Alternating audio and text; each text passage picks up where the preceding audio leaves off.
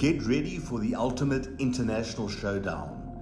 This December, the Global Schools Challenge 2025 is heading to the Mediterranean Sports Hub in Salou, Spain, located just an hour outside of Barcelona. From December 14th to 19th, the world's top student athletes will compete in rugby and a range of new sports. Hosted at one of Europe's premier facilities, you'll experience world-class pitches, state-of-the-art equipment, and a vibrant atmosphere designed for excellence.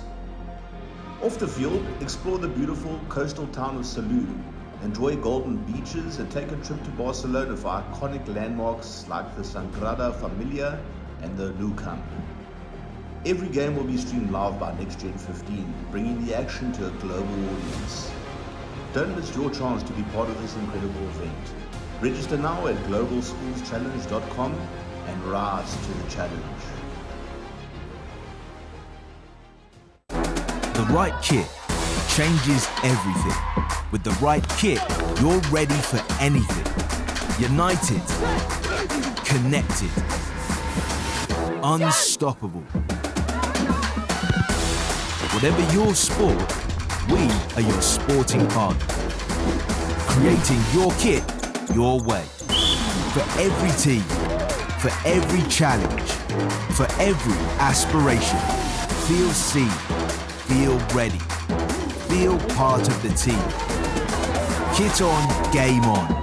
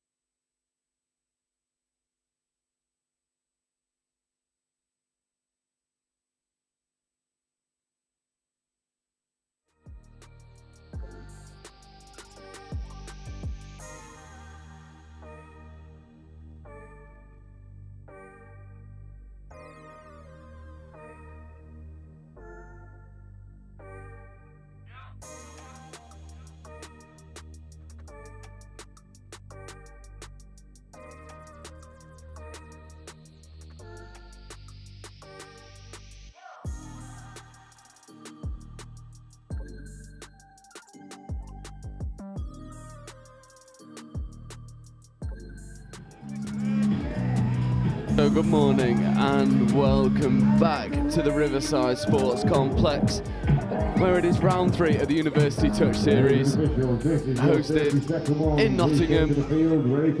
At the moment it is all in Exeter's hands going into round 3 for that cup position. Back-to-back cup winners in round 1 and 2, but we are a long way away from setting that up. To begin with, we have Durham Knights, who won the bowl final in round 2, and Exeter Monsoons, their second team, who finished 7th in the last round. And it'll be a different level of a test for Durham.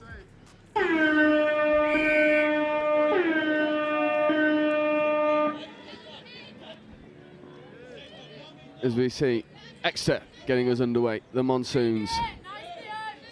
Good defensive touch coming in. As we see Exeter's first opportunity at line attack. Trying to engage both middles, a little bit static. Getting the ball off the floor a little bit slowly. 32 short, good options, nice footwork, wrap around his arm, but that is 6-touch turnover. So a good defensive set for Durham.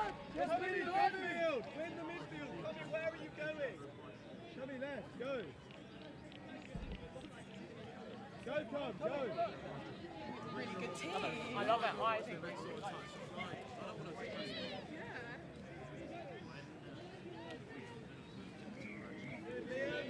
So Durham getting their fresh legs on through their own transition. And we saw Durham like to play expansive, especially number 60, Ollie Lowe, really was the highlight of this team in round 2. As we see him look to go round the short side, ball is popped.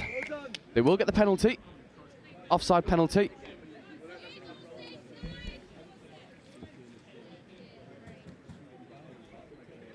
That'll be the first opportunity for proper line attack for the dangerous number 60, Ollie Lowe. They look to run their own 32 short. Diving at the line, and Ollie Lowe did get over, but the touch was made from Exeter. Pretty stubborn defensive unit from Exeter. A little bit static. Need to find a little bit more momentum rolling into their line attack. Ollie Lowe, mismatch out here on the wing. Can he get over? He can, but a brilliant covering touch. And number 4, Katie Nicholas, getting over, making the touch.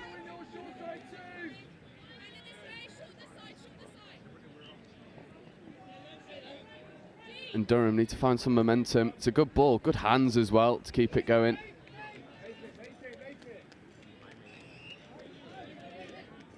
Oh, and it's a really well-worked play, almost a 21 down that short side. But the ball just bobbling over the line.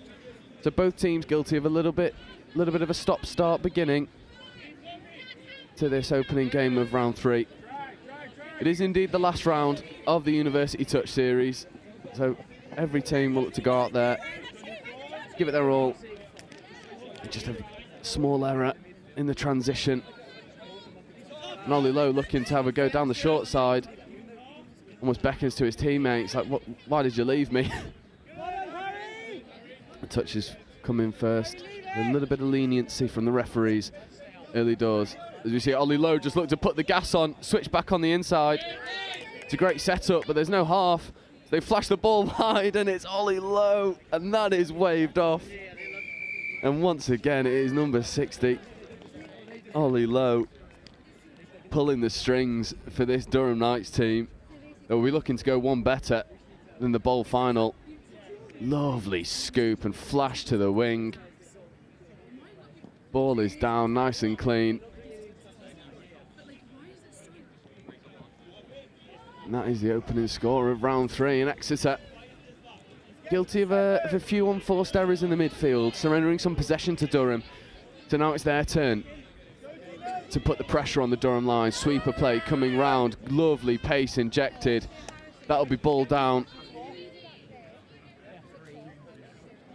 And it, as I say, it is early. 4 minutes past 9 to be precise. A lot of these teams have to travel a fair old way to come and get here in Nottingham, in the middle of the country. As we see Durham just taking a bit of edge off their transition, ensuring ball possession. As we see, here is the man, Ollie Lowe. However, that's a loss of control in the roll ball. A couple of mistakes creeping in for both teams in this first half.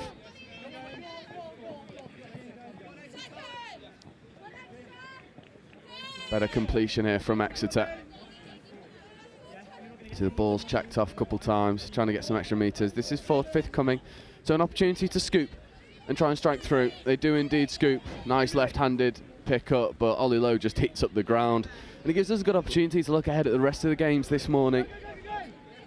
So this one between Exeter Monsoons and the Durham Knights kicking us off. Then we've got Cambridge and Wolverhampton. Not seeing Wolverhampton on live stream, so that'll be interesting. And then we've got the Oxford Orcas versus Exeter Storm. So really getting the full ring of teams coming out of the Exeter University.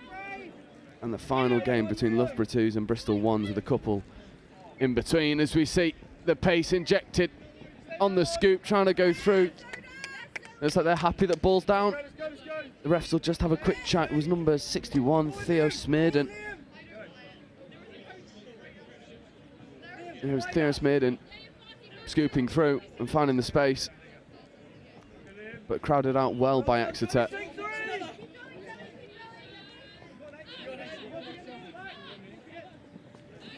As we see the supporting cast for Exeter just a little bit flat, lacking some pace. Here is that pace that's needed. However, that is 6-touch turnover. Number 66, Alex Brownfield, got a right old pair of legs on him. Proper speed in the ruck. Just a little bit too fast on that occasion. So Durham winning the penalty count, winning the turnover count, and more importantly, winning on the scoreboard.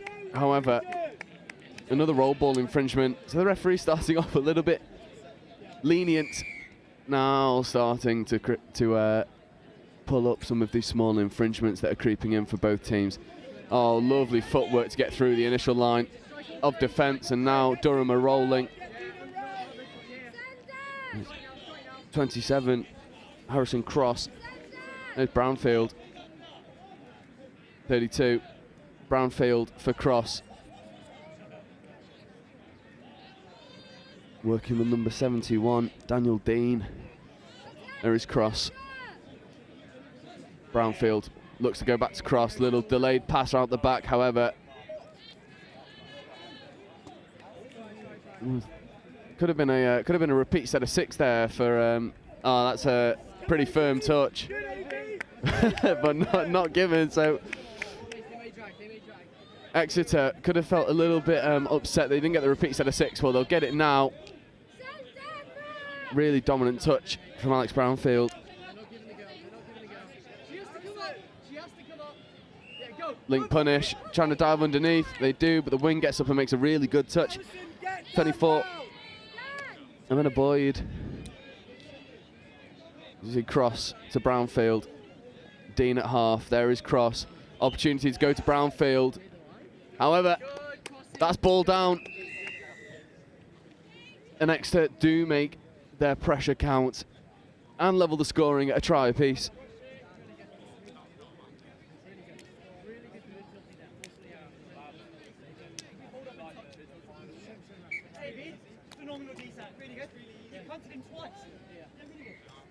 Just listening into some of the chat in the Exeter sub box, they are more happy with the defensive set than they are with the score, which I love. As we see this dangerous and fast Durham team, that's a 6 more. And this is what Durham do when they get into line attack. They want to run really hard, really aggressive, engage players, back the core skills. And it is Smurden carrying the ball to the line. Oh, ball had to go to the wing. There's an opportunity to flash that one long, not taken by Durham.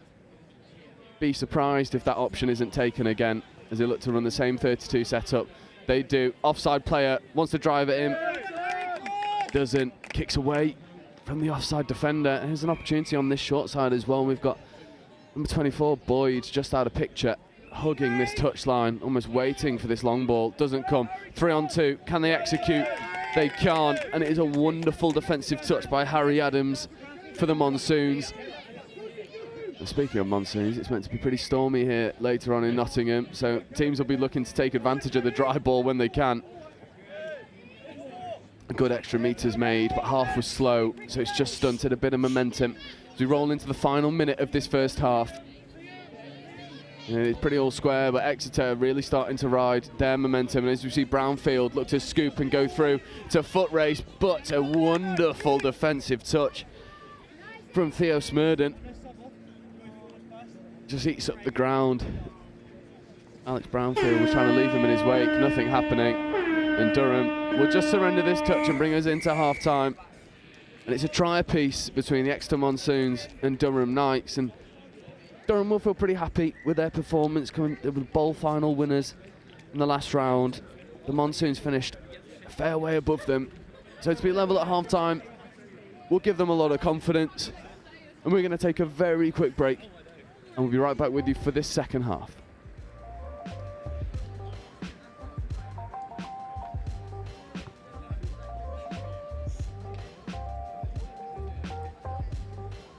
So I started on the graduate scheme, and as part of that, you do different placements in different teams, and you look after different sort of traditional roles in accounting and finance.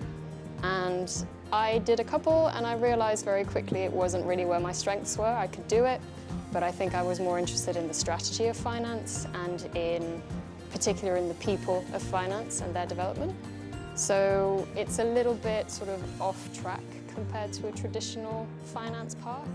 I am Diane Lorgerier, and I've discovered the power of opportunity with CIMA.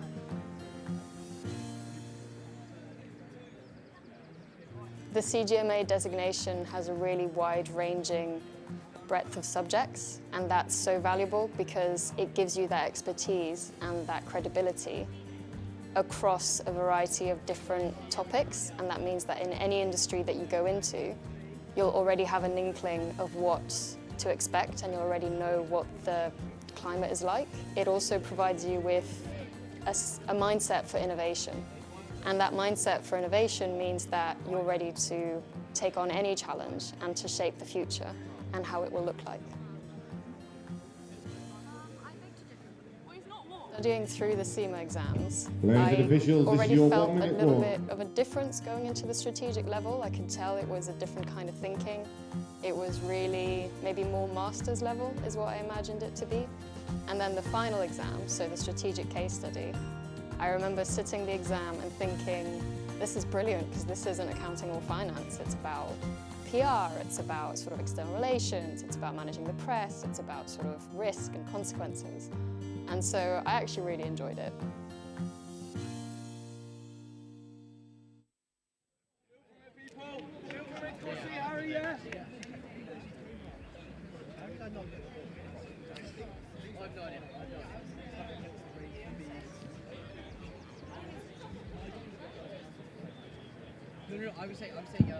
Players and officials, stand by. Welcome back to game one, second half between Exeter Monsoons and Durham Knights. Pretty even affair. Exeter Monsoons carrying the late momentum in the half. But Durham Knights will be looking to really test their mettle against a team that finished much higher than them in round two. And you see Durham going hard at the line early. 63, Caelan Brown. Here is Brown. Looks to check off. Long ball is on. They opt to go to the wing instead. Yet to see this long ball threat from Durham. Seems like the play static. So they need to create something from nothing. Switches. Little wraparound play. They're just trying to kill the ball in that far corner of the pitch, and they do indeed. So Durham now want to have a good defensive set. Oh, but brilliant momentum carried on touch two, rolling into three, right up the Bucs side. Oh, just a little bit of an unforced error. As we see Durham look to get their own legs on, and I would be surprised if we didn't see number 60, Ollie Lowe. Here he is in motion. There is number 60, Ollie Lowe. Well, they're going up against a very stubborn Monsoons defence. And they've given a forward pass from the base of the ruck, so that'll be a tap penalty.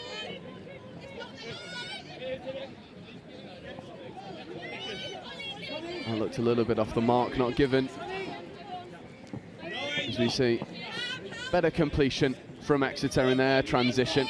And here is Brownfield. Good defensive touch, and Ollie Lowe's tracking away. And the long ball was delivered into quite a nice space, just lacking a player to go and execute. You see Ollie Lowe trucking up. Good hands from Durham Knights. Play around this Exeter defence. Ollie Lowe, huge dummy. See you later. There's another one for your money. Just sending people to the shops left, right, and centre. And obviously Smurden trying to scoop. Referee's not sure of the call. Intercept opportunity, but ref give it off the mark first. Just a little bit of second guessing in the midfield, left everyone at 6s and 7s. Oh, big contact in the roll ball. Exeter really starting to dominate the physicality. There's Brownfield, another strong dump. Just securing the ball.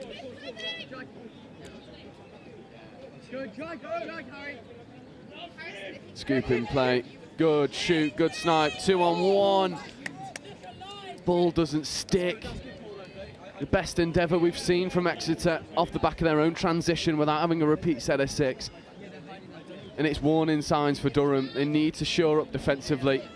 But brilliant meters made off first touch up to that box side, but completely nullified by the defensive press. As we see Ollie Lowe.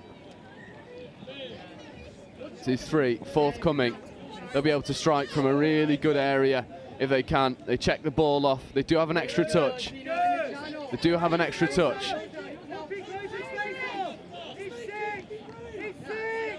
That's 5. This is final. Ball back on the inside, but it's eaten up well. There will be an offside penalty. I think there's a bit of confusion. Proper rigged and bad. There was a little bit of confusion actually from the Exeter's up, but for me that did look like 5. As we see,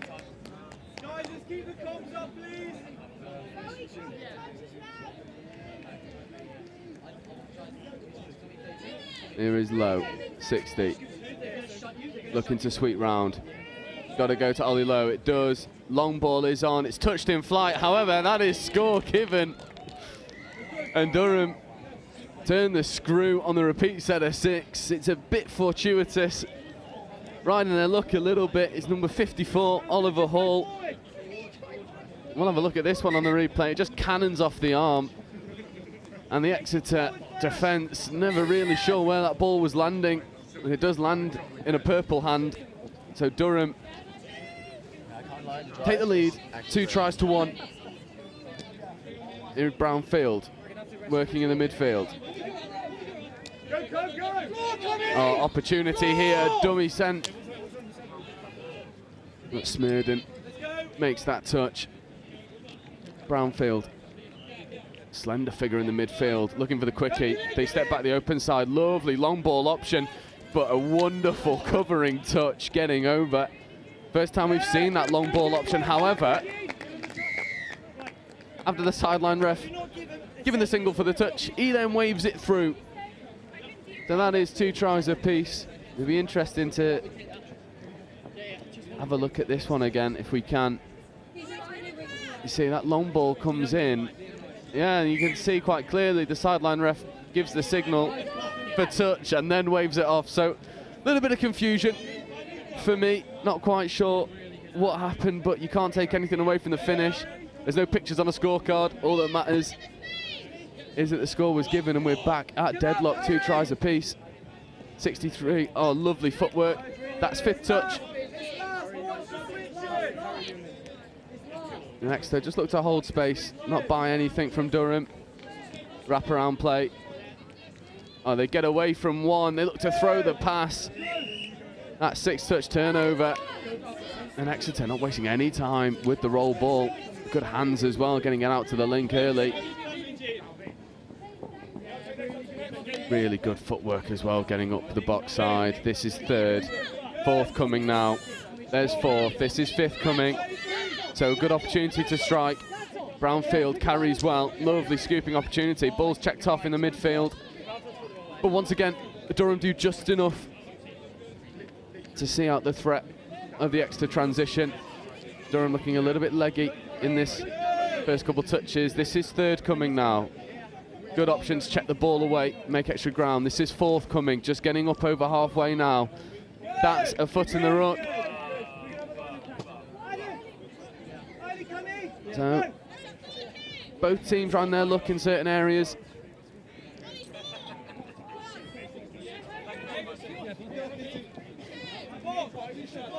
This is 3rd. Looked to be a bit of loss of control there, not given from the refs. Good opportunity. They had an overlap for a moment there, did Exeter. Didn't want to look to use it straight away.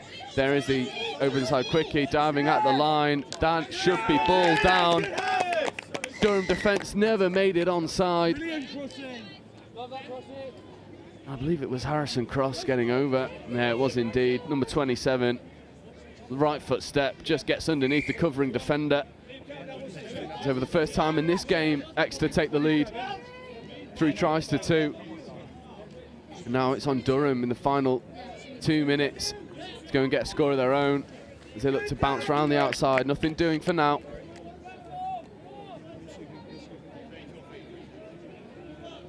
Pull it back into the midfield. Quickie opportunity. Hole appearing. They look to go long. But that ball is coughed up, and if Exeter can secure their own transition, they'll restrict Durham to potentially only 1 more opportunity. Clean exit. Calls of clean exit coming in. However, that's far from clean. That is turnover ball for loss of control. Definitely getting away with one there are the Exeter Monsoons. That ball was Dropped cleanly, however, not picked up from the referees. That's another one. Oh, the referee spot 7 on. So Durham will have one opportunity, but they'll have to go quickly. And they get Ollie Lowe on the pitch pretty sharpish. There's no messing around. He is the man who has unlocked this defence already. He's got hands, he's got pace.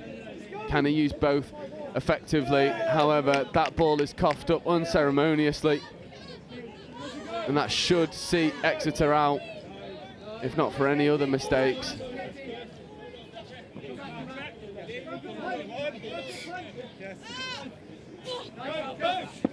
Good footwork, good covering touch. Alex Brownfield has been wonderful, as well as Harrison Cross. For this Exeter Monsoons team, the two players who've really stood up to be accounted for. But there will be one last opportunity as the hooter is going in just a moment. And Ollie Lowe and co are going to need to have to go quickly and not mess around all that much. As the final hooter goes, there is one last play, one last opportunity. The ball goes down, and that is game. And it does finish Exeter Monsoons 3, Durham 2. In what was quite a stop-start game to begin with, but blew into life in the second half. A couple errors going against both teams. At Exeter ride that wave more effectively. Durham will have a lot of confidence going into that, though. They were, as I say, bowl winners in the last round and go up against the 7th place team of the last round and only lose by one score. For the first game of the and that day. does bring us to a close for game 1. I'll be right back with you in around 7 minutes' time for Cambridge versus Wolverhampton. Any birthdays, as always, if you've got any birthdays on your team or anything like that, you want a quick shout out, why not give us a nudge? We're in the van, come and give us some info. And we'll give you a shout out. This event would not be what it is without all of the hundreds of volunteers that are here at Riverside and at Highfields. And I'm here with Helen, one of our amazing volunteers. Helen, what made you volunteer for the Touch World Cup? So I previously volunteered for the Commonwealth Games, which were in Birmingham. And I live in Beeston, right here on the doorstep. So when I heard that this was coming, I thought it was an ideal opportunity to volunteer somewhere local. Never seen Touch before, don't know anybody associated with it.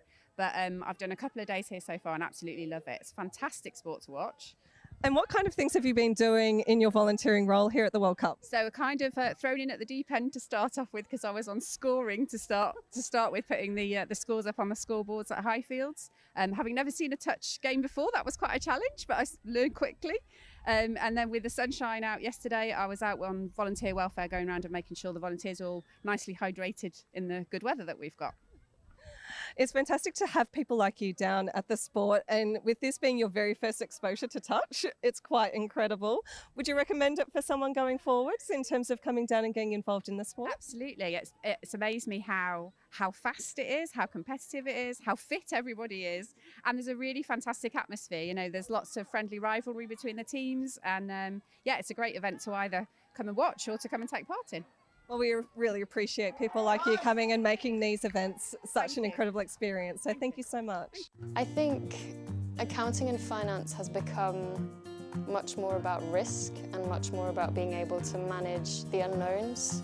The finance business partner role of today is nothing like the 5-year from now finance business partner role. It's in technology, in intelligent sort of automation. Means that accounting and finance really has to focus on adding value and adding value for money more than anything.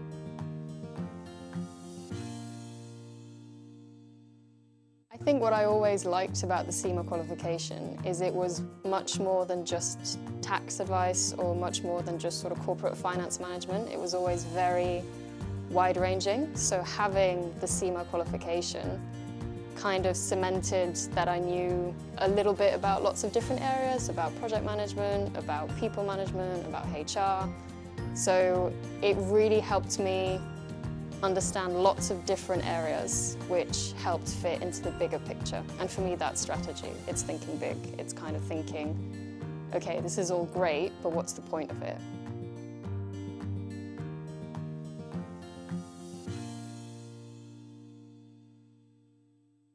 was the first time in my life that I was studying something that I'd actually be doing at work the next day. I'd never had that connection between work and study before. And then that sort of shaped itself into a really solid understanding of everything, and then the tools to then set up the strategy.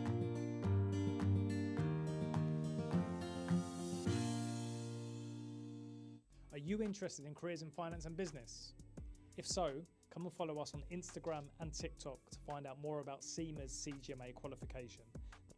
CIMA Early Careers UK is your one-stop shop for all things finance and business with CIMA. We're going to share job opportunities, career insights, employability advice, success stories from CIMA members, events, competitions, and much, much more. So follow us today, CIMA Early Careers UK on TikTok and Instagram. Management accounting explained in touch rugby terms. Like the coach of a touch rugby team, management accountants need to keep track of performance to help their business or team improve. They track revenue and costs. This is like monitoring your team's tries scored and conceded. They analyse performance, like identifying which players are most effective and where improvements can be made. They develop strategies, like creating game plans to help your team win. Management accountants make informed decisions to help businesses, your team, succeed. Find out more about becoming a chartered global management accountant with CIMA today. So I instantly noticed on the day that I was told that I'd passed my final exam that I almost had an element of stature about my position within the company. I almost felt like overnight that my career prospects were more certain because I was able to prove that I had the intelligence and the work ethic to achieve the CIMA qualification. Skills that you learn and will enable you to flourish in any role in any country in the world. My name's Craig Masterson and I am a CIMA member. My graduate experience in global procurement and at the time global real estate finance was a real kickstarter for my financial career. I realised I wanted to work as a management accountant in an industry company. It just made sense that CIMA was the qualification for me to choose to study in order for me to enable that career.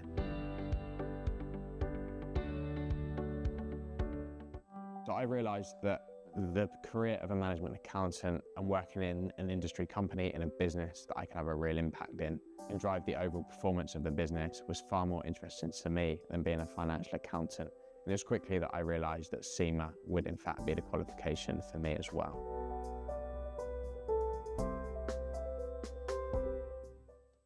CIMA taught me the methodical approach to problem solving, which enables me to apply myself in any given business situation that I find myself in. And one of the key benefits to me of studying CIMA that I've noticed within the real world environment is that I'm able to take a look.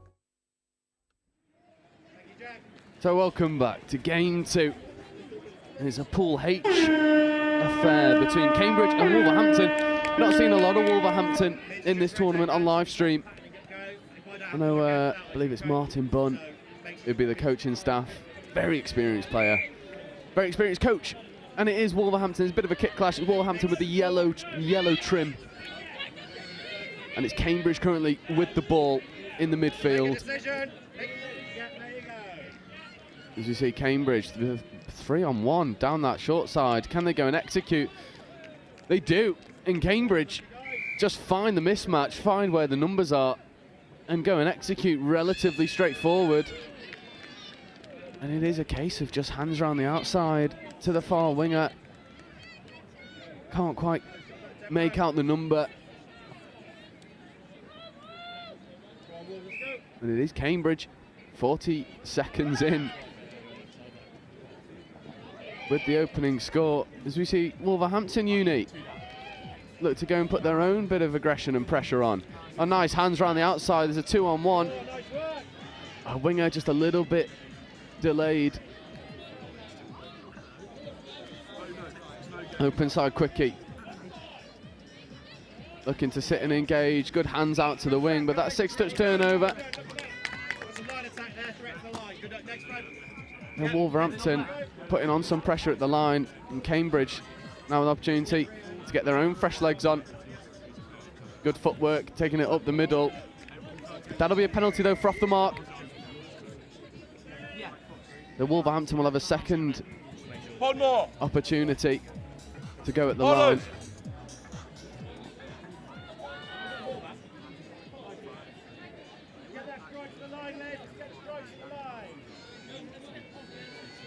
We'll just burn one touch.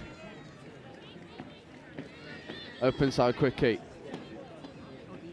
Crowded out by Cambridge. And it's Elizabeth Davis. Here is Davies. Looking to dive at the line. That's 6 touch.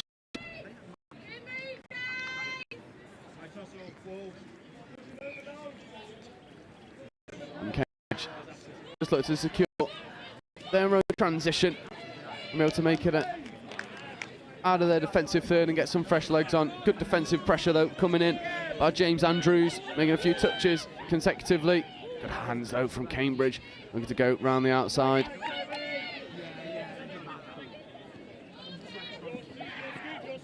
Scooping opportunity, here's a bit of pace injected, goes through the gap, needs to find a supporting player, does, and that is to number 39, Shiv Kapila. As you see here, Kapila just puts the gas on, finds the gap, goes through, and it is 35, Clara Petchy, the beneficiary of the speed from Kapila. And now Wolverhampton Uni have a couple questions that need to be answered. There, however, is an off-the-mark penalty. Just carrying beyond the touch.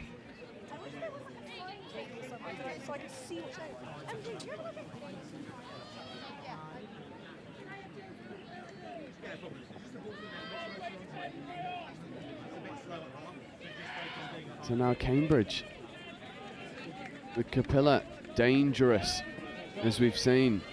Good pace coming on from the sub-box, giving them a bit of momentum and depth. Good striking opportunity here as well to get the ball down for scoop. That is down, 3 on 2. They look to go and execute.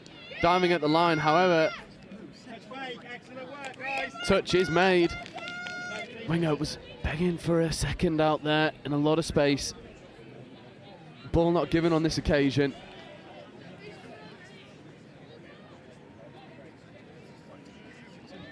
Good defensive pressure from Cambridge. And Wolverhampton just a little bit static, but that's a good option. Just checking around the outside. Oh, good hands. Ball came to a little bit, surprisingly. Oh, good footwork as well to evade a touch, and really good dump as well. Getting it down pretty clean, but the ball goes down on that far wing. And it's just looking a little bit static from Wolverhampton Uni at the moment. Struggling to find momentum. Momentum being the most crucial thing in touch, especially when you're in the midfield. However, that's ball down. And the referee just have a quick chat with the sideline ref. A little bit of confusion, but no, ball is down. So good defensive set from Wolves, albeit potentially a bit fortunate. That ball seems to be played at, and unfortunately that one goes down as well. So a myriad of errors in this first 5 minutes.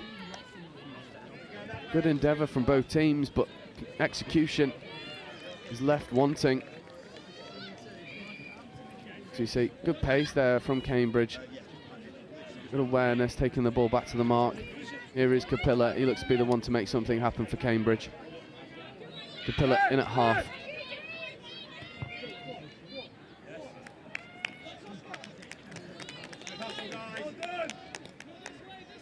There's Padfield in 62. There's Kapila. Just looking to bring the ball over here. Oh, nice ball as well. And it is once again Kapila to Petchy. And that is 3. And it's the good work of Shiv Kapila. He just recognises where the space is. Does a really good job to bring that winger in. And Petchy could have had a cup of tea before putting the ball down. It's in those circumstances where being on the wing is a lovely job when you've got someone in the midfield like Kapila who's going to give you all the space and time in the world. really good defensive pressure here once again from Cambridge. Still check the ball away, but that is knocked in flight. So they'll have 6 more. So Davies, a little bit static. Looking a little bit sort of unsure of how they're going to get to this Cambridge line. There's the quickie. Looking to drive at the line. They go back over to Elizabeth Davies. Gets the ball down with purpose. Now there's an opportunity on this short side. That ball's not down again. So another repeat set of 6. And Wolverhampton Uni just need to find a little bit of momentum in their line attack. They need to look a little bit devoid of ideas. However, that's half court. So a pretty unceremonious end. But really good work from Wolverhampton Uni to draw those repeat sets. Some problem solving to do in the sub box to figure out how they're going to get to that line effectively and be a real threat getting there. Maybe take a leaf out of Shiv Kapila's book as we see Kapila on the ball now, this 5th. So another scooping opportunity, good footwork from Kapila. To come back over to the short side where there is a 3-on-2. Now there's a 2-on-1. Does that ball want to go? The touch is made. And Cambridge Uni could maybe be 5-6 tries up in this first half if that extra pass goes to the wing. Unfortunately, for Wolverhampton Uni, another error will surrender possession to Cambridge and the dangerous Shiv Kapila. You see, they're going to dive at the line, a couple offside players. I think 11 was onside. The referees in agreement, score is given, and 3 turns into 4. It's a pretty, just identifying where the offside player is and getting over, and it is Hill, Anthony Hill, identifying where the space is, low dive at the line, and with a minute to go, this game is in favour of the Cambridge Uni team.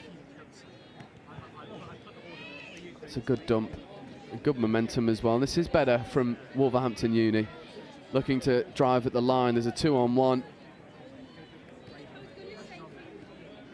It's crowded out well by Cambridge, and Wolverhampton Uni just need to find a little bit of momentum. That 6-touch turnover. So Wolverhampton getting to the line, but Cambridge are able to snuff out the opportunities with a little bit of defensive structure. This first half has really been all Cambridge.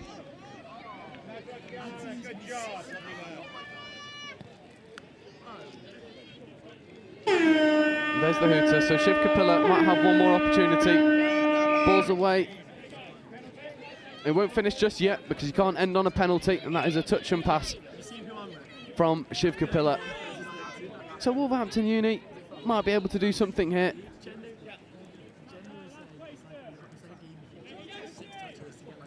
Right.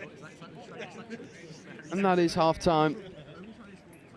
Cambridge Uni pretty comfortable in this game, and there's a bit of problem solving to do for Wolverhampton Uni. The deficit could be larger, but it is 4 tries at the moment. And we're going to take advantage of the half-time break, and we'll be right back with you, where we'll see if Wolverhampton can get back into this game. I know, all 4 teams are playing now. You said it, obviously, 2 3s. So I started on the graduate scheme, and as part of that, you do different placements in different teams, and you look after different sort of traditional roles in accounting and finance. And I did a couple, and I realized very quickly it wasn't really where my strengths were. I could do it, but I think I was more interested in the strategy of finance and in particular in the people of finance and their development. So it's a little bit sort of off track compared to a traditional finance path. I am Diane Lorgerier, and I've discovered the power of opportunity with CIMA.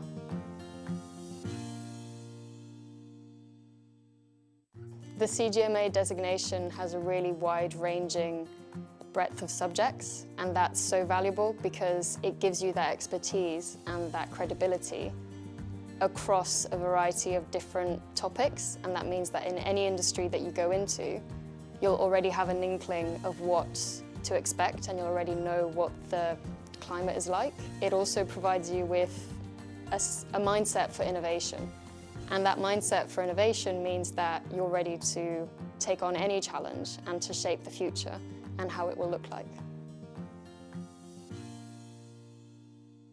Studying through the CIMA exams, I already felt a little bit of a difference going into the strategic level. I could tell it was a different kind of thinking. It was really maybe more master's level is what I imagined it to be. And then the final exam, so the strategic case study, I remember sitting the exam and thinking, this is brilliant because this isn't accounting or finance. It's about PR, it's about sort of external relations, it's about managing the press, it's about sort of risk and consequences. And so I actually really enjoyed it.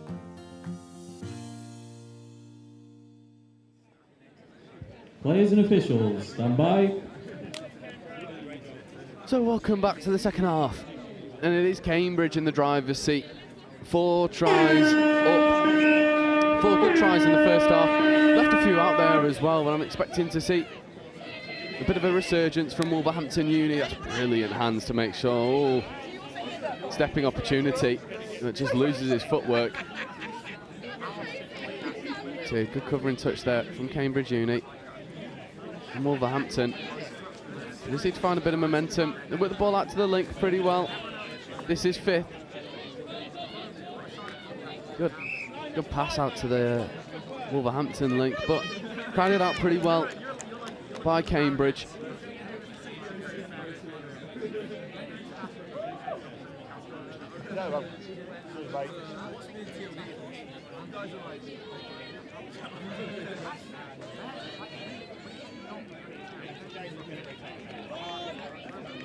Good footwork up the box as well to be able to get round the outside, and there's the pace injected. There's the fresh legs coming on. Good covering touch, that's 5th touch. Cambridge have to create something from nothing, but Shiv Kapila has been able to do that on a couple of occasions today. We're trying to whip the ball out to Petri. But a good covering touch nullifies that opportunity.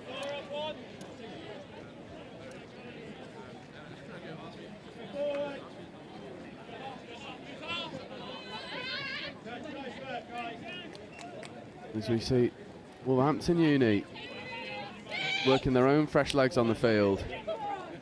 Good pace injected. Good hands as well. And before Grace Keegan.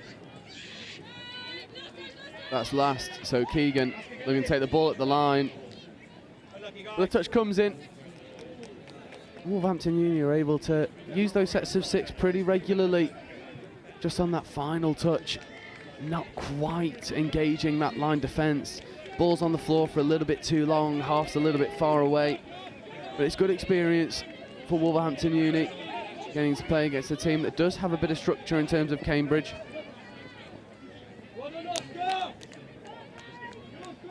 And here is the pace for 5th touch. Good scoop through, but that is 6th touch turnover. Really good pace coming onto the scoop.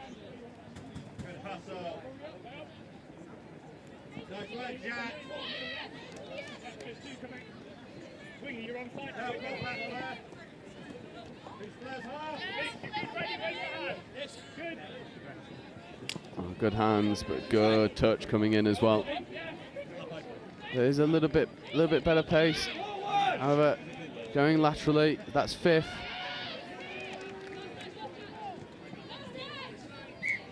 And that is 6th touch turnover. If when placement of you just been a little bit pulled flat, space there. Over there, like you don't ball. Yeah, because it was last, but if you just pulled for it, we couldn't.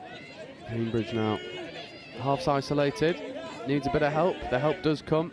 A good footwork as well to evade a couple touches. Oh, to evade all the touches. It's not just one, it's 2 or 3. And Pierre and Asprey just dances through the Wolverhampton defence. There's one touch evaded, there's two, and a little shimmy of the hips. Gets Lenasprey over. He's pretty happy with that one, as he should be.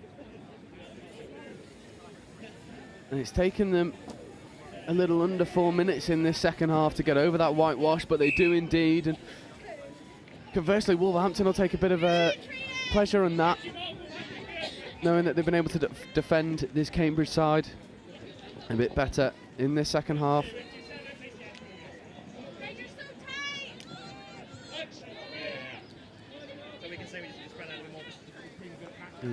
Mystery, good hands from Mystery. Working the ball out to the wing. There is Mystery. However, that ball hits the floor.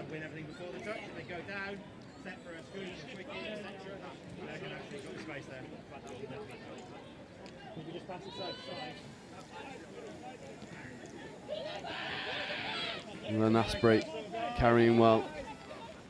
There's Capilla getting up to the box pretty efficiently.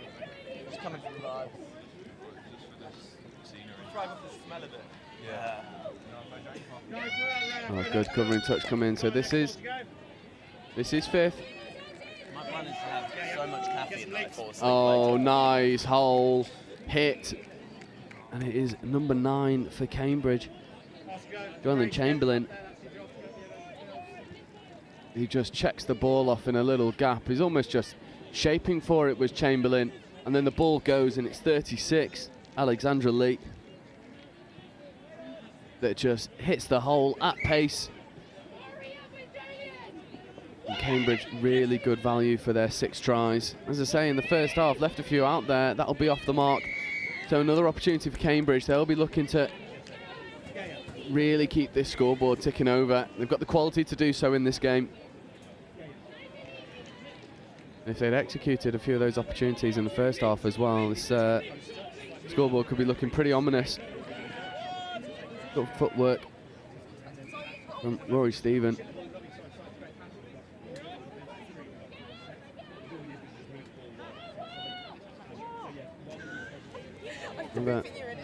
Cambridge will have a penalty. Missed the referee's signal. Not quite sure what that's for, but no matter. Here's Capilla in 39. Oh, one-handed flick pass out the back. Not quite out the back, I'm sorry. Here is looking to work the ball over to Capilla. Cambridge not quite advancing. Sweeping opportunity. That'll be.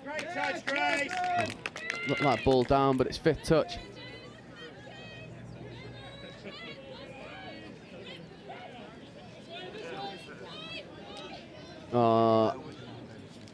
And Cambridge just find the gaps on 5th touch. Wolverhampton Uni don't crab across, as we'll see it here.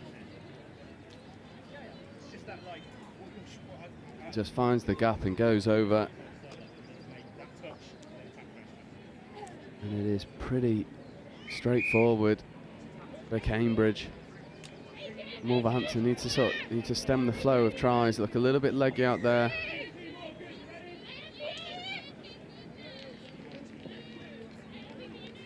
And that's better from Wolverhampton Uni. That's much better, and it is Elizabeth Davies at the heart of it. Really looking to orchestrate this team. Seems to be one of the players that has some good ideas and some good endeavour to try and engage this line. Especially in the open field, Elizabeth Davies has really stood out for this Wolverhampton Uni side. And the ball goes to the wing, crowded out well. But again, another good use of the 6 touches.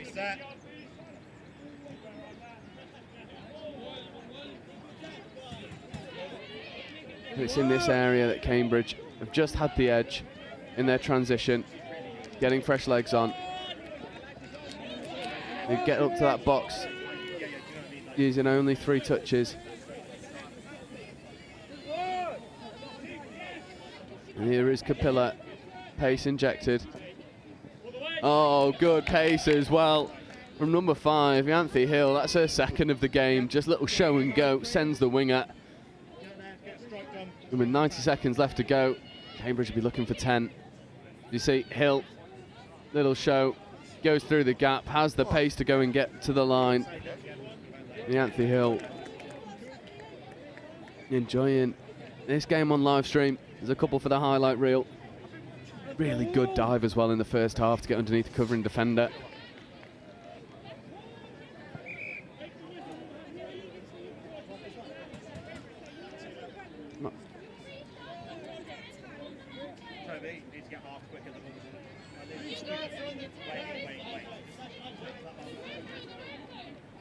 It's a little bit of confusion at the restart. I think there was a penalty for not bringing the ball back, which is a bit of a stickler, but it does mean that Wolverhampton Uni will get the restart with a 10-metre advantage. And now we are able to get back underway. So Cambridge probably won't have the opportunity to go for double digits. That restart's taken around 45 seconds to get us back underway. Wolverhampton Uni would be looking to get their own score. They check the ball out. There's loads of space out on that wing if they want to use it, but they need to go quickly with around 10 seconds left to go. They do go wide, but the wing is a little bit too tight to reel that one in. James, if you're on the field with this group, and if there's a roll ball, then Cambridge will have another opportunity.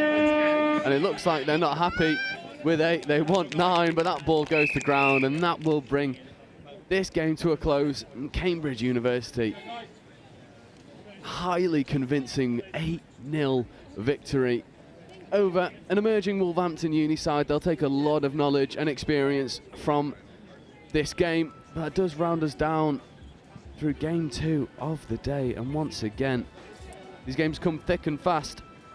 At 10 o'clock, we have Oxford 2s versus Exeter 4s in a Pool I game. Well, it's the second game and of the day concluded. Following on after that, at 10:30, we have the Birmingham 2s versus Leeds 2. Birmingham 2s with a really good performance on live stream in round 2. They'll be looking to build on that. Then at 11 o'clock, we've got Bath 3s, the Chickens versus York in a Pool E game. And then in Pool F at 11:30, we have Bristol Vipers versus the Royal Veterinarian College. That'll be interesting.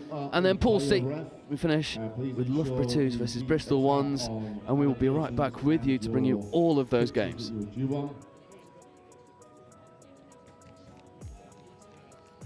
Are you interested in careers in finance and business? If so, come and follow us on Instagram and TikTok to find out more about SEMA's CGMA qualification. SEMA Early Careers UK is your one-stop shop for all things finance and business with SEMA.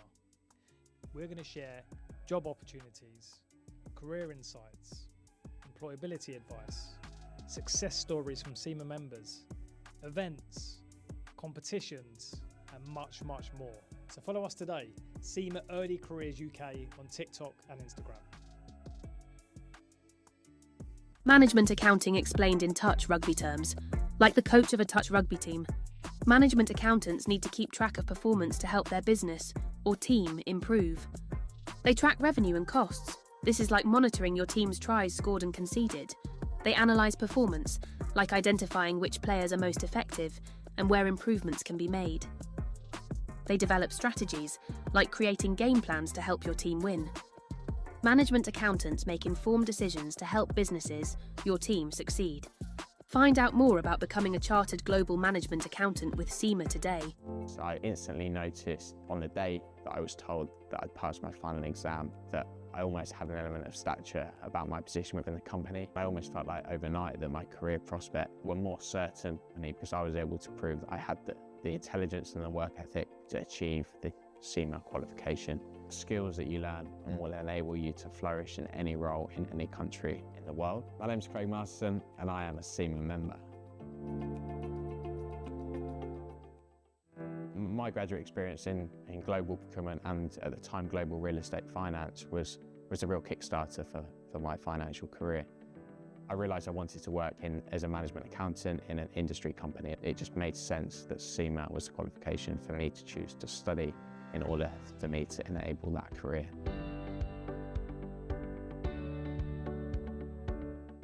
So I realised that the career of a management accountant and working in an industry company in a business that I could have a real impact in and drive the overall performance of the business was far more interesting to me than being a financial accountant And it was quickly that I realised that SEMA would in fact be the qualification for me as well.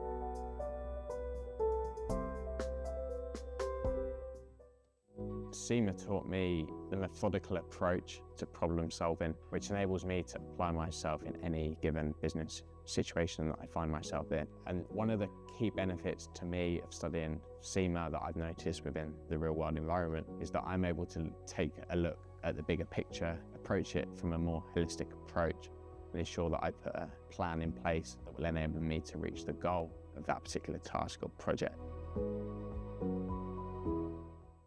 So I think that the number one benefit is that it is recognised by so many people within the financial industry know what SEMA is. And even just being able to go to a party where people know that you're a fully qualified accountant, and it gives you a bit of an ego boost because some people think it is a really big thing. I like to think of SEMA as the plane ticket for your career. And then it's up to you to go on that journey, get new experiences, learn new things, and really make your career what it is. So I started on the graduate scheme, and as part of that, you do different placements in different teams, and you look after different sort of traditional roles in accounting and finance.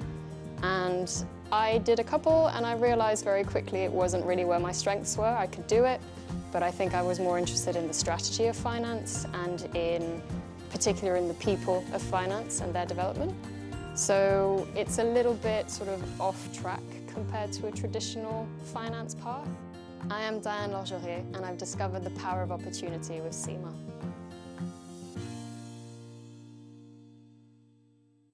The CGMA designation has a really wide-ranging breadth of subjects, and that's so valuable because it gives you that expertise and that credibility across a variety of different topics, and that means that in any industry that you go into, you'll already have an inkling of what to expect, and you'll already know what the climate is like. It also provides you with a mindset for innovation. And that mindset for innovation means that you're ready to take on any challenge and to shape the future and how it will look like.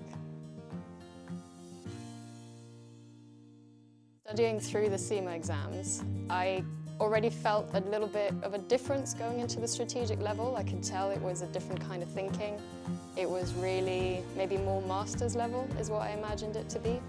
And then the final exam, so the strategic case study, I remember sitting the exam and thinking, this is brilliant because this isn't accounting or finance. It's about PR, it's about sort of external relations, it's about managing the press, it's about sort of risk and consequences.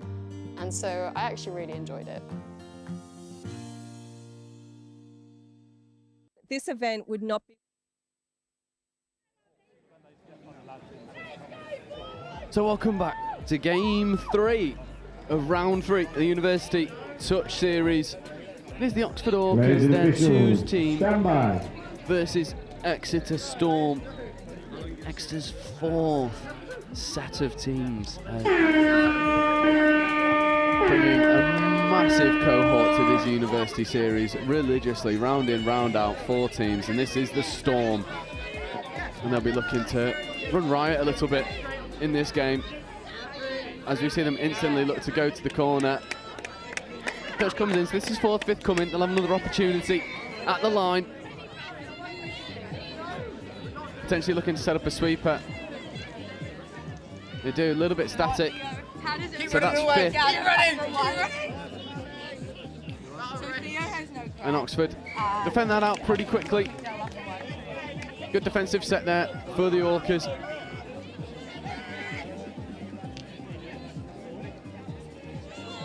Good meters made off touch 1.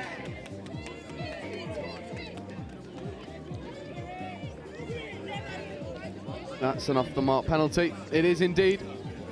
Sideline ref picked that one up pretty quickly. Like that from a sideline ref. Just getting involved.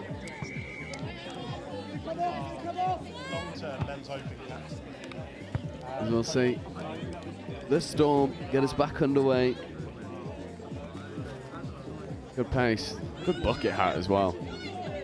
Love that. I mean, there's no sun, there's no need to wear it, but it's style points. And Exeter are able to get over to this far side pretty quickly and then get their fresh legs on. Good quickie. Going to that short side. Opportunity to dive at the line. Does he get underneath the touch? Does indeed. And it is a lovely start from the Exeter Storm. Open side quickie. Getting on the outside of his player. And it all starts from this drag over to the wing. They just pull in the defence. It's Paul Ferns with a bucket hat. Checks it off to 15. Hugo Hannigan. And Hannigan just gets underneath. Working with Rhys McCallum.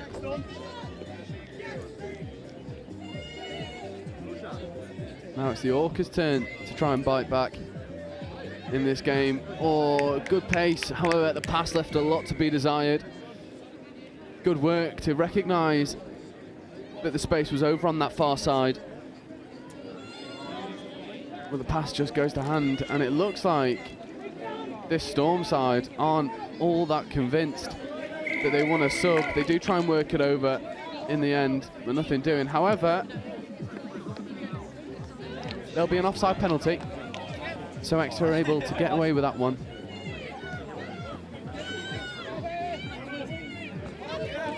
You might be able to hear some music over the mic as well. It's a little bit of a festival at the moment. Speakers here, there, and everywhere. So let's see some more silky moves coming on the pitch, and that is a stunning catch and ground. I mean, that pass from the link to the wing was high and pacey. You see, once again, it comes from this work up the box, and then they're able to flash it open. Good hands, and it's this pass here that actually gives her a lot of work to do over the head. But 49, Amy Marsh is more than up for the task, and Exeter 2 tries up in 3.5 minutes. And unfortunately, Oxford are just struggling with that completion when they get into that final third. And it's a little bit easy for Exeter to defend. As we see the ball transition pretty quickly. Here is that man who threw that pass. Good contact as well, in the touch. We like that. As long as it's fair contact, it doesn't matter. So this is third touch, getting up over halfway now. Carry from Mia Felton, wearing 38. There's a 3-on-1. If they can execute, they go to the wing again. That touch comes in though, and it's a try saver in the corner. It's brilliant commitment.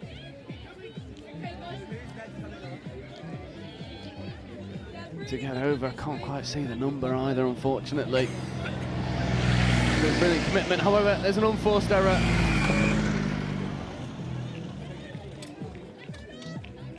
And if Exeter go quickly, there's an opportunity to just whip this one. Open side. They take a moment to reset, settle themselves.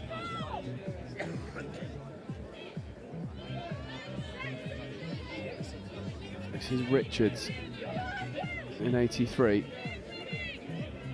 Working pretty close. Let's run that 32. Opportunity to start at the line. Good touch. There is loads of space over on this short side if Exeter Storm want to use it.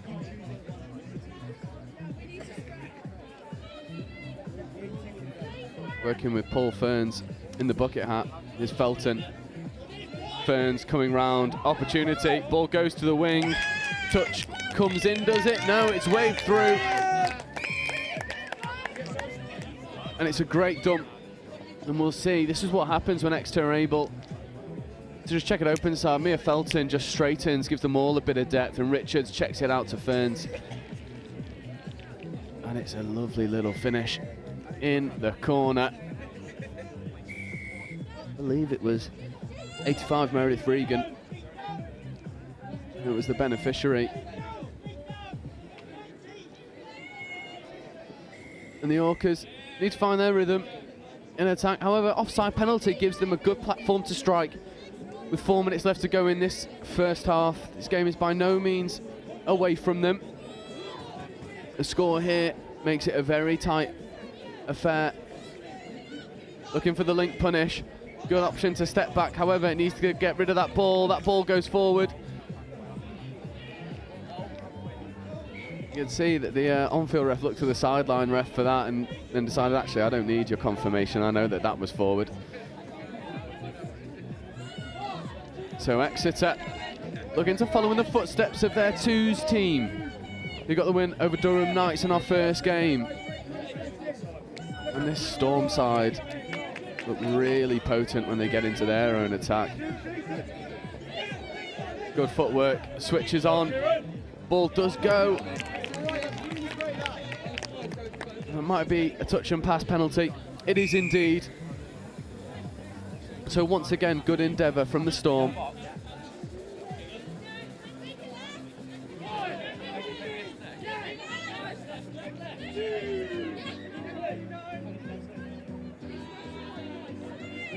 Now Orcas rolling into their transition. Good shoot and release from 26. Kieran Manadaran. This is fifth. They need a little bit of pace. That's good footwork and it's good check off as well. There's a 2-on-1. It's much better from the Orcas. That was really well worked.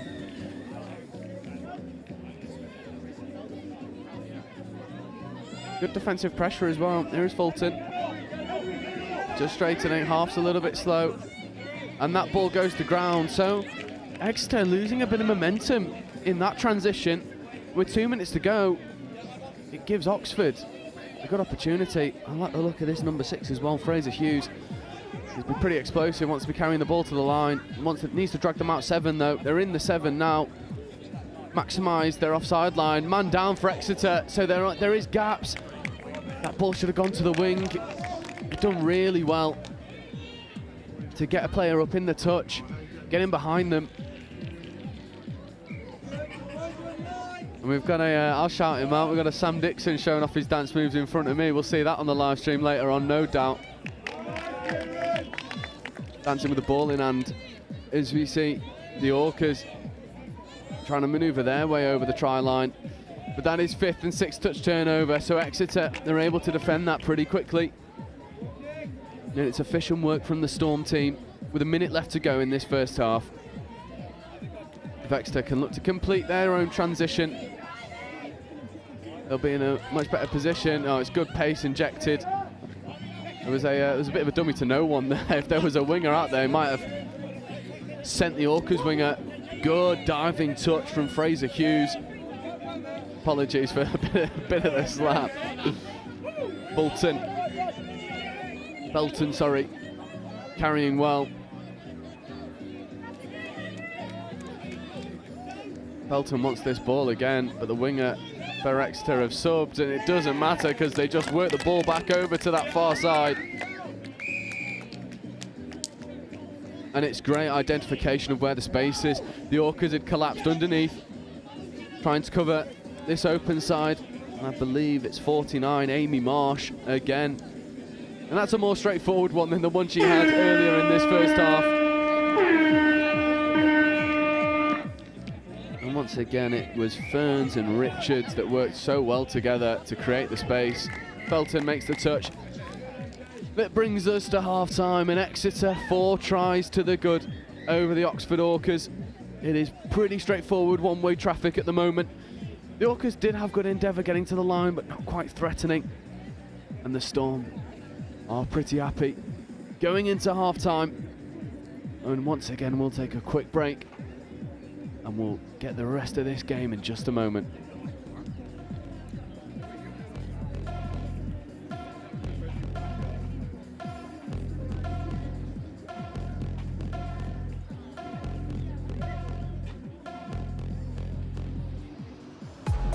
I think accounting and finance has become much more about risk and much more about being able to manage the unknowns. The finance business partner role of today is nothing like the 5-year from now finance business partner role. It's in technology, in intelligent sort of automation. It means that accounting and finance really has to focus on adding value and adding value for money more than anything.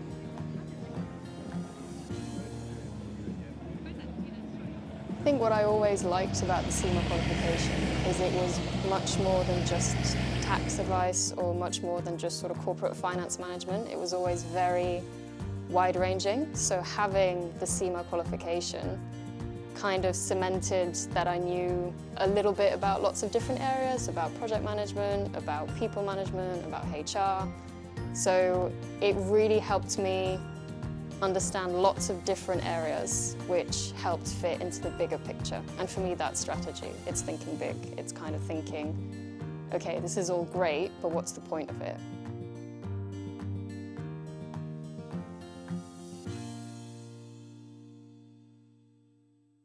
It was the first time in my life that I was studying something that I'd actually be doing at work the next day. I'd never had that connection between work and study before. And then that sort of shaped itself into a really solid understanding of everything, and then the tools to then set up the strategy.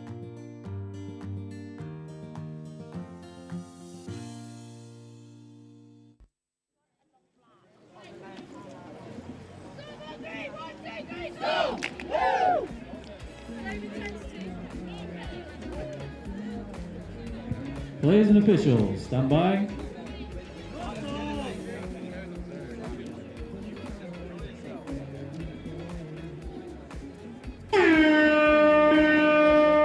Gets us back underway. This game between the Oxford Orcas and the Exeter Storm, and this Storm team are really turning the screw against the Orcas. As Oxford try and whip that ball to the open to the far side winger. Not quite happening for them though at the moment.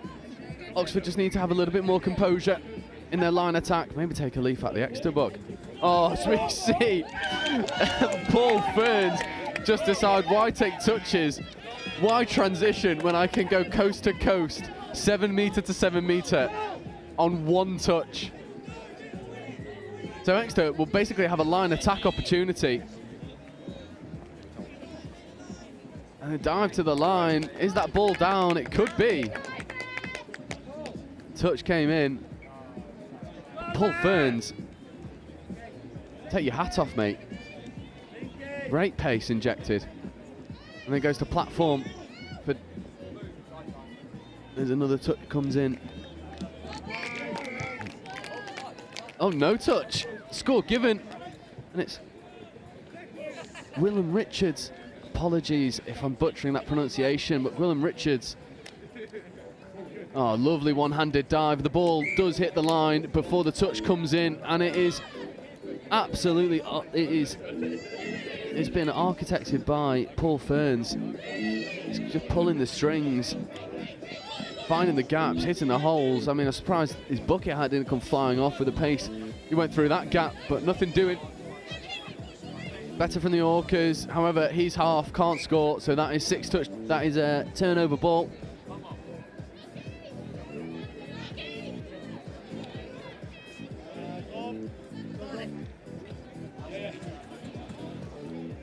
So the Storm, once again, will have an opportunity to strike from deep. Felton.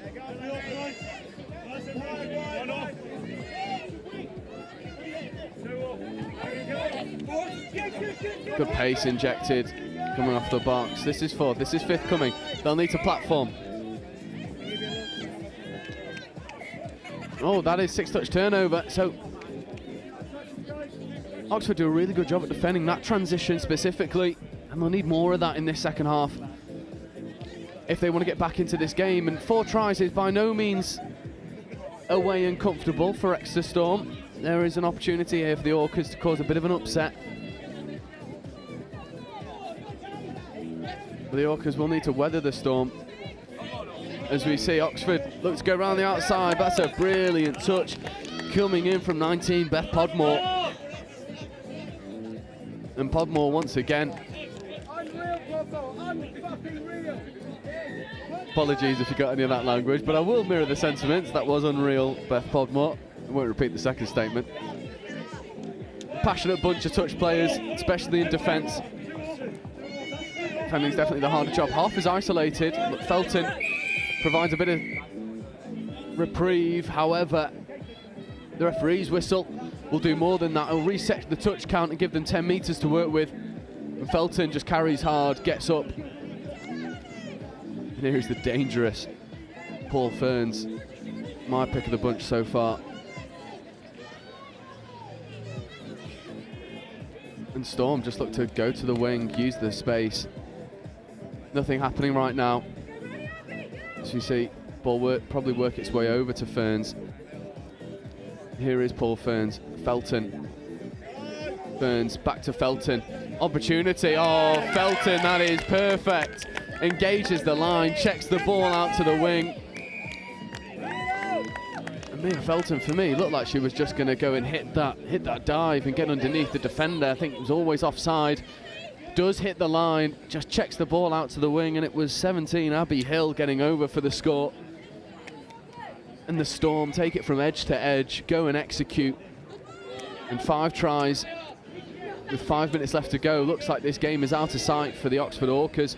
They'll want to get a couple scores on the board themselves, put themselves in good stead.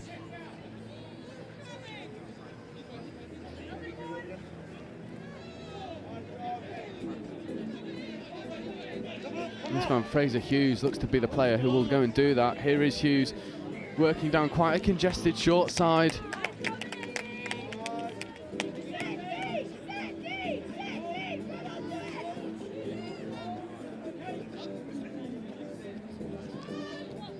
And Exeter Storm once again. Nice little wraparound play to get around the outside.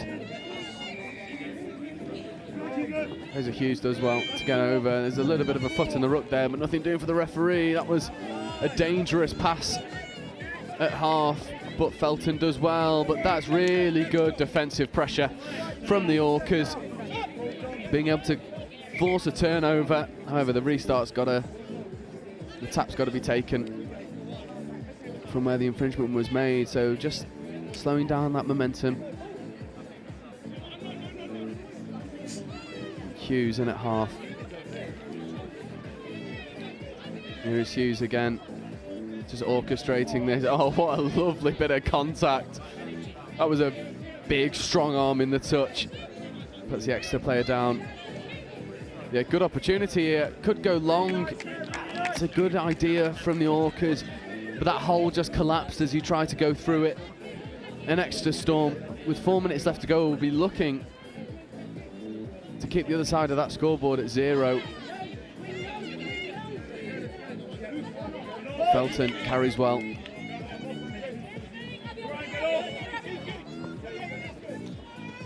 Really good direction given from Beth Podmore. And that's 5th. Here is Ferns. Ferns gives opportunity to go to the wing, but the wing was a little bit too deep on that occasion to reel that ball in.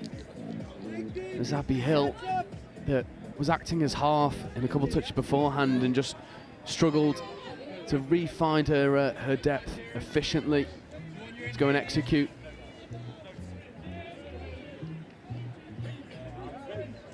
The Orcas a little bit stagnant coming into their transition. That's 5th, and they're not out of their own half yet, but Hughes, Fraser Hughes, dancing feet.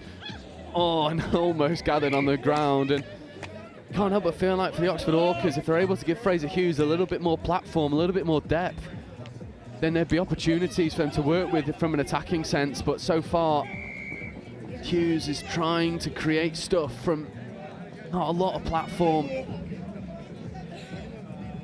As we see the Storm now roll through with Hannigan. Here is Hannigan in the blue hat, coming over to Felton. Oh, it's a good idea, trying to drop the ball off into space. However, they will get another crack at the line. Offside penalty.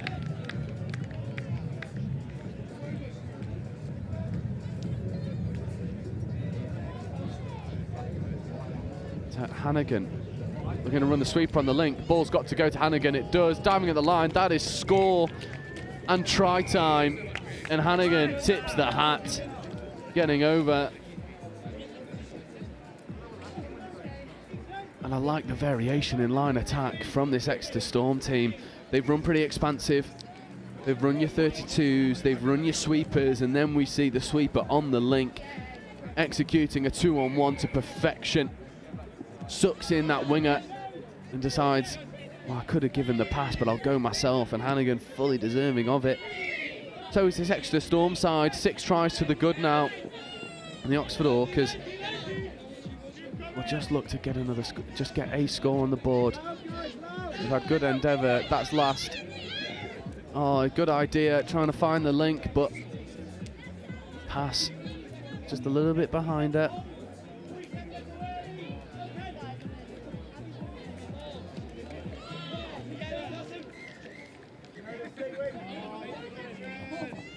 Good movement of the ball. That ball rolled a little bit at the dump, and it will be turnover time.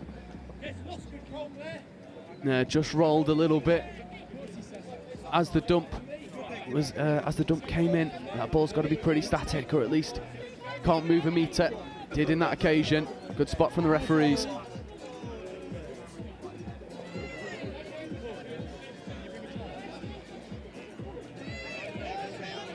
So we see the Orcas now begin to pull out the defence. Let's run their own 32.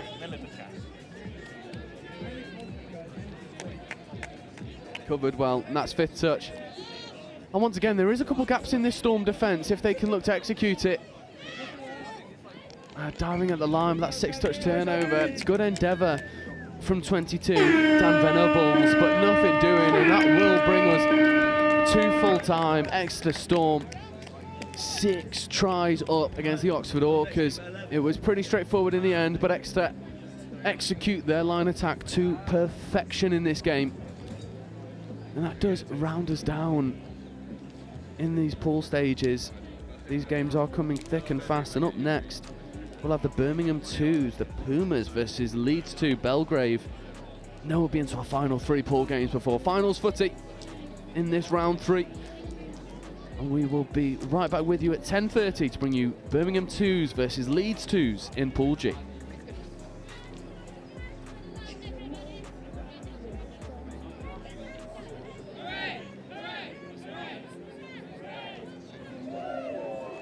I think accounting and finance has become much more about risk and much more about being able to manage the unknowns.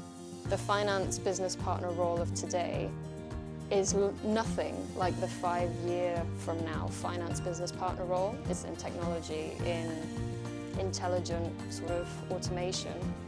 Means that accounting and finance really has to focus on adding value and adding value for money more than anything.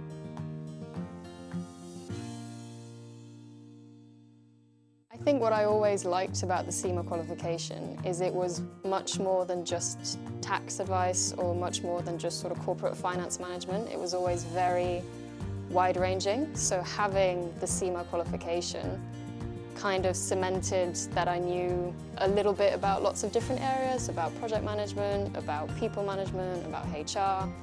So it really helped me understand lots of different areas which helped fit into the bigger picture. And for me, that's strategy. It's thinking big. It's kind of thinking, okay, this is all great, but what's the point of it?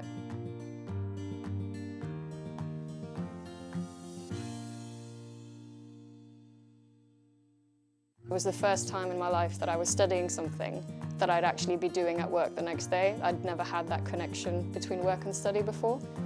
And then that sort of shaped itself into a really solid understanding of everything, and then the tools to then set up the strategy.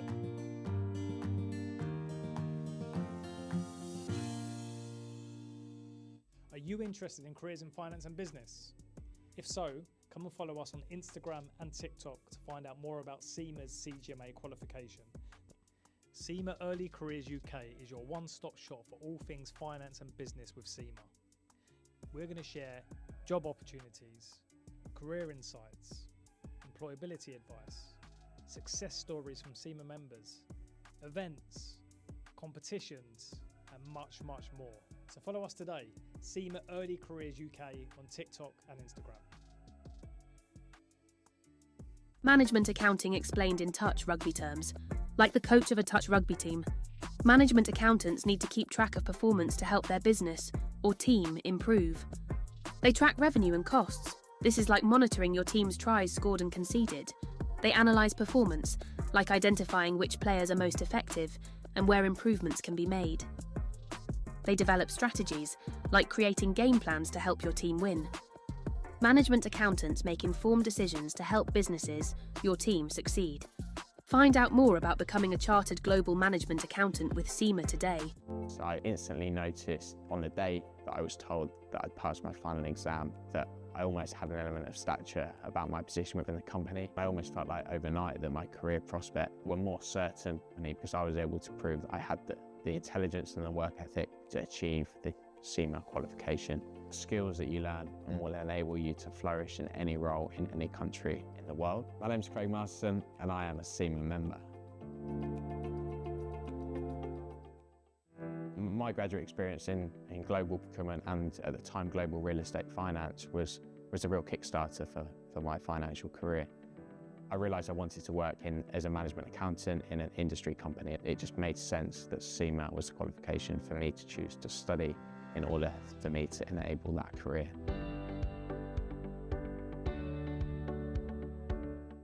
So I realised that the career of a management accountant and working in an industry company in a business that I could have a real impact in and drive the overall performance of the business was far more interesting to me than being a financial accountant. And it was quickly that I realised that CIMA would in fact be the qualification for me as well.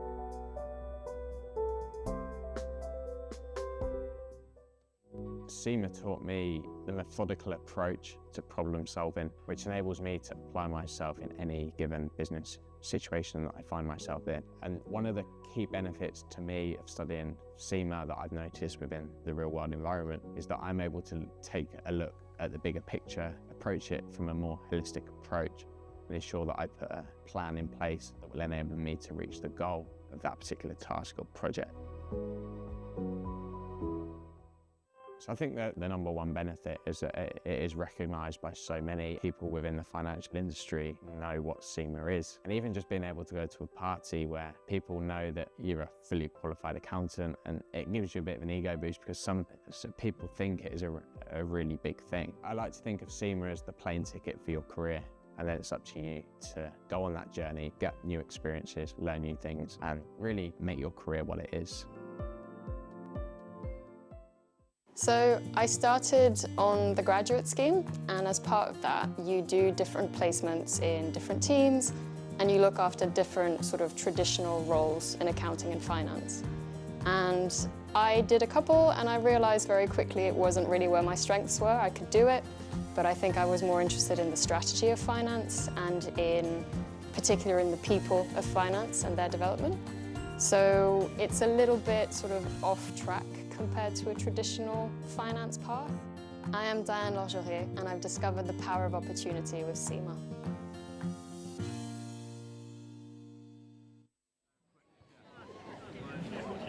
So welcome back Ladies and to this officials, pool stand game by. between Birmingham Pumas and Leeds Belgrave.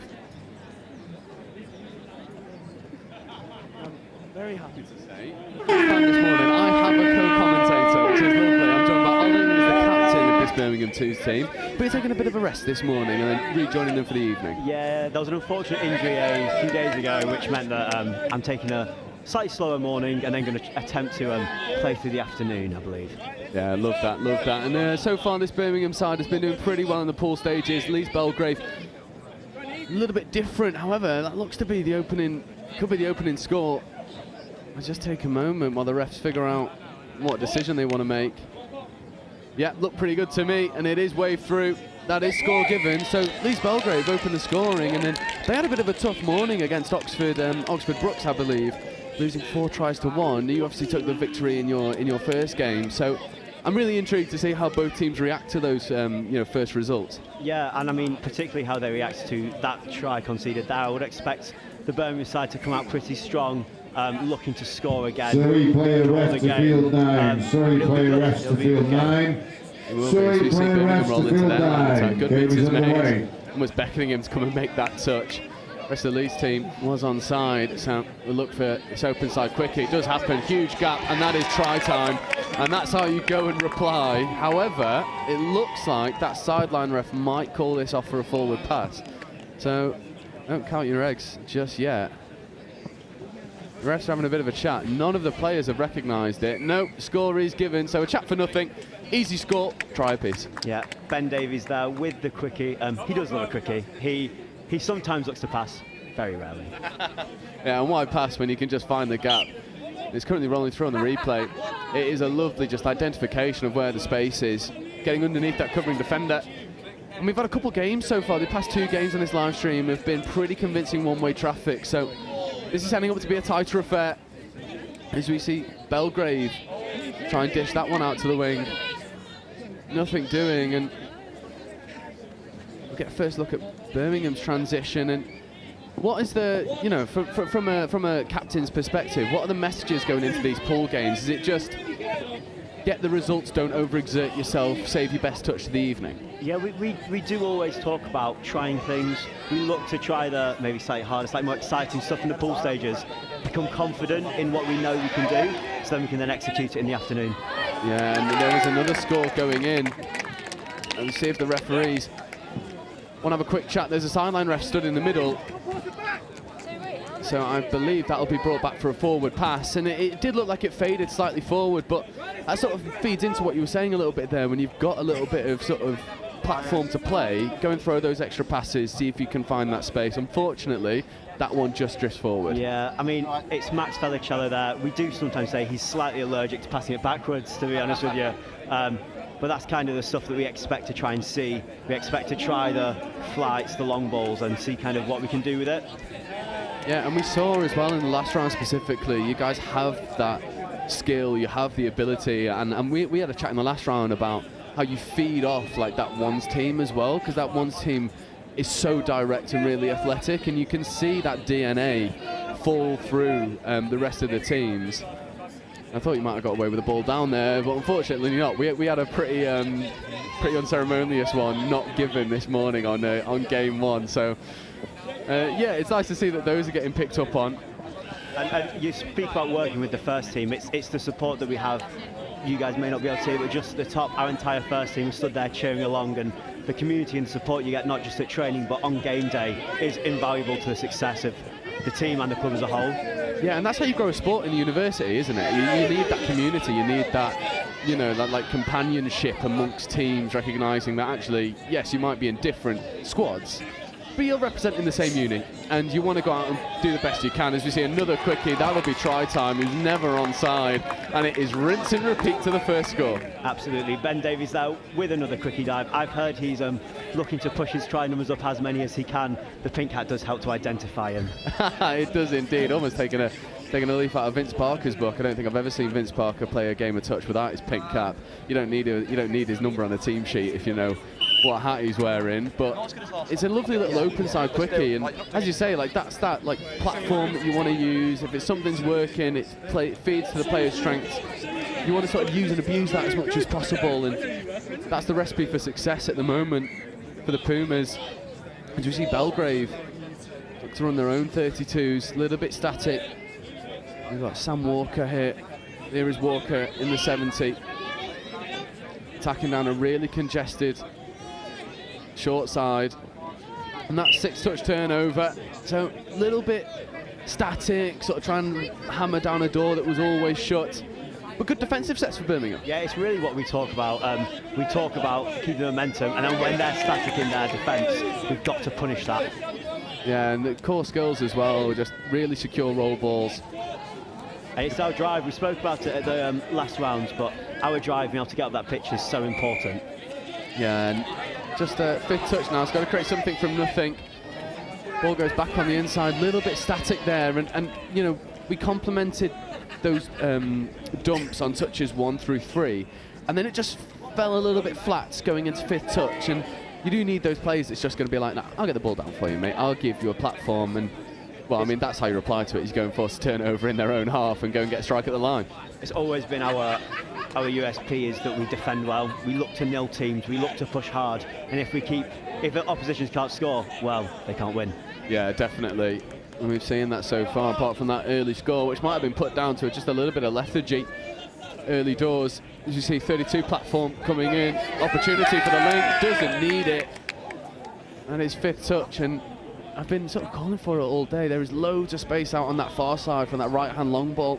It is the challenge we give to our mid players, particularly our quickie diver, to use those passes, to use the ball that he has, and sometimes it's so hard to execute on the pitch.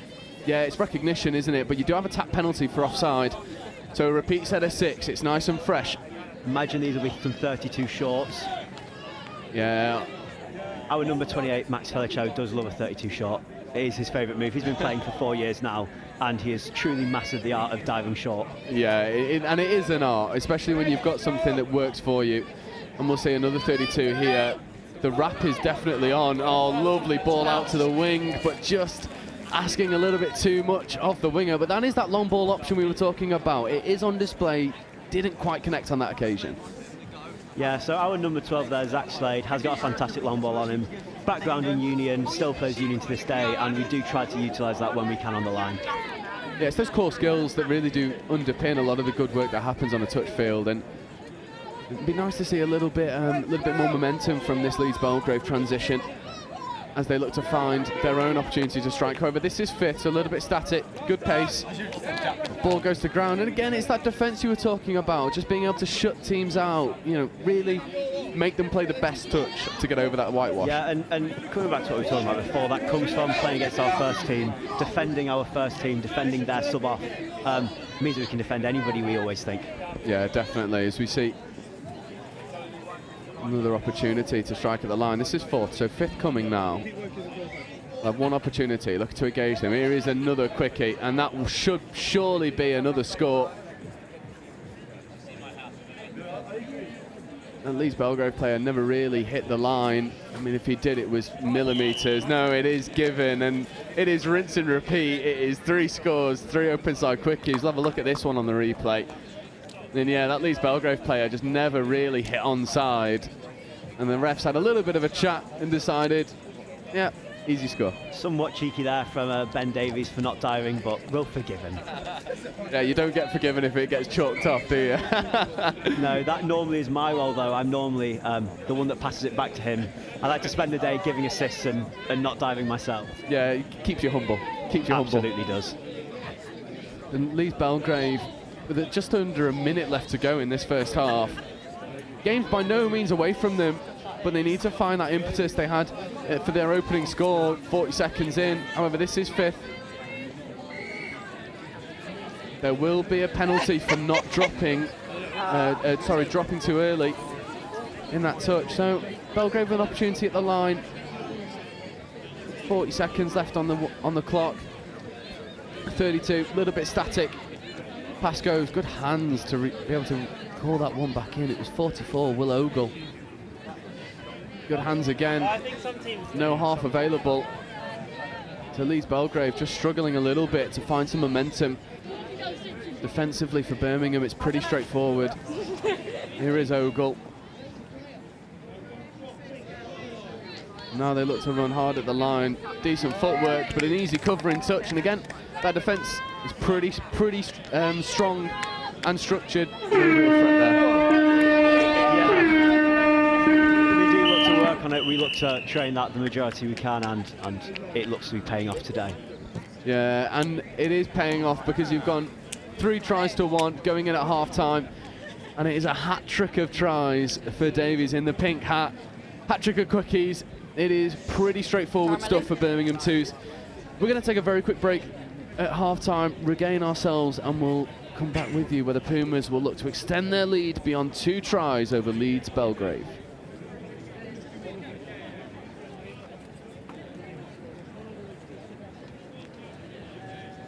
This event would not be what it is without all of the hundreds of volunteers that are here at Riverside and at Highfields. And I'm here with Helen, one of our amazing volunteers. Helen, what made you volunteer for the Touch World Cup? So I previously volunteered for the Commonwealth Games, which were in Birmingham. And I live in Beeston, right here on the doorstep. So when I heard that this was coming, I thought it was an ideal opportunity to volunteer somewhere local. Never seen touch before, don't know anybody associated with it, but I've done a couple of days here so far and absolutely love it. It's a fantastic sport to watch. And what kind of things have you been doing in your volunteering role here at the World Cup? So kind of thrown in at the deep end to start off with, because I was on scoring to start with, putting the scores up on the scoreboards at Highfields. Having never seen a touch game before, that was quite a challenge, but I learned quickly. And then with the sunshine out yesterday, I was out on volunteer welfare, going around and making sure the volunteers are all nicely hydrated in the good weather that we've got. It's fantastic to have people like you down at the sport, and with this being your very first exposure to touch, it's quite incredible. Would you recommend it for someone going forwards in terms of coming down and getting involved in the sport? Absolutely. It's amazed me how fast it is, how competitive it is, how fit everybody is, and there's a really fantastic atmosphere. You know, there's lots of friendly rivalry between the teams, and yeah, it's a great event to either come and watch or to come and take part in. Well, we really appreciate people like you coming and making these events such an incredible experience. So thank you so much. I think accounting and finance has become much more about risk and much more about being able to manage the unknowns. The finance business partner role of today is nothing like the 5-year from now finance business partner role. It's in technology, in intelligent sort of automation. Means that accounting and finance really has to focus on adding value and adding value for money more than anything.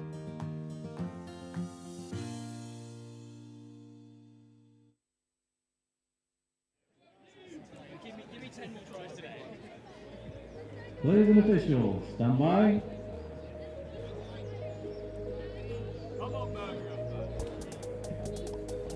So welcome back to this second half between Birmingham Pumas and Leeds Belgrave. It is pretty straightforward for the Pumas at the moment. And we were just having a bit of a discussion at half time, talking about Birmingham maybe using those hands a little bit more. And I expect to see that coming off this first touch, as we see another 32. Little bit of a foot in the ruck. I thought it could have got a penalty for releasing early from Belgrave, but nothing doing. Good pace injected, just waiting for his half. Better from Leeds Belgrave off first touch. This is where the Leeds team can struggle, finding momentum in their transition. It's really about getting the half there quickly, and we see time and time again when teams don't get that half there and set to get the ball off the ground. We talk about it all the time at the university about ball off the ground time, and when that is slow, when that is low, teams really do struggle to build momentum. Yeah, and it's one of those like immeasurable qualities that really you know when it's happening. Like, you know when a team's getting the ball off the floor really quickly, because everything sort of flows in rhythm. And when the team's sort of struggling to get that half there and that dump down clean, it sort of becomes a little bit stagnated. And it's one of those nitty-gritty areas of touch that often goes unsung, as we see just a good bit of pace, but brilliant covering touch there from number 81, Joshua Knight, getting over. That is a try saver. Their link, Kangaloo taking the ball in. Yeah, we spoke about using the links a little bit more, and we see that here. Opportunity to go short side. They do. Ball is away. Ball is down. That is try time. 3 very quickly turns into 4. And as we say, using that extra pass gives you a bit more separation, and it is all you need to get over.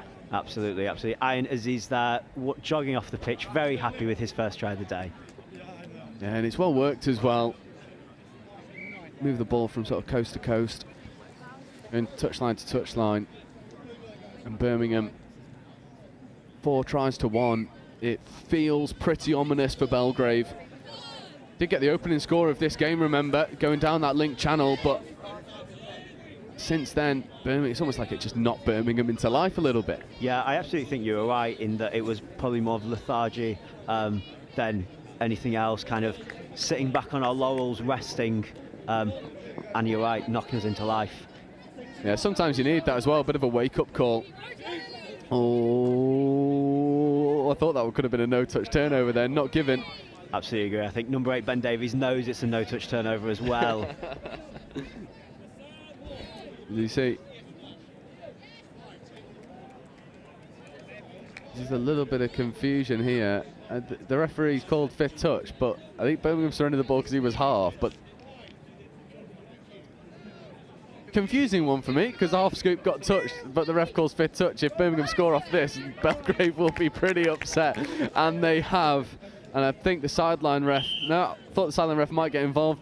doesn't. So sometimes you've just got to ride your luck. You've just got to go with what the referee calls. You know, referees' decisions are referees' decisions, and very often are very good ones. We really do just have to listen to what they say and work with what they're offering us.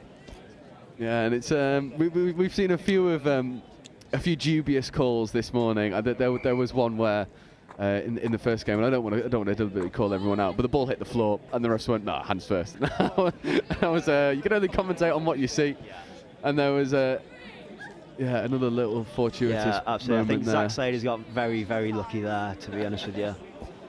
Oh, a lovely ball out to the wing, and it's great hands. Oh, there's a big bit of contact on that far wing. That is a huge hit. We do often teach our wingers to ignore the ball, turn, chase the man, but Lucas Black taking it to the extreme there with the hit. Yeah, I love that as well. Proper, is this union in disguise? Brilliant contact, and it's one of those things, like, even though it's touch rugby, there is contact and there is a proper level of physicality, especially when you start to get into the higher levels of touch. Physical touch is so important, and it's nice to see a lot of that sort of flowing into the university series, that level of physicality, the dominance in the roll ball. It is something that makes this sport so exciting. Yeah, it really is the biggest learning curve I took when I played men's touch for the first time, is the physicality change, and it's something you maybe don't find at the mixed university level, but the physicality really is there in the game. Definitely, and we are 5 minutes into this second half, and the momentum's just sort of stagnated a little bit for the Pumas, and they wouldn't mind that, to be fair. 4 tries up with 5 minutes left to go. Feels pretty, you're in the driver's seat, and they won't want to sit back on their laurels. They want to find a little bit more momentum. Here's a scooping opportunity. Scoop does come through, trying to drive at the offside defender. Well, a Birmingham player just sits down. I'm sorry, I'm in your way, son. Doesn't matter, they get over. And talk us through that one, because it had a little bit of a little bit of heads-up play trying to get out of his way. We do talk to Zach about which side he steps very often, but Max Velicher there spotting the gap and just dropping to the ground. He does like a rest halfway through the game, maybe not lying down in the middle of the pitch. That one's got to be on the Birmingham Touch University Instagram, surely. I'm sure it'll go up there. Has to be, absolutely has to be. It was wonderful. A little bit of a grin over to the comms box as well. He knows that one's going to be talked about. But it doesn't really matter how they come, as long as they keep coming. And 6 tries to 1. I mean, is this the performance you were expecting from a captain's perspective? Are you happy with what you've seen? Is it a little bit just taking advantage of the opportunities, or is there more there? I think there are definitely points where we've shown what we can do, and we've shown where we can exploit oppositions. There's also things I'm going to jog down from this commentary box and have a chat to the team about. But I do think overall we've driven hard, we've got to line, we've used our 6 touches, we've cleaned up on the mistakes, which we felt we had a few in our first fixture. So I would say politely pleased. Yeah, I completely agree. Again, another little bit of contact, just moving that Belgrave winger out of the way. Really good work up this box side as well. This is 5th coming. So scooping opportunity. There is 5th. A little bit static. However, there is an opportunity on that short side if they want to use it. But that will be a touch and pass. It's great hands from the winger trying to get over. But touch and pass given. And I think that's what we were talking about a little bit. Just on that 5th touch. Potentially a little bit losing the touch count, losing a little bit of momentum. I think we've got to be able to identify when 5th touch is coming earlier than being told by the referee, being surprised by it, and then looking to do something somewhat frantically off the back of it. Yeah, it is so important. Again, it's those nuances that underpin so much of the good work that happens. But to be fair, we are being hypercritical. We are 5 tries to the good over a pretty good Leeds Belgrave team, who is a very athletic side. Might benefit from having a little bit more structure, but when you're, again, we were having a bit of discussion at half time. When you play against a team that doesn't show you the pictures that you'd expect to see, a lot of it is problem solving on the fly, and you've done that really well in this game. Yeah, I think we've really exploited the gaps that we knew we could find. We've found the holes in this Leeds team, even when they've not presented the perfect structure for us to attack against. So I would be pleased with kind of our decision making on the pitch. Yeah, definitely. And Leeds Belgrave will look to be getting another score on the board. You see, quickie play. better option. Diving at the line. Did the touch come in? It didn't, so that'll be try time. And Leeds Belgrave do get their score, and good value for it. It's number 73, Ollie Scott, is the beneficiary. We'll have a look at this one on the replay. Just gets round the outside. Link maybe collapsed a little bit too far underneath, and it was just a bit of a foot race. Yeah, you do see that in touch when you've got that boy v girl matchup, that foot race around the edge. That is kind of part and parcel of mixed touch rugby. We do see it, and teams very often look to exploit it. And Belgrave do pretty well. However, talking about foot races, there's one that is in Birmingham's favour, and again, it's almost like the Leeds Belgrave score kicks you into gear, because why take touches when you can just kick around the outside and find the gaps? It's a bit too easy. And it's what we've just spoken about, that girl v boy matchup. We do look to exploit it on tap-off like most teams, and Ben Stoddart catching the edge of the girl link, being able to push round. And it is pretty straightforward. We are into the final minute now of this pool stage game, and you'll be looking to top this pool with the performances that you've put on display so far. Pretty effective against the Notts Trent Army, and then just executing well against Leeds Belgrave. Yeah, our next fixture being the Oxford Bucs, the team we played on the live stream last time. We believe we've got a good chance of having a nice game against them and pushing to the afternoon at the top of the pool. Yeah, and what does that afternoon look like for this Birmingham team? Like what are the goals that are being set for this final round of the University Series? We're looking for silverware. We know we've got the talent and the ability to... Sorry, I'll bring you back to that, because again, there is a huge kick that goes through. However, touch was made, a little bit dubious for my liking. But you're not resting. You're going to go around the outside and get an extra score. Ball goes back. That is knocked down. But yes, as we were coming back to that silverware aspirations, I think are fully capable for you, because the structure is there, the athleticism is there. It all looks pretty good for this Puma side. As a second team, our aim is always to go and beat first teams. We always think that's a fantastic thing to strive for, and particularly being able to push these first teams and then look to win some silverware is the aim for the day. 100%, and I'll be really looking forward to seeing if you can go and achieve that silverware later on in the day. I would love to be able to call for you without you in the commentary box on the field post-injury. But that does bring us to full time, and it's Birmingham Pumas 7 tries to 2 over Leeds Belgrave. And coming up next is the Pool E game between Bath 3, the Chickens, and York at 11 o'clock. So, Ollie, thank you very much for joining me. And again, I hope to see you achieve some silverware later on. Fantastic. With the freshest, cheesiest, meltiest sourdough toasties ever. Everything from double cooked bacon, chili jam, through to biscuit. Management accounting explained in touch rugby terms. Like the coach of a touch rugby team, management accountants need to keep track of performance to help their business or team improve. They track revenue and costs. This is like monitoring your team's tries scored and conceded.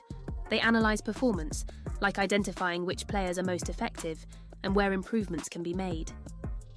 They develop strategies, like creating game plans to help your team win. Management accountants make informed decisions to help businesses, your team, succeed. Find out more about becoming a chartered global management accountant with CIMA today. So I instantly noticed on the day that I was told that I'd passed my final exam that I almost had an element of stature about my position within the company. I almost felt like overnight that my career prospects were more certain because I was able to prove that I had the intelligence and the work ethic to achieve the CIMA qualification. Skills that you learn and will enable you to flourish in any role in any country in the world. My name's Craig Masterson and I am a CIMA member. My graduate experience in global procurement and at the time global real estate finance was a real kickstarter for my financial career. I realised I wanted to work as a management accountant in an industry company. It just made sense that CIMA was the qualification for me to choose to study in order for me to enable that career.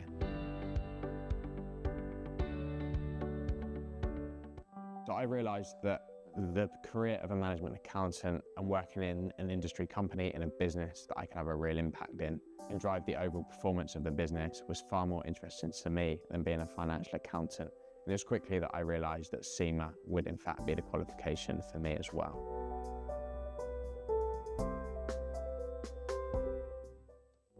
SEMA taught me the methodical approach to problem solving, which enables me to apply myself in any given business situation that I find myself in. And one of the key benefits to me of studying SEMA that I've noticed within the real world environment is that I'm able to take a look at the bigger picture, approach it from a more holistic approach, and ensure that I put a plan in place that will enable me to reach the goal of that particular task or project. So I think that the number one benefit is that it is recognised by so many people within the financial industry know what SEMA is. And even just being able to go to a party where people know that you're a fully qualified accountant, and it gives you a bit of an ego boost because some people think it is a really big thing. I like to think of SEMA as the plane ticket for your career. And then it's up to you to go on that journey, get new experiences, learn new things, and really make your career what it is. So I started on the graduate scheme, and as part of that, you do different placements in different teams, and you look after different sort of traditional roles in accounting and finance. And I did a couple, and I realized very quickly it wasn't really where my strengths were. I could do it, but I think I was more interested in the strategy of finance and in particular in the people of finance and their development. So it's a little bit sort of off track compared to a traditional finance path. I am Diane Lorgerier, and I've discovered the power of opportunity with SEMA.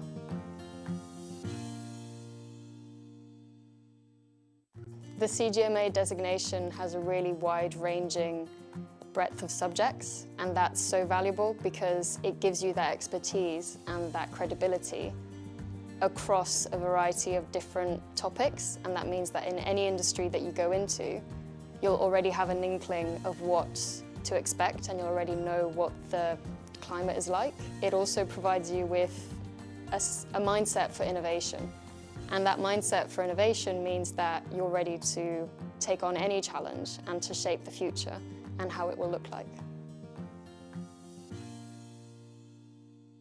Studying through the SEMA exams, I already felt a little bit of a difference going into the strategic level. I could tell it was a different kind of thinking. It was really maybe more master's level is what I imagined it to be. And then the final exam, so the strategic case study, I remember sitting the exam and thinking, this is brilliant because this isn't accounting or finance. It's about PR, it's about sort of external relations, it's about managing the press, it's about sort of risk and consequences. And so I actually really enjoyed it. This event would not be what it is without all of the hundreds of volunteers that are here at Riverside and at Highfields. And I'm here with Helen, one of our amazing volunteers. Helen, what made you volunteer for the Touch World Cup? So I previously volunteered for the Commonwealth Games, which were in Birmingham. And I live in Beeston, right here on the doorstep. So when I heard that this was coming, I thought it was an ideal opportunity to volunteer somewhere local. Never seen Touch before, don't know anybody associated with it, but I've done a couple of days here so far and absolutely love it. It's a fantastic sport to watch. And what?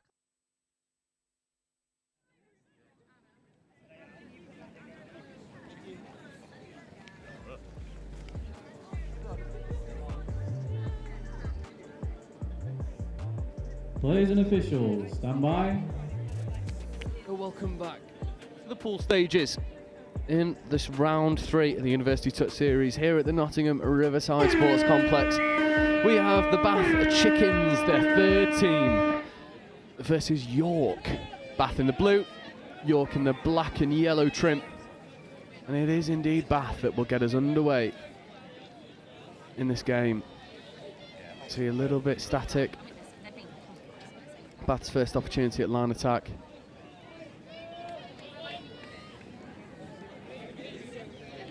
They work the ball out to this link and then back over. It's a bit speculative. And the ball goes down. The first attack set for Bath doesn't quite go the way that they would hope.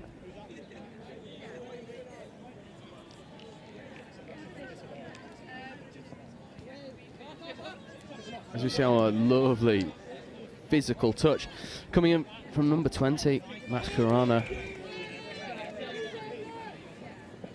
And York with an opportunity to go through there. Transition. It's a little bit flat, a little bit static. Good hands to pass it away. It's his 4th, 5th coming. So striking opportunity. And they run the wraparound, get on the outside edge, and then feed it back infield. That's 5th. So they need a little bit of pace injected. There's a 3-on-2 out here. If the ball goes to the wing, could be try time, but it's covered really well by Max Carana. And it was indeed given forward. So an easy penalty to alleviate the pressure for this Bath Chicken side. Only 10, only 10. Get up, yeah, good stuff. And the Chickens go through their transition for the first time in this game. Good transition. Good yards made up the middle. Little bit lateral on touch 3. And as the pace came in, just left the ball behind him.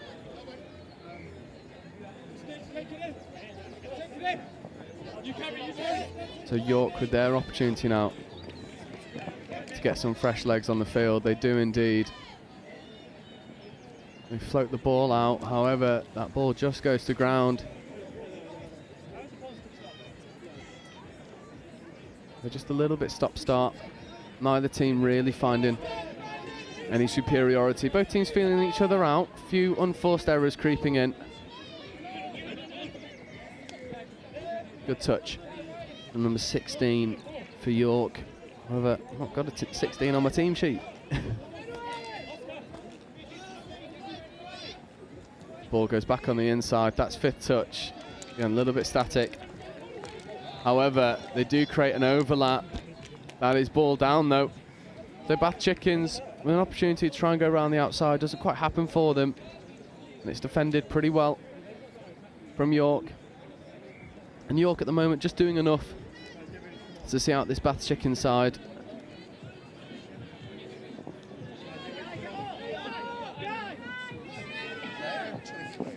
Good momentum in the transition again. This is 3, 4th coming now. Oh, it's a good idea from York.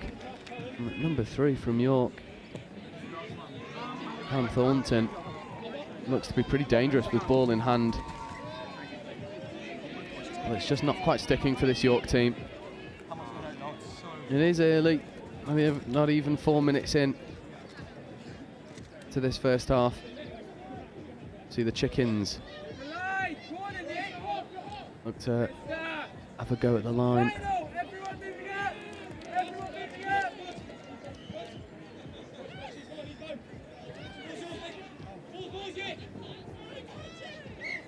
And it's just not a lot of structure at the moment in line attack for this Bath Chickens team. And that ball rolls out.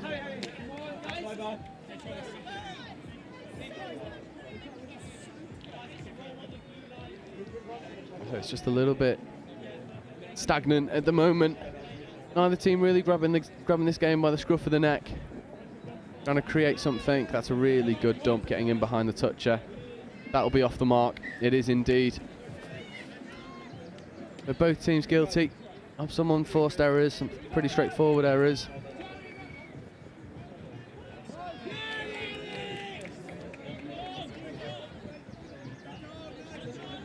And York roll into their drive, trying to go from coast to coast and have a strike at the line. Oh, nice out the back pass. Good momentum as well. Good evasion, but a big touch coming in. There's a 32 short for York. Good striking opportunity. Ball has to go. It does. And that is ball down. And that's the first real bit of quality we've seen in this game. And it unlocks the Chickens' defence. And it's the 32 short that comes in. And it's good identification to give that extra pass. And it's a really good catching ground from Hallam Decourt with the yellow bandana in hair. Excellent bonus points for the style. And York, when they get some structure on the pitch, they look potent, especially against this Chicken side that seems to be struggling to find their feet in this pool stage game. However, this is a bit better. Looking to dive at the line. It's a good dive.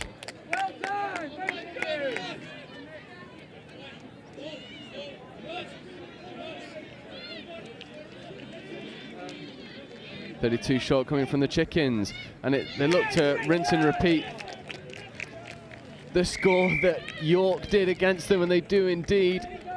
And it seems like the 32 shorts are the recipe for success in this game. And we just saw York do one, and here is another, and it is 80-88 for the Chickens. It's Matthew Taylor to Ricardo Matteo Corona Garcia. And we are a try apiece with 3.5 minutes left to go. So both teams starting to find their footing now. Starting to unlock each other's defences.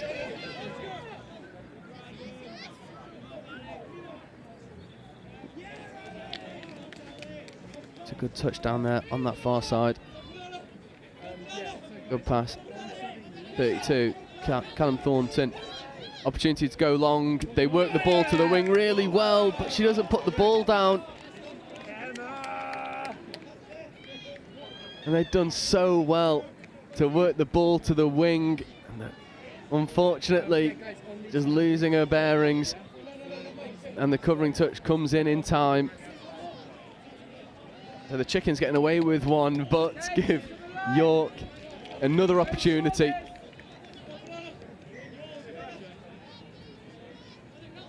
There's another 32. Looks to give the wraparound play. Does. Okay, guys, set it up. Calls have set it up. Sweeper play coming round. The roll ball's a little bit static. Say it again, set it up again. No, don't do nothing. Good touch.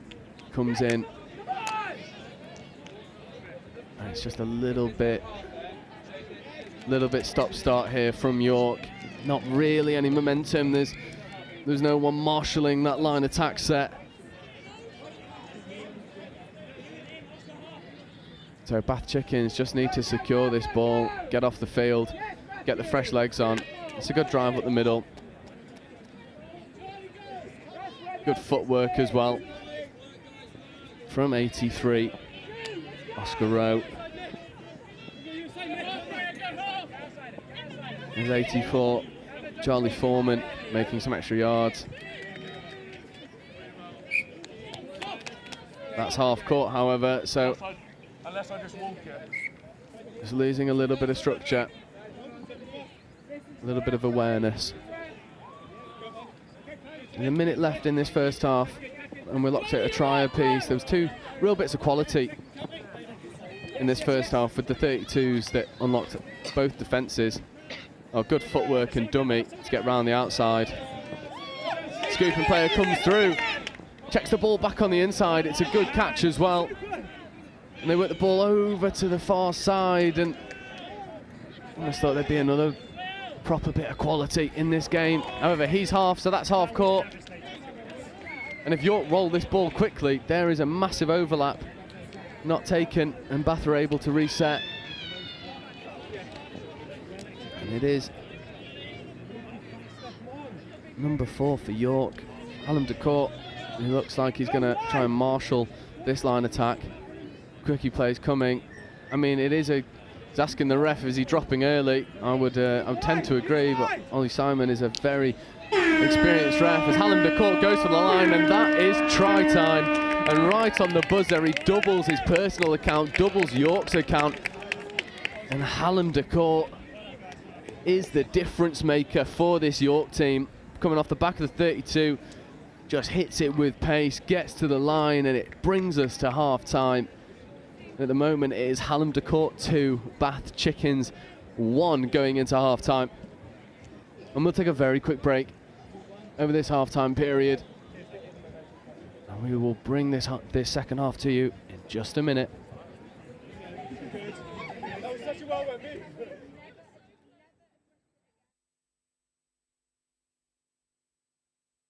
Are you interested in careers in finance and business? If so, come and follow us on Instagram and TikTok to find out more about SEMA's CGMA qualification. SEMA Early Careers UK is your one-stop shop for all things finance and business with SEMA.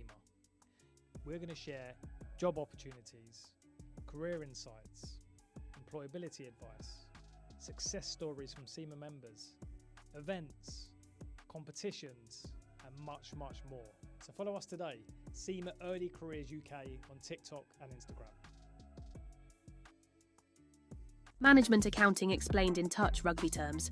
Like the coach of a touch rugby team, management accountants need to keep track of performance to help their business or team improve. They track revenue and costs. This is like monitoring your team's tries scored and conceded.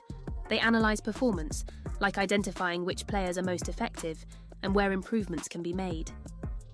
They develop strategies, like creating game plans to help your team win.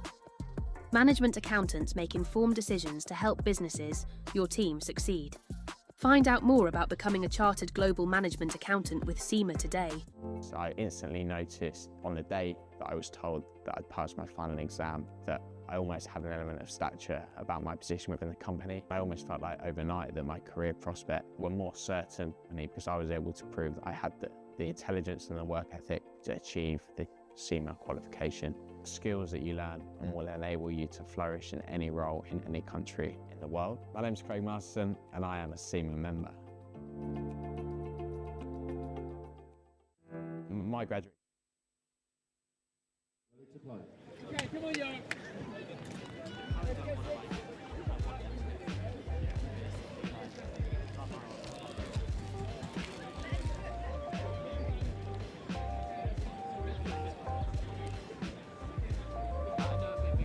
Ladies and officials, stand by.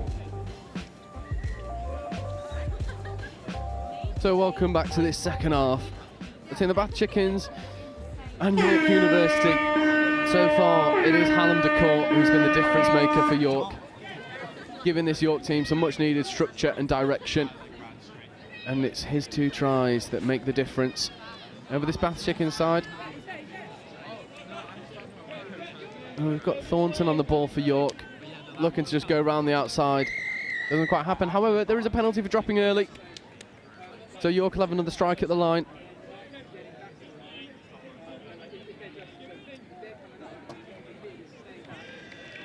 A little bit slow getting the ball off the floor. 32 short coming in. Oh, lovely wraparound, lovely play, and a lovely score. And it's number 13 for York, Anna Reeves, who gets over. Callum Thornton hit that 32 with some real pace, sucked in the defence, and then gives the wraparound. And Anna Reeves is in acres of space. In York very quickly extend their lead, and it's starting to look a little bit ominous for the Bath Chickens. That's good momentum though in their transition from Max Karana. There's Karana in at half, and Karana on the 32 short. Massive opportunity for the wraparound, however the pass isn't accurate and goes to ground, but once again good endeavour. Nice out the back pass from Hallam de Court. However, that's an off the mark penalty, so Bath Chickens will have another go at the line.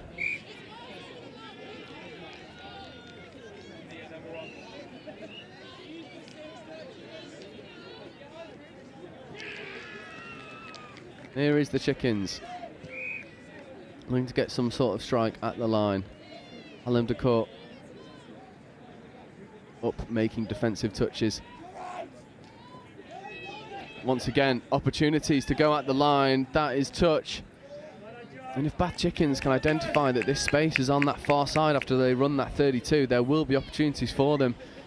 At the moment, they're just struggling to find that momentum and make that offensive read.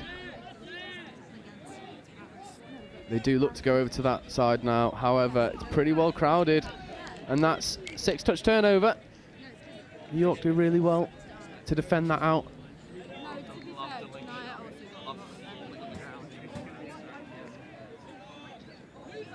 There is Hallam de Court.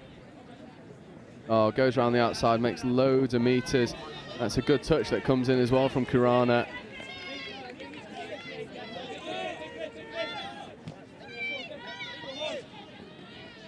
And York just getting trapped in their transition.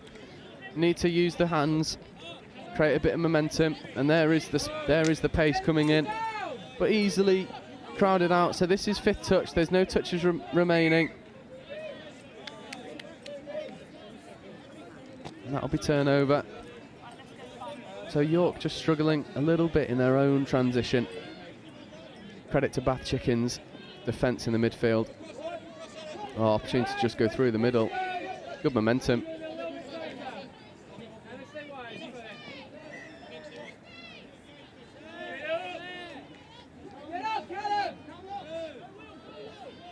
.32, the wrapper.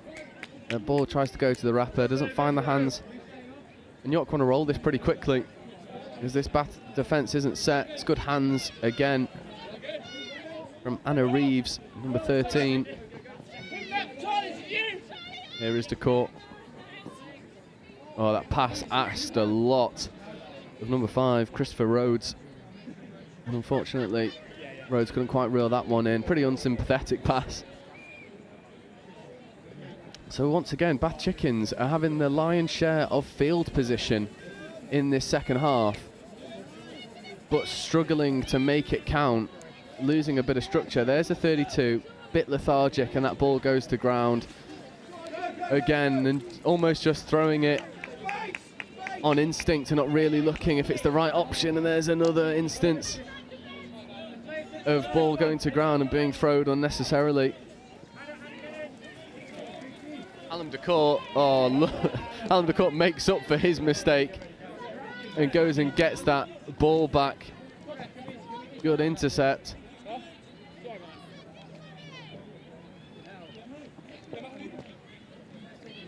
York can go and try and make some meters.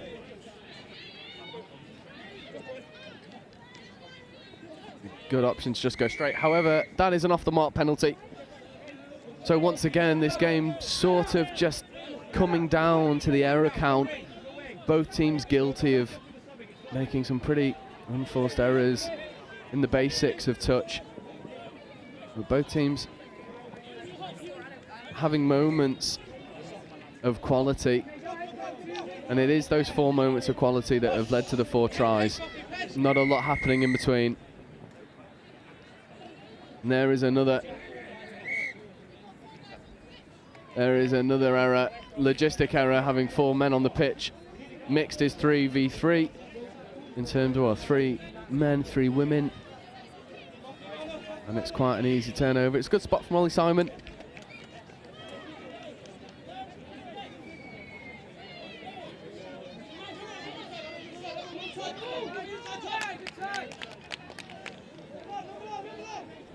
Good down at the line, just hesitating a little bit. Gap opened up for him, didn't take it. Always looking for the pass. There's another 32. Rapper is on, and this time it does go to hands. I tell a lie. It goes hands for a moment and then is dropped. And again, Bath Chickens is not asking the right questions at the moment of this York defence. Hallam DeCourt uses the hands. Good pace injected. Just a little bit, always having to take the ball back to the mark. Predicting that touch will give you more momentum. Doesn't quite happen. Hallam DeCourt, though, tries to get away. That ball is away. That ball's away as well. And now there's a foot race to the line. And once again, it is the work of Hallam DeCourt in the midfield that is unable to unlock this Bath Chickens defence. And it is Harry good enough. Good enough. Well, that try was good enough. Well, once again, it is Hallam DeCourt in the midfield wearing number 4 with the big hair and the hairband. Just has these moments of quality that has really kicked this York team into gear, especially when they've needed it. In the second half, been a little bit static, struggled to find momentum, field position's been a bit hard for them to gain. That'll be try time though for the Bath Chickens, and it's number 88, Ricardo Mateo Corona Garcia, that gets over. It again comes off the back of that 32 short, just checks the ball back off, and ball is down before the big touch comes in from the York link. So Bath Chickens showing that they also have these moments of quality, but for the Chickens it has just been moments that have been able to unlock this York defence. As I say, they have had the lion's share of field position in this second half. forcing a lot of errors from the York transition and not really being able to make it pay. As we see, the platform for a 32 comes in. It does come in a little bit static. 2-on-1, good shot from the Chickens winger.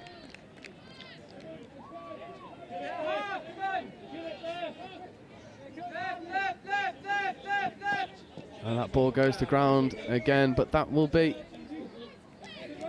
turnover for the Chickens with 90 seconds left to go in this game. We'll look to go and put at least one more score on the board.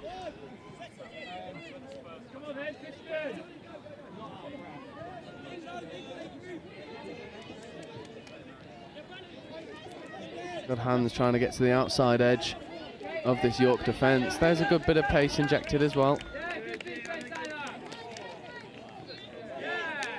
Anna Reeves does really well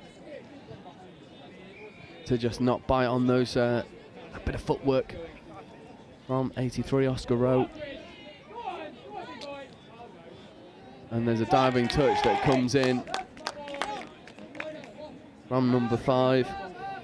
Christopher Rhodes celebrated on this York touchline. Great hands again, Anna Reeves. I can't think of if Anna Reeves has made a single mistake in this game so far. Oh, Hallam DeCourt, that is brilliant hands to go and get that ball. There is Hallam DeCourt checking out. This will be the last possession of the game. Oh, it's an intercept though. And that is the hooter that brings us to a close. The Chickens will look to go again. And Hallam DeCourt was hoping that that one would end up in his hands to go get his hat-trick. As it stands, he doesn't, but York University are the victors, 4 tries to 2 over the Bath Chickens. Well deserved. The moments of quality really shone through for York. And that does bring us to the penultimate group stage game. And it is Bristol Vipers versus the Royal Veterinarian College. And then our last game of the pool stages for this morning at 12 o'clock will be Loughborough 2s versus Bristol 1s, the Cobras. 2 games left in the pool stages, and they will coming in just a moment.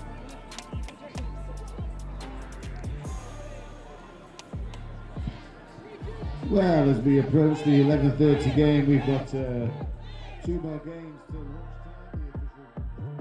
This event would not be what it is without all of the hundreds of volunteers that are here at Riverside and at Highfields. And I'm here with Helen, one of our amazing volunteers. Helen, what made you volunteer for the Touch World Cup? So I previously volunteered for the Commonwealth Games, which were in Birmingham. And I live in Beeston, right here on the doorstep. So when I heard that this was coming, I thought it was an ideal opportunity to volunteer somewhere local. Never seen Touch before, don't know anybody associated with it, but I've done a couple of days here so far and absolutely love it. It's a fantastic sport to watch. And what kind of things have you been doing in your volunteering role here at the World Cup? So kind of thrown in at the deep end to start off with, because I was on scoring to start with, putting the scores up on the scoreboards at Highfields. Having never seen a touch game before, that was quite a challenge, but I learned quickly. And then with the sunshine out yesterday, I was out on volunteer welfare, going around and making sure the volunteers are all nicely hydrated in the good weather that we've got. It's fantastic to have people like you down at the sport, and with this being your very first exposure to touch, it's quite incredible. Would you recommend it for someone going forwards in terms of coming down and getting involved in the sport? Absolutely. It's amazed me how fast it is, how competitive it is, how fit everybody is, and there's a really fantastic atmosphere. You know, there's lots of friendly rivalry between the teams, and yeah, it's a great event to either come and watch or to come and take part in. Well, we really appreciate people like you coming and making these events such an incredible experience. So thank you so much. I think accounting and finance has become much more about risk and much more about being able to manage the unknowns. The finance business partner role of today is nothing like the 5-year from now finance business partner role. It's in technology, in intelligent sort of automation. Means that accounting and finance really has to focus on adding value and adding value for money more than anything.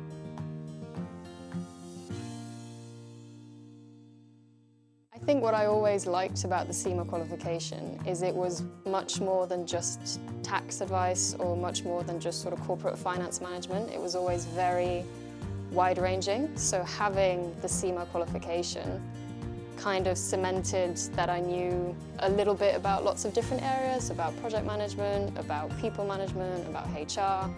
So it really helped me understand lots of different areas, which helped fit into the bigger picture. And for me, that's strategy. It's thinking big. It's kind of thinking, okay, this is all great, but what's the point of it?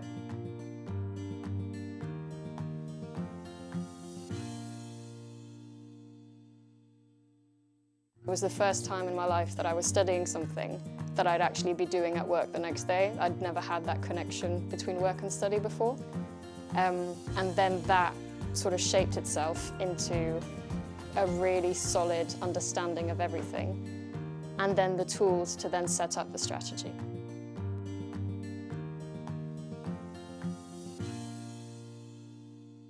Are you interested in careers in finance and business? If so, come and follow us on Instagram and TikTok to find out more about CIMA's CGMA qualification. CIMA Early Careers UK is your one-stop shop for all things finance and business with CIMA. We're going to share job opportunities, career insights, employability advice, success stories from CIMA members, events, competitions, and much, much more. So follow us today, CIMA Early Careers UK on TikTok and Instagram. Management accounting explained in touch rugby terms. Like the coach of a touch rugby team, management accountants need to keep track of performance to help their business or team improve. They track revenue and costs. This is like monitoring your team's tries scored and conceded. They analyse performance, like identifying which players are most effective and where improvements can be made. They develop strategies, like creating game plans to help your team win. Management accountants make informed decisions to help businesses, your team, succeed. Find out more about becoming a chartered global management accountant with CIMA today. So I instantly noticed on the day that I was told that I'd passed my final exam that I almost had an element of stature about my position within the company. I almost felt like overnight that my career prospects were more certain because I was able to prove that I had the intelligence and the work ethic to achieve the CIMA qualification. Skills that you learn and will enable you to flourish in any role in any country in the world. My name's Craig Masterson and I am a CIMA member. My graduate experience in global procurement and at the time global real estate finance was a real kickstarter for my financial career. I realised I wanted to work as a management accountant in an industry company. It just made sense that CIMA was the qualification for me to choose to study in order for me to enable that career.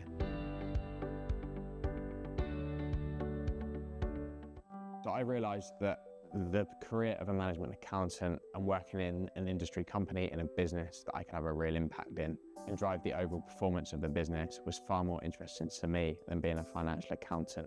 And it was quickly that I realised that CIMA would in fact be the qualification for me as well.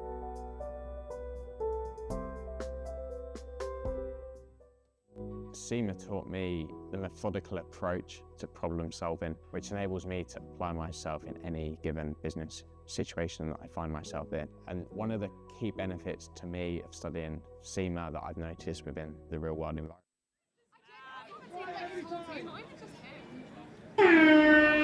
So welcome back to the penultimate game of these group stages between the Bristol Vipers in red. Oh, bit of delay at the restart. Yeah, the Bristol Vipers are in red, attacking from left to right. And the Royal Veterinarian College in purple. You've not seen either of these teams on live stream so far. So a good opportunity for both to showcase their skills and ability. As we see the Royal Veterinarian College just put on the gas and try and go around the outside. Caught in the end, but number 40, Thomas Warlow. A good ball out as well. And number 9 in motion, Richard Butterworth. Here is Butterworth checking the ball out to the wing, but she dots the ball down on the 7 rather than the try line. We've all been there and done that. Here is Butterworth at 9. Wraparound play. Good touch. Good hands from Butterworth. Attacking down a bit of a congested side. And then this 5th touch. There's an opportunity for RVC to go long. Doesn't quite happen. Touch and pass given. So first penalty goes in favour of the Bristol Vipers.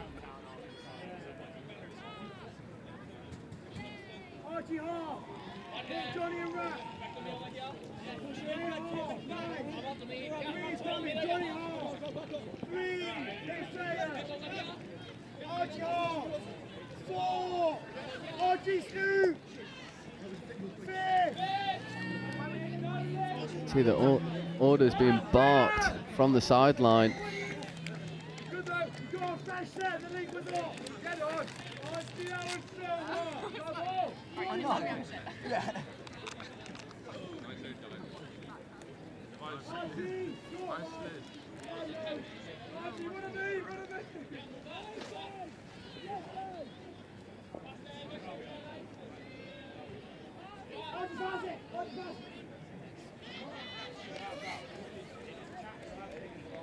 An easy turnover in the end for the Royal Veterinarian College. RVC, they're affectionately known. Good footwork to get around a few, and then the ball goes pretty long. Opportunity here, just goes through the gap, and there's a bit of pace, and there is a foot race, and I think there's only going to be one winner, and this time that ball is put down over the try line. It's number 40, Thomas Warlow, that opens the scoring for RVC. It's good heads-up rugby to get around the outside, identify where the space is, and the only person keeping up with him is the referee. And Warlow, the beneficiary.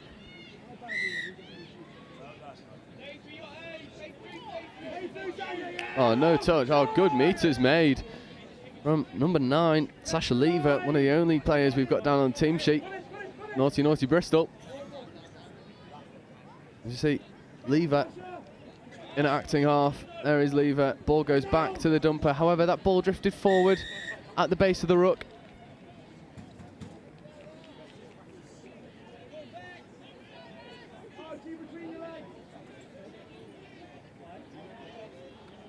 This will be a tap penalty for the RVC.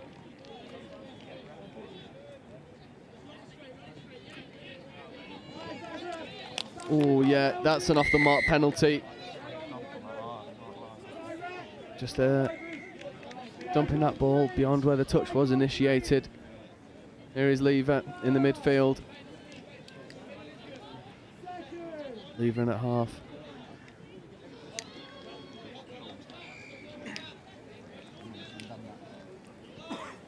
.32 short coming in, diving at the line. That could have been score given, not on this occasion, but good endeavour from the Bristol Vipers.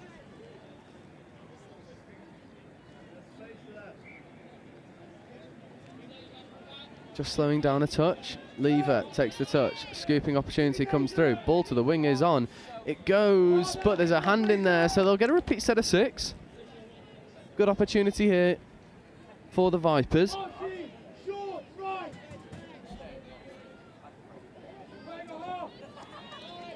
Good touch, however, half is just a little bit slow. Ball's not getting off the floor efficiently. That is, though, that could be try time. Touch is made.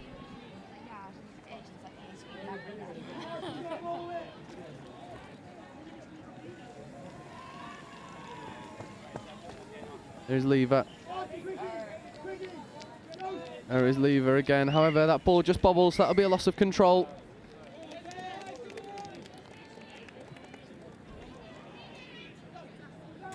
Oh, Bristol have 7 on for just a brief moment, but not picked up on by any of the refs. It's a pretty light Bristol Vipers team. Only 3 people in the sub box, and I believe one of them is a Cobras player.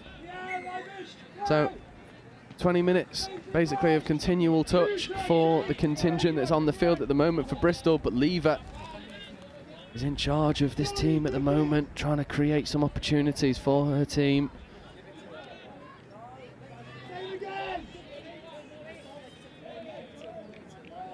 Oh, good hands to retain possession. However, it seems like the sideline ref has spotted a ball that drifts forward. Has indeed.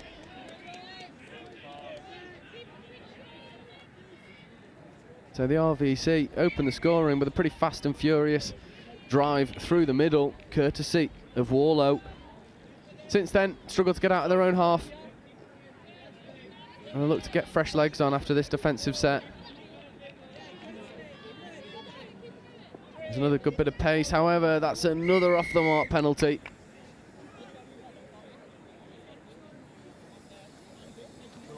So this pod won't get any reprieve.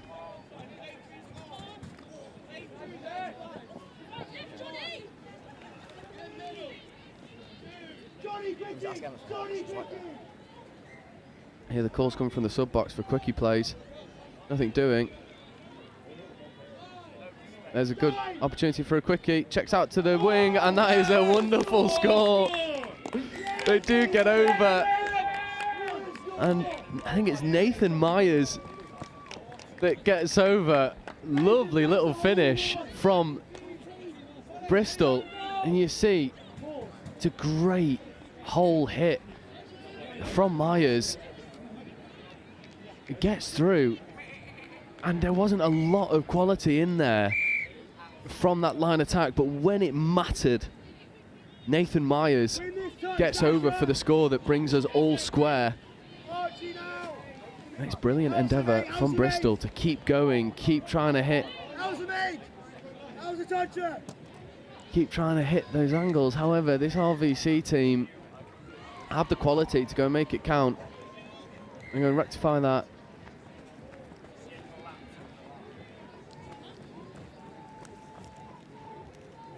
Good hands, good ball out. And another one. And now there's a foot race with Warlow trying to run it. Was the touch made is the big question. No touch was made. And it's number 40 again, Thomas Warlow, that just puts the gas on.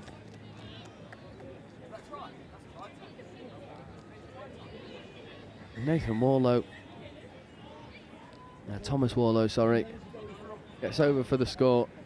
Puts on a bit of gas.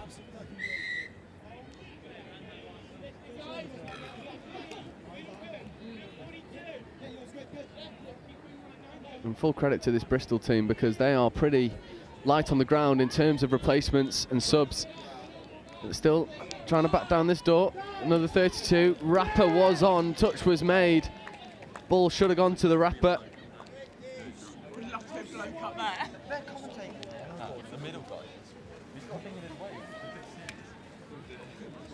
As we see Bristol now try and go again.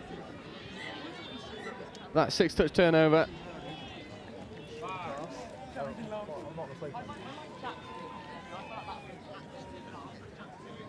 The RVC looks to go around the outside again. Ball is away.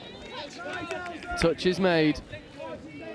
And RVC, even though they've got quite a lot of subs over on that far side, not really, doesn't seem like they're willing to use them all that much. That'll be another off the mark penalty. Oh, but the ref's giving them a chance to take the ball back.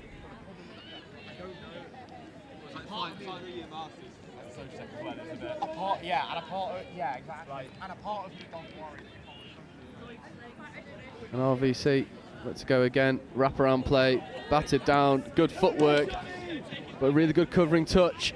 There's a ball out to the wing, ball goes down, and that is half time. And it's RVC that lead 2-1 over Bristol. The Bristol Vipers. It was the try by Nathan Myers that gave Bristol their bit of hope in that first half. But the Royal Veterinarian College are in the lead,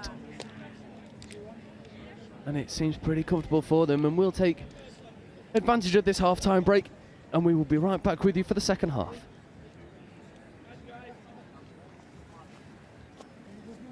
So I started on the graduate scheme, and as part of that you do different placements in different teams, and you look after different sort of traditional roles in accounting and finance. And I did a couple, and I realized very quickly it wasn't really where my strengths were. I could do it, but I think I was more interested in the strategy of finance and in particular in the people of finance and their development. So it's a little bit sort of off track compared to a traditional finance path. I am Diane Lorgerie, and I've discovered the power of opportunity with SEMA.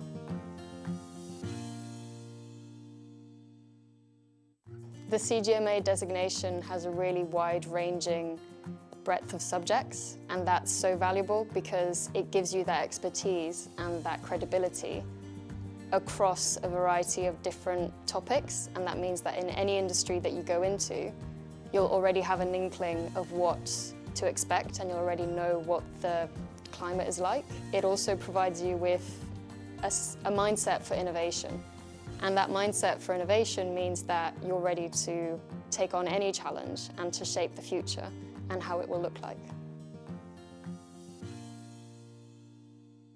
Studying through the CIMA exams, I already felt a little bit of a difference going into the strategic level. I could tell it was a different kind of thinking. It was really maybe more master's level is what I imagined it to be. And then the final exam, so the strategic case study, I remember sitting the exam and thinking, this is brilliant because this isn't accounting or finance. It's about PR, it's about sort of external relations, it's about managing the press, it's about sort of risk and consequences. And so I actually really enjoyed it. This event would not be what it is without all of the hundreds of volunteers that are here at Riverside and at Highfields. And I'm here with Helen, one of our amazing volunteers. Helen, what made you volunteer for the Touch World Cup? So I previously volunteered for the Commonwealth Games, which were in Birmingham. And I live in Beeston, right here on the doorstep. So when I heard that this was coming, I thought it was an ideal opportunity to volunteer somewhere local. Never seen Touch before, don't know anybody associated with it, but I've done a couple of days here so far and absolutely love it. It's a fantastic sport to watch. So welcome back to the second half. RVC a little bit slow to the restart. They're here now. And it is RVC that lead 2-1 over the Bristol Vipers. Bristol Vipers architected a really good score in that first half. It's not really had much outside of that. RVC looks to go to the wing. Ball's checked back on the inside. A really good touch coming in from Nathan Myers, affecting the game on both sides of the ball. That ball goes around the outside, but a good covering touch from the winger. And that is ball down. So good pressure from Bristol. As we see, ever more so impressive from Bristol being in this game with only a try difference, with the single sub that they have. The team sheet is much bigger than that, but they only have a single sub. This is Lever, Sasha Lever, wearing number 9. Scooping opportunity. However, that is 6 touch turnover, so just losing track of the touch count ever so slightly.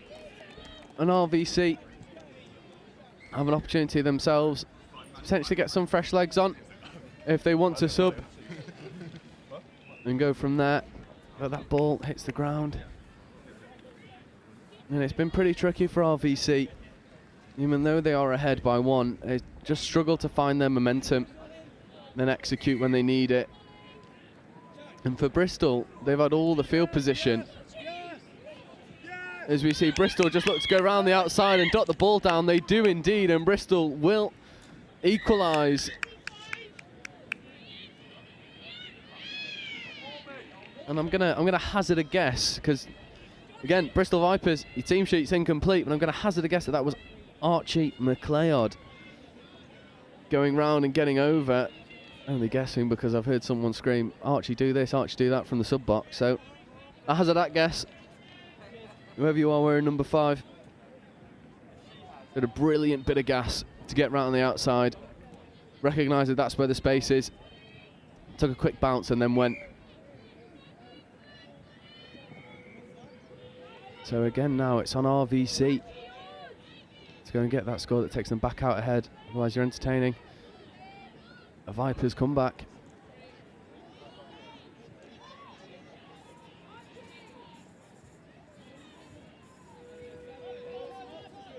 The touch. Just to roll the ball back to the 7, quite literally. As we see, a good bit of core skills. That is 5th And number 9, Butterworth, in motion, looking to just get to the try line. He does indeed, and that's the difference that Gas can make. Butterworth just recognises that there's a mismatch out on that wing, and then goes and executes. There wasn't really much on. He is the only player out there, but doesn't need any help. And gets over pretty easily. And RVC extend their lead back out to 1 and retain that lead. Fraser, the optimism about the weather is still going strong. No, I'm wet. I'm wet in my head. I'm soaking wet. I'm ready. It's a good touch coming in from RVC. And Bristol just need a little bit of structure now. Need someone to go and get that dump in pretty clean. That's better. A little bit static. Not a lot on. That pass goes though. Needs to go to the wing as well, or go himself. He does go himself, and there will be another score. And Bristol go and equalise. It is 3 tries apiece. And again, I hear the cries of "Nice Johnny," so I'm going to imagine that that's Jonathan Hancock getting over for the score.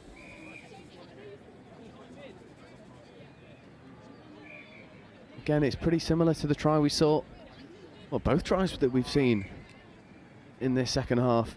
Prior to that, just Gas around the outside, recognising where the space is, where the mismatches are, where the opportunity is, and then having the ability and knowledge to go and execute. But for Bristol, you've got to shut down this man, and they can't. And once again, Richard Butterworth just sticks the gas on, goes round and through a couple players, and that will be the big task for Bristol in this second half, is how do you shut down Richard Butterworth. As you see, just receives the ball back, and then see you later, little show and go. And it's pretty straightforward for RVC in that respect. Just give it to the gas man, and he'll go and make you pay. There is Sasha Lever involved in stuff again. Not quite happening though. Hancock has to take the ball back.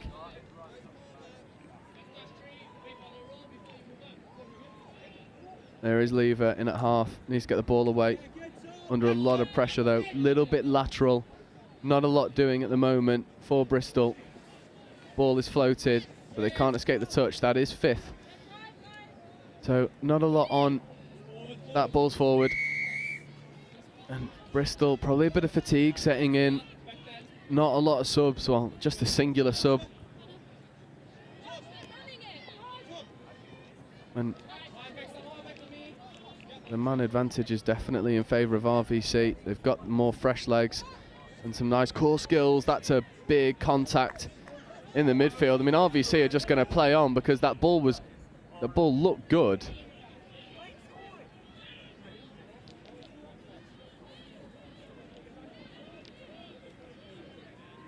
I'm a bit confused by the call there because the ball was away before the contact, but he's been told to go and take the touch back, even though I thought the winger could have just run through and put the ball down. So RVC. Oh, nice wraparound play. Again, it's just those core skills, and they work it to the wing really well. But unfortunately, Hannah Williams, that ball was above her head, couldn't quite reel it in. But again, RVC showing what they can do in open play.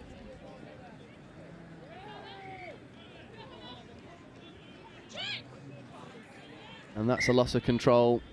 So that'll be turnover, and RVC will have another opportunity.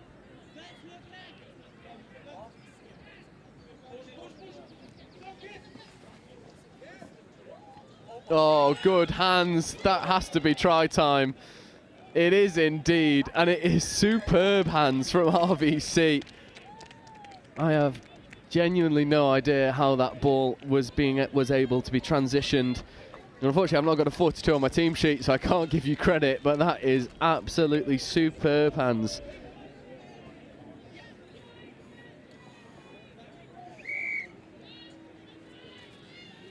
And RVC extend their lead out to 2 with a little over 2 minutes left to play. And it seems like it's going to ask a little bit too much of this Bristol team to come back into it, but there is still time. Just in these areas of the pitches, they need to go and execute. There's Lever. Back to Lever. That is try time. And I said it might be out of their grasp. Well, Sasha Lever, the ball was certainly in her grasp.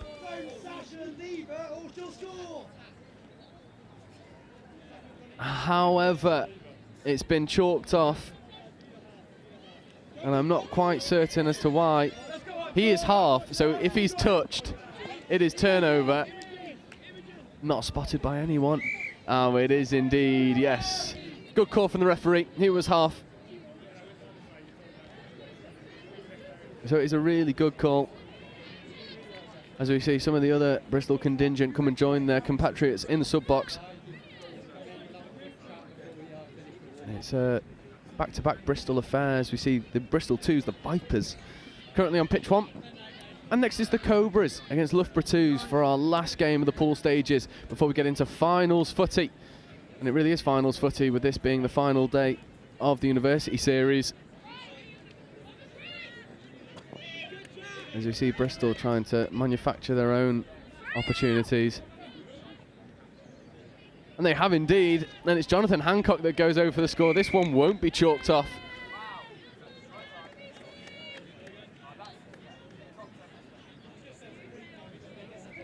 And it's just a lovely disguised little check-off. I believe it's from Archie McLeod to Jonathan Hancock.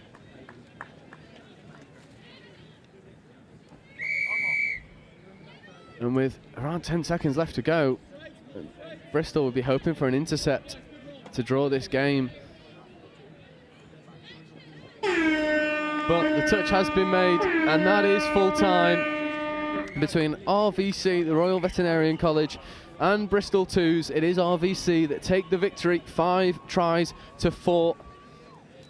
Bristol really did grow into that game. RVC just had a bit too much pace, and you can't help but feel like if Bristol had more than one sub, the fatigue might not have played as much of a part, and they maybe could have taken that one. But it's a good affair.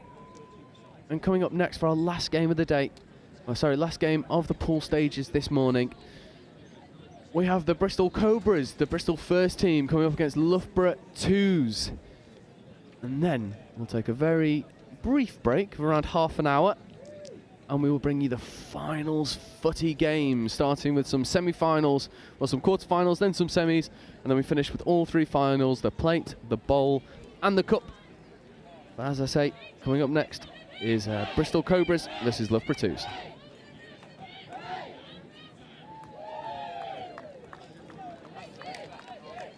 This event would not be what it is without all of the hundreds of volunteers that are here at Riverside and at Highfields. And I'm here with Helen, one of our amazing volunteers. Helen, what made you volunteer for the Touch World Cup? So I previously volunteered for the Commonwealth Games, which were in Birmingham. And I live in Beeston, right here on the doorstep. So when I heard that this was coming, I thought it was an ideal opportunity to volunteer somewhere local. Never seen Touch before, don't know anybody associated with it. But I've done a couple of days here so far and absolutely love it. It's a fantastic sport to watch. And what kind of things have you been doing in your volunteering role here at the World Cup? So kind of thrown in at the deep end to start off with, because I was on scoring to start with, putting the scores up on the scoreboards at Highfields. Having never seen a touch game before, that was quite a challenge, but I learned quickly. And then with the sunshine out yesterday, I was out on volunteer welfare, going around and making sure the volunteers are all nicely hydrated in the good weather that we've got. It's fantastic to have people like you down at the sport, and with this being your very first exposure to touch, it's quite incredible. Would you recommend it for someone going forwards in terms of coming down and getting involved in the sport? Absolutely. It's amazed me how fast it is, how competitive it is, how fit everybody is, and there's a really fantastic atmosphere. You know, there's lots of friendly rivalry between the teams, and yeah, it's a great event to either come and watch or to come and take part in. Well, we really appreciate people like you coming and making these events such an incredible experience. So thank you so much. I think accounting and finance has become much more about risk and much more about being able to manage the unknowns. The finance business partner role of today is nothing like the 5-year from now finance business partner role. It's in technology, in intelligent sort of automation. Means that accounting and finance really has to focus on adding value and adding value for money more than anything.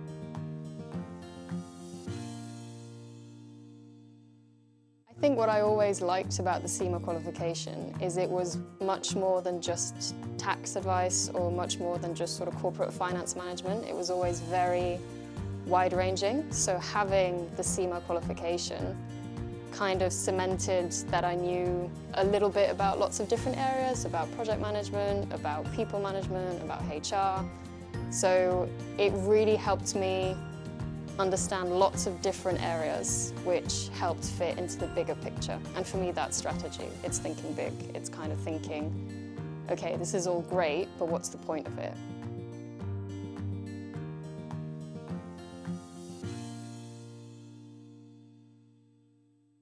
It was the first time in my life that I was studying something that I'd actually be doing at work the next day. I'd never had that connection between work and study before.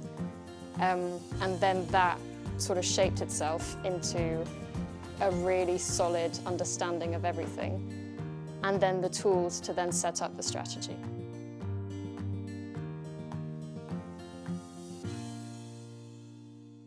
Are you interested in careers in finance and business? If so, come and follow us on Instagram and TikTok to find out more about SEMA's CGMA qualification. SEMA Early Careers UK is your one-stop shop for all things finance and business with SEMA. We're going to share job opportunities, career insights, employability advice, success stories from SEMA members, events, competitions, and much, much more. So follow us today, SEMA Early Careers UK on TikTok and Instagram.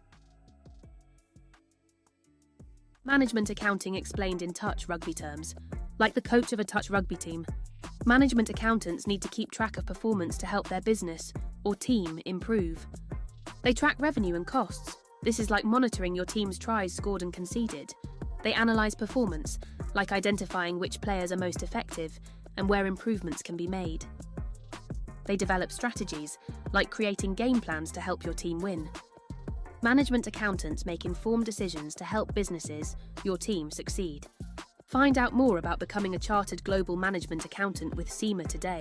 So I instantly noticed on the day that I was told that I'd passed my final exam that I almost had an element of stature about my position within the company. I almost felt like overnight that my career prospects were more certain because I was able to prove that I had the intelligence and the work ethic to achieve the SEMA qualification. Skills that you learn and will enable you to flourish in any role in any country in the world. My name's Craig Masterson and I am a SEMA member. My graduate experience in global procurement and at the time global real estate finance was a real kickstarter for my financial career. I realised I wanted to work as a management accountant in an industry company. It just made sense that SEMA was the qualification for me to choose to study in order for me to enable that career.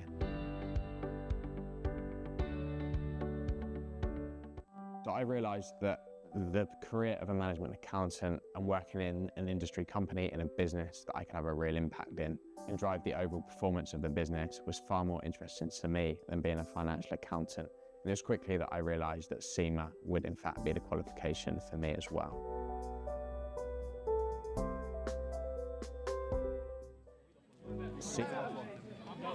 Players and officials, stand by.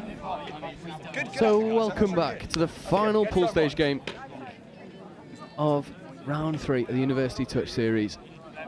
It is the Bristol Ones, the Cobras, versus Loughborough Twos.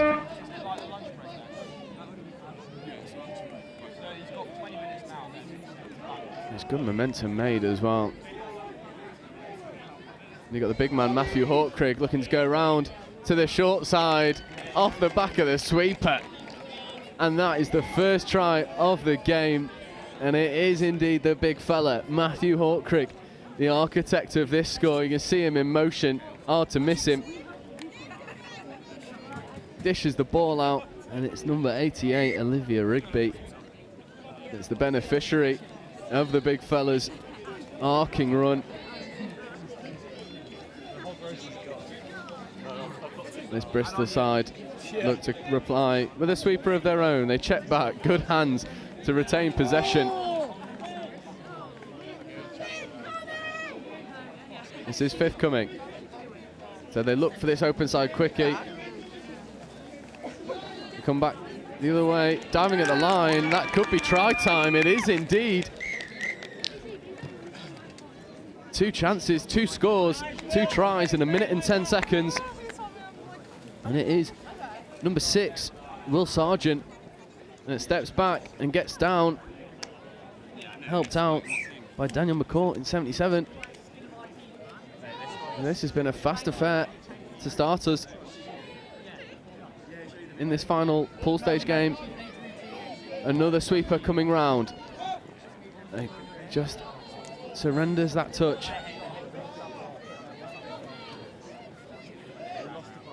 .32 short, wrapping players on. They dive at the line, and that'll be another score. It's a lovely hard line hit from the link. It's number 68 for Loughborough 2's Hannah Wilford. It gets over. It's Ewan Morrish, I think, who dished that ball off. And Wilford gets the score, and so far it is not a case of the defences being on top, it's a case of both attacks firing. There's another doggies opportunity to just gas to the line, doesn't quite happen. Now Sargent takes the ball back.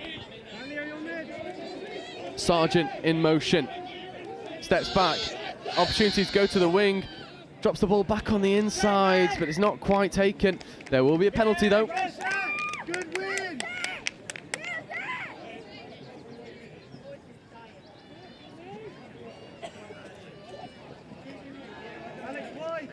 Sargent, McCourt, back to Sargent, step back. Oh, it's rinse and repeat. Absolutely rinse and repeat for Will Sargent. There's another right foot step and gets underneath. And we'll see it here. It's again McCourt back to Sargent. There's the right foot step. See you later. And it's as easy as you like. And this is what we've been after this morning. Some great opportunities, and the big man's in motion again. Hawkrig, however, that ball just goes to floor. Matt asking the question of if the players were onside. Ref deems that they were. It's good momentum carried. Lloyd Dafford gets that ball away well. Back to Lloyd Dafford. Sargent, McCourt. Dafford in at half, but McCourt doesn't want to take touches, wants to make meters. This is 5th coming. Dafford. Sargent scooping, stepping, looking to go long, goes through the gap. There's 2 options, he finds them, and it is 41. Jasmine Warrow gets over for that score. And once again, it's Sargent orchestrating, pulling strings, being the difference maker. And we have had 5 tries in under 5 minutes in this first half. Good pace and meters made from Bibby Pulls.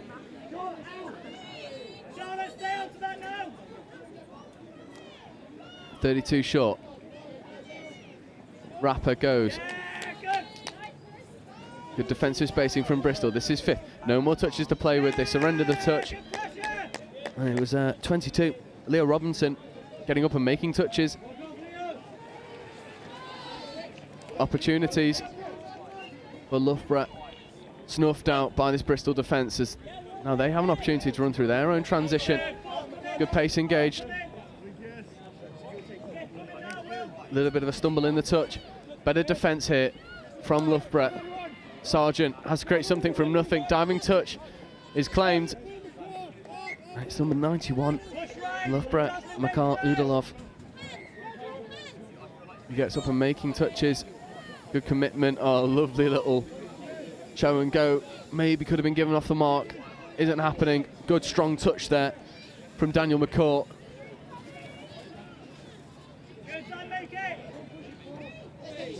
That's 3. Good hands. 32 short coming. Diving at the line. Is that try time? This is the announcement for the referees. Could Will Cullen make their way to field 4? That's Will Cullen to field 4.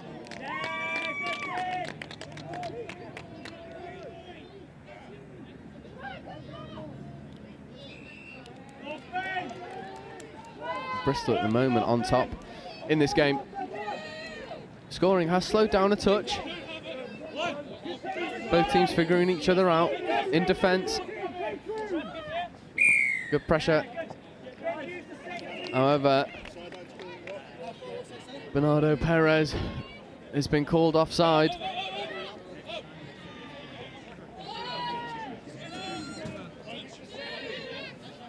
Good touches coming in from Loughborough. They need a little bit of momentum. You might find that from a good defensive shutout. However, Bristol are pretty confident in their ability to attack. They come back over to the short side. Opportunities to go long. It's battered down, so that'll be 6 more. Good defensive intervention. However, Bristol still have possession. Is Lloyd Dafford looking to run the link punish? There is Dafford. Steps back. Puts the ball down. Just asking the question.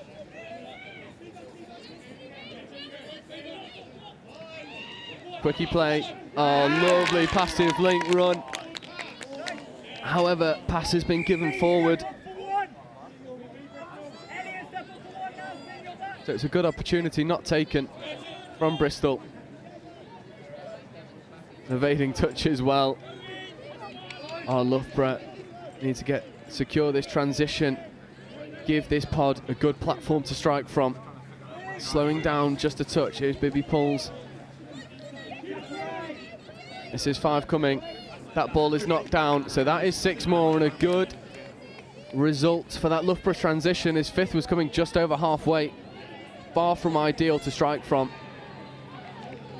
But now they'll have a repeat set to go and get to the line, have a couple strikes. Hawkrig in at half. Here is Hawkrig, 98. 32 short. Back to Hawkrig. Looks to put the ball down. Touch is made. However, offside penalty.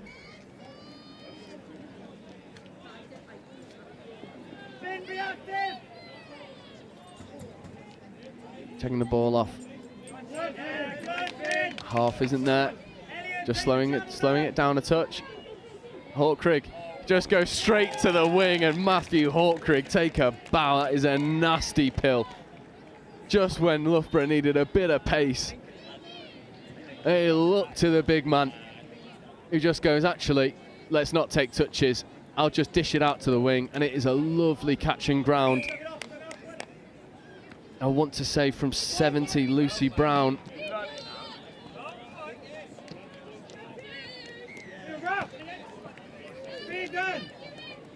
Oh, good hands from Bristol. A couple offside players, looks to go through. Now they're onside.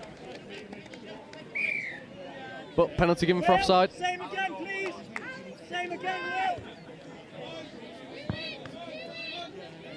Quickie, this is where Sargent's a nightmare. Checks the ball back off on the inside, but a really good shot from 68, Hannah Wilford. Denies that opportunity. Here is Sargent, evading touches. Back to Sargent, there's the right foot step. Oh, little shoulder shimmy. Tries to get underneath. Matched by the defensive prowess of Udalov. Sargent. And that will be half-time at 3 tries apiece. It has been a wonderful first half between this Bristol side and the Loughborough twos. Both teams with bags of quality. Matthew Hawkrig at the heart of 2 of the Loughborough 2 scores. And that man, Will Sargent, becoming the orchestrator for Bristol Cobras.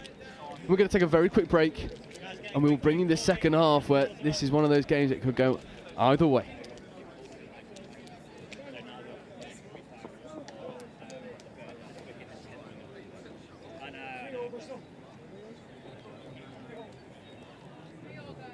So I started on the graduate scheme, and as part of that, you do different placements in different teams, and you look after different sort of traditional roles in accounting and finance.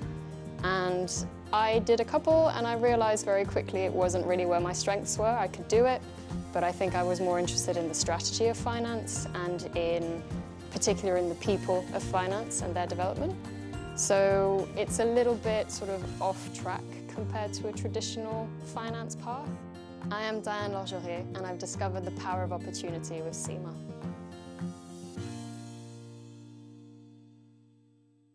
The CGMA designation has a really wide-ranging breadth of subjects, and that's so valuable because it gives you that expertise and that credibility across a variety of different topics, and that means that in any industry that you go into, you'll already have an inkling of what to expect and you'll already know what the climate is like. It also provides you with a mindset for innovation, and that mindset for innovation means that you're ready to take on any challenge and to shape the future and how it will look like.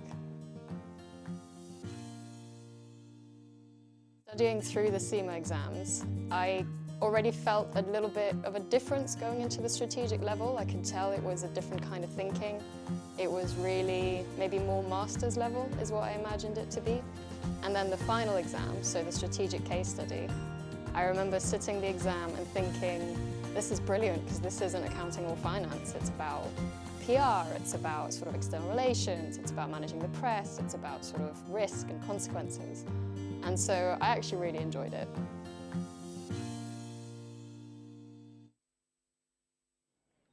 So both teams are ready to get back underway in this second half, just waiting for the hooter to initiate play. This game is 3 tries. Players and officials, stand by. This game is 3 tries apiece between the Bristol Cobras and Loughborough Twos.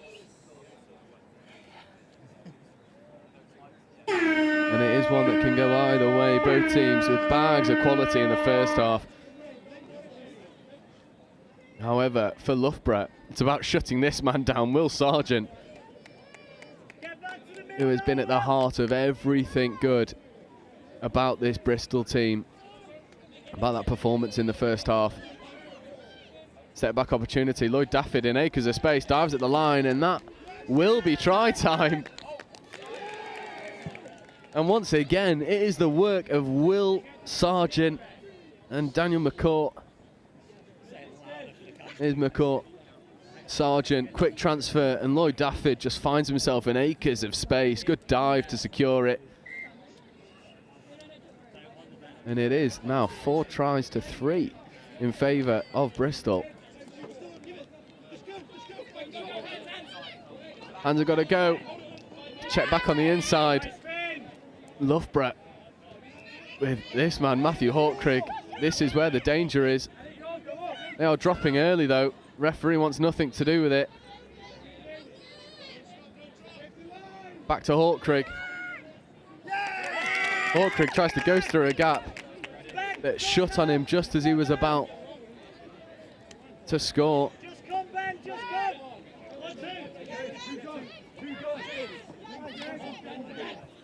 And they do force the turnover, so Loughborough will have another go at it. Hawkcrig checks off. Hawkcrig in motion again. Core skills of this Loughborough team are on full display at the moment. Hawkcrig in at half, looking at Hayes. Dive goes, that could be try time, not given.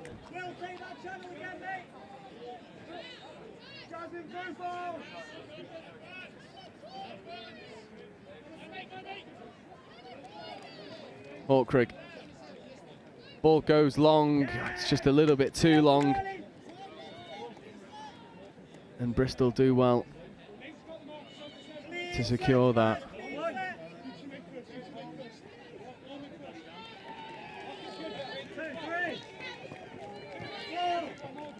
And Loughborough will look to put some pressure on this transition, try and force an error from Bristol. This is 5th coming. Scooping opportunity, passing around the shooters pretty effectively. Lloyd Dafford takes the touch. Matt Hawkcrig though up in the passing lanes, making good decisions, making touches. Hawkcrig skips out the front runner, goes straight out the back. There is Hawkcrig again. Just giving this Loughborough team so much momentum. Udalov checks away. Good pace, Udalov. That ball goes. Here is Udalov looking to scoop. Gives the pass, however, that's given a loss of control just when Loughborough seem to unlock this Bristol defence and equalise. There's a slight error in that roll ball.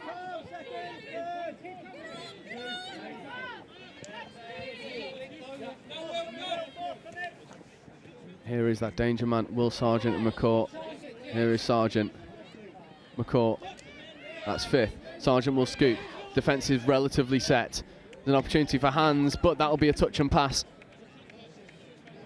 Jasmine, get across! Jasmine, get across!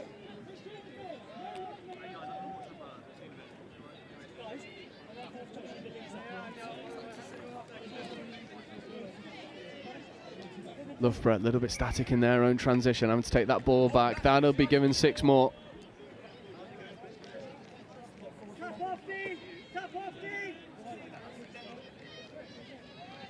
They look to drive. There's Perez having to take the ball back again, losing a little bit of momentum. Checking the ball off, maybe one too many. Just need someone who's going to go. There's a 32. Perez, a little bit late to the wrap. Perez scoops. He's offside, surely. Yeah, offside penalty. Well spotted from the referees. One of those midfield defenders never made it back 7. 32. Wrap goes to Perez. If they phase it, is an opportunity. But that pass leaves a lot to be desired.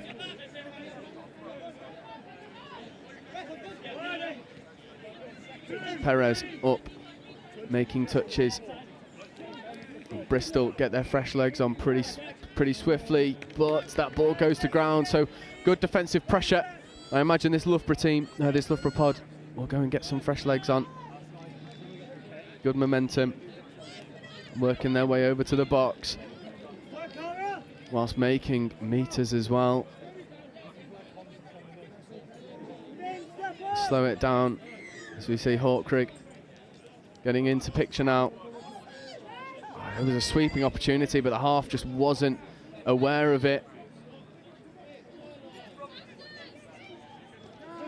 Good shot there from the Bristol wing. Loughborough struggling to find momentum in attack. Half's a little bit static, a little bit slow. Ball's on the floor for a bit too long, and Bristol are able to deal with the threats quite efficiently. You see Lloyd Daffyd. It's his 5th coming. Lloyd platforms for Will Sargent. That's 6 more. Bristol with a brilliant gain with around 3.5 minutes left to go in this second half. Scoring has certainly slowed down. Both teams have figured out their defensive frailties. But Loughborough going to need to defend this man, Sargent. Here is Sargent with Daffyd in at half. Sargent, Daffyd, back to Sargent. Long ball goes. Oh, it's put into a really good area. The winger's just a little bit too deep to go and get the ball. Good footwork to evade the first touch. And again, Loughborough passing round the shooters relatively well. They need a little bit more momentum. Here's Udalov. Checks the ball back on the inside. That's a really good dump as well. This will be 5th. It is, and it's super static. And that is half court. So this Loughborough 2's team have just slowed down their transition a little bit too much. It's become a bit too easy here for Bristol. And Bristol are just riding their momentum, trying to get some strikes to the line if they can. It's a really good touch and dump. Bristol are able to pass away from the pressure. This is 5th. Scoop comes. Ball goes flat at the line and then goes long on. If that ball was caught, it would have been one of the tries of the game. Unfortunately, doesn't quite connect, and Loughborough currently are at the mercy of the inaccuracies from Bristol. However, this transition is really static and there's not a lot of momentum, and that might be loss of control. No, it isn't. They do get a reprieve. They get the penalty with 90 seconds left on the clock.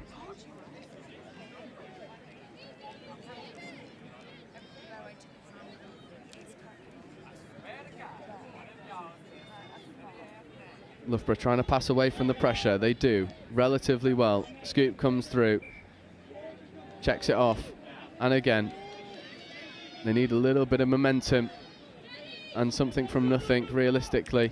Looks to dive at the line, ball doesn't go. And if Bristol are smart about this final minute, they should be able to see this game out, or potentially go and secure the victory with a score down the other end. That's an off-the-mark penalty. So a really good result for Loughborough. They're going to need to get these fresh legs on quickly. You see the movement happening from the Loughborough sub-box. But these fresh legs aren't coming as fast as they need them to. Perez looking to dive at the line, ball goes unfortunately to ground, and with 20 seconds left, that should be all she wrote in this final pool stage game. And barring any silly errors from Bristol, they will see out this game relatively comfortably and secure the victory. The hooter will go any moment. It does indeed. The ball goes to ground, but it doesn't matter. That is full time. And Bristol take the win, 4-3 over Loughborough 2s, who first half was fast and frenetic. Second half slowed down just a little bit. Both defences found their footing, but it was indeed the Bristol Cobras and that try from Lloyd Dafford that makes the difference. And that brings us to a close for these morning pool stage games. We will be back with you for the afternoon games, and they will start at 1 o'clock, and it will be Surrey Stags. I'm still waiting to figure out who they'll be playing in the plate quarter-final, followed by the cup quarter-final, and then rinse and repeat until the last 3 games, which will be the plate final, the ball final, and the cup final. We will see you at 1 o'clock.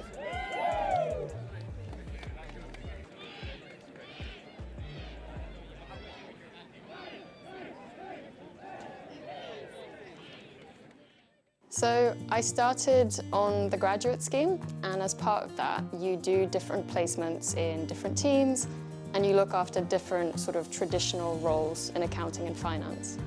And I did a couple, and I realized very quickly it wasn't really where my strengths were. I could do it, but I think I was more interested in the strategy of finance and in particular in the people of finance and their development. So it's a little bit sort of off track compared to a traditional finance path. I am Diane Lorgerier, and I've discovered the power of opportunity with CIMA.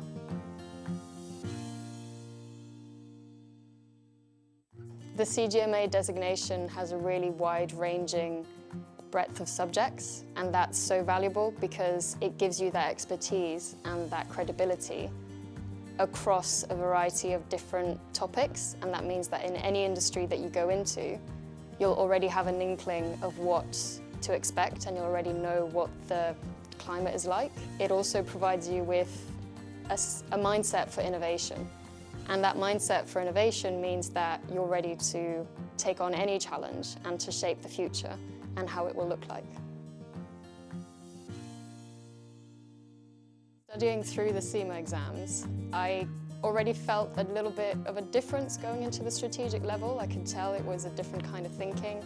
It was really maybe more master's level is what I imagined it to be. And then the final exam, so the strategic case study, I remember sitting the exam and thinking, this is brilliant because this isn't accounting or finance. It's about PR, it's about sort of external relations, it's about managing the press, it's about sort of risk and consequences. And so I actually really enjoyed it. This event would not be what it is without all of the hundreds of volunteers that are here at Riverside and at Highfields. And I'm here with Helen, one of our amazing volunteers. Helen, what made you volunteer for the Touch World Cup? So I previously volunteered for the Commonwealth Games, which were in Birmingham, and I live in Beeston, right here on the doorstep. So when I heard that this was coming, I thought it was an ideal opportunity to volunteer somewhere local. Never seen touch before, don't know anybody associated with it, but I've done a couple of days here so far and absolutely love it. It's a fantastic sport to watch. And what kind of things have you been doing in your volunteering role here at the World Cup? So kind of thrown in at the deep end to start off with, because I was on scoring to start with, putting the scores up on the scoreboards at Highfields. Having never seen a touch game before, that was quite a challenge, but I learned quickly. And then with the sunshine out yesterday, I was out on volunteer welfare, going around and making sure the volunteers are all nicely hydrated in the good weather that we've got. It's fantastic to have people like you down at the sport, and with this being your very first exposure to touch, it's quite incredible.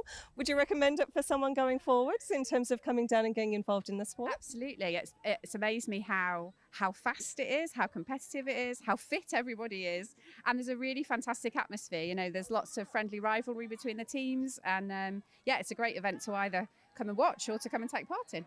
Well, we really appreciate people like you coming and making these events such an incredible experience. So thank you so much. I think accounting and finance has become much more about risk and much more about being able to manage the unknowns. The finance business partner role of today is nothing like the 5-year from now finance business partner role. It's in technology, in intelligent sort of automation. Means that accounting and finance really has to focus on adding value and adding value for money more than anything.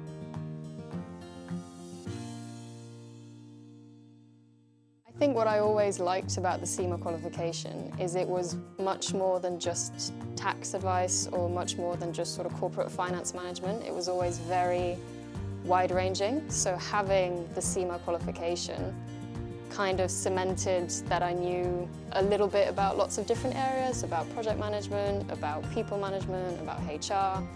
So it really helped me understand lots of different areas which helped fit into the bigger picture. And for me, that's strategy. It's thinking big. It's kind of thinking, okay, this is all great, but what's the point of it?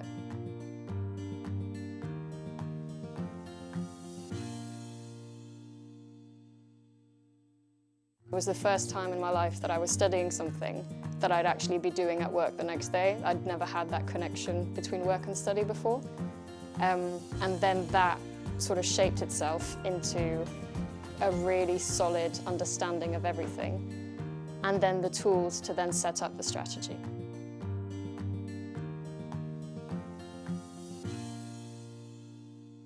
Are you interested in careers in finance and business? If so, come and follow us on Instagram and TikTok to find out more about CIMA's CGMA qualification. CIMA Early Careers UK is your one-stop shop for all things finance and business with CIMA. We're going to share job opportunities, career insights, employability advice, success stories from CIMA members, events, competitions, and much, much more. So follow us today, CIMA Early Careers UK on TikTok and Instagram. Management accounting explained in touch rugby terms. Like the coach of a touch rugby team, management accountants need to keep track of performance to help their business or team improve. They track revenue and costs. This is like monitoring your team's tries scored and conceded. They analyse performance, like identifying which players are most effective and where improvements can be made. They develop strategies, like creating game plans to help your team win. Management accountants make informed decisions to help businesses, your team, succeed. Find out more about becoming a chartered global management accountant with CIMA today. So I instantly noticed on the day that I was told that I'd passed my final exam that I almost had an element of stature about my position within the company. I almost felt like overnight that my career prospects were more certain because I was able to prove that I had the intelligence and the work ethic to achieve the CIMA qualification. Skills that you learn and will enable you to flourish in any role in any country in the world. My name's Craig Masterson and I am a CIMA member. My graduate experience in global procurement and at the time global real estate finance was a real kickstarter for my financial career. I realised I wanted to work as a management accountant in an industry company. It just made sense that CIMA was a qualification for me to choose to study in order for me to enable that career.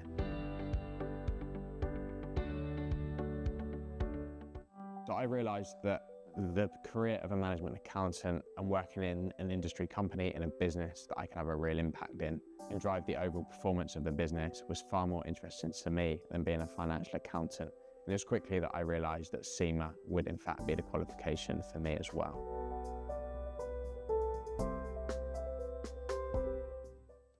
CIMA taught me the methodical approach to problem solving, which enables me to apply myself in any given business situation that I find myself in. And one of the key benefits to me of studying CIMA that I've noticed within the real world environment is that I'm able to take a look at the bigger picture, approach it from a more holistic approach, and ensure that I put a plan in place that will enable me to reach the goal of that particular task or project.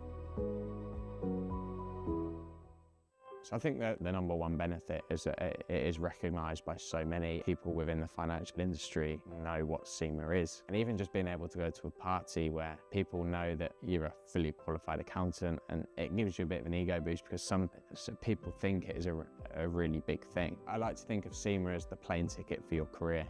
And then it's up to you to go on that journey, get new experiences, learn new things, and really make your career what it is. So I started on the graduate scheme, and as part of that, you do different placements in different teams, and you look after different sort of traditional roles in accounting and finance. And I did a couple, and I realized very quickly it wasn't really where my strengths were. I could do it, but I think I was more interested in the strategy of finance and in particular in the people of finance and their development. So it's a little bit sort of off track compared to a traditional finance path. I am Diane Lorgerier, and I've discovered the power of opportunity with CIMA.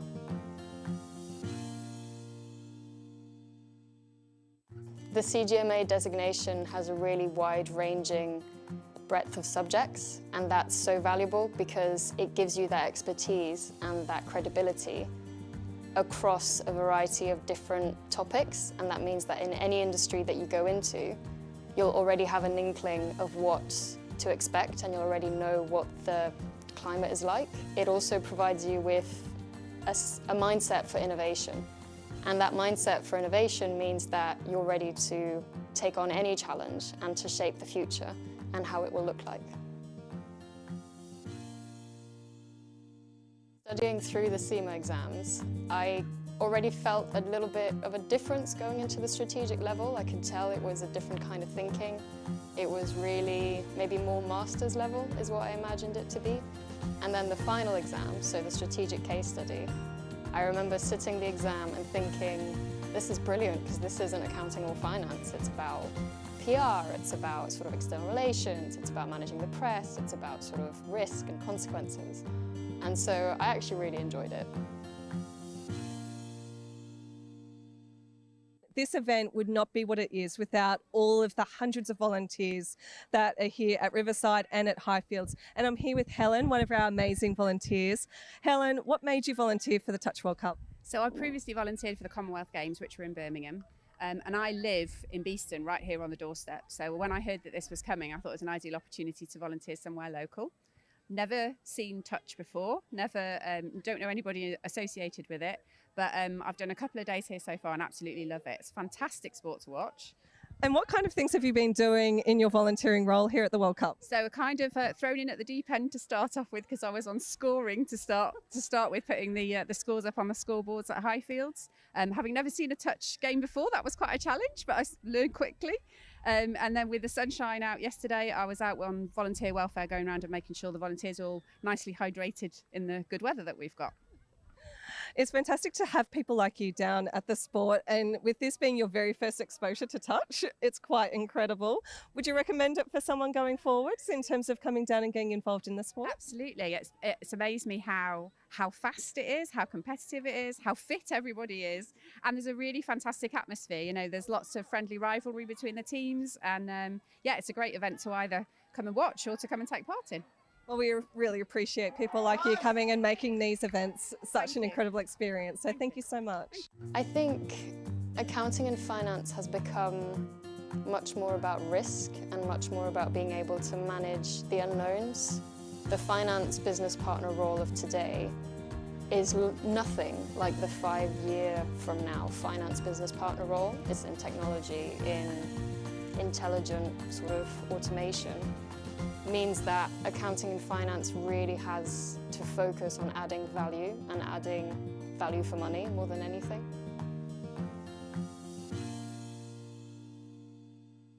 I think what I always liked about the CIMA qualification is it was much more than just tax advice or much more than just sort of corporate finance management. It was always very wide-ranging. So having the CIMA qualification kind of cemented that I knew a little bit about lots of different areas, about project management, about people management, about HR. So it really helped me understand lots of different areas which helped fit into the bigger picture. And for me, that's strategy. It's thinking big. It's kind of thinking, okay, this is all great, but what's the point of it?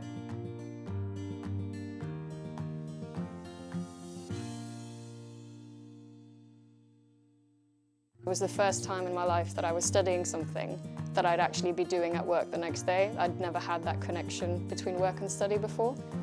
And then that sort of shaped itself into a really solid understanding of everything, and then the tools to then set up the strategy.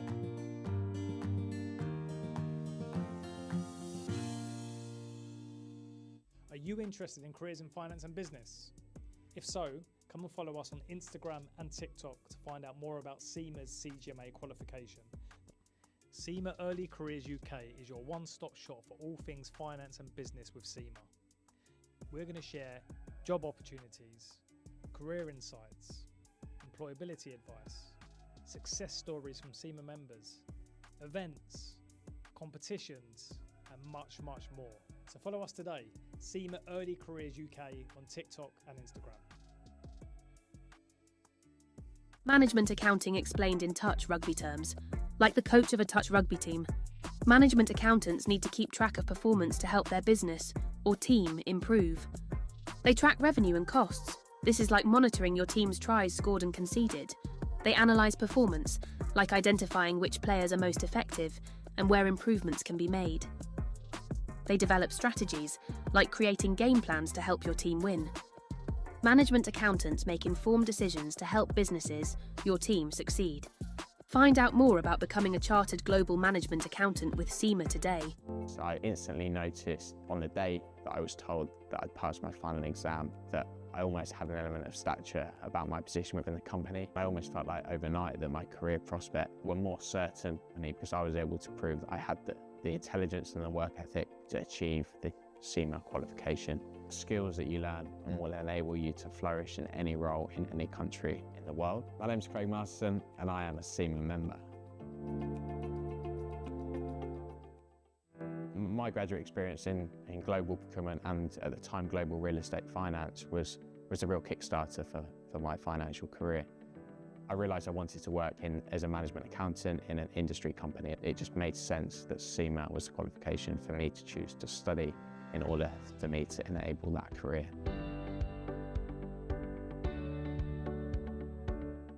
So I realised that the career of a management accountant and working in an industry company in a business that I could have a real impact in and drive the overall performance of the business was far more interesting to me than being a financial accountant.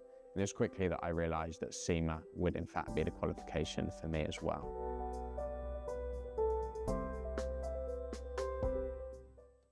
CIMA taught me the methodical approach to problem solving, which enables me to apply myself in any given business situation that I find myself in. And one of the key benefits to me of studying CIMA that I've noticed within the real world environment is that I'm able to take a look at the bigger picture, approach it from a more holistic approach, and ensure that I put a plan in place that will enable me to reach the goal of that particular task or project.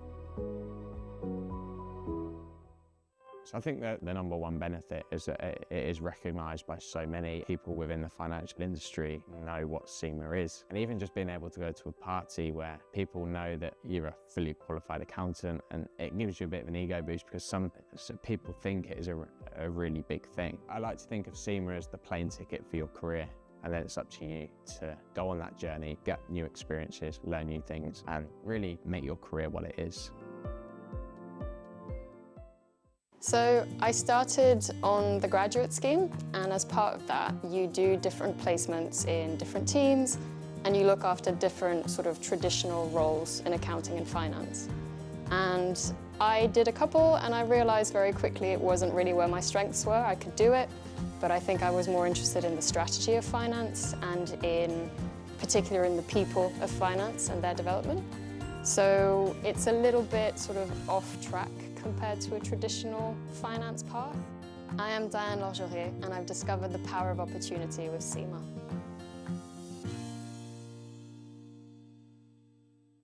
The CGMA designation has a really wide-ranging breadth of subjects, and that's so valuable because it gives you that expertise and that credibility across a variety of different topics, and that means that in any industry that you go into, you'll already have an inkling of what to expect, and you'll already know what the climate is like. It also provides you with a mindset for innovation, and that mindset for innovation means that you're ready to take on any challenge and to shape the future and how it will look like.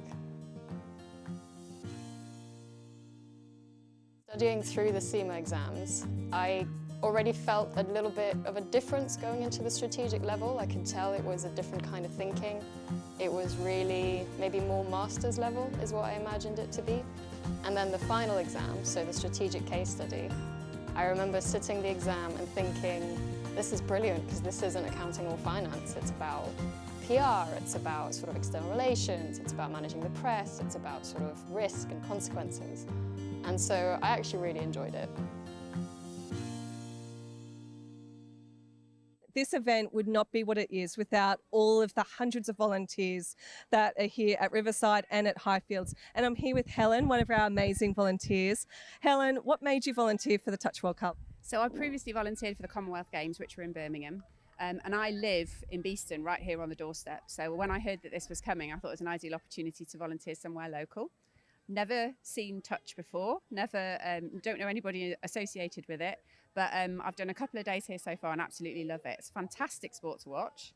And what kind of things have you been doing in your volunteering role here at the World Cup? So kind of thrown in at the deep end to start off with because I was on scoring to start with, putting the scores up on the scoreboards at Highfields. Having never seen a touch game before, that was quite a challenge, but I learned quickly.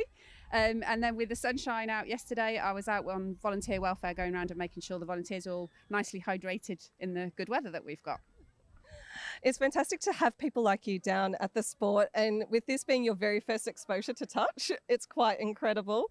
Would you recommend it for someone going forwards in terms of coming down and getting involved in the sport? Absolutely. It's amazed me how fast it is, how competitive it is, how fit everybody is, and there's a really fantastic atmosphere. You know, there's lots of friendly rivalry between the teams, and yeah, it's a great event to either come and watch or to come and take part in. Well, we really appreciate people like you coming and making these events such an incredible experience. So thank you so much. I think accounting and finance has become much more about risk and much more about being able to manage the unknowns. The finance business partner role of today is nothing like the 5-year from now finance business partner role. It's in technology, in intelligent sort of automation. Means that accounting and finance really has to focus on adding value and adding value for money more than anything.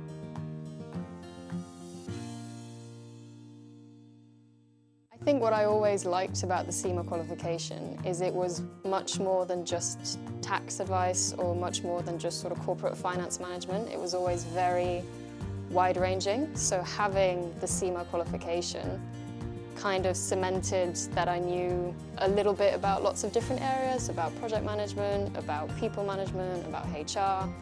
So it really helped me understand lots of different areas which helped fit into the bigger picture. And for me, that's strategy. It's thinking big. It's kind of thinking, okay, this is all great, but what's the point of it?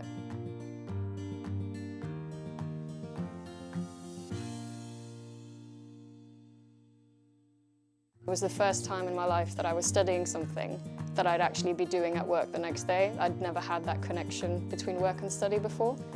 And then that sort of shaped itself into a really solid understanding of everything, and then the tools to then set up the strategy.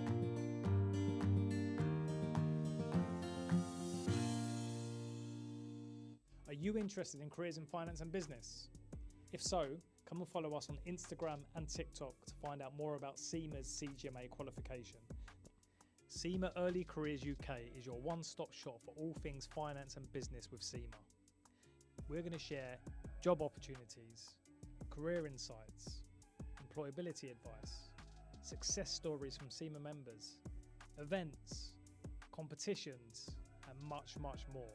So follow us today, CIMA Early Careers UK on TikTok and Instagram. Management accounting explained in touch rugby terms. Like the coach of a touch rugby team, management accountants need to keep track of performance to help their business or team improve.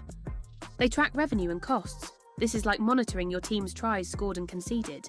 They analyse performance, like identifying which players are most effective and where improvements can be made. They develop strategies, like creating game plans to help your team win. Management accountants make informed decisions to help businesses, your team, succeed. Find out more about becoming a chartered global management accountant with CIMA today.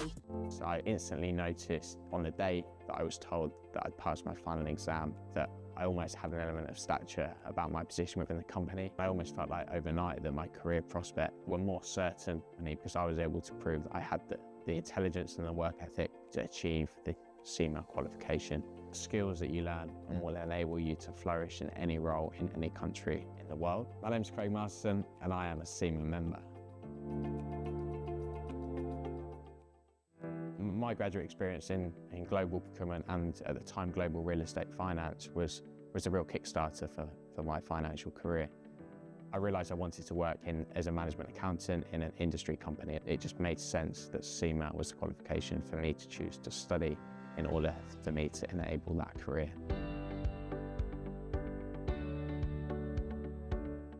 So I realised that the career of a management accountant and working in an industry company in a business that I could have a real impact in and drive the overall performance of the business was far more interesting to me than being a financial accountant. And it was quickly that I realised that CIMA would in fact be the qualification for me as well.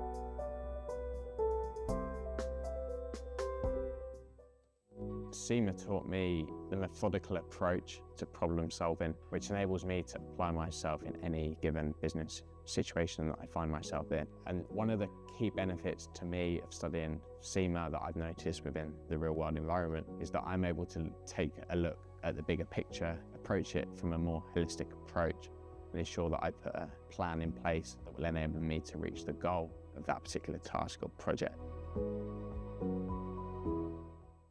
So I think that the number one benefit is that it is recognised by so many people within the financial industry know what CIMA is. And even just being able to go to a party where people know that you're a fully qualified accountant, and it gives you a bit of an ego boost because some people think it is a really big thing. I like to think of CIMA as the plane ticket for your career. And then it's up to you to go on that journey, get new experiences, learn new things, and really make your career what it is. So I started on the graduate scheme, and as part of that, you do different placements in different teams, and you look after different sort of traditional roles in accounting and finance. And I did a couple, and I realized very quickly it wasn't really where my strengths were. I could do it, but I think I was more interested in the strategy of finance and in particular in the people of finance and their development. So it's a little bit sort of off track compared to a traditional finance path. I am Diane Lorgerier, and I've discovered the power of opportunity with CIMA.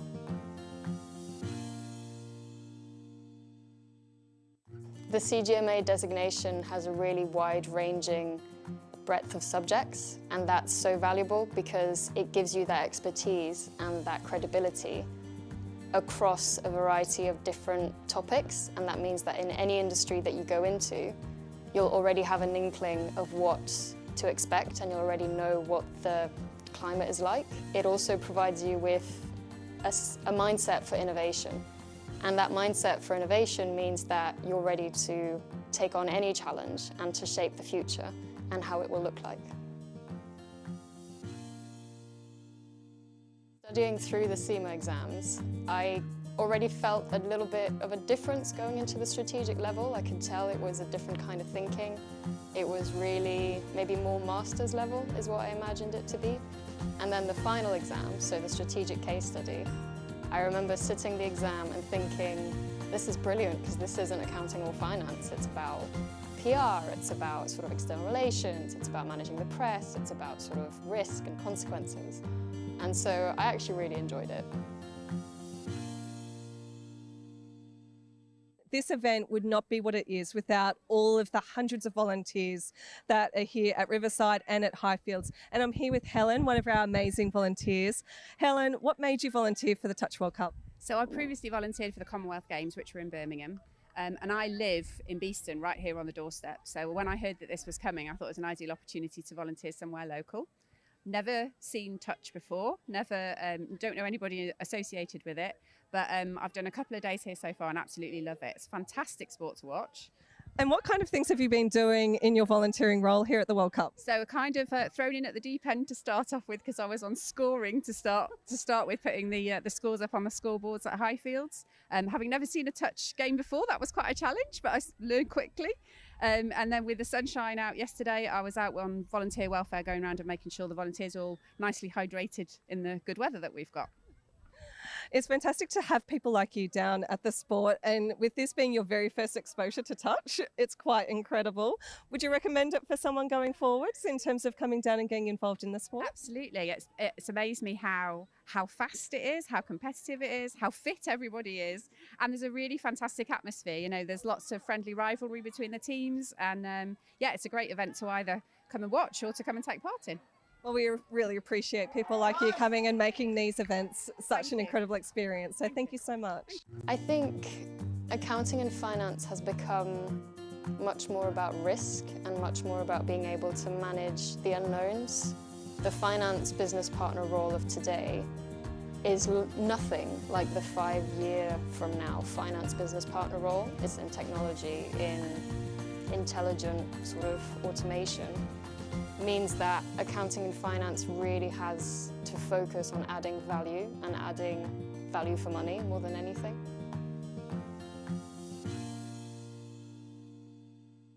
I think what I always liked about the CIMA qualification is it was much more than just tax advice or much more than just sort of corporate finance management. It was always very wide-ranging. So having the CIMA qualification kind of cemented that I knew a little bit about lots of different areas, about project management, about people management, about HR. So it really helped me understand lots of different areas, which helped fit into the bigger picture. And for me, that's strategy. It's thinking big. It's kind of thinking, okay, this is all great, but what's the point of it?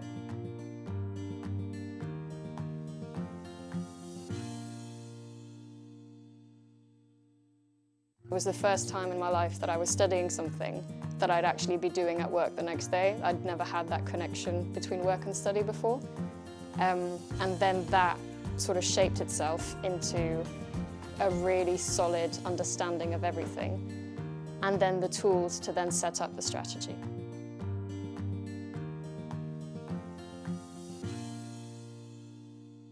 Are you interested in careers in finance and business? If so, come and follow us on Instagram and TikTok to find out more about CIMA's CGMA qualification. CIMA Early Careers UK is your one-stop shop for all things finance and business with CIMA. We're going to share job opportunities, career insights, employability advice, success stories from CIMA members, events, competitions, and much, much more. So follow us today, CIMA Early Careers UK on TikTok and Instagram. Management accounting explained in touch rugby terms. Like the coach of a touch rugby team, management accountants need to keep track of performance to help their business or team improve. They track revenue and costs. This is like monitoring your team's tries scored and conceded. They analyse performance, like identifying which players are most effective and where improvements can be made.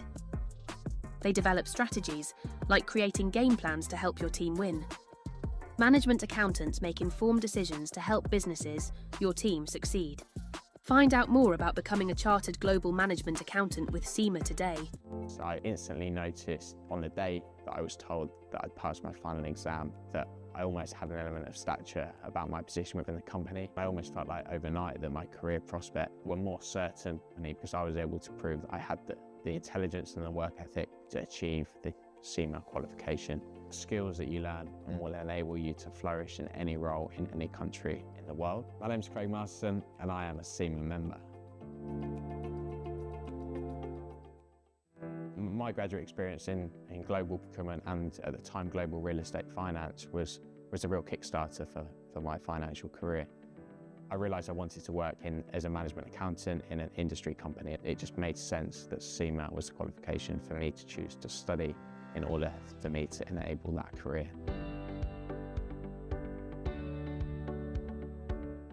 So I realised that the career of a management accountant and working in an industry company in a business that I could have a real impact in and drive the overall performance of the business was far more interesting to me than being a financial accountant.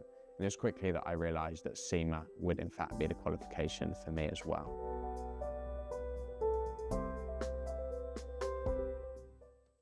SEMA taught me the methodical approach to problem solving, which enables me to apply myself in any given business situation that I find myself in. And one of the key benefits to me of studying SEMA that I've noticed within the real world environment is that I'm able to take a look at the bigger picture, approach it from a more holistic approach, and ensure that I put a plan in place that will enable me to reach the goal of that particular task or project. So I think that the number one benefit is that it is recognised by so many people within the financial industry know what SEMA is. And even just being able to go to a party where people know that you're a fully qualified accountant, and it gives you a bit of an ego boost because some people think it is a really big thing. I like to think of SEMA as the plane ticket for your career. And then it's up to you to go on that journey, get new experiences, learn new things, and really make your career what it is. So I started on the graduate scheme, and as part of that, you do different placements in different teams, and you look after different sort of traditional roles in accounting and finance. And I did a couple, and I realized very quickly it wasn't really where my strengths were. I could do it, but I think I was more interested in the strategy of finance and in particular in the people of finance and their development. So it's a little bit sort of off track compared to a traditional finance path. I am Diane Lorgerie, and I've discovered the power of opportunity with SEMA. It was the first time in my life that I was studying something that I'd actually be doing at work the next day. I'd never had that connection between work and study before. And then that sort of shaped itself into a really solid understanding of everything, and then the tools to then set up the strategy.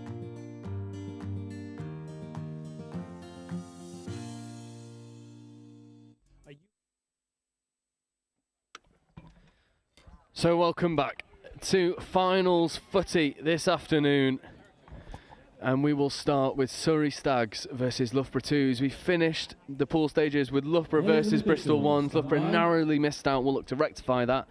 And I'm very happy to say I've got a co-commentator, and I'm joined by Duncan, who is the coach of the Edinburgh team. Duncan, how are you? I am fine. Lovely day for it. Yeah, it's stunning. It's stunning. And I've been joking all round saying that actually the University Touch Series Rite of Passage feels like it should be played in horrible weather, and we've had 3 rounds of perfect weather for touch. And it'd be Loughborough looking to go over early, and it is this dangerous pod. You see the big man Matthew Hawkrig out there at link at the moment, in motion on the sweeper. Won't be surprised if this is a step back. It is indeed.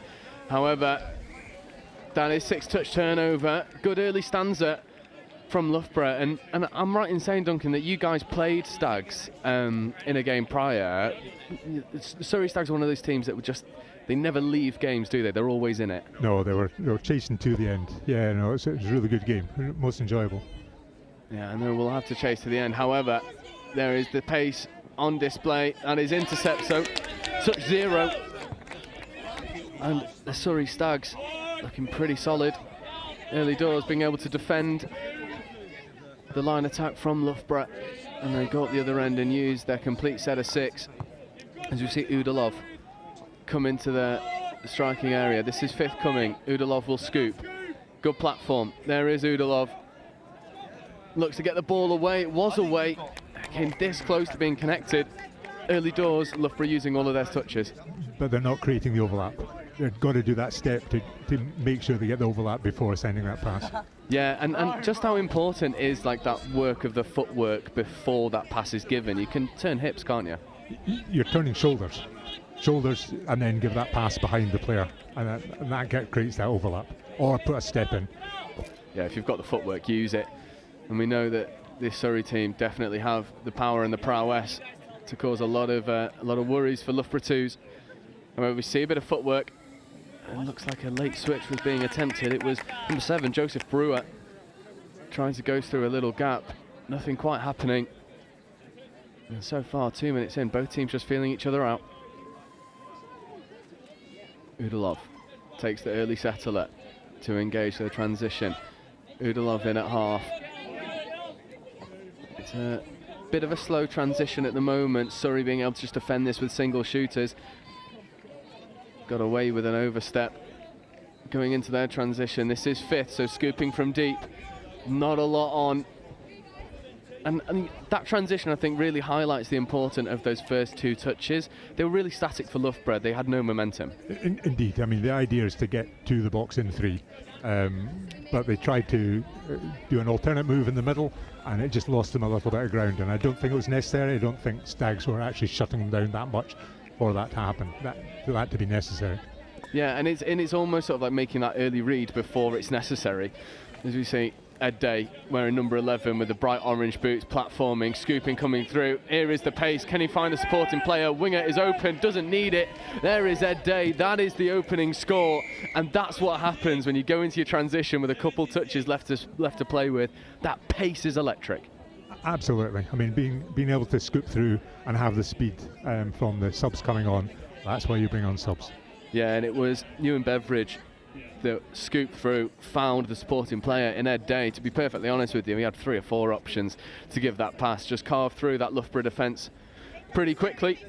But as we've seen, Loughborough will go hard right to the very end, especially when this man's on the ball. Matthew Hawkrigg, 98, is not far away from his kilos at the moment, as he tells me he's the lightest he's been in a long time. As you see the sweeper coming round on the link, mismatch opportunity, and the ball goes over, and Matthew Hawkrigg decides, oh, well, I see you, Surrey Stags, I'll do one better. That was a well-worked move. The sort of double wrap that was happening in the middle, the defence didn't read it, didn't react to it well enough.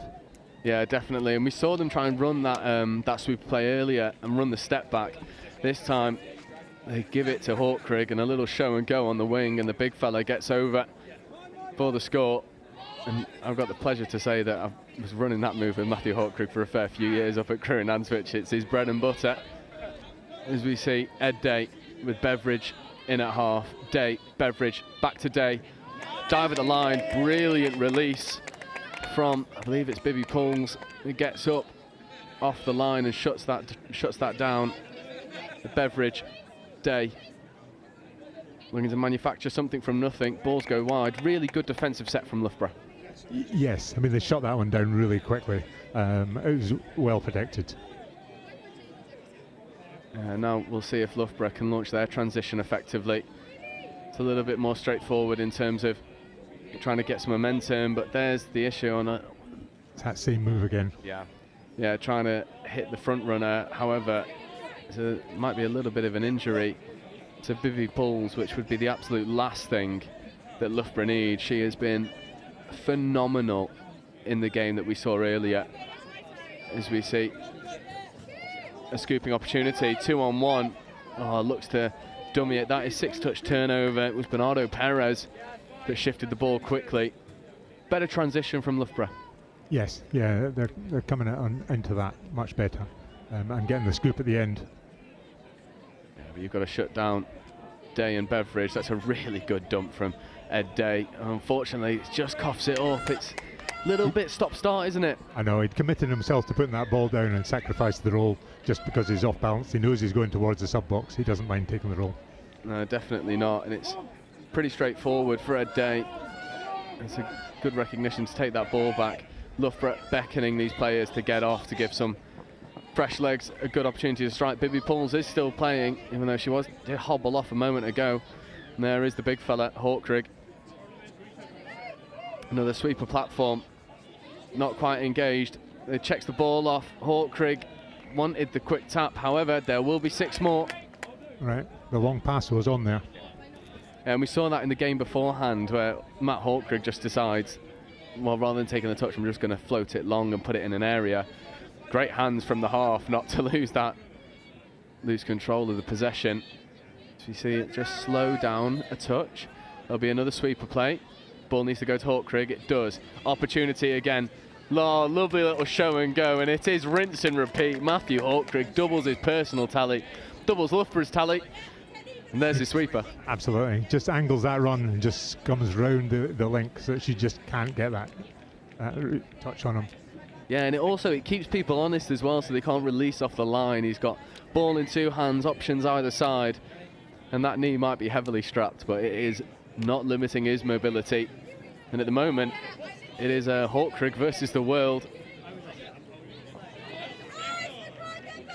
But Loughborough now have to defend the dangerous Ed Day and Beveridge. There is Day. Quickie play, Beveridge, back to Day. Options long, doesn't go. Good footwork, however matched. It was the defensive prowess of Udalov. Day. Beveridge picks up, long ball's on. It's a good ball, but it's just asking a little bit too much of the winger. Good endeavour though. She needed longer hands. Yeah, you need a wingspan of an albatross to go and get that one in. Doesn't quite happen. Oh, but Loughborough get the penalty in their transition, so starting to problem solve their transition, are they? Yes, they're working on it. I don't know who's in the box that's giving that instruction, but that's where it comes from. Yeah, and you'll know from a coach's perspective, when you're in a quite close game, a tightly run affair, how important is that ability to identify problems and fix them on the fly mid-game? I think it's essential. The players that are on there need to come off and need to rest. They don't need to be coming off and then thinking of tactics. So having someone that just sort of helps advise on that is crucial. Yeah, and Loughborough are doing a really good job of that at the moment, but there was an opportunity for a link sweeper a moment ago that wasn't taken, so now they've got to create something from nothing. And a half-decent result, killing this ball in their near box side, making Surrey go the full width of the field. But it's good defensive pressure from Loughborough. Yeah, they've closed this one down. Yeah, this is second touch. Third coming, and they forced a turnover. So Loughborough started slow and have really grown into this first half. Indeed. I mean, Surrey are playing well with just 2 boys in the mids and doing lots of quickie plays and then quickies at the end. But if Loughborough expand it a bit more. Yeah, it is really positive, and we've got around 30 seconds left to play in this first half, and you can't help but think that they might get the ball, try and get the ball to Hawkrigg, however. Oh, yeah, so it's a little bit more nuanced than that. So Brendan, the on-pitch ref at the moment, has penalised Loughborough because they were entering and exiting beyond their sub-box, which is, I've not seen that called outside of the Touch World Cup in England before. So that is a really niche call, but a valid spot from Brendan. And that unfortunate loss of control will bring us to a close in this first half. And then Loughborough have 1 foot in the plate semi-final. 2 tries to 1 over Surrey Stags. And I'll pose to you a couple questions. From Surrey's perspective, what needs to change, if anything, to cut this deficit down? I think the quickie play that they're doing in the middle is tying in Loughborough, and they're coming in tight to actually defend that, which then leaves the wings open. The wings must be open, and then you need to be able to get those passes out to the wingers, not over their heads, and get them into hands. And the wingers need to just hold that 10-degree distance back. That allows them to run onto that ball and then catch it at speed and score. Yeah, definitely. It's that level of depth is so important. And then for Loughborough, you're a try up. you've left a couple opportunities out there. You've problem solved well in terms of your transition. Is it just a case of more of the same, or are there areas that Loughborough could also improve on? I think tightness up on some of the ruck balls, getting the ball away from the ground, not overstepping. So there's a couple of times where they're trying to get that half step beyond, and all they're doing is losing momentum. They need to take that touch, definitely get the ball down and get the half in and get the ball away. Yeah, definitely. And for me, what I'm seeing from a Loughborough perspective is when they get to that 7, they're really potent and they have a lot of options. When those first 2 touches, if they turn the ball over in the midfield, when those first 2 touches are slow, it's like they're trying to overcompensate, which is what is leading to those oversteps and having to come back to the touch. It's a really fine line to walk. It is, and when you get to this level, it becomes fine lines. It becomes those little small things of how quickly you can do a certain move. Players and officials, this is your 1 minute warning. Players and officials, 1 minute. We have 1 minute until the start of this second half, so it gives me a nice opportunity to run us through some of the games that will be coming. At the moment, in the other plate quarter-finals, it's Manchester versus Durham, Exeter 3s versus Oxford, and Bristol 1s versus Leeds. For me, I'm looking at potentially Durham, Exeter and Bristol to go through there, but enough about the plate. 35 minutes past 1, and I'm really looking forward to this. It is Exeter 1s, the Hurricanes, versus Birmingham 1s, and it's so difficult to see anyone other than Exeter sort of running away with this cup competition. I know Birmingham have wanted that game for a while. They back their athleticism to go and cause some issues. Players and officials, stand by. So we are at the beck and call of the hooter to get us back underway, where Surrey Stags, notably without Vince Parker unfortunately injured in the last round, which is one of the big talking points about Surrey, are a try down. However, Brewer looking to dive at the line, 5th touch.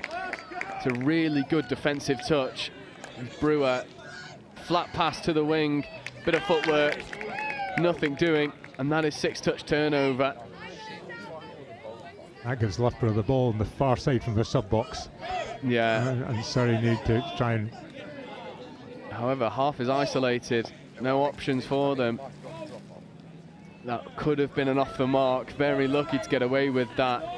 This is 4th coming, so now this is 5th coming. They need a good platform, good footwork to get around the initial press and then try and go around the outside. There's a foot race to the corner, but well covered, and now they've got to create something from nothing.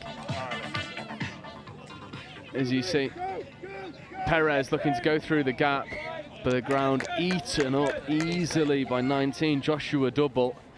And that's what I think we mean about this Loughborough transition. When those first 2 touches aren't great, overcompensating, having to come back, and now look, Surrey Stags can just get up to the box on 1. Indeed, yeah. They're attacking that winger on that far side. Yeah, as we see Surrey, 3 touches forthcoming. Ed Day. Beveridge in at half. No touch, so that's turnover ball. And Loughborough on top at the moment in defence, just need to secure this transition. That's a bit of a cheeky one, foot in the ruck. Not given. This is 3, so forthcoming. Yeah, really good footwork again from Bibby Pools. This is 5th. Stepping, footwork, switches, good manipulation. Ball goes flat to the line, Bibby Pools reels it in. However, that is a touch and pass. So Stags doing a really good job at nullifying that strike move just by holding space, not biting on those switches. Indeed, yes. Loughborough need to learn not to run at the defender. They need to learn to just run to the side, and they're getting held up, and that's pushing, that's delaying the ball getting down. Yeah, definitely, and the physicality level is just creeping up a little bit as well. I think there's a little bit of frustration coming from both sides of the ball. But passes like that won't help either, stunting a little bit of momentum. As you see, Stags look to roll into their own transition. That's his 5th, scooping from deep. However, there's the gas, there's the gaps. Can he find the spare man? He does indeed, and that is ball down. That is 2 tries apiece. And Joseph Brewer just switched through the gears, shifted up quickly. And for the first time, Surrey's transition just cuts Loughborough open. Absolutely, it just became a lot slicker. And that's the benefit of having someone like Joseph Brewer who can just go put the pace on, cut through a gap pretty quickly. And we are back to all square, 3.5 minutes into this second half. That's a really nice platform. Opportunities to go round the outside. Couple offside players. Referee waves play on. That will be try time. And for me, a brilliant bit of play. Also a brilliant bit of refereeing. That was well done. And it became a lot more slicker.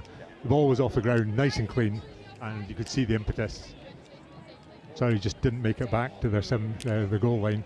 Yeah, and it was William Connor, and you can see on the replay, Surrey Stag's not happy with that decision, but for me, pretty good.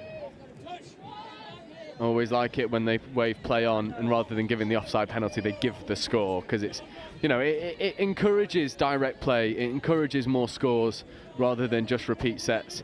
However, Ed Day and Beveridge are going to look to rectify that. Ed Day gets underneath, that feels pretty good. Not given, it's matched by Bernardo Perez getting off the line.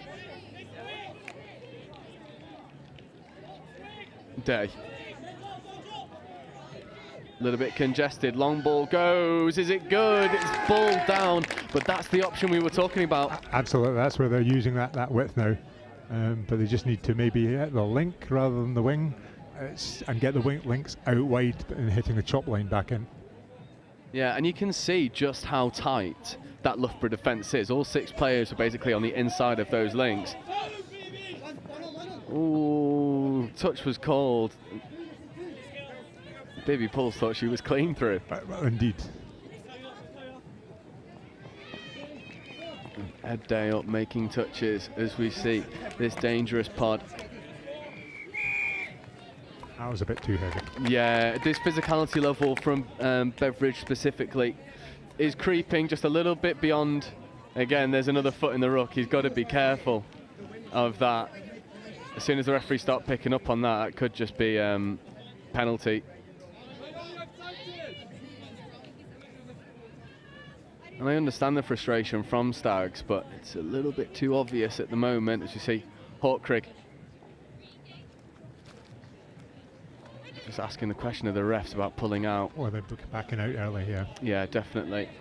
32s. Hawkrig. Flat ball to the wing. Can she finish? Yes, she can. That looks pretty good.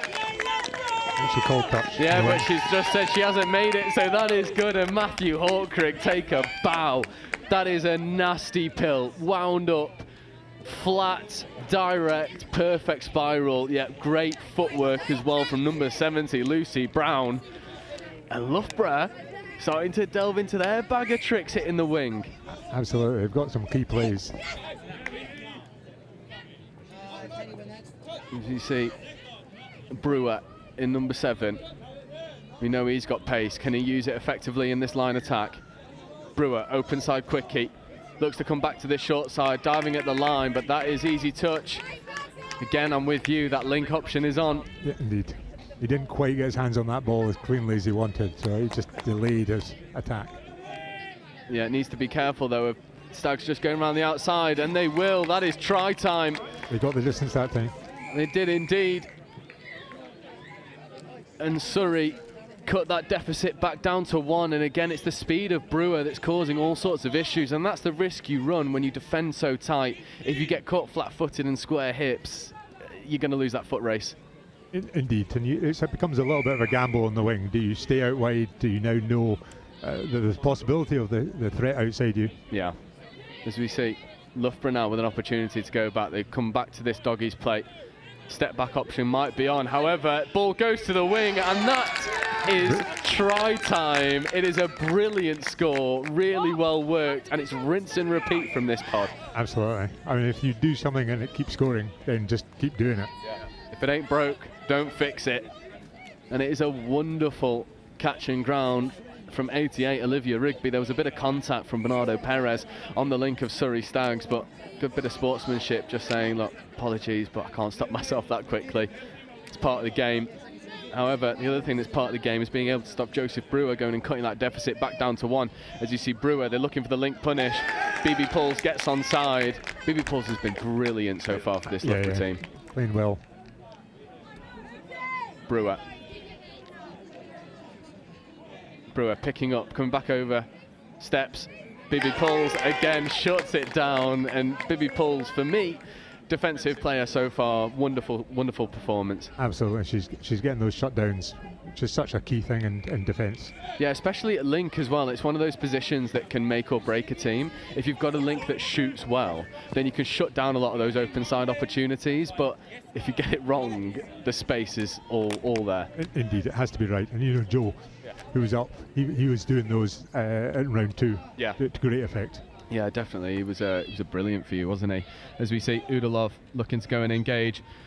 Ball goes to the wing. Just defence was back and set, wasn't it? There wasn't a lot of options on.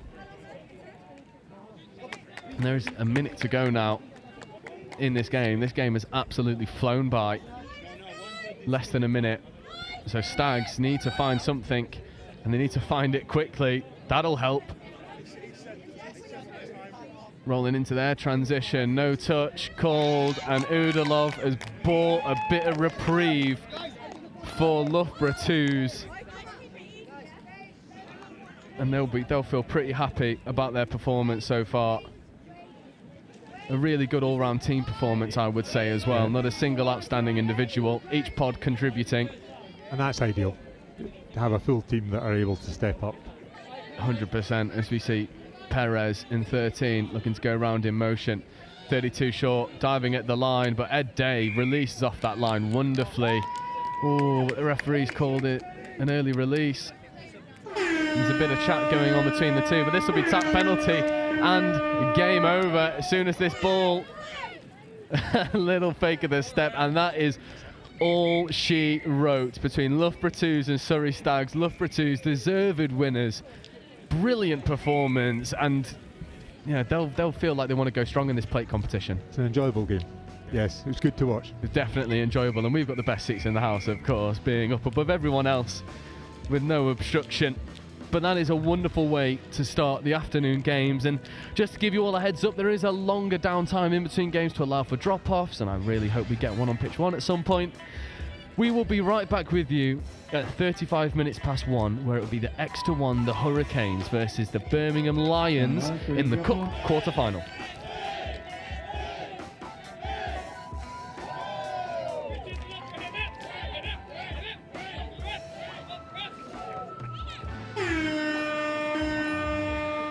I think accounting and finance has become much more about risk and much more about being able to manage the unknowns. The finance business partner role of today is nothing like the 5-year from now finance business partner role. It's in technology, in intelligent sort of automation. Means that accounting and finance really has to focus on adding value and adding value for money more than anything.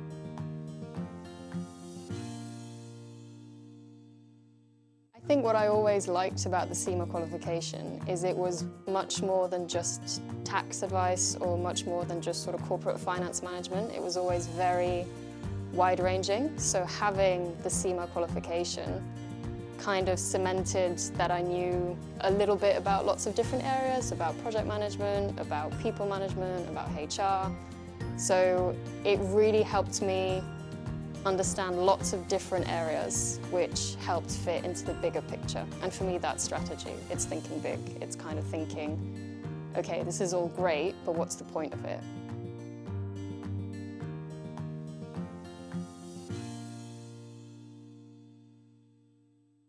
It was the first time in my life that I was studying something that I'd actually be doing at work the next day. I'd never had that connection between work and study before. And then that sort of shaped itself into a really solid understanding of everything, and then the tools to then set up the strategy.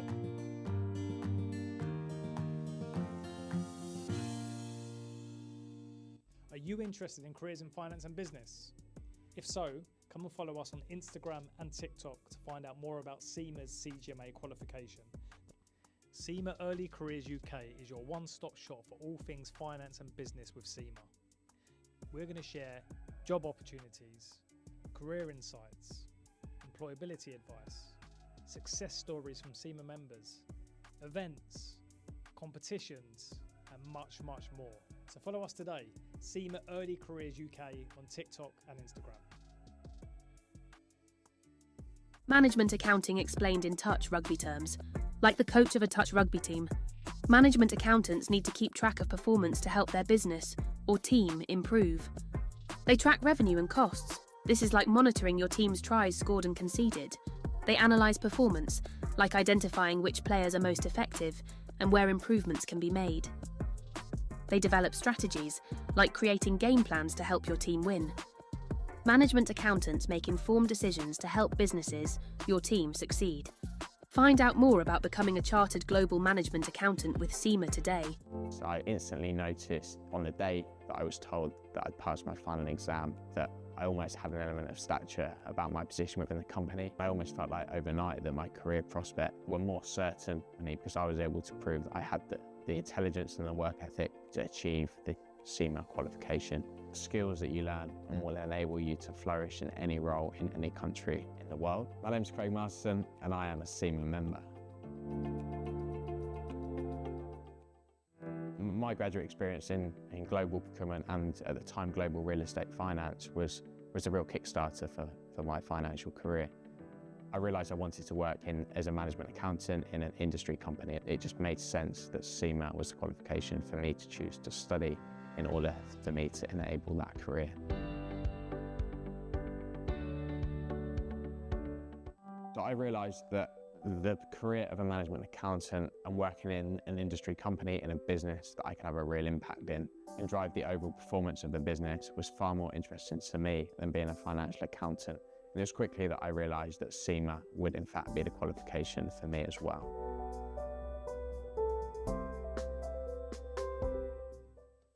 SEMA taught me the methodical approach to problem solving, which enables me to apply myself in any given business situation that I find myself in. And one of the key benefits to me of studying SEMA that I've noticed within the real world environment is that I'm able to take a look at the bigger picture, approach it from a more holistic approach, and ensure that I put a plan in place that will enable me to reach the goal of that particular task or project. So I think that the number one benefit is that it is recognised by so many people within the financial industry know what SEMA is. And even just being able to go to a party where people know that you're a fully qualified accountant, and it gives you a bit of an ego boost because some people think it is a really big thing. I like to think of SEMA as the plane ticket for your career. And then it's up to you to go on that journey, get new experiences, learn new things, and really make your career what it is. So I started on the graduate scheme, and as part of that, you do different placements in different teams, and you look after different sort of traditional roles in accounting and finance. And I did a couple, and I realized very quickly it wasn't really where my strengths were. I could do it, but I think I was more interested in the strategy of finance and in particular in the people of finance and their development. So it's a little bit sort of off track compared to a traditional finance path. I am Diane Lorgerier, and I've discovered the power of opportunity with SEMA.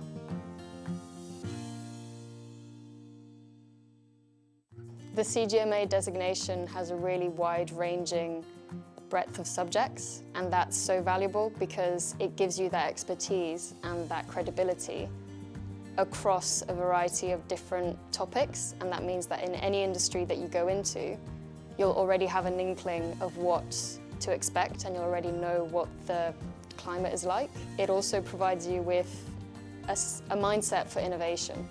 And that mindset for innovation means that you're ready to take on any challenge and to shape the future and how it will look like. Studying through the SEMA exams, I already felt a little bit of a difference going into the strategic level. I could tell it was a different kind of thinking. It was really maybe more master's level is what I imagined it to be. And then the final exam, so the strategic case study, I remember sitting the exam and thinking, this is brilliant because this isn't accounting or finance. It's about PR, it's about sort of external relations, it's about managing the press, it's about sort of risk and consequences. And so I actually really enjoyed it. This event would not be what it is without all of the hundreds of volunteers that are here at Riverside and at Highfields. And I'm here with Helen, one of our amazing volunteers. Helen, what made you volunteer for the Touch World Cup? So I previously volunteered for the Commonwealth Games, which were in Birmingham. And I live in Beeston, right here on the doorstep. So when I heard that this was coming, I thought it was an ideal opportunity to volunteer somewhere local. Never seen Touch before, don't know anybody associated with it, but I've done a couple of days here so far and absolutely love it. It's a fantastic sport to watch. And what kind of things have you been doing in your volunteering role here at the World Cup? So kind of thrown in at the deep end to start off with, because I was on scoring to start with, putting the scores up on the scoreboards at Highfields. Having never seen a touch game before, that was quite a challenge, but I learned quickly. And then with the sunshine out yesterday, I was out on volunteer welfare, going around and making sure the volunteers are all nicely hydrated in the good weather that we've got. It's fantastic to have people like you down at the sport, and with this being your very first exposure to touch, it's quite incredible. Would you recommend it for someone going forwards in terms of coming down and getting involved in the sport? Absolutely. It's amazed me how fast it is, how competitive it is, how fit everybody is, and there's a really fantastic atmosphere. You know, there's lots of friendly rivalry between the teams, and yeah, it's a great event to either come and watch or to come and take part in. Well, we really appreciate people like you coming and making these events such an incredible experience. So thank you so much. I think accounting and finance has become much more about risk and much more about being able to manage the unknowns. The finance business partner role of today is nothing like the 5-year from now finance business partner role. It's in technology, in intelligent sort of automation. Means that accounting and finance really has to focus on adding value and adding value for money more than anything.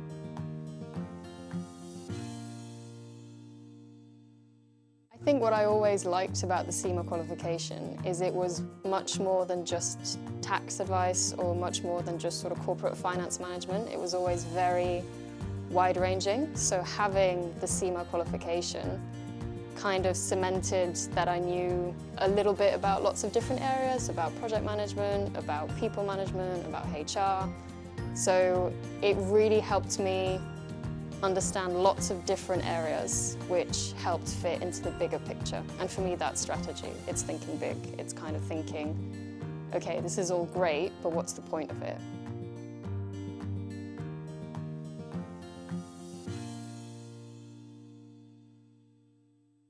It was the first time in my life that I was studying something that I'd actually be doing at work the next day. I'd never had that connection between work and study before.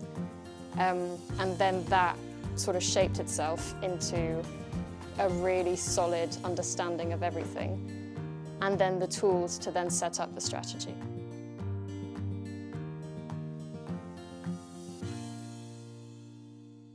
Are you interested in careers in finance and business? If so, come and follow us on Instagram and TikTok to find out more about CIMA's CGMA qualification. CIMA Early Careers UK is your one-stop shop for all things finance and business with CIMA.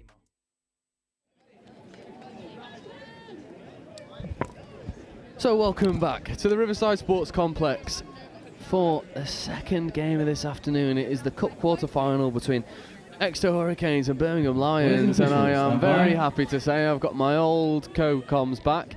Dan Powell. Dan, how are you? All right, how are you? I'm very good, I'm very good. Seems to always come back for these big cup games. I love it. I wish I had your job. I know, I wonder why. This is a big cup game as we see Exeter get us underway. The familiar figures of Archie Devlin, Josh Henderson, and 43, Matty Hawes. You see Devlin, Hawes, good covering touch. Yeah, good sliding defence there from Birmingham. Look pretty comfortable out there. Yeah, they're going to have to slide a lot more because, as we know, Exeter never stop coming at you, and you can't rely on mistakes They are few and far between. How are you seeing this one play out, Dan? Yeah, we'll see. I think Birmingham have the capacity to make this a really good game, and they've certainly fronted up really well at the start of this. Obviously, Exeter reigning champions, full of star quality. I think it'll be a tough game for them, but yeah, should be a good, entertaining game. Hopefully. Yeah, and a good marker as well for just how far Birmingham have come. The relative newcomers to this competition, and are in this in the cup draw against the reigning champions, not looking out of depth at all. And that is a lovely hole hit. If the ball stays, that would have been try time, and that's what Birmingham can do when given an opportunity. Yeah, that was great, wasn't it? A little bit of heads-up play there by Tom Pollard. Yeah, with the looping outside ball there to Meg Mellor. It was really good. Warning shots there fired as we see Exeter rooking out. But yeah, no, that's a perfect start for them, really. Yeah, and that's exactly what Birmingham will want as well, to be able to go and defend an attacking set and then go through the other end and be very close to going and converting. Exeter know that they're in for a fight here. Yeah, absolutely, as we see a little bit of scrappy play in their interchange as well here, and play breaks down. Good field position here for Birmingham. They'll be really happy with those first 3 sets. Definitely. I think that's all you could really ask for when you play against Exeter, is start strong, make sure you don't leak any early scores, and we're 2 minutes in, and vitally that Exeter tally still says 0. So we see a little bit of stagnation in Birmingham's transition. Here comes the scoop. A bit of footwork, but Anushan just says no thank you. Turnover. Absolutely, yeah, well defended there by Exeter, but good flow from Birmingham. They're moving up the pitch quite freely and looks quite good. So yeah, let's see what Exeter can do in response, as we see Cole Graham taking some space in midfield. Sophia Jelfs as well. Ben Lenori now on the ball, injecting some of his own pace. And here he is, Archie Devlin, big left foot step, 2-on-1, can they execute? Ball just goes to ground, early warning signs for Birmingham. If you get that shooter wrong, they will make you pay. Yeah, absolutely, a little bit of a let-off there for Birmingham. Exeter were asking for a repeat set, but nothing doing apparently, as unfortunately the pressure put on by Ben Lenori there means that we get a turnover.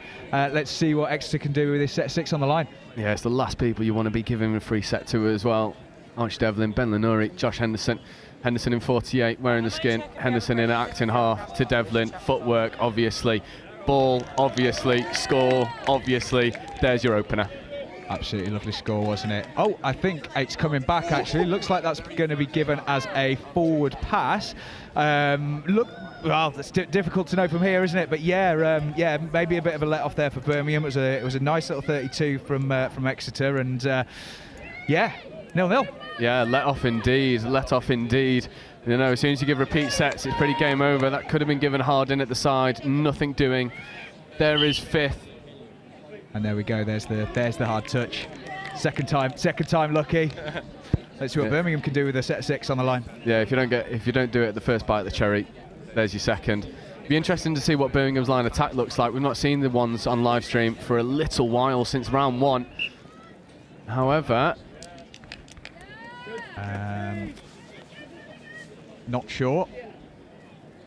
Looks like a repeat set to Birmingham, maybe. So we've got Phoebe Simon out here at Link. She's England Women's Open star from World Cup. Plays locally here in Nottingham. Obliged to give her a shout out. She's a wonderful young talent, and Birmingham may be fortunate to get another set here, as the Exeter winger drops her intercept attempt. I mean, I'm liking this repetition of Birmingham's line attack, trying to engage the links, move the ball away from those potent defenders. Good opportunity for a link punish. Step back option is on, however Ben Lenori releases off that line so well. It's good patience from Birmingham, isn't it? And they've switched the point of attack there quite well. They've moved from the right edge over to the left edge, making Exeter compress and move. That could have gone for another hard touch there potentially. Only maybe, as we see another link play. A little bit delayed, half is isolated, bit static. Birmingham needs to create something from nothing. They step back over, and that's a wonderful catch and ground, and Birmingham will open the score. That's a link hole to perfection. Absolutely, great hole there from Phoebe Simon, and a really good pick up against the grain there by number 7. Is that Tom Pollard? Nottingham to Nottingham connection. I'll claim that one. But yeah, great score. Looks like the winger missed a touch. Yeah, first blood Birmingham. Yeah, and Exeter might feel a little bit hard done by there. Obviously, had one chalked off for a forward pass, and then go up and concede from the link hole. Sorry. We're looking to get one back. Here is Henderson in motion, 48, flat ball to the line, well crowded out. Yeah, as we get a bit of outcast through the speakers from the Atmos mics. Yeah, well read there by Catherine Chipperfield. Yeah, I'm sure Exeter won't panic yet, but yeah, look, Try time. Yeah, good response there by Josh Henderson. Little bit of confusion around the grounding, but Josh decided that he'd scored, kicked the ball away, and the ref duly awarded the score. Yeah, good score from him. Yeah, you can see on the replay, he just bounces to that right-hand shoulder of the Birmingham link, gets the ball down before the touch comes in. And as you say, if you kick the ball back with confidence, the refs might agree with you. Yeah. There is Pollard. Opportunities here on this far side. However, Sophia Jelfs just says, no, you're not going to beat me in a foot race. Yeah, absolutely. She was equal to that one, wasn't she? Probably expecting it. Yeah, it's one of those where it's like the starting position from Jelfs is just so good. It's like, good luck trying to beat her. As you see, 32, Long, stepping back to the short side, ghosting through a gap. Can he find a spare man? He can. That's Tom Pollard. That'll be try time. Down. Really good response there from Birmingham. They're asking some questions, aren't they? It's good. That was maybe a little bit slow to half, but just picked up and caught number 10, that Cole Graham. Just caught him a little bit slow to react, and yeah, great score. Yeah, it was Charlie Grimes who sent the dummy and got into the end goal area. Can't score, obviously. He's half, finds the supporting player of Pollard. And they go and make it pay. However, the big question is not can you score against Exeter, it's can you keep them out, as we see Devlin in motion.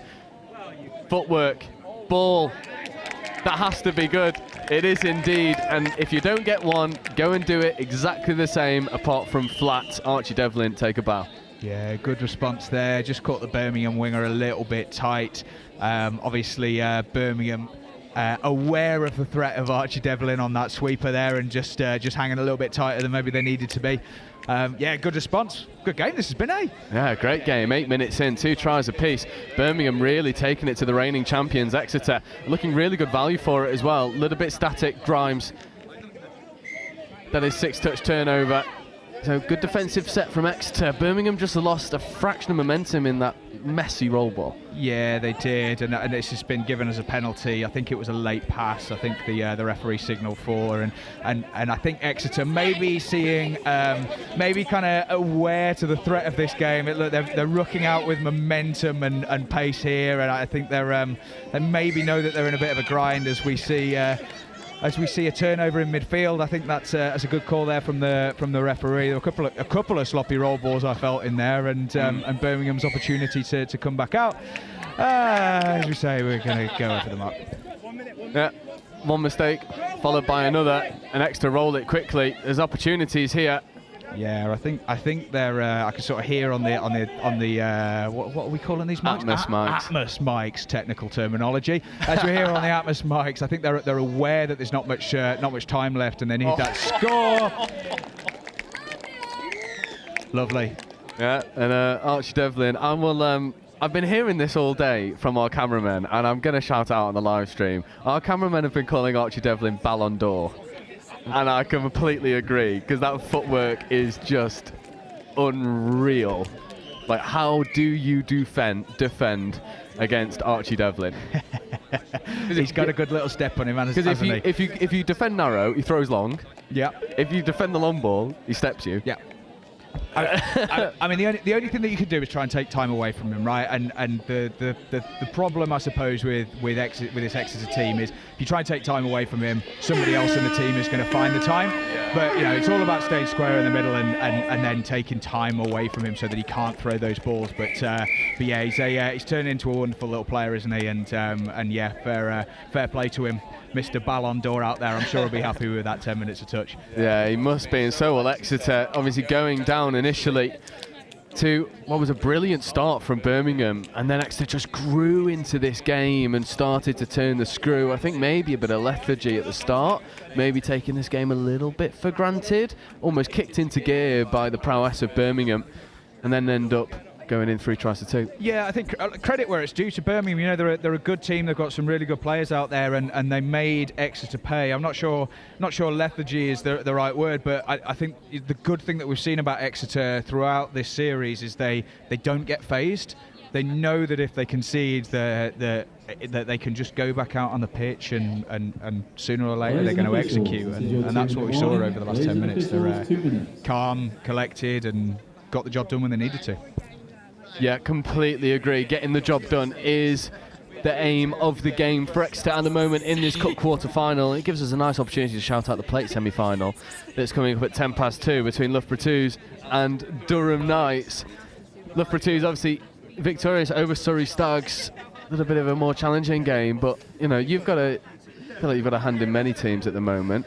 Loughborough, their Twos will be pretty happy and aiming for that plate final, won't they? Yeah, I think they've got a really good chance. They put a strong team out today. They looked really, really good in that last game against Surrey. I was stood in the in-goal area, just sort of one and a half eyes on the game. And yeah, they look really good. They look good striking the line. They've got a set of players that know how to attack, and yeah, they look good. Ones to watch. Definitely ones to watch, and I know that they've set their horizons pretty high. And we've got a minute left to go until this second half, so I will pose a question. We're sort of jokingly sort of saying, like, how do you defend Archie Devlin? Well, obviously you've got to defend much more than just one individual for this Exeter team. Birmingham defensively, is there anything that they could maybe sort of build upon going into this second half, or is it a case of just try and chase and back their athleticism? It's a good question. I think they've done well for the most part. You know, that we've seen them make it difficult for Exeter on a number of occasions. The couple of times that we've seen them score, it's been a couple of like maybe basic errors. There was a sweeper where they scored on the short side. We'd like to see the winger kind of releasing a little bit earlier there if we're going to get technical. And then just that Archie step back hole there. It's just that little bit of extra work rate to get under and get square earlier. We want to see our defenders with square hips. But yeah, you know, I think they're doing really well. I'd be in the box telling Birmingham to put pressure on the ball, put pressure on Exeter, and make them make mistakes. You know, we've not seen them phased over the last the series, but you know, that's what you want to do to a team that with littered with stars, is put pressure on them, and we've not necessarily seen anybody be able to do that consistently yet.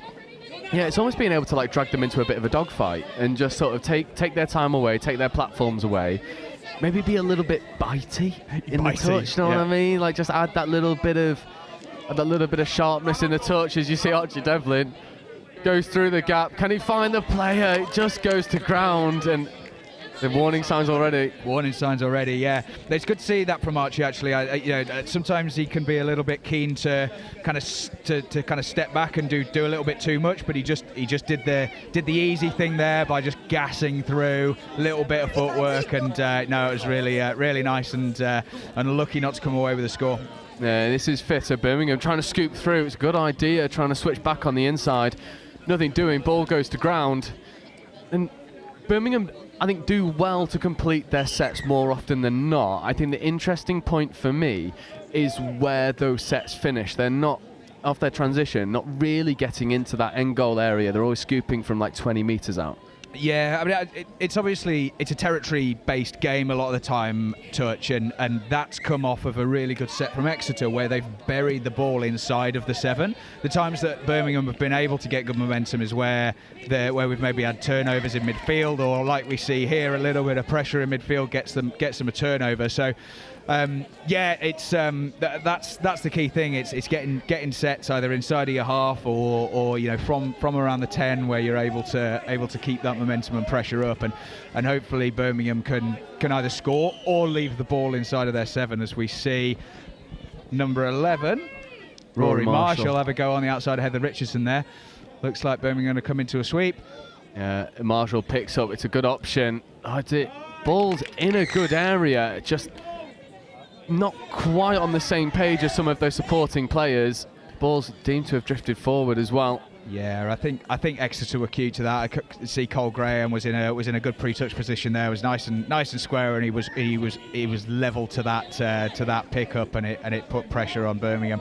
Unfortunately, that releases the pressure valve. Fresh set of 6, and Exeter can ruck out, and we know they can do that with ease. So yeah, here comes Matty Hawes in for a 32 scoop, and looks like we're going to get a fresh set of 6 there. That was nice from Exeter, nice and easy. Yeah, just beat the man on the inside, found that overlap, and then it was a simple case of hands to the wing. Birmingham back the ball down. Here is Hawes to Henderson. Henderson on the link punish, looking to get round the outside, and does so so effortlessly. Yeah, lovely score there, wasn't it? The Exeter do a really good job of moving the ball early. So you see on that turnover, the ball was rolled and it's hands all the way across. They create the space, they find the 7, and yeah, just execute on the short side. It's a good job as we see Josh come to the Bucs and celebrate with a little silencer. Oh, he loves it. He loves the University Series. I feel like the University Series is one of those competitions where people can just express themselves a little bit more. And it was a nice option there from Birmingham, trying to set up a little bit more of a disguised strike play. It's just a shame that there's a foot in the ruck, bobbled, loss of control, whichever one you want to call it. Yeah, it's easy turnover. Maybe a little bit of fatigue slipping in there, or just the pressure of the game. But we see Exeter kind of wrestling control of this now, aren't we, as we see them again just going through the motions of that midfield transition. It looks really nice, and we see Archie rip in here and use his pace. I can hear the cameramen above us calling him Ballon d'Or once more. It is unreal. It is just unreal. Well, I think the referees might have found something here. I'm not quite sure. Everybody's trotting off as if it's going to be given. I think it is. He makes it look easy, doesn't he, Mr. Devlin? Yeah, it's that left foot step as well. I feel like it's one of those more nuanced areas. So many people have a nice right foot step bouncing sort of back in, often the dominant foot. Archie's left foot step is unreal, and there's no telegraphing of when he's going to use that footwork. It just sort of explodes out of nowhere, as we see a nice little switch back on the inside, an opportunity for Birmingham to cut the deficit back down to 2. It's not quite happening for them at the moment, as we see sweeping on the link, potentially a little bit of dropping early. That's nice play from Birmingham there. Oh, it's unfortunate. They did. That was good bit of heads-up play actually to throw the ball on the outside of the link. They were unlucky not to create more pressure there.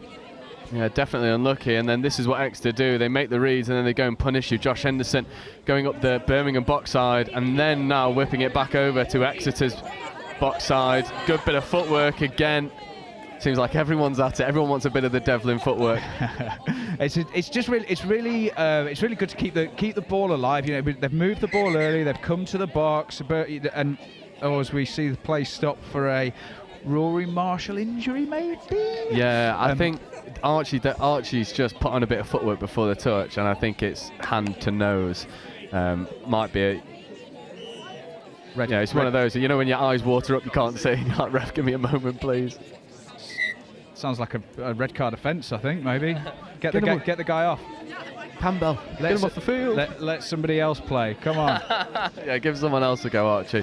As you see, Ben Lenori attacking against offside defenders. Winger, try time. Exeter have just turned the screw in this second half. Yeah, absolutely. I think the half-time team talk might have been, do the simple stuff well, go on their short sides, and let's create a bit of space between us and Birmingham, and they've absolutely done that, haven't they? That's really nice from Ben Lenori there. Just again picked up, went through short side. Good finish by the winger. Yeah, it's a really good finish, but architected and created by Ben Lenori. Just as you say, does the simple stuff well. Nice little dummy from Pollard. Pressure here for Tom. There's just nothing happening afterwards. Yeah, did a good job of getting players offside there. Unfortunately, they weren't able to get at the line. That's a really good touch there by number 81, Josh Greece? We'll go with Greece. And so, good ball, good idea to the wing. Nothing doing. Touch given. And Birmingham started this game, it's just so fast and was trying to engage different players, and I think maybe a bit of fatigue because you've got to be able to match the pace of Exeter for 20 minutes straight. Yeah, I mean, it's much easier said than done. Yeah, as you said at half time, I think it's a little bit of moving. They run the disguised one down the box side. Archie Devlin, take a bow. They've been trying to run that for round after round after round. There you go. There we go. It's the first time we've seen them execute that on the live stream, at least, as the play dubbed the Redlands. And a little selly from Archie as well. Yeah, we've been asking for him, to be fair. Ballon d'Or. He will love that, I reckon. He will absolutely love that. Our cameramen love it as well. Up on top of us celebrating celebrations. As it's there was pressure there. That was I really like this tap off play that Birmingham run. They ruck in with some good momentum into that sweeper. It's they've looked dangerous there. 2 balls on the pitch, multi-ball. Score with that one. That would be a hilarious rule if another ball bobbled onto the pitch where you could just play with that one instead. Yeah, maybe I'll rate that. Maybe drop off rules, like if we need a score, we get 2 balls going. Yeah, two on twos. Yeah, just quickie battles. Yeah. Oh, unfortunate offside penalty. Yeah, just for Birmingham. Just less than a minute to go, but Exeter going to get another set here. Let's see whether they can put a cherry on top of this one. It's been a clinical performance by them in this second half, hasn't it? Yeah, 4 unanswered tries. Good footwork. Good touch. Yeah, good touch in the end there by James Eriksson. Yeah, just nice and calm from him. He got Cole did a good job of getting underneath him in that touch, but he didn't panic. Got himself onside, made that touch. Going to go the same. A quickie step back. Lovely hole that was. Really good score. Yeah, stunning.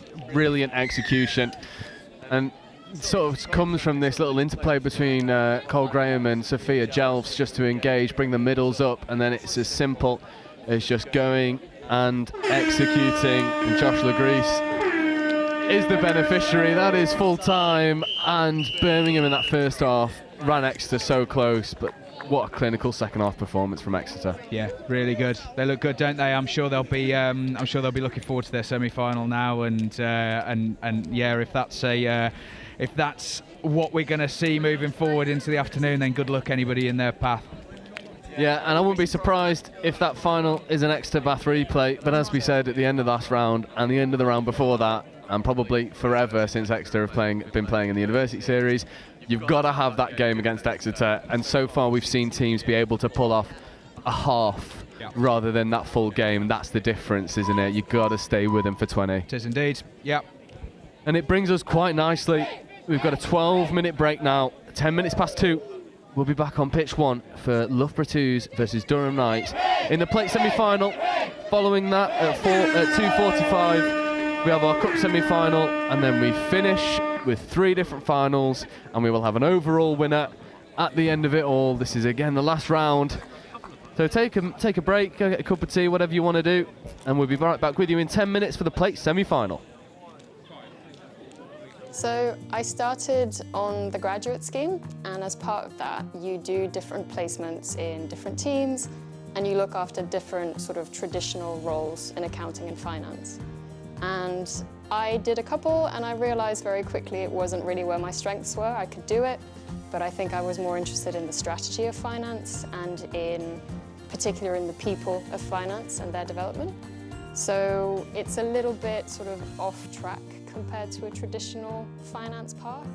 I am Diane Lorgerier, and I've discovered the power of opportunity with CIMA.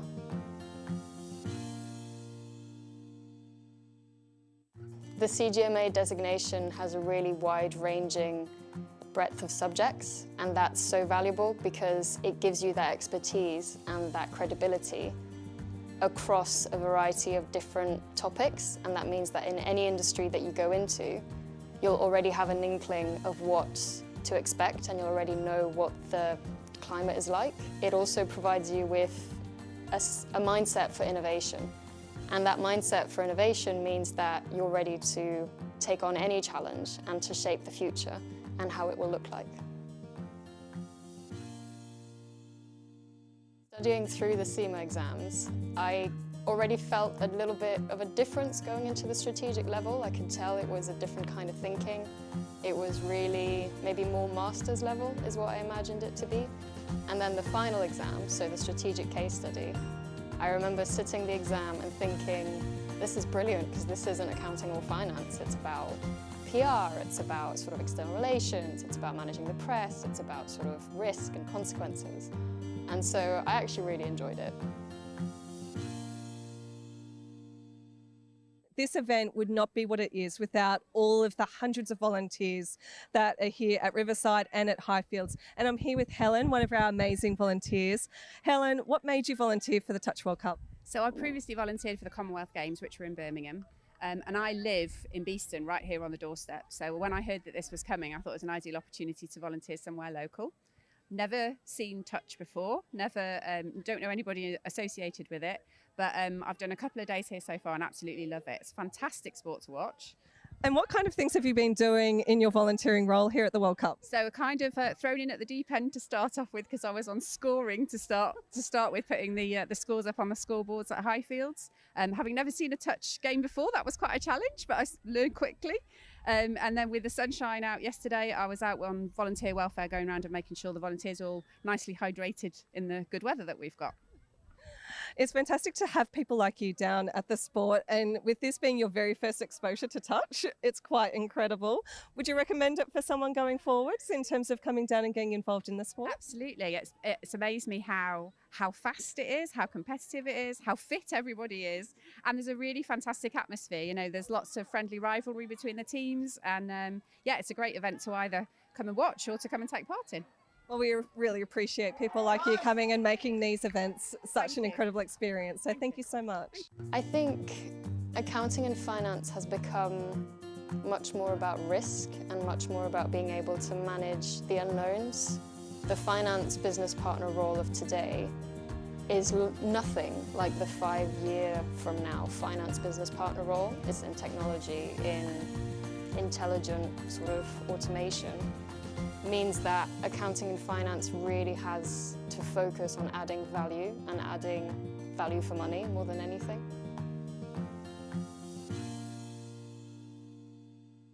I think what I always liked about the CIMA qualification is it was much more than just tax advice or much more than just sort of corporate finance management. It was always very wide-ranging. So having the CIMA qualification kind of cemented that I knew a little bit about lots of different areas, about project management, about people management, about HR. So it really helped me understand lots of different areas which helped fit into the bigger picture. And for me, that's strategy. It's thinking big. It's kind of thinking, okay, this is all great, but what's the point of it?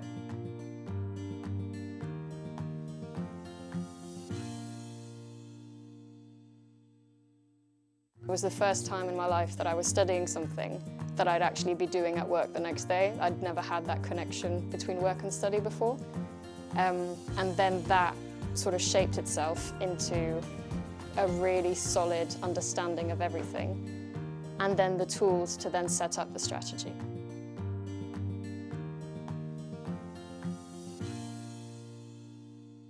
Are you interested in careers in finance and business? If so, come and follow us on Instagram and TikTok to find out more about CIMA's CGMA qualification. CIMA Early Careers UK is your one-stop shop for all things finance and business with CIMA. We're going to share job opportunities, career insights, employability advice, success stories from CIMA members, events, competitions, and much, much more. So follow us today, CIMA Early Careers UK on TikTok and Instagram. Management accounting explained in touch rugby terms. Like the coach of a touch rugby team, management accountants need to keep track of performance to help their business or team improve. They track revenue and costs. This is like monitoring your team's tries scored and conceded. They analyse performance, like identifying which players are most effective and where improvements can be made. They develop strategies, like creating game plans to help your team win. Management accountants make informed decisions to help businesses, your team, succeed. Find out more about becoming a chartered global management accountant with CIMA today. So I instantly noticed on the day that I was told that I'd passed my final exam that I almost had an element of stature about my position within the company. I almost felt like overnight that my career prospects were more certain because I was able to prove that I had the intelligence and the work ethic to achieve the CIMA qualification. Skills that you learn and will enable you to flourish in any role in any country in the world. My name's Craig Masterson and I am a CIMA member. My graduate experience in global procurement and at the time global real estate finance was a real kickstarter for my financial career. I realised I wanted to work as a management accountant in an industry company. It just made sense that CIMA was the qualification for me to choose to study in order for me to enable that career.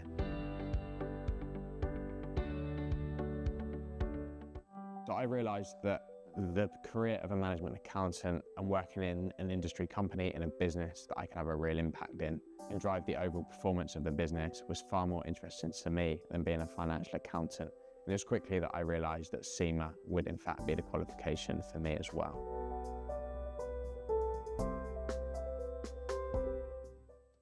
CIMA taught me the methodical approach to problem solving, which enables me to apply myself in any given business situation that I find myself in. And one of the key benefits to me of studying CIMA that I've noticed within the real world environment is that I'm able to take a look at the bigger picture, approach it from a more holistic approach, and ensure that I put a plan in place that will enable me to reach the goal of that particular task or project. So I think that the number one benefit is that it is recognised by so many people within the financial industry know what CIMA is. And even just being able to go to a party where people know that you're a fully qualified accountant, and it gives you a bit of an ego boost because some people think it is a really big thing. I like to think of CIMA as the plane ticket for your career. And then it's up to you to go on that journey, get new experiences, learn new things, and really make your career what it is. So I started on the graduate scheme, and as part of that you do different placements in different teams and you look after different sort of traditional roles in accounting and finance. And I did a couple and I realised very quickly it wasn't really where my strengths were. I could do it, but I think I was more interested in the strategy of finance and in particular in the people of finance and their development. So it's a little bit sort of off track compared to a traditional finance path. I am Diane Lorgerier and I've discovered the power of opportunity with CIMA.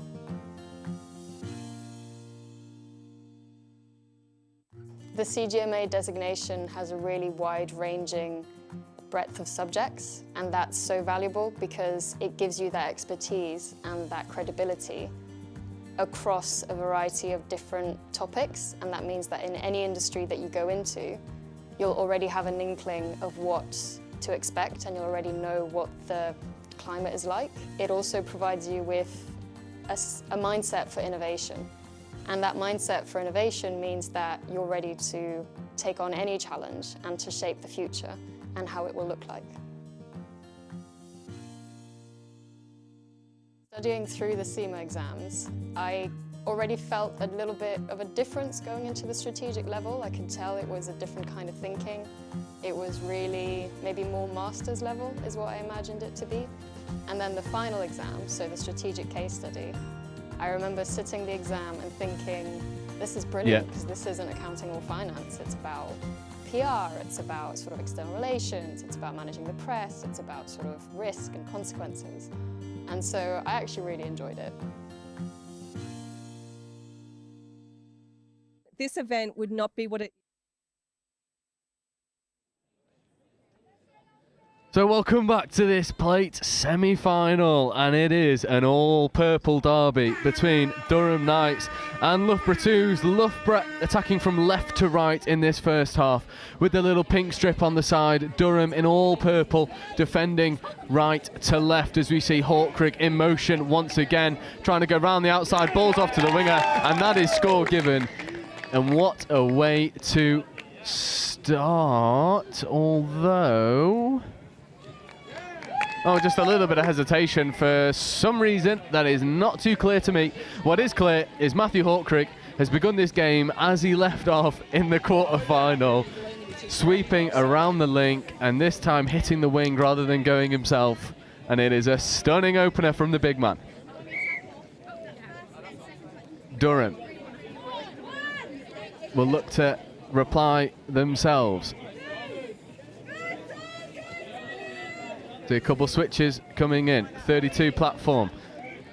Ball, opportunity long. It is an absolute pill.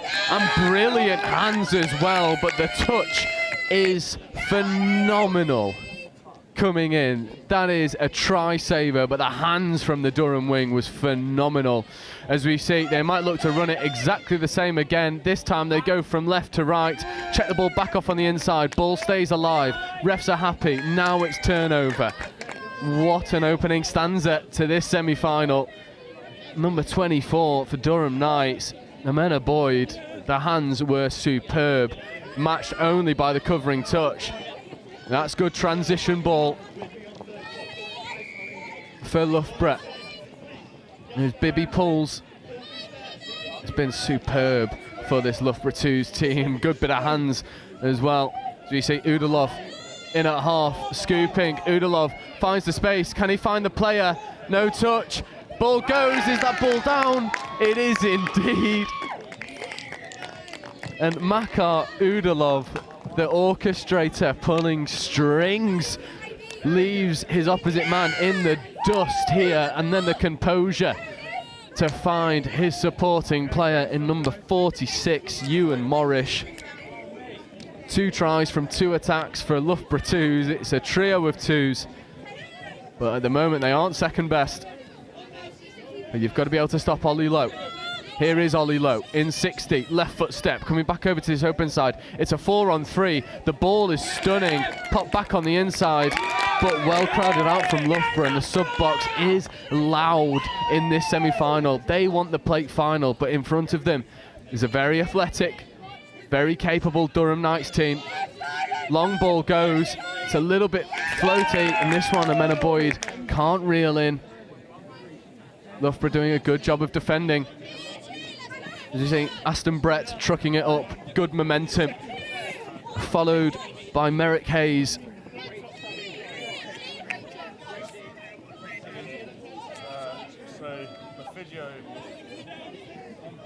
Good platform. This is 4th, 5th coming. They need to scoop. Just go. Oh, the refs called play on. Everyone stopped from a Durham perspective, apart from the referees. And they gassed through a hole. There's a bit of a discussion going on field. I'm confused. Oh, they're claiming no touch, but the referee said play on, and Teddy Lee was the one who was alive to it. Gets through, puts the ball down. And Loughborough, 3 tries to the good in 3 minutes and 40 seconds. It makes for ominous reading from a Durham perspective. And he was like, well, I'll go on instead then. And I was like, no. 32 short, good bit of footwork, good release, ball goes long, it's just to the floor. And Loughborough are fired up for this.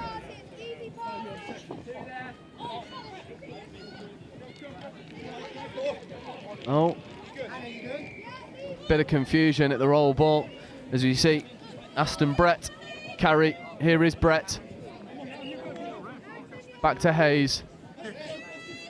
Brett, Hayes, Hawkrig, danger. Hawkrig puts on the gas. However, Janaea Thorpe does a really good job of reeling that one in and making sure that the deficit stays at 3 and isn't extended out to 4 as the rain begins to fall. Here is Ollie Lowe. This is fourth, fifth coming, back to Lowe. Evades the touch of Aston Brett. Ollie Lowe gives a platform. Opportunities here for a bit of gas. Ball goes long, but it's too big for Amena Boyd. And unfortunately, Durham are currently being restricted to speculative long balls. And it's just not quite happening for them right now. However, for Loughborough, it is all one-way traffic as Hawkrig trucking it up, and here comes the punt of Bernardo Perez. Perez, 13, in motion on the outside. Ball goes away. Perez with the scooping opportunity. Good hands to retain possession. Switching back on the inside. There is opportunities here. The ball goes to ground. It just falls apart at the last moment. Low in at half. Durham transition. Floats the ball over the top. Good catch and ground. Ollie Lowe evading a touch and getting the ball down efficiently. Good engagement. This is fourth, fifth coming. Durham need to find a platform to scoop. There it is. Good pickup. Good bit of gas as well. Can he find the winger? He can, and Amena Boyd will be in for the first score for Durham. Brilliant little scoop through from 61, Theo Smurden.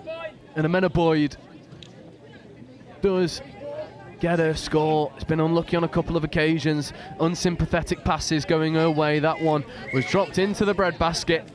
And the deficit currently back down to 2. Reminds Loughborough that this is not a foregone conclusion. Here is Udalov. Sweeper play. Opportunities. A brilliant release from Ollie Lowe. Gets up and makes the touch. Udalov, fifth coming. 32 short for Udalov. There he is. We're going to wind up a big left-hand long ball. Just sticks in the hands, and Udalov a little bit of a wry grin, knowing that one wasn't in the playbook. Durham growing back into this game. The start from Loughborough was, well, Durham definitely weren't able to deal with it. However, oh, lovely pass away. Ball goes to the wing. Great hands from Amena Boyd. Checks the ball back off on the inside, retaining possession. Sweeping play. Left foot step. Opportunities here for Durham. Can they go and execute? Touch is made. That is a stunning defensive touch, celebrated like a score. And a little dance and a hop in the corner. Who knows how important that might be come the full-time whistle. There's only 2 minutes left in this half. Good release there from Durham. Oh, lovely pass around the back.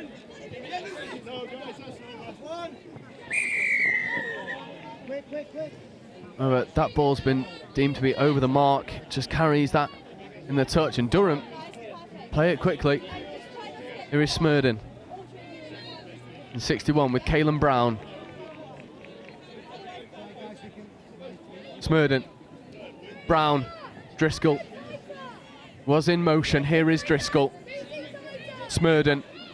Brown. Smurden. Driscoll in motion. Long ball is on. Doesn't need it. Picks and goes himself. However, he was half, I believe. No, that is score given, so mustn't have been half. Curse of the commentator. Get it wrong, it's out there forever. As we see, we'll have a look at the replay. No, Smurden was half. So Smurden was half, and it's a howler missed by the referees. As we see, Bernardo Perez checking the ball back off on the inside, ball's away. If Loughborough go quickly, there's try time. Not given, Bibby pulls, goes and takes that touch.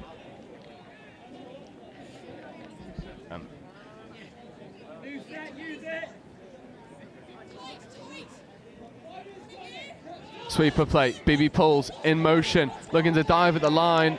That is 6 touch turnover and 15 seconds left to go. Durham definitely riding their luck, beneficiary of a missed call from the referees. That is touch. That will be half-time in what has been a really interesting first half in this cup semi-final, plate semi-final, sorry. Loughborough 3 tries early. Durham responded with Smurden's ball to Amena Boyd, and then Smurden getting away with one because Smurden scores whilst he was half. You cannot do that. However, it does not matter. Not spotted by the referees, so it is half-time, 3 tries to 2 in favour of Loughborough 2s, and we will take a very quick break, regain some composure, and we'll be right back with you for the second half.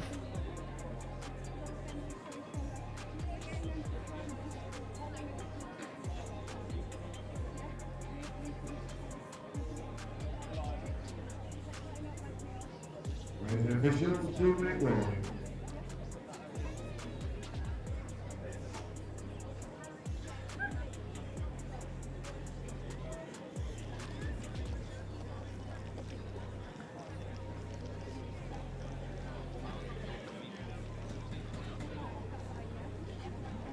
We're not playing at the same time. Who's got an umbrella? I thought so. Are we meeting now? Where are we meeting?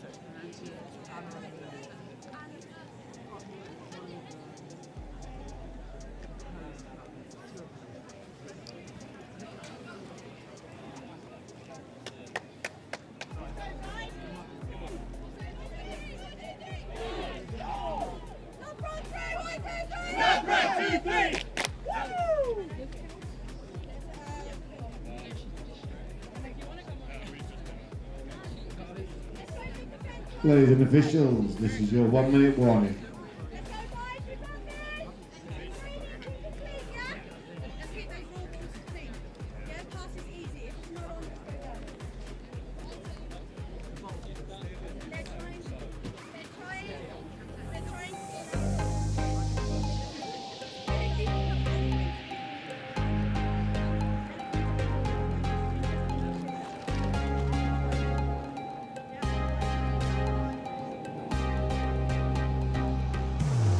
Players and officials, 30-second warning, please take to the field, ready to play.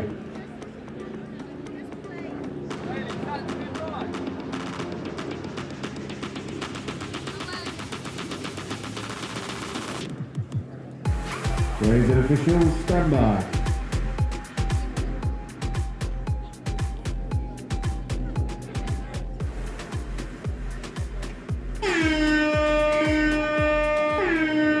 So welcome back, second half, crunch time for both of these teams. Durham Knights now attacking from left to right, the all-purple derby versus Loughborough 2s. Plate semi-final, place in the final on the line. Durham look to run that 32, go expansive, it's a lovely flat pass, the ball is whipped to the wing, and Durham open the scoring with a superb bit of play. Just getting round the outside of Loughborough all too easily, and it comes from Smurden to Driscoll, and then finished by Janea Thorpe,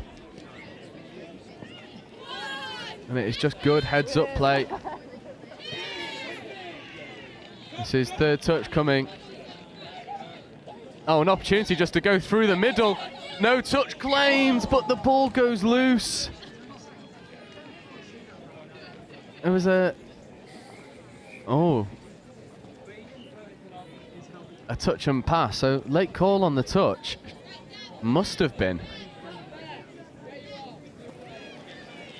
Durham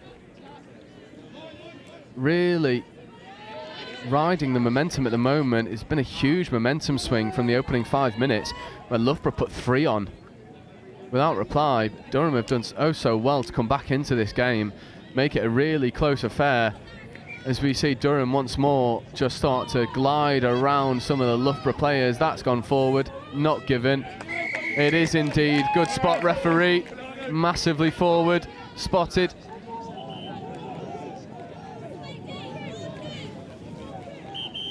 Loughborough just slowing it down, regaining some composure. Udalov giving it to Bibby Pools. And Loughborough really do need to get this next score on the board. You see, Bernardo Perez just adds some width, adds some pace. This is fifth. Scooping opportunity. Ball goes long. Looks to give the dummy the wrap. It was Teddy Lee. And there have been some stop-start errors going both teams' ways in this game. It's been one of those games where there's, from either fan's perspective, either team's perspective, there'll be some talking points. That's for certain. This is fourth, so fifth coming. Loughborough have done well to limit Durham to a strike just past the 10. Ollie Lowe looked to get that one back. It just goes to floor, and we will see the pod of Aston Brett, Merrick Hayes and Matthew Hawkrigg coming onto the field if Loughborough can just execute their transition effectively. Half is isolated. Bibby Pools. Here is Aston Brett. Ooh, back on the inside. That one's gone forward. The referees have spotted it and just guilty of overplaying in that midfield. Amena Boyd rolls it. So Durham with another opportunity.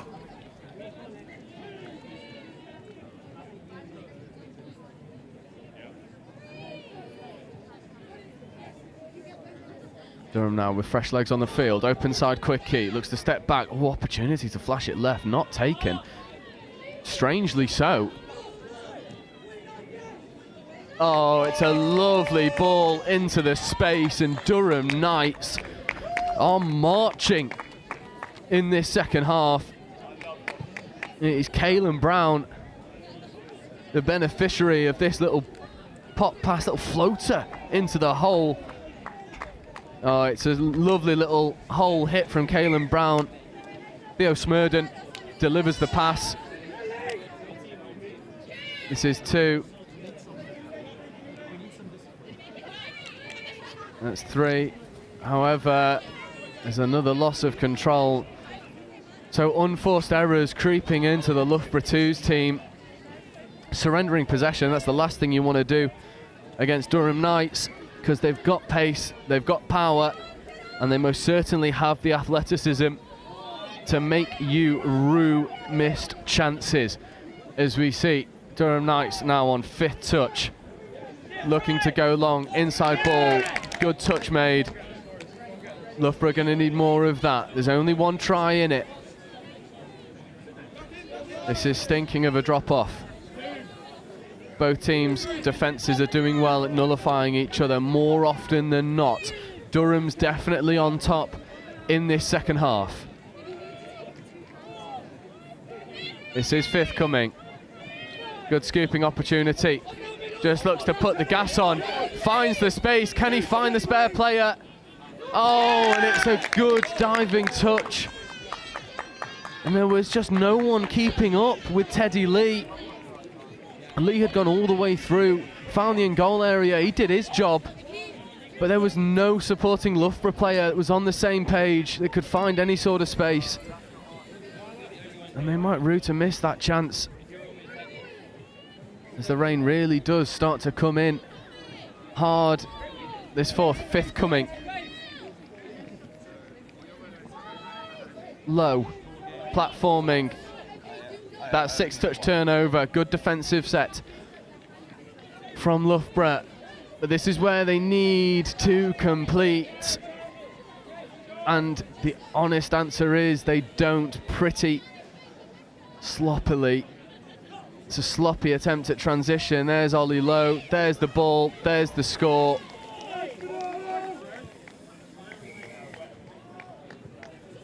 Oh, score not given. Referee's just having a quick chat.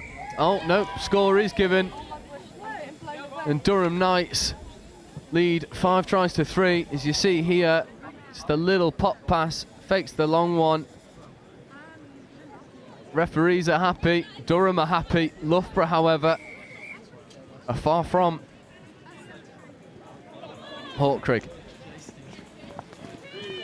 looking to orchestrate an attacking opportunity. There's that sweeper. There is Hawkrigg.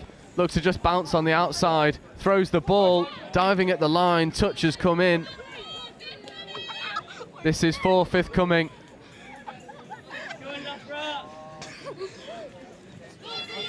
Hawkrigg, opportunities. Goes long. Oh, if it's caught, it's tries. However, in these conditions, the ball doesn't stick. Loughborough need to try and draw a penalty or something out of Durham. However, it's stuff like that that just makes it so easy for Durham to go around the outside. And there's a good bit of pace, and Hawkrigg is taken out by the referee. However, I think it's Aston Brett that gets over and makes the touch. Hawkrigg is far from happy.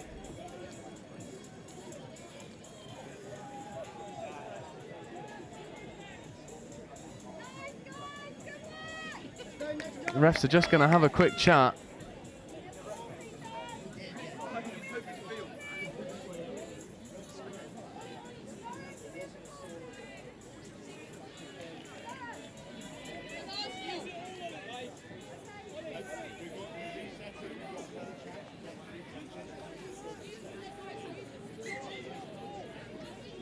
I think they're just resetting that final touch.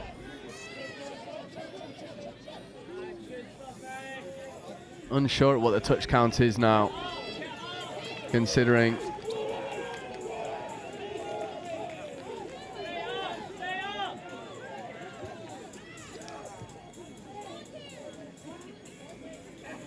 this play has just become a little bit messy. No one's really sure what's happening.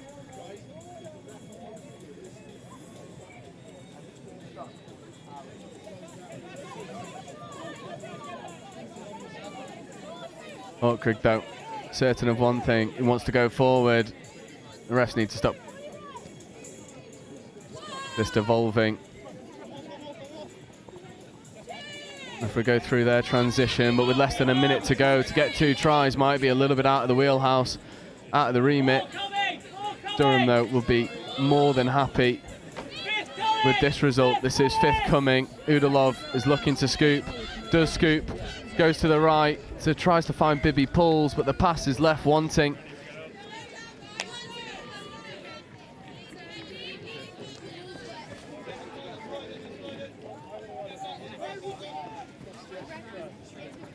And this stop-start nature, lots of chat between player and ref, is going to suit Durham to a T, because there is mere seconds left to go. That is the final hooter. Durham will surrender the touch. They will be in the plate final, not without a bit of controversy. The score in the first half, where Smurden was half, there was a couple other bits as well, but even if that score is chalked off, Durham would win 4 tries to 3. As it stands, it is 5 tries to 3 over Loughborough 2's. A very good game, a very interesting game. If we had 20 minutes, we'd probably unpick it all with a bit of chat. However, we do not. That is Durham's place in the final secured. Coming up next, in just over 10 minutes, we have the Cup semi-final between Exeter Hurricanes and Notts Trent. A very interesting game, and that'll be with you in a little over 10 minutes' time.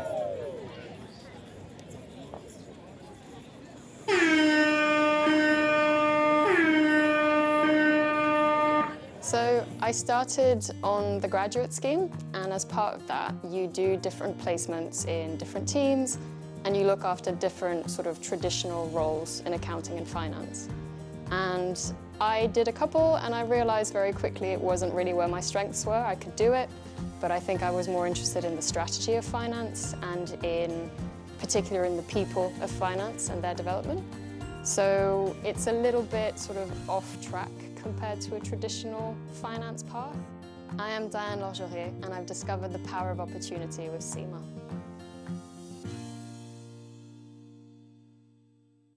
The CGMA designation has a really wide-ranging breadth of subjects, and that's so valuable because it gives you that expertise and that credibility across a variety of different topics, and that means that in any industry that you go into, you'll already have an inkling of what to expect and you'll already know what the climate is like. It also provides you with a mindset for innovation, and that mindset for innovation means that you're ready to take on any challenge and to shape the future and how it will look like. Studying through the CIMA exams, I already felt a little bit of a difference going into the strategic level. I could tell it was a different kind of thinking. It was really maybe more master's level is what I imagined it to be. And then the final exam, so the strategic case study, I remember sitting the exam and thinking, this is brilliant because this isn't accounting or finance. It's about PR, it's about sort of external relations, it's about managing the press, it's about sort of risk and consequences. And so I actually really enjoyed it. This event would not be what it is without all of the hundreds of volunteers that are here at Riverside and at Highfields. And I'm here with Helen, one of our amazing volunteers. Helen, what made you volunteer for the Touch World Cup? So I previously volunteered for the Commonwealth Games, which were in Birmingham. And I live in Beeston, right here on the doorstep. So when I heard that this was coming, I thought it was an ideal opportunity to volunteer somewhere local. Never seen Touch before, don't know anybody associated with it, but I've done a couple of days here so far and absolutely love it. It's a fantastic sport to watch. And what kind of things have you been doing in your volunteering role here at the World Cup? So kind of thrown in at the deep end to start off with because I was on scoring to start with, putting the scores up on the scoreboards at Highfields. Having never seen a touch game before, that was quite a challenge, but I learned quickly. And then with the sunshine out yesterday, I was out on volunteer welfare going around and making sure the volunteers are all nicely hydrated in the good weather that we've got. It's fantastic to have people like you down at the sport, and with this being your very first exposure to touch, it's quite incredible. Would you recommend it for someone going forwards in terms of coming down and getting involved in the sport? Absolutely. It's amazed me how fast it is, how competitive it is, how fit everybody is, and there's a really fantastic atmosphere. You know, there's lots of friendly rivalry between the teams, and yeah, it's a great event to either come and watch or to come and take part in. Well, we really appreciate people like you coming and making these events such an incredible experience. So thank you so much. I think accounting and finance has become much more about risk and much more about being able to manage the unknowns. The finance business partner role of today is nothing like the 5-year from now finance business partner role. It's in technology, in intelligent sort of automation. Means that accounting and finance really has to focus on adding value and adding value for money more than anything.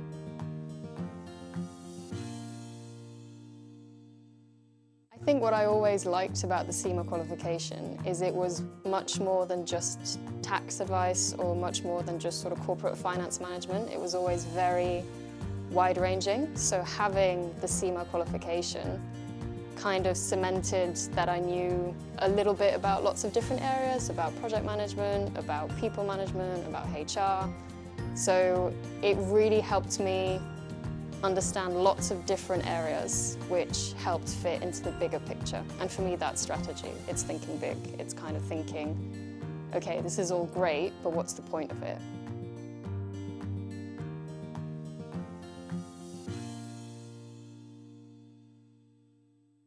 It was the first time in my life that I was studying something that I'd actually be doing at work the next day. I'd never had that connection between work and study before. And then that sort of shaped itself into a really solid understanding of everything, and then the tools to then set up the strategy.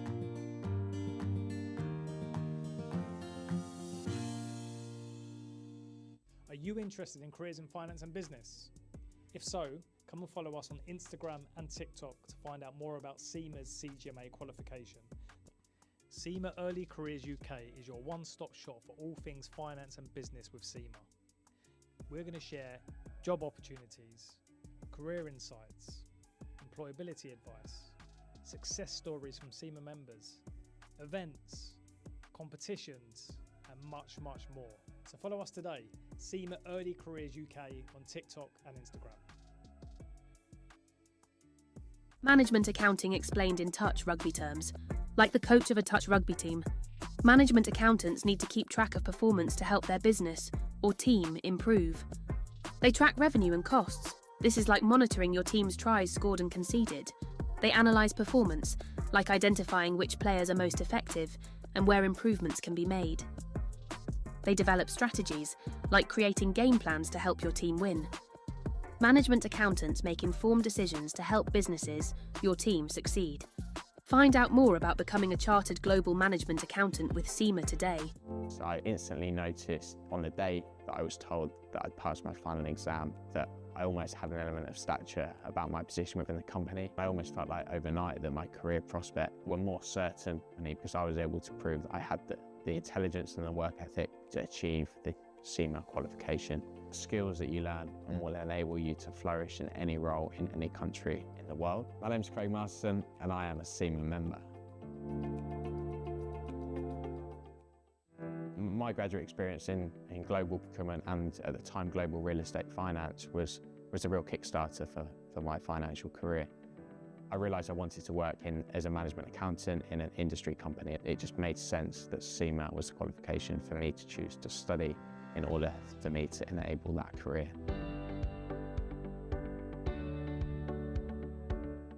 So I realised that the career of a management accountant and working in an industry company in a business that I could have a real impact in and drive the overall performance of the business was far more interesting to me than being a financial accountant. And it was quickly that I realised that CIMA would in fact be the qualification for me as well.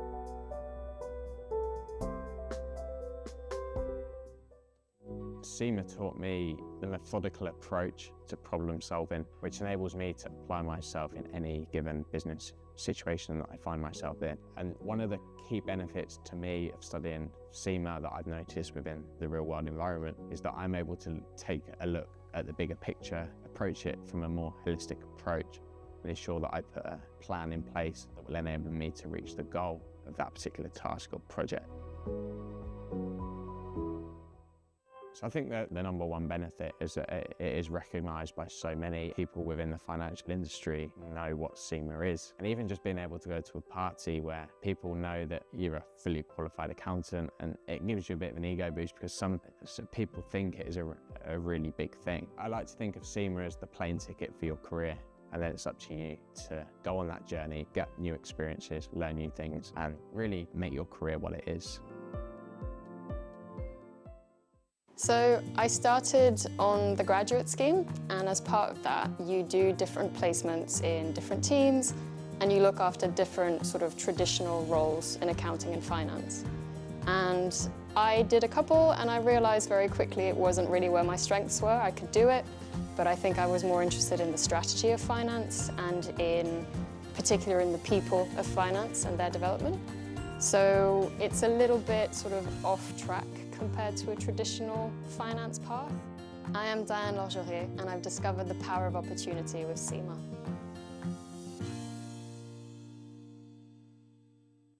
The CGMA designation has a really wide-ranging breadth of subjects, and that's so valuable because it gives you that expertise and that credibility across a variety of different topics, and that means that in any industry that you go into, you'll already have an inkling of what to expect, and you'll already know what the climate is like. It also provides you with a mindset for innovation, and that mindset for innovation means that you're ready to take on any challenge and to shape the future and how it will look like.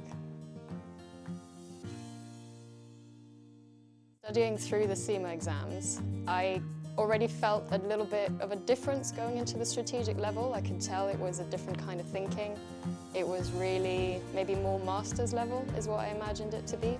And then the final exam, so the strategic case study, I remember sitting the exam and thinking, this is brilliant because this isn't accounting or finance. It's about PR, it's about sort of external relations, it's about managing the press, it's about sort of risk and consequences.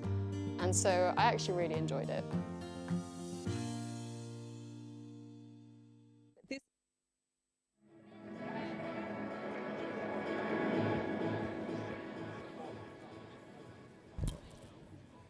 So welcome back to this Cup semi-final between the Exeter Hurricanes and the Notts Trent Timberwolves.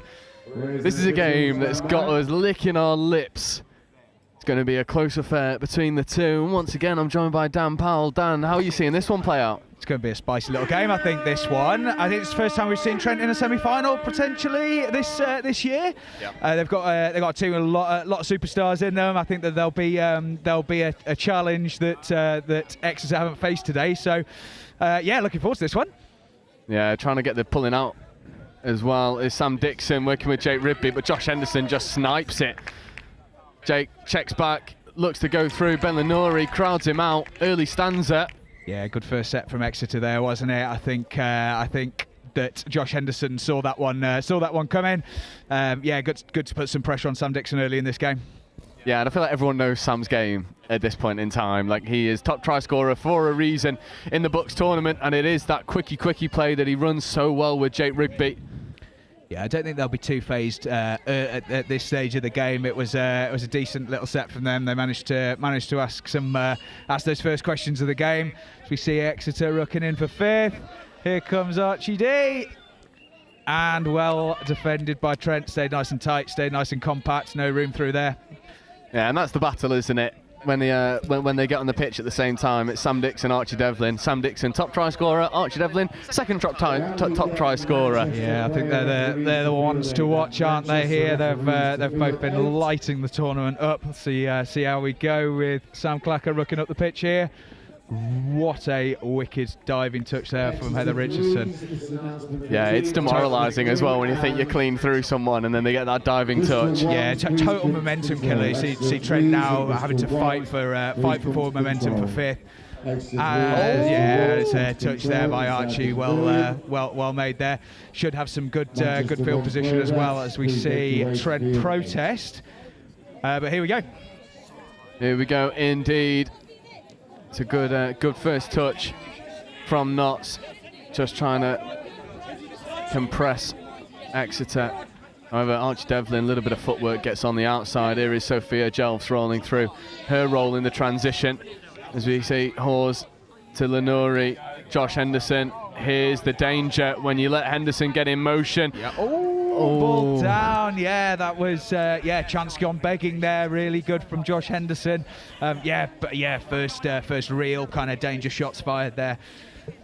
Yeah, and you see them get that roll on, do Exeter. They do it so efficiently. They find the outside shoulders. They're very good at maintaining momentum, creating it when it stagnates. That'll be one of the areas of the game where Notts Trent are going to have to focus so hard and make sure that they don't just roll, as we see Sam Dixon looking to step through and create his own momentum. Good touch from Sophia Jelfs there. Yeah, I've just in between these last two games, I've just had a chat with some of the Birmingham players who obviously just got off against Exeter, and they were saying that first half they matched them really well, but as Exeter drive the ball so well, as we see Josh Henderson run through. There is a diving touch from Sam Dixon. Those are the ones that change the swing of a game. What a touch! Yeah, he'll be thankful he's grown like 3 or 4 feet over the past few years, because not many people can eat up the ground behind Josh Henderson as easily as Sam Dixon did then. As you see Alanko in his own motion, ball down. What a win! Yeah, absolutely. That was real try saver there. What starts this game? Fast and physical. Trent have looked equal to Exeter across the pitch. Yeah, it's just about being able to do that for a whole set. That's a really good touch coming in, sniping that one. This is 4th, 5th coming. It's Griffin on the ball, looking to carry hard. Scoop comes through, and they find a bit of momentum. No, they can't, and that's where I think questions will be asked, is can you find the gaps in that Exeter defence off the back of your own transition? Yeah, it wasn't a bad set from Trent by any means. The important thing over here, the important thing is that they complete their sets and they leave the ball as far away from Trent's own scoreline as possible.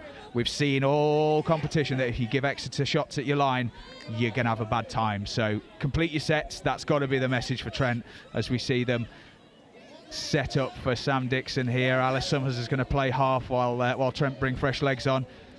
Here are the fresh legs. It's Northern duo of Sam Dixon and Jake Rugby. There is Sam Dixon, opportunities.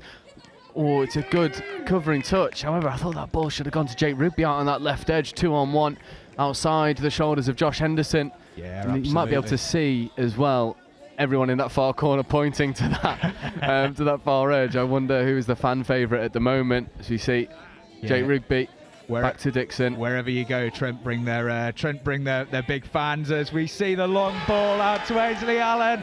First blood, Trent.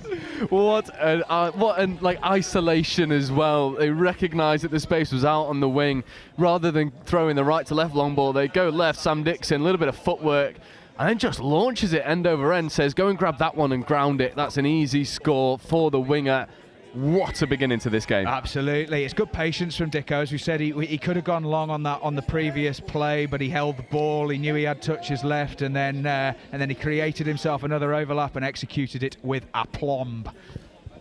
It is a wonderful start if you're a Pink Army fan. Notts Trent with the early lead. However, you've got to be able to shut out Josh Henderson. Lovely reply from Josh there. Just isolated that link there. Won that ruck. Questions over whether it was over the mark, but the refs are happy to let it go. And executes the 2-on-1 marvellously. 1-1. 1-1 indeed. And that's what happens with Exeter. You know, you get an inch ahead and they say, well, no, actually, we don't fancy you being that far ahead. As we see Jake Rugby and Sam Dixon again working in the middle. Two boys out of Northwest. Yeah, we're going to see a lot of this in this game. So anytime that we get a tap off, I think we're likely to see these two out in the middle, and it's going to be up to Exeter to stop them as we see them come into fifth with nothing on. So yeah, so Exeter have won that battle, and Exeter live. They do indeed. Notts Trent just lost a little bit of momentum going into fifth touch. And it was quite easy in the end for Exeter to crowd out. But as you say, like, that's what Notts Trent want to do. That's their DNA. They want to play middle. They want to try and suck people in and then hit long or look to dive at the line. And I think it will be a different threat for Exeter to react to as well. A lot of teams want to go round Exeter, whereas I think this Notts Trent team, especially Sam Dixon and Jake Rugby, will look to try and go through them. Oh, here's the Redlands play again. They've been equal to it, but still they've got momentum, and they are still in possession of the ball. We see Matty Hawes run out into the 33 for Josh Henderson. He's been all over this game so far. Looks like play through has been called by the ref, and is that going to be a score? Yeah, it's 2-1. Sam Dixon thought he was onside there, but it looks like the referee has called play through, and Josh smartly just plays through and finds an open man, or female, apologies. And yeah, 2-1. 2-1 indeed. It was a little bit straightforward in the end, just like reacting to that referee call, scooping through. And it all comes off that little short. What are you calling this play down here? The Redlands is the Redlands. is the pet play. So we leave sort of bring a player on, maybe ideally a player with a little bit of speed. It looks like they like to use Archie Devlin on this one. So you sneak a player on in the box, you hold them. You make the opposition think that you're rooking and transitioning onto the middle of the pitch, and then you come back onto this wing and hopefully catch the winger a little bit tight and just run down the wing for the score. We saw them execute it in the quarter final, but looks like Trent have done their homework. That's really nice rooking from Exeter there. Yeah, they're eating up the yards into the Notts Trent half now with a touch to spare. Here is Anu Shanalanko. A little bit sloppy at the roll ball, gets away with it. Archie Devlin, a little bit of footwork, no touch, engaged. Tap ball away. Is that wave play on? It is indeed. Notts Trent have to stay alive to the threat, and now they make the touch. And that would have been try of the tournament if that one had gone over. Certainly would have been something, wouldn't it? That's a good heads-up play by Exeter there, but and Trent really did well to stay awake and defend that one out. See Lottie Saunders driving up.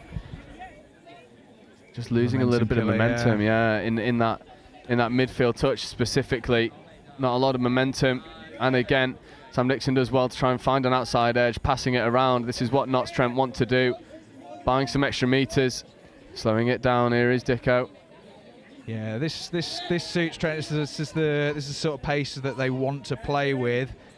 But yeah, Exeter are equally just happy to stay in front of the ball and let them play around in front of them. As long as the ball's not going past them, they're happy. So yeah, it's been an interesting game. It's only 2-1 as we approach half time. I think Exeter will be happy, but they'll feel like they could be more up. Yeah, completely agree. There was a couple opportunities. The ball, that early one to the wing that didn't quite go to hand. As Josh Henderson looks for an audacious out the back and it works. And this is where Exeter can be so dangerous, but the ground is eaten up so well by Lottie Saunders. Nullifies that one. And I know what you were saying there, like Exeter will be pretty happy. I mean, you're going into half-time leading. You can't be too displeased with that. But similarly, I think Notts Trent might feel pretty happy with how it's going at the moment. They've not really jumped into their playbook. They've not shown their best online attack.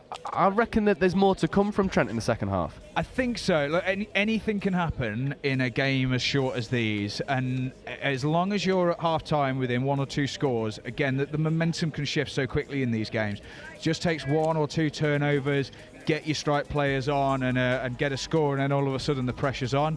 I think Exeter do look strong. That suffocating midfield attack of theirs is really been, they look great, and we know that they've got gears to go through. But yeah, it's anybody's game at the moment. It is indeed anyone's game, and I'm interested to see, because we've seen Exeter Hurricanes on the live stream more than any other team in this competition. Does that give sides an advantage when they play against them? You sort of know what's coming. Does that give you any sort of edge, or is it a case of just having to react to it when it happens? Yeah, I don't know about edge, but it'll certainly help. I mean, I think I've been out on been out around the pitches a little bit this afternoon, and you can that Redlands thing that we were talking about a minute ago. People are talking about it. Have you seen them running it? And so definitely, the more that you learn about a team's flow and the way that they want to play, the easier it is to defend sometimes. But nobody's been able to stop them yet, have they? And it's until that happens, Exeter won't be phased at all. Yeah, and stopping them is the issue, because they have so many weapons in that arsenal. I want to quickly touch on Notts Trent's line attack. We know that they want that 33. We know that we want that middle to try and bring up both middles, use Sam's athleticism, use Jake's hands, try and cultivate a way through the Exeter defence rather than going around them. Does that suit Exeter, that style of play, that static middle play, or do you think it's a viable option for Trent to continue with in the second half? I think it's definitely a viable option for Trent to continue with this half. I mean, if we look at the sets that they've had limited attacks at the line in that half. I think that they were a little bit wasteful with the tap-offs that they had. I think they've had 3 tap-offs in that half, and they've only managed 3 strikes. So they'll be looking to get more efforts at the line. But that one repeat set that they did get, they managed to execute on it and create overlaps on multiple occasions. So if I'm Trent, I'm sticking with what I know works, and we know that Sam Dixon quickie works. Yeah, and that might just be the recipe for success for Trent, is give Sam Dixon as much platform as you can, let him run hard.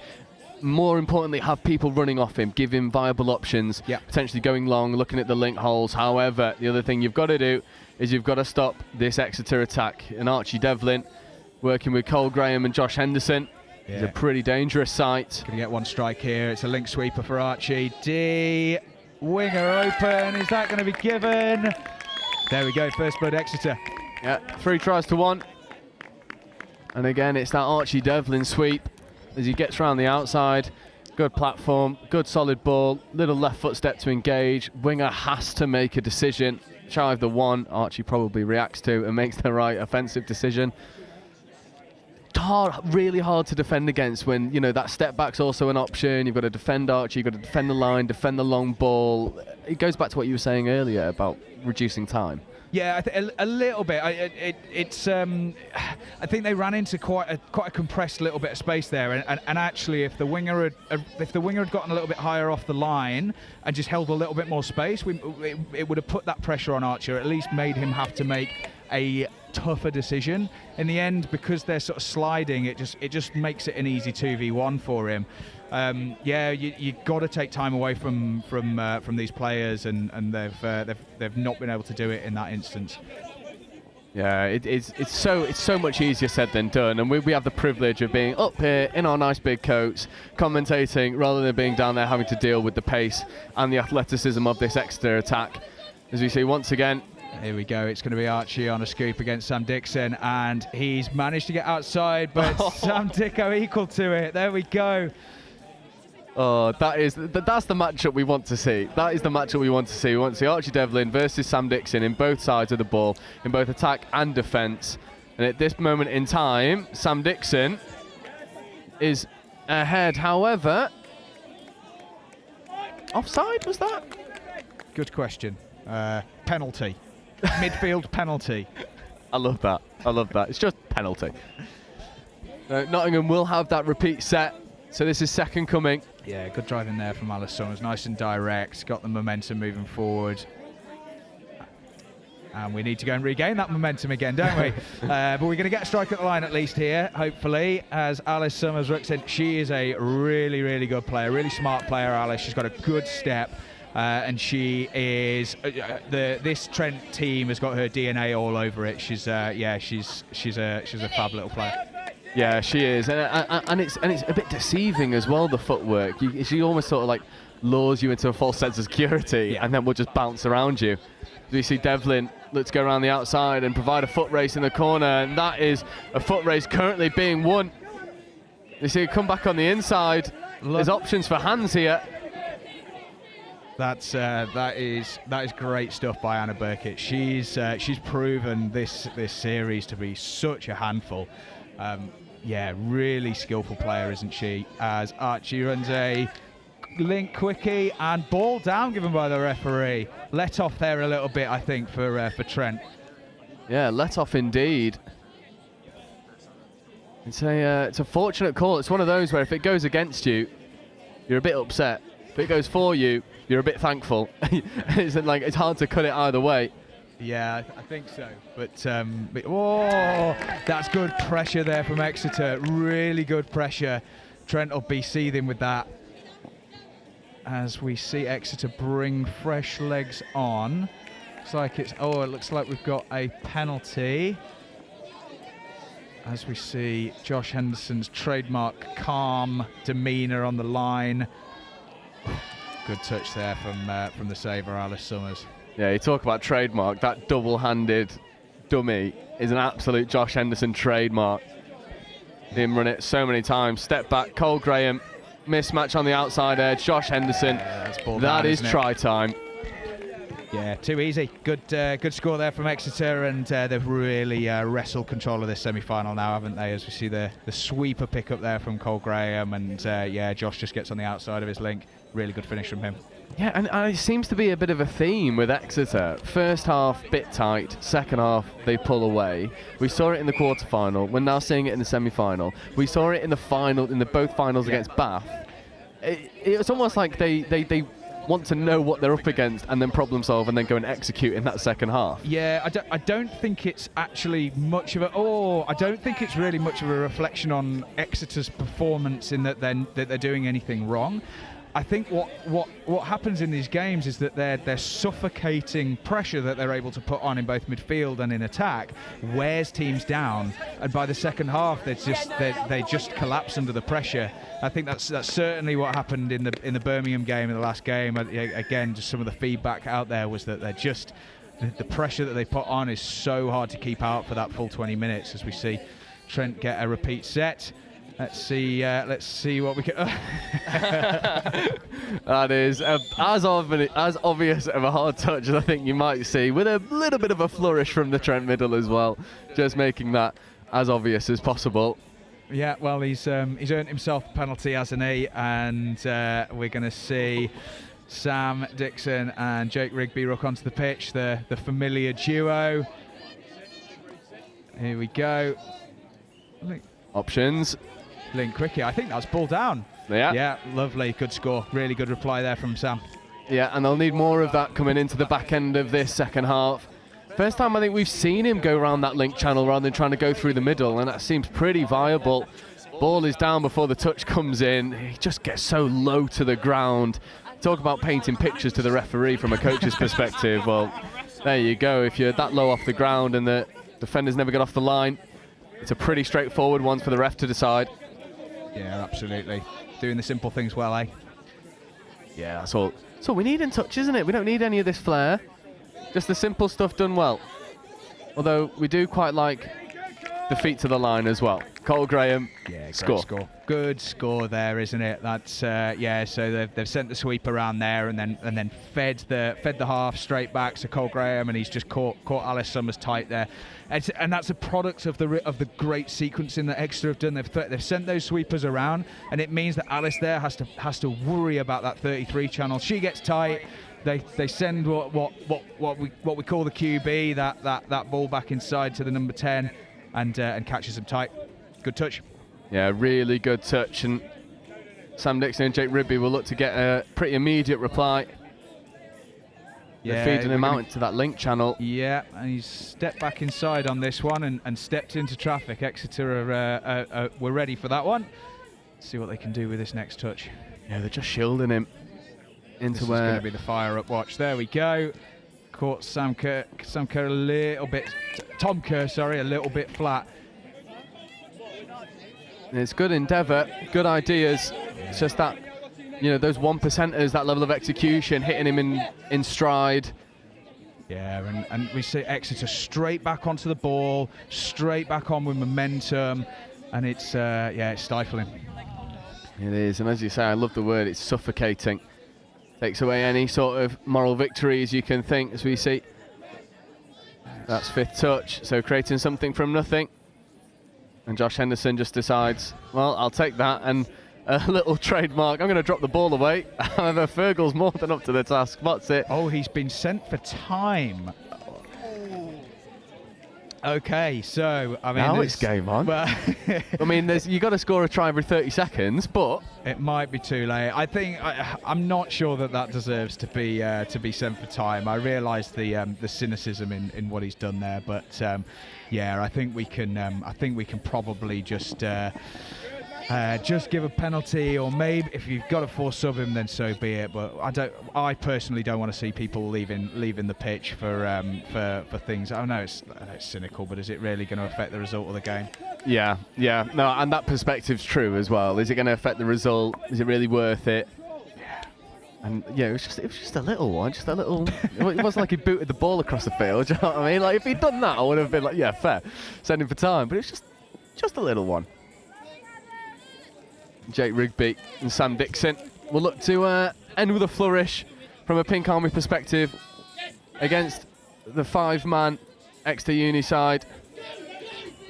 Ball goes to the wing, it's just left behind, and Sam's left with his head in his hands in the midfield. Yeah, they're going to get another set here. The refs have judged them to have been offside there and interfering. Yeah, they're going to have to go quickly though. There's 10 seconds left on the clock. They do, and I think Exeter are aware of that. They're obviously being reasonably passive. There's only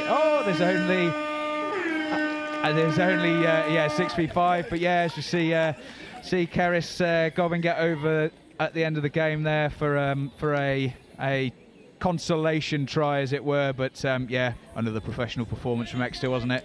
Yeah, so professional, efficient performance of a champion team. Oh, you calling it? Yeah. I don't mind putting myself out there to be slandered. Yeah, I probably will. I would. If there was a betting app for touch, I'd put a lot of money on Exeter taking home the championship. But we obviously don't know. As you said, anything can happen in 20-minute games, but so far, these second half performances of Exeter are just, you can't deal with them. They run you riot. They always make you work. As you said, your description was perfect. They suffocate you. Yeah. They take away any chances, any victories that you may have, and it just, it drains teams. You see teams go into that first half with such energy, and then halfway through that second half, the energy starts to wane a little bit, and it just becomes an uphill battle. Yeah, absolutely. So we are going to take a very quick break, and we'll be right back with you for the remaining 3 games, starting with some finals footy. Don't go anywhere.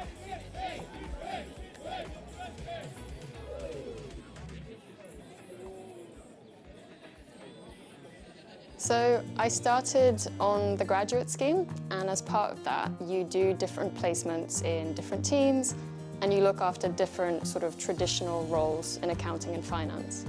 And I did a couple, and I realized very quickly it wasn't really where my strengths were. I could do it, but I think I was more interested in the strategy of finance and in particular in the people of finance and their development.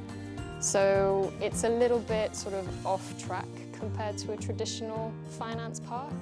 I am Diane Lorgerier, and I've discovered the power of opportunity with CIMA.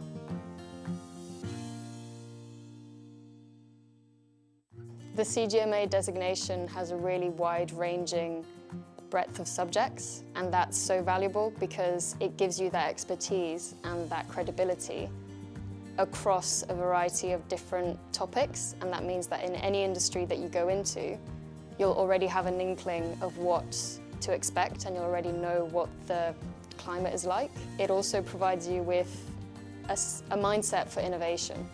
And that mindset for innovation means that you're ready to take on any challenge and to shape the future and how it will look like. Studying through the CIMA exams, I already felt a little bit of a difference going into the strategic level. I could tell it was a different kind of thinking. It was really maybe more master's level is what I imagined it to be. And then the final exam, so the strategic case study, I remember sitting the exam and thinking, this is brilliant because this isn't accounting or finance. It's about PR, it's about sort of external relations, it's about managing the press, it's about sort of risk and consequences. And so I actually really enjoyed it. This event would not be what it is without all of the hundreds of volunteers that are here at Riverside and at Highfields. And I'm here with Helen, one of our amazing volunteers. Helen, what made you volunteer for the Touch World Cup? So I previously volunteered for the Commonwealth Games, which were in Birmingham. And I live in Beeston, right here on the doorstep. So when I heard that this was coming, I thought it was an ideal opportunity to volunteer somewhere local.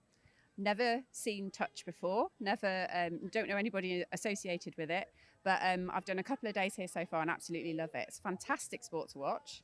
And what kind of things have you been doing in your volunteering role here at the World Cup? So kind of thrown in at the deep end to start off with because I was on scoring to start with, putting the scores up on the scoreboards at Highfields. Having never seen a touch game before, that was quite a challenge, but I learned quickly. And then with the sunshine out yesterday, I was out on volunteer welfare, going around and making sure the volunteers are all nicely hydrated in the good weather that we've got. It's fantastic to have people like you down at the sport, and with this being your very first exposure to touch, it's quite incredible.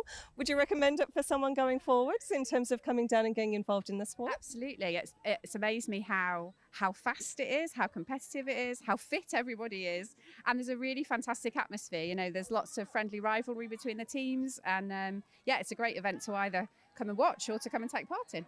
Well, we really appreciate people like you coming and making these events such an incredible experience. So thank you so much. I think accounting and finance has become much more about risk and much more about being able to manage the unknowns. The finance business partner role of today is nothing like the 5-year from now finance business partner role. It's in technology, in intelligent sort of automation. Means that accounting and finance really has to focus on adding value and adding value for money more than anything.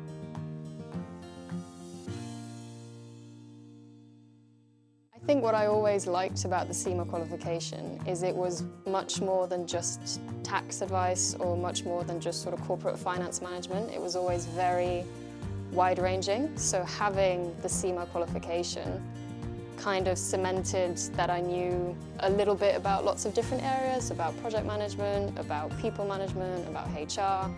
So it really helped me understand lots of different areas which helped fit into the bigger picture. And for me, that's strategy. It's thinking big. It's kind of thinking, okay, this is all great, but what's the point of it?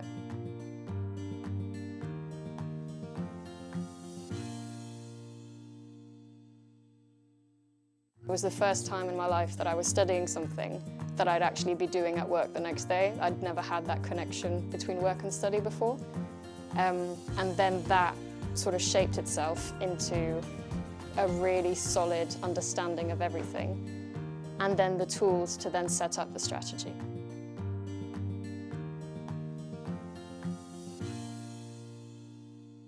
Are you interested in careers in finance and business? If so, come and follow us on Instagram and TikTok to find out more about CIMA's CGMA qualification. CIMA Early Careers UK is your one-stop shop for all things finance and business with CIMA. We're going to share job opportunities, career insights, employability advice, success stories from CIMA members, events, competitions, and much, much more. So follow us today, CIMA Early Careers UK on TikTok and Instagram. Management accounting explained in touch rugby terms. Like the coach of a touch rugby team, management accountants need to keep track of performance to help their business or team improve. They track revenue and costs. This is like monitoring your team's tries scored and conceded. They analyse performance, like identifying which players are most effective and where improvements can be made. They develop strategies, like creating game plans to help your team win. Management accountants make informed decisions to help businesses, your team, succeed. Find out more about becoming a chartered global management accountant with CIMA today. So I instantly noticed on the day that I was told that I'd passed my final exam that I almost had an element of stature about my position within the company. I almost felt like overnight that my career prospects were more certain because I was able to prove that I had the intelligence and the work ethic to achieve the CIMA qualification. Skills that you learn and will enable you to flourish in any role in any country in the world. My name's Craig Masterson and I am a CIMA member. My graduate experience in global procurement and at the time global real estate finance was a real kickstarter for my financial career. I realised I wanted to work as a management accountant in an industry company. It just made sense that CIMA was the qualification for me to choose to study in order for me to enable that career.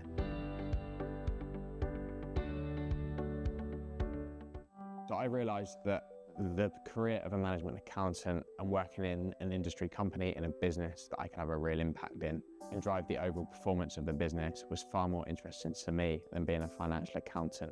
And it was quickly that I realised that CIMA would in fact be the qualification for me as well.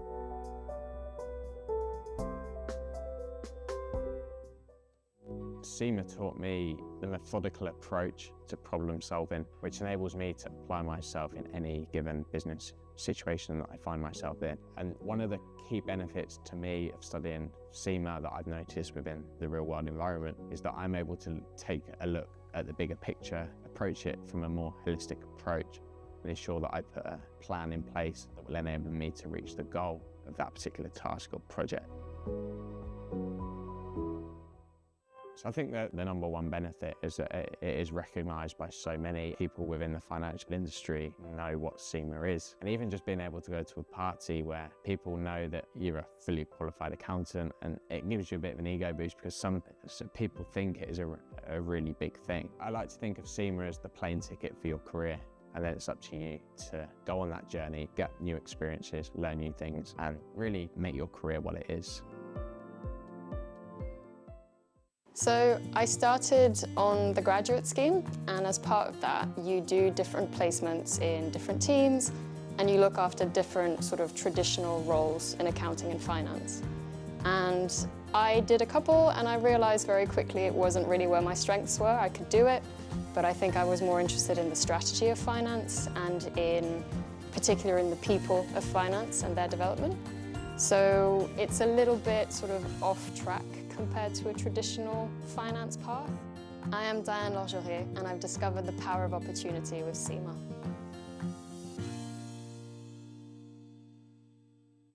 The CGMA designation has a really wide-ranging breadth of subjects, and that's so valuable because it gives you that expertise and that credibility across a variety of different topics, and that means that in any industry that you go into, you'll already have an inkling of what to expect, and you'll already know what the climate is like. It also provides you with a mindset for innovation, and that mindset for innovation means that you're ready to take on any challenge and to shape the future and how it will look like. Studying through the CIMA exams, I already felt a little bit of a difference going into the strategic level. I could tell it was a different kind of thinking. It was really maybe more master's level is what I imagined it to be. And then the final exam, so the strategic case study, I remember sitting the exam and thinking, this is brilliant because this isn't accounting or finance.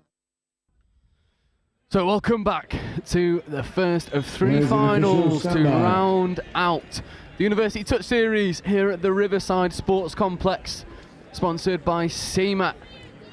And we have Durham Knights in purple versus the Bristol Cobras in red.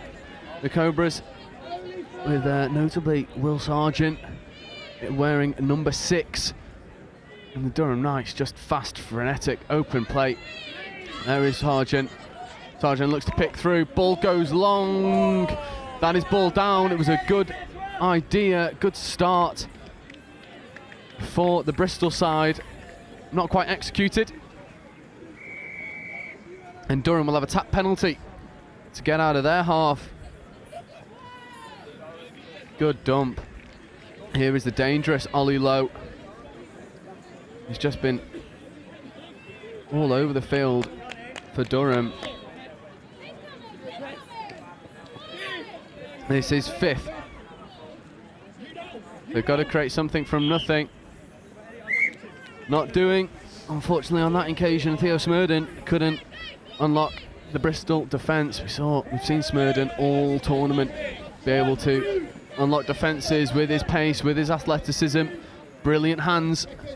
And the rain is starting to really pour down here at Nottingham. First sign of bad weather we've had actually at the University Touch competition. You see Lloyd Dafford in at half, checking the ball off, diving at the line. Is that ball good? It is indeed. And it is a wonderful opening score. Unfortunately, I've not got a 10 on my team sheet. So Lloyd Dafford, you can have all of the plaudits for the assist. It's a brilliant start for Bristol. But as we've seen with Durham, they are no strangers to overcoming adversity, of overcoming a deficit. Little bobble in the roll ball, nothing doing. They move the ball wide. Ollie Lowe at 60, looks to just put some pace on, but Will Sargent eats up the ground and makes that covering touch. Lowe. Here is Ollie Lowe running the 32 short. A little bit lateral. Goes for the ball to the wing, but it's well crowded out. It is a Mena Boyd on this wing. This is 5th.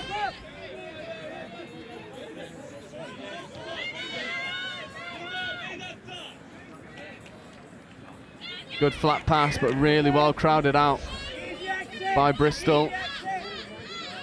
Calls of easy exit coming. They just want to secure this ball, get fresh legs on.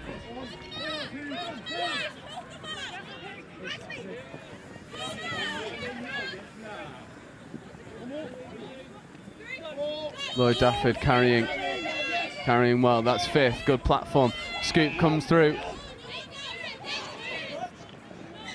but ground eaten up well by Ollie Lowe. Uses athleticism.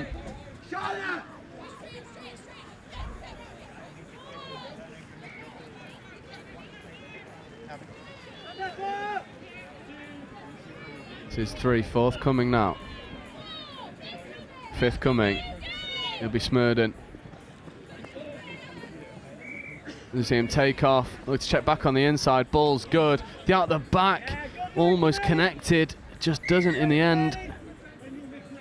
And again, it's good ideas, just not quite executed. And the rain is starting to really play its part.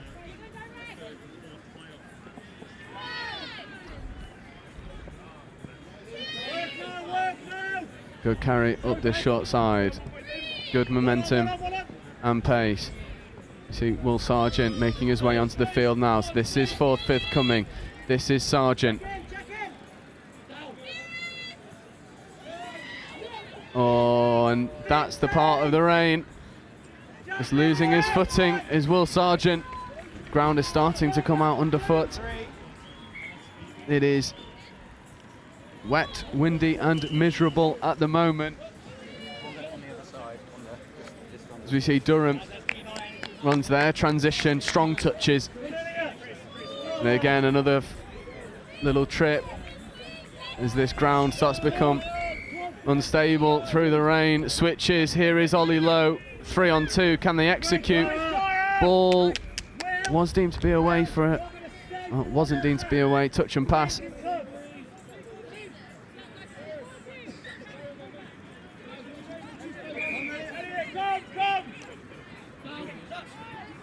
It's a good check off around the shooter.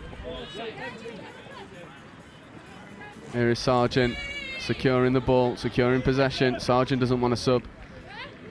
Sargent wants opportunities at the line. That's 4, a little bit of a bobble, nothing doing. Sargent checking off. Robinson, here is Sargent. Robinson on his right, looks to go straight to the wing and get the ball down, but touch is made. And this rain is starting. Oh, say starting. It is here well and truly.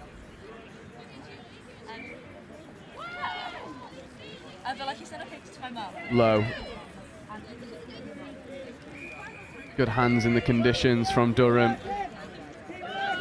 Good snipe as well from the Bristol link. There is 5th. Ball's off the floor quickly. Good footwork. Good wraparound play. But ball goes to ground.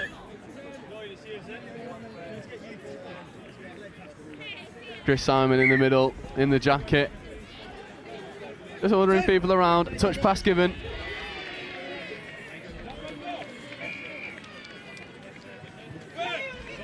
Good strong touches.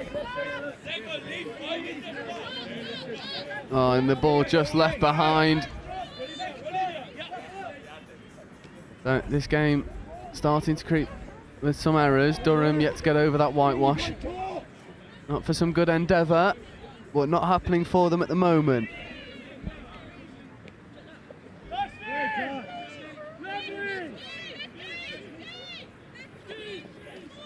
That's 5th up. Oh, ball's away. Oh, and just knocked down, so it'll be a repeat set of 6 for Durham. And this is when we know they can cause all sorts of issues. We saw it in their semi-final against Loughborough Twos.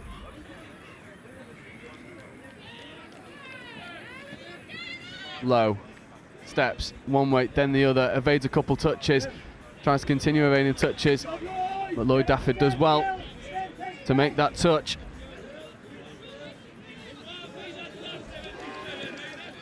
You see, quickie play. Dives at the line, Lloyd Dafford makes another good touch.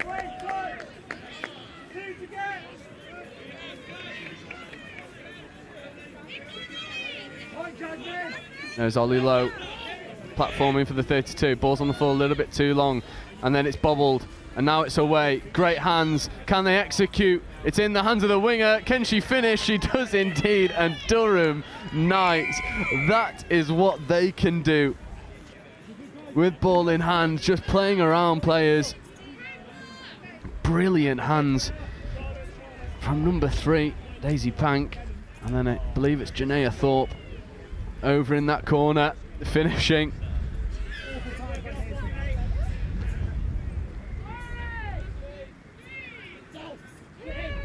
Good touch from Durham. A minute and a half left to go in this first half. Will Sargent, that'll be 6 more.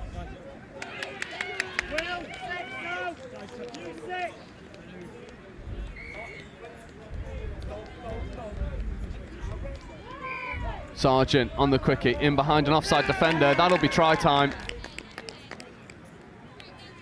Chris Simon's just asking the questions. Touch given. There is Sargent. Better post touch from Durham. Sargent and Bristol looking to get over. A minute left in this first half.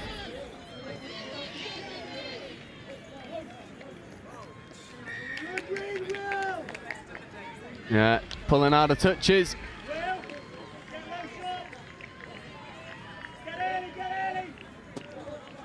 A repeat set of 6 now for Will Sargent. That is try time. Stop him once, well done. Stop him twice, no thank you. Will Sargent with a nice open side quickie. getting underneath, yeah, ball's down before that touch comes in. So Bristol regain the lead, 2 tries to 1. And Durham now with a bit to do. 10 seconds left in this first half. It's a nice option. Do the hands want to go? However, touch and pass.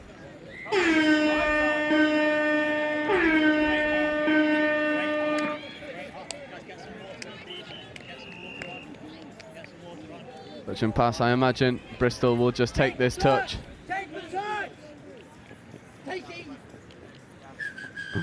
Big calls of take the touch. And that does bring us to half-time in this plate final, where it is Bristol leading 2 tries to 1.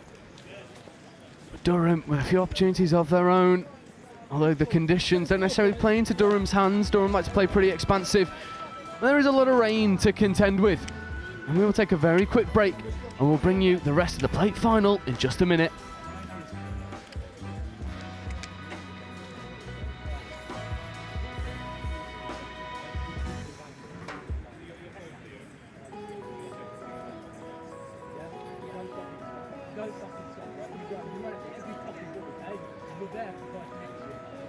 Players and officials, this is your 2-minute warning. Players, officials, 2-minute warning. Reminder, if you are off the pitch, keep yourself wrapped up warm. It is coming down nicely now.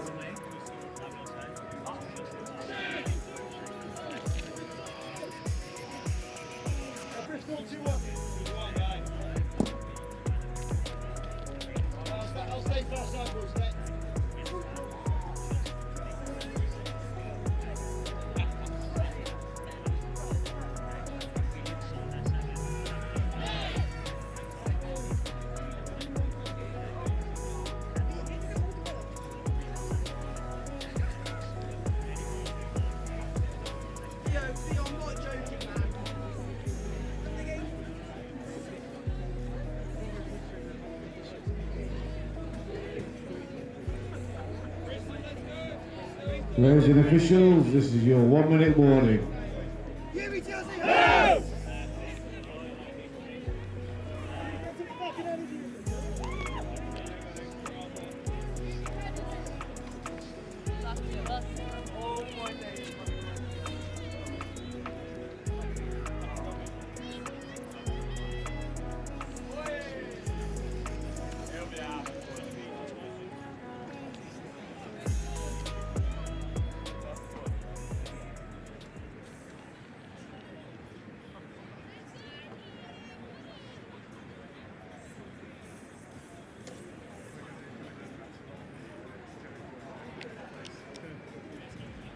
Players and officials, stand by.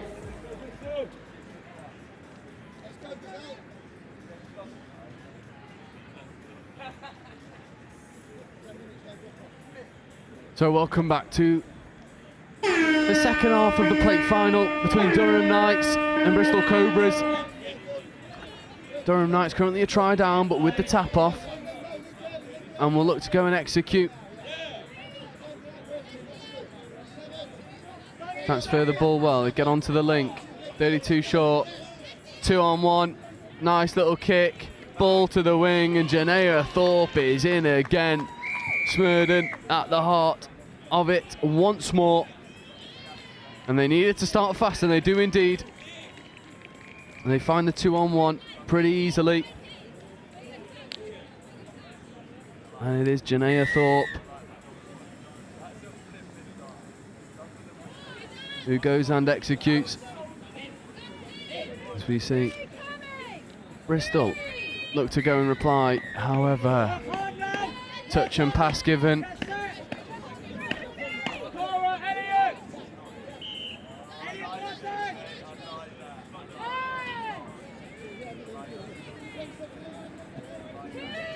Oh, Ollie Lowe taking a bit of a tumble. Oh, I think there's penalty given.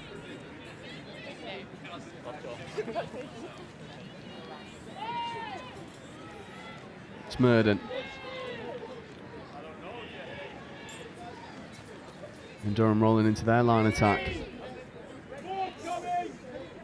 This is forthcoming. 32 short. Smurden. Oh, ball goes, well, nearly goes to Amena Boyd. Oh, Will Sargent is down and not moving all too well. However, not looking like he wants to come off.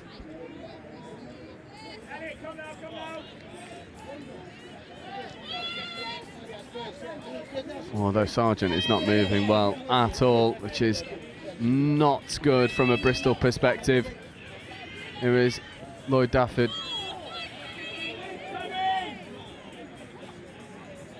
Here is Lloyd platforming. Oh, and the ball doesn't go to hands. They'd worked a 2-on-1 really well, but couldn't find it to give it a chance to execute.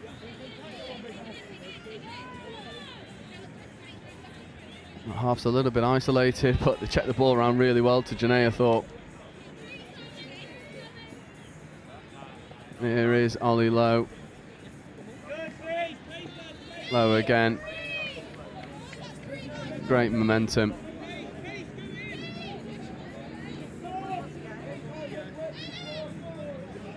Oh, and Ollie Lowe just goes himself, puts the gas on, kicks through. It was a 32 short. And just kicks into gear. See it here. Kicks into gear, little show and go, sends the player on the dummy and gets over pretty convincingly. And for Ollie Lowe, it is try time.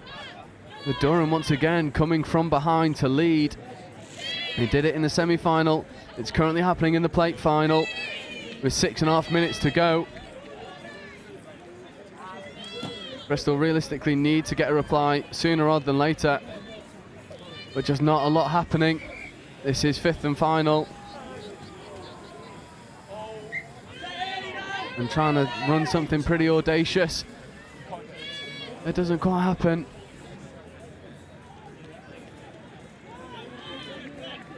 And at the moment it is the pace of Durham and the way that they're able to play around the Bristol shooters pretty effectively that is causing Bristol all sorts of problems. An option for one more here. This is 4th, so 5th coming now. Scooping play. Oh, I thought Ollie Lowe could have carried a little bit longer than that. Just gave Bristol an opportunity to crab across with the pass.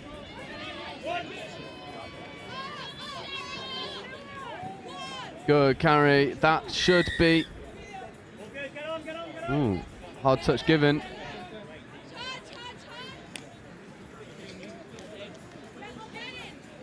The ground is really coming up underfoot now.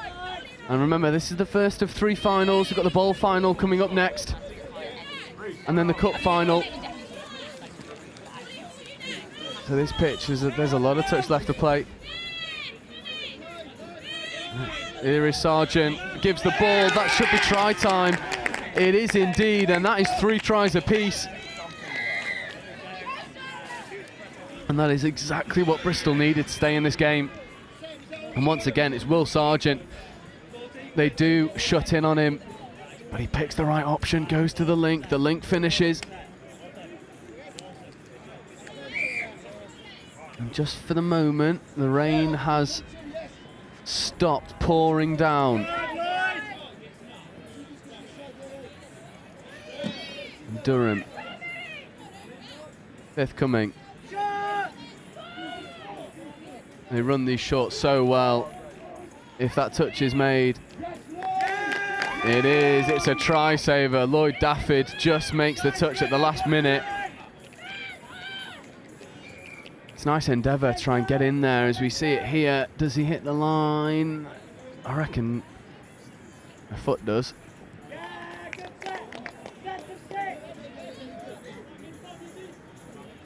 So Bristol do well to defend the latest onslaught from the Knights. This is 3, so 4th coming, 4th, 5th coming, have to scoop from deep. They check around the shooter. That's a big touch. What does the referee decide?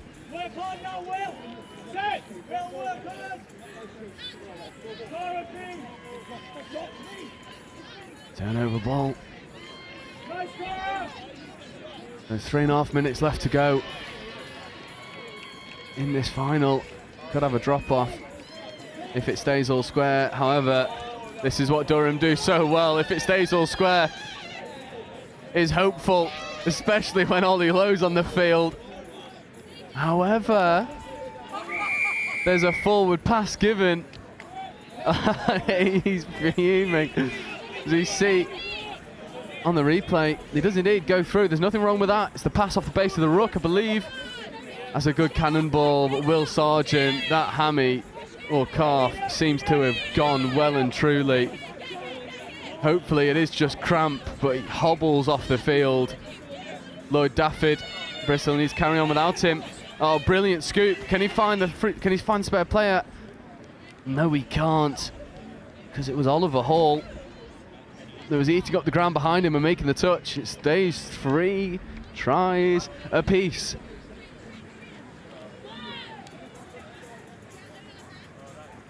Oh, lovely dummy, Ollie Lowe.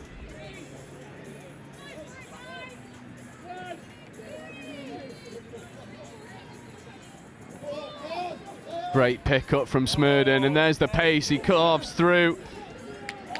Oh, half court touches made. He left a few players in his wake.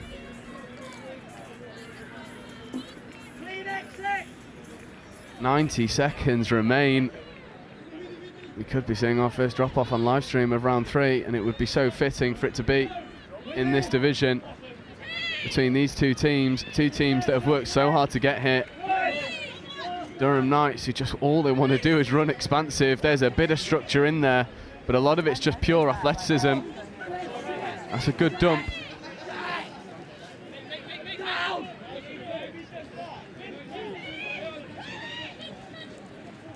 Oh, it's a good idea,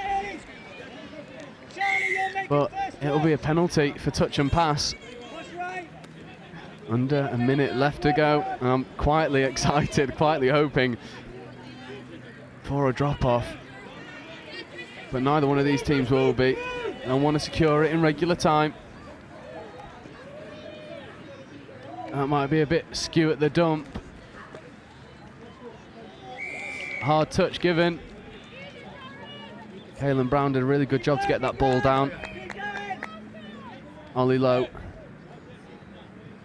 Hall. Lowe to Hall. Ollie Lowe. Hall. Oh, tries to work it to Amina Boyd, but it's not doing.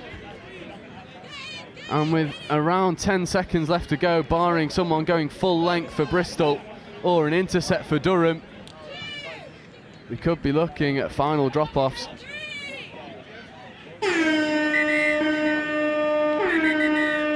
That is full time. There is a Bristol player down and hurt though.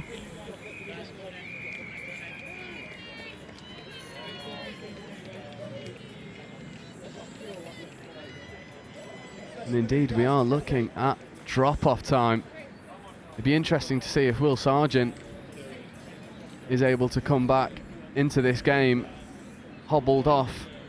Seems to be in a lot of discomfort. And this now is going to be a real test of if Bristol Cobras can deal with and cope with the athleticism that's on display from the Durham Knights.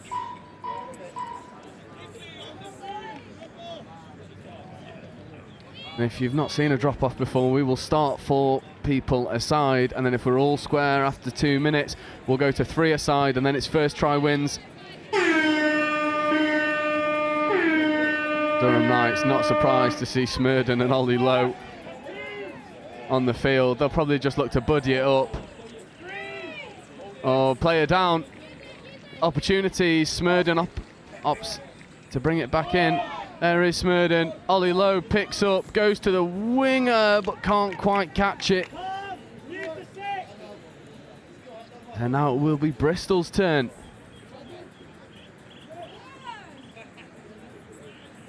with, more importantly, Will Sargent. Doesn't seem to be moving freely at all.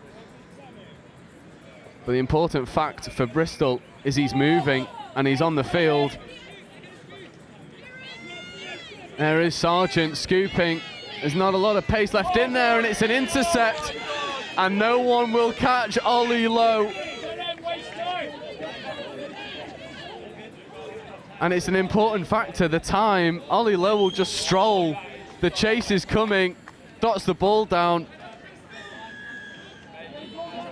And there will be a right of reply for Bristol, but they'll have to go quickly. You can see it here, ball goes and it almost just hits Ollie Lowe in the face and bounces down into his hands, and then the gas is on.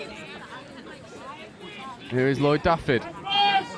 Smurden still on the pitch, working with Brown for Durham. This is Lloyd Dafford, wearing number 1, looking for quickie ball. Caelan Brown is up in the face. This is fifth coming. Lloyd Dafford looking to go open side. Does. Ball to the wing is on. It's caught in ground. Is that try? No, it isn't. Janaea Thorpe with an absolute try saver in that corner, deep into drop off. That hooter sounds, and that is all she wrote, and it is indeed Durham Knights who win the plate final, thanks to the work of Janaea Thorpe out on that far wing. An absolute try saver at the depth. And they won't matter how it happens. Durham Knights with the intercept from Ollie Lowe and then the try saving touch at the very end win this game 4-3. And what a start to the final 3 games of this University Touch series. That plate final. Durham the victors. Coming up next in just under 10 minutes we have the bowl final between Cardiff Ones and Bath Twos, and then we finish at 4:30 with the cup final between Exeter Ones and Bath Ones. A repeat of the game of round 1. It's not one to be missed.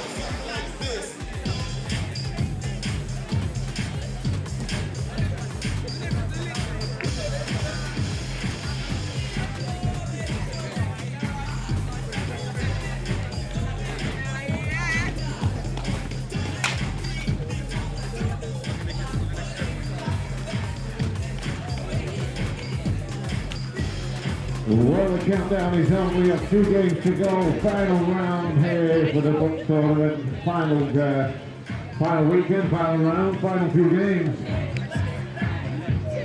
And as always, a bit of tradition, the Raiders come. But we don't care about party anyway.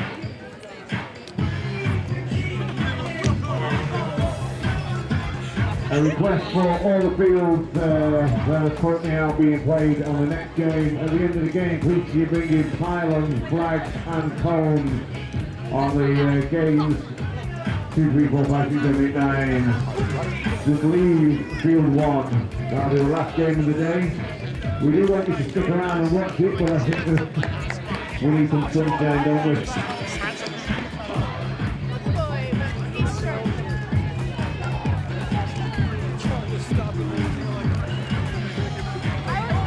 Joined by a very happy and victorious captain of Durham, Daisy, and the try scorer, who the man extraordinaire at the very end there, going end to end with the interception. Ollie, Daisy, first off, congratulations on the win, but when this man got the ball in his hands, are you screaming at him to sprint it, or are you screaming at him to slow down?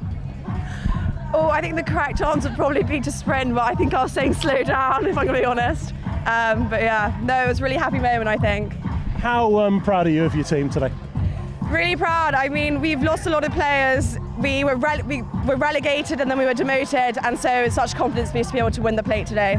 We'll come back to that in just a second. Ollie, what's going through your mind when you got the interception? Well, I was in two minds, either stay on my player and just make the touch, or just go for the intercept, and I went for the intercept. So there we go. And it comes up. How tough was it today? You know, the rain's coming down, you saw a few slips out there. How tough is it? Yeah, it changed the game completely. Early in the day it was a lot easier, but there you just have to take touches of two hands on the ball. You can't throw any long passes like I tried, and it doesn't work. But yeah, no, it does change the game, but no, it worked out in the end. And in terms of how challenging Bristol were as opponents? Yeah, they were tough. First time we played them this season, so we didn't really know what to expect, and they really brought it to us. Daisy, you've already hinted at this already. It's been a bit of a roller coaster campaign for you in the last 3 tournaments. How would you sum it all up? Oh, one word? No, you can take as many as you like. We've got time. It's been very mixed. I mean, we've had highs, we've had lows. I think we definitely had a big confidence boost coming back off the back of the last UTC. We're like, you know, we've got this. We had a few players come back for this tournament. And I feel like we know when we work together and we work for each other, we can play some really, really nice touch. And I think that's what we saw today at the end of the day. Well, congratulations on winning the plate. Have a good evening tonight. And we'll go back over to Joe for the bowl final in just a minute.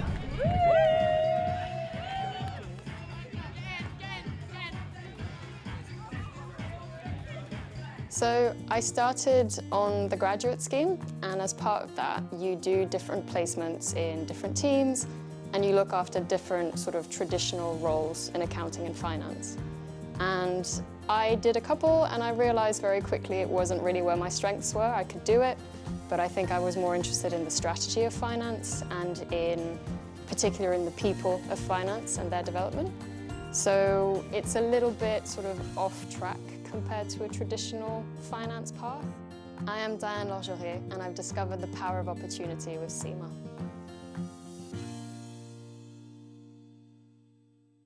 The CGMA designation has a really wide-ranging breadth of subjects, and that's so valuable because it gives you that expertise and that credibility across a variety of different topics, and that means that in any industry that you go into, you'll already have an inkling of what to expect, and you'll already know what the climate is like. It also provides you with a mindset for innovation.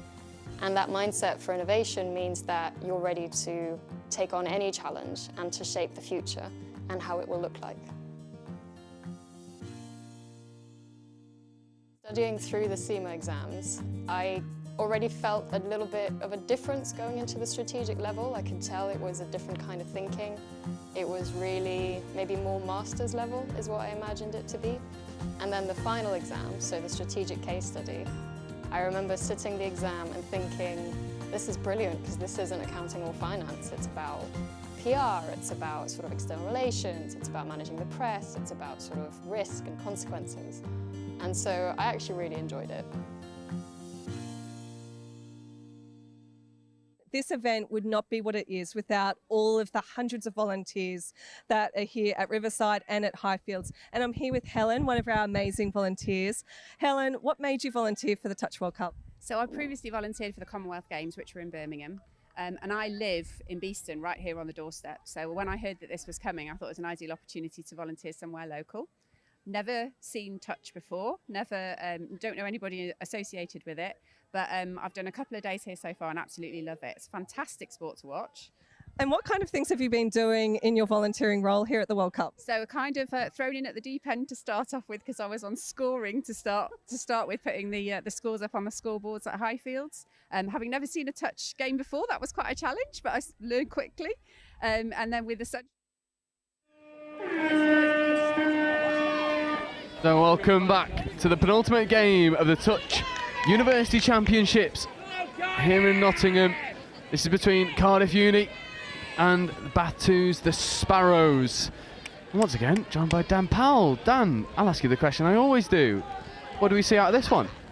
Oh, I'm not too sure, to be honest. Hopefully, a nice, exciting game. I think for both of these, it's going to be it's that last game of the campaign. They get to finish with a final, and let's see what both teams have got as Bath are able to defend Cardiff out, and let's see them rock out. Yeah, and it might give us some insight as well to the final afterwards, because obviously it's a double header for Bath 2s and then Bath 1s. I always think, when you see your 2s team go and potentially get a win, it gives that 1s a little bit of extra oomph, which we know they might need coming up against a very strong Exeter team. But early doors, a couple of mistakes creeping in. Say the weather was playing its part. Oh yeah, it's absolutely foul out there, isn't it? I don't know what the camera is showing on the stream, but I am looking at some pretty grim rain coming down right now, and the ground's churning up, the ball's clearly wet. It's these aren't the games that you want to play in, as we see another ruck infringement again, looking like it's weather induced. big bit of contact as well. Big contact from Dominic Shaw there. Yeah, we love it, and I think it's important to remember as well, like with this weather, it is highlighted by the fact that all three of our refs are currently out there wearing puffer jackets, trying to keep warm and dry. Absolutely, that might say more about the referees than the weather, but yeah, actually, I'm inclined to agree with you there. Yeah, absolutely. Need to take those coats off out there, boys and girls. Yeah, come on, you're doing the touch series a disservice. This is a rite of passage for the touch tournaments. The first bit of bad weather we've got. Absolutely. Let's see Cardiff come out. They're trying to move the ball around in transition here. Going to roll into fifth around about the halfway line. And flashed! Absolutely flashed. Yeah, to the wing. Yeah, good touch there by the winger. They were equal to it there. That's Anna Wade, I think, making the touch out there. But yeah, good bit of enterprise there from Cardiff, showing a bit of momentum in midfield. Let's see what Bath can do in return. Yeah, and it's a game started by both teams just feeling each other out. I think not playing as expansive we might have expected because of the weather, which is completely fair. Yeah, I think games like this, particularly early, the message needs to be let's prioritise the ball. Let's make sure that we complete our sets and put some pressure on the attack before we start slinging the ball around. But yeah, good pass in midfield there from Bath, and an equally good catch by the winger. Yeah, indeed, and even more impressive considering the fact that yeah, the camera is showing it pretty well. It is absolutely pouring it down out here, and I think it makes for a really exciting affair with these finals, because we saw it with the game between Durham and Bristol. Durham, who typically want to throw the ball around loads, couldn't, and it took them 10 minutes to figure out how they were going to navigate that. And for Bath, who I imagine will probably like to play expansive as well, it's about figuring out how you adapt to this weather. How do you cater for the fact of you might lose your footing if you try and step, you might drop balls that previously wouldn't be dropped, securing the roll ball. It adds a different level. I mean, the weather is the ultimate evener, isn't it? Definitely, it is a leveler, and it goes beyond the wet ball as well. It's the footing. You trust in the ground. So yeah, it's some good spicy finals coming up, I think. Well, halfway through the penultimate of the day, aren't we? Yeah, we are indeed, and neither side have been able to get over. However, good options here. Ball goes to the wing, just drops it off basketball style. Yeah, well defended by Bath there. The Cardiff picked up into 3-on-2, but Bath used the space quite well. Obviously, quite a tight little bit of space down there, and well defended. Yeah, it is well defended, and Bath roll through their transition, just getting caught up in the touch in the midfield. There's a good bit of footwork on display there to get around the covering middle. Yeah, you can see what Bath are trying to do in midfield. But they've been caught just with a bit of loss of momentum a couple of times, and yeah, as we see some pace here from the Bath number 92. He's in goal. He's got a pass, and excellent touch there by the Cardiff number 3. Really good awareness by Cardiff to stop that try. Exciting stuff, but yeah, sometimes that's what you need. Like we say with the poor weather, sometimes it's just about pinning your ears back and running somebody's outsides, and that's what Bath did. Warning shots fired. Yeah, and they've got the pace to do so, and I can't help but think if it was a crisp, dry day, that pass gets flashed with a little bit more pace on it, potentially goes over, but you've got to take the edge off to secure the ball. It is like a bar of soap out there. Yeah. As we see another scoop come through, 2-on-1. Does the ball go to hands? It does. It's not away before the touch. Both teams firing some warning shots. Yeah, definitely. Again, really good defence down this edge by Bath. Their defensive systems are really good. Yeah, they've been equal to everything by Cardiff so far, but Cardiff keep leaving the ball so far away from Bath's box that they're making the yards hard for Bath at the moment. Yeah, they are indeed, and for me, that could have been offside, not given. No, I think that has been given. There's a repeat set there. Yeah, it looks like the link, the middle was given offside or gone early. Yeah, these puffer jacket refs are tricking me, because I keep looking for a yellow man in the middle, and he's wearing black. But Bath won't mind. A repeat set's a repeat set. They look to run in some strikes. There's another penalty, so 2 penalties consecutively for Cardiff. Yeah, this will be the first time that we've seen what Bath have got on the line. Let's see how they're able to go, as we see Chloe Hill up making a touch in the middle position. Get round, 32 short, it's hard at the line, ball goes long, it's a great catch. Is it that's finished? A really good recovery there by the Cardiff number 10. Yeah, great recovery, great slide out. Oh. Bath with a couple more touches. Oh, looks to run the switch. Is that gone? Yeah, looks like it. Ball away, just a little bit of pace on the outside there by Bath, and we've got our opening score. Mystic Dan, in the weather, just pin your ears back and do someone on the outside and see what happens. That's exactly what happens. Yeah, they just caught that edge a little bit loose there, didn't they? Yeah, good score. Yeah, I said Mystic Dan, but I prefer the Powell Premonition. Okay, all right, I'll take that. I like that one a little bit more. You see Cardiff now looking for their reply. Yeah, there's a bit of enterprise by Cardiff, isn't there? I do think there's something in that though. In that running outsides, Cardiff they know what they're looking to do. As we see them release on the outside, that's going to be a score again, isn't it? That is a lovely score. Really good score. They drove in onto this right edge and then released out on the boy v girl mismatch on the outside. Great pass there, ripped outside the link a little bit too tight. Great score. Brilliant finish, isn't it? It's that flat to the line. You don't give your opposite number enough time to get over and cover. And Cardiff looking pretty good when they get into line attack. It's just getting there religiously. Hasn't been the case so far, as Bath now look to go and rectify that, and they're diving at the line. Is that ball down? I think it is, yeah, he's given ball down. I tell you, we're talking about how to play in this weather. That is how to play in this weather, as we see Thomas Bloom, our score sheets, our player sheets are coated with mud and wet. It is horrible in here. Anyway, sorry. Thomas Bloom getting that ball and sliding in from about 10 metres out. That's how to play in this weather. Great score. Yeah, it's just the momentum carrying him over. Defence is never on side, and there's no traction when you're just diving in the mud, getting over. Cardiff now with another opportunity to rectify as they did early doors. Won't be surprised if they go back to this 32. Little bit of a settler Yeah, it's our number 10 again. He looks like the difference maker in this team as he looks to set a quickie, receive the ball back, and looks like well met by the Bath middle. What we're going to have here? Oh, it's a nice ball out to the wing. There was a bit of a foot race on for a moment, but nothing doing. A 6-touch turnover.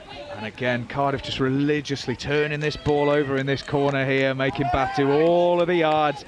And it's worked well for them this game, you know, it's worked really well for them this game. You know, they've made Bath really, really work for these scores, and they've forced a turnover there with that pressure and in midfield. Yeah, and you can see them slipping and sliding around as this half-time hooter goes, and both teams will feel pretty happy with that performance in the first half. Bath, obviously the happier, but Cardiff, when they get running, we've seen that they can do damage.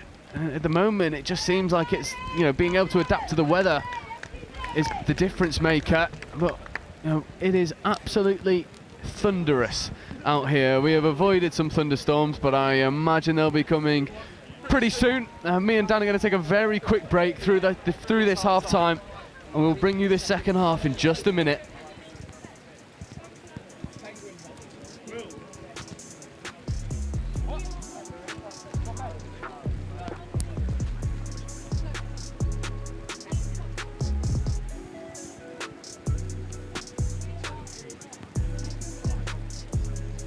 Players and officials, this is your 2-minute warning. Players and officials, 2 minutes.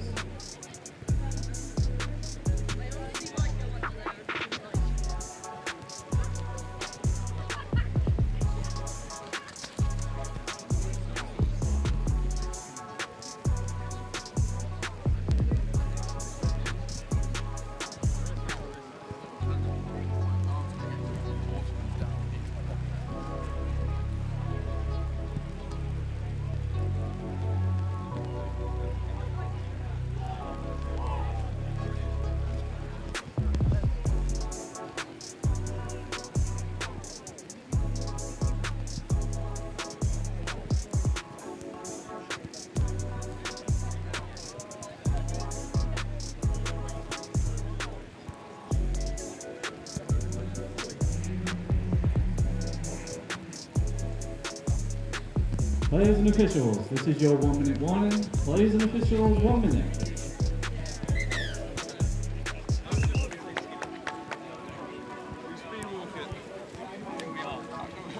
Well, where's the car? Straight on. Okay, you come in.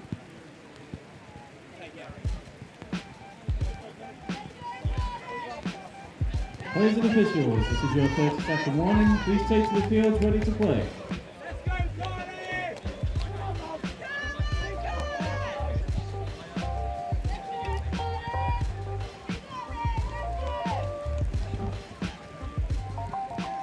So, welcome back to the second half between Bath Sparrows and Cardiff Dragons. The Sparrows are ahead at half-time, 2 tries to 1. Cardiff, however, show that they can get over more often than not. It's just being able to execute. And Bath, they're playing the conditions a little bit better. There's no touch though. That's a good early win. And that's how you try and stem the tide and turn the flow of a game, by getting an early turnover off the tap-off. Basically nullifies the advantage. Yeah, I think this could go either way. Both teams look pretty good. They've got difference makers out there, as we see Bath maybe in the ruck a little bit there, lucky to get away with that one. As we ruck out, we see Chloe Hill once more, bringing back to the Cardiff. I can't tell whether he's number 10 or number 19. I'm really sorry, but yeah, he's been probably the most lively from Cardiff. Yeah, Owen Sexton, is it? Yeah, I think it's Owen Sexton. I imagine so, because he's been on the tip of my tongue the entire time. I've seen Cardiff. He's a wonderful player. But one of his things is one of those weapons is the long ball, and in this weather, it's hard to throw, let alone catch it. Absolutely. Good luck with that. Oh, mismatch out here. We got 3 Bath players all within a half a metre of the touchline here, and somehow we're still making things happen. It's going to be ball down there. Yeah, well defended by Cardiff. I reckon about half of this game has been played in this corner, like this 5 metre square of the touchline. Yeah, they do leave it there every single time. Yeah, it just seems to have be a thing. But here we go. Bath's defence has been really good. They've been sending individual shooters there, and they've really taken the space away from Cardiff. They're going to have to go from a long way out here. That's not an ideal strike for them. We're running at set players, but speed on the outside. He's clean through. Number 24. Oh, ball down. I genuinely, if that Cardiff player just pinned his ears back there and got in goal, it would have been an easy score. But he let up. Yeah, he stopped running. I was just as confused as you. I mean, he obviously has the pace because he went through the gap at pace. Yeah. And then just settled. And Cardiff might come to regret that. Yeah, let off there, wasn't it, for Bath? Back to the corner. Let's see Cardiff ruck out. I mean, you can tell as well, because this corner is more beat up than any area of the pitch. It is ruthless down there. Yeah, Bath are sending really good shooters here. Their midfield D's been really good. It's making life really hard for Cardiff as we see. Oh, that's a loss of control. It is a loss of control. Yeah, more poor weather, but it's all coming from Bath's midfield pressure that they've been able to put on so far this half. See what they can do in response. They're going to have a strike at the line, I think. Back to the corner. Sorry for mentioning it again. Yeah, always in this corner. Oh, we love it. Yeah. That's good defence there from Chloe Hill. Just chasing hard, isn't she? 32 short. Touch made, I think, there. Danger, but touch made. Cardiff equal to Bath's attack.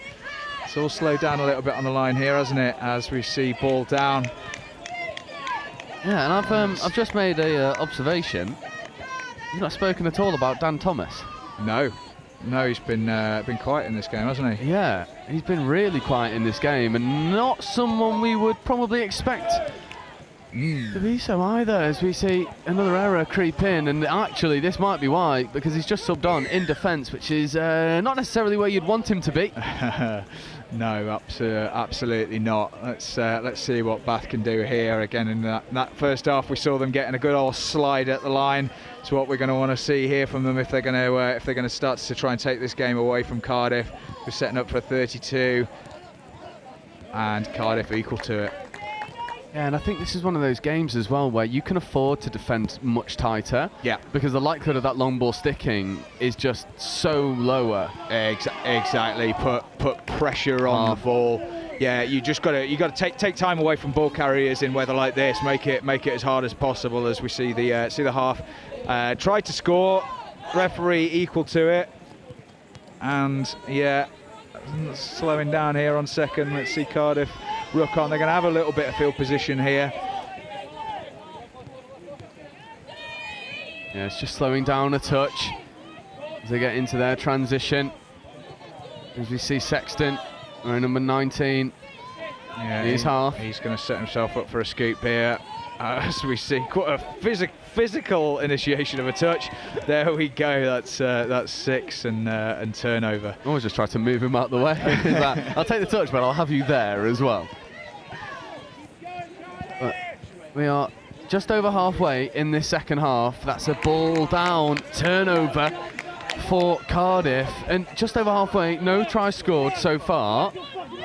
And I think finally we might see Dan Thomas with a bit of ball in hand, as he seems pretty prepped to get on the field, but no one's coming for him. No, it's going to be Mr. Sexton again, isn't it? And oh, that's close. Yeah, touch made. Asking the right questions here, Cardiff. Yeah, indeed they are. You see Sexton again in an acting half, steps back, option to go back to Sexton. That's close. I wonder whether we'll see the pickup and the fire up here on this next one. Everybody's compressed in. There we go. It's the QB. Throw to wing, and the weather's got the better of that one. it was the right option, but the execution in these challenging conditions just wasn't there. That was a big chance there for Cardiff to get themselves level. Yeah, they're not playing with a rugby ball anymore. They're playing with a bar of soap, and you try and throw a bar of soap accurately about 30 yards. It is difficult, and that's not even to speak of the wind either.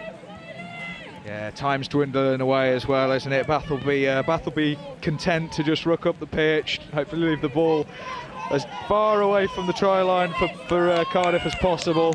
Probably down to our favourite corner.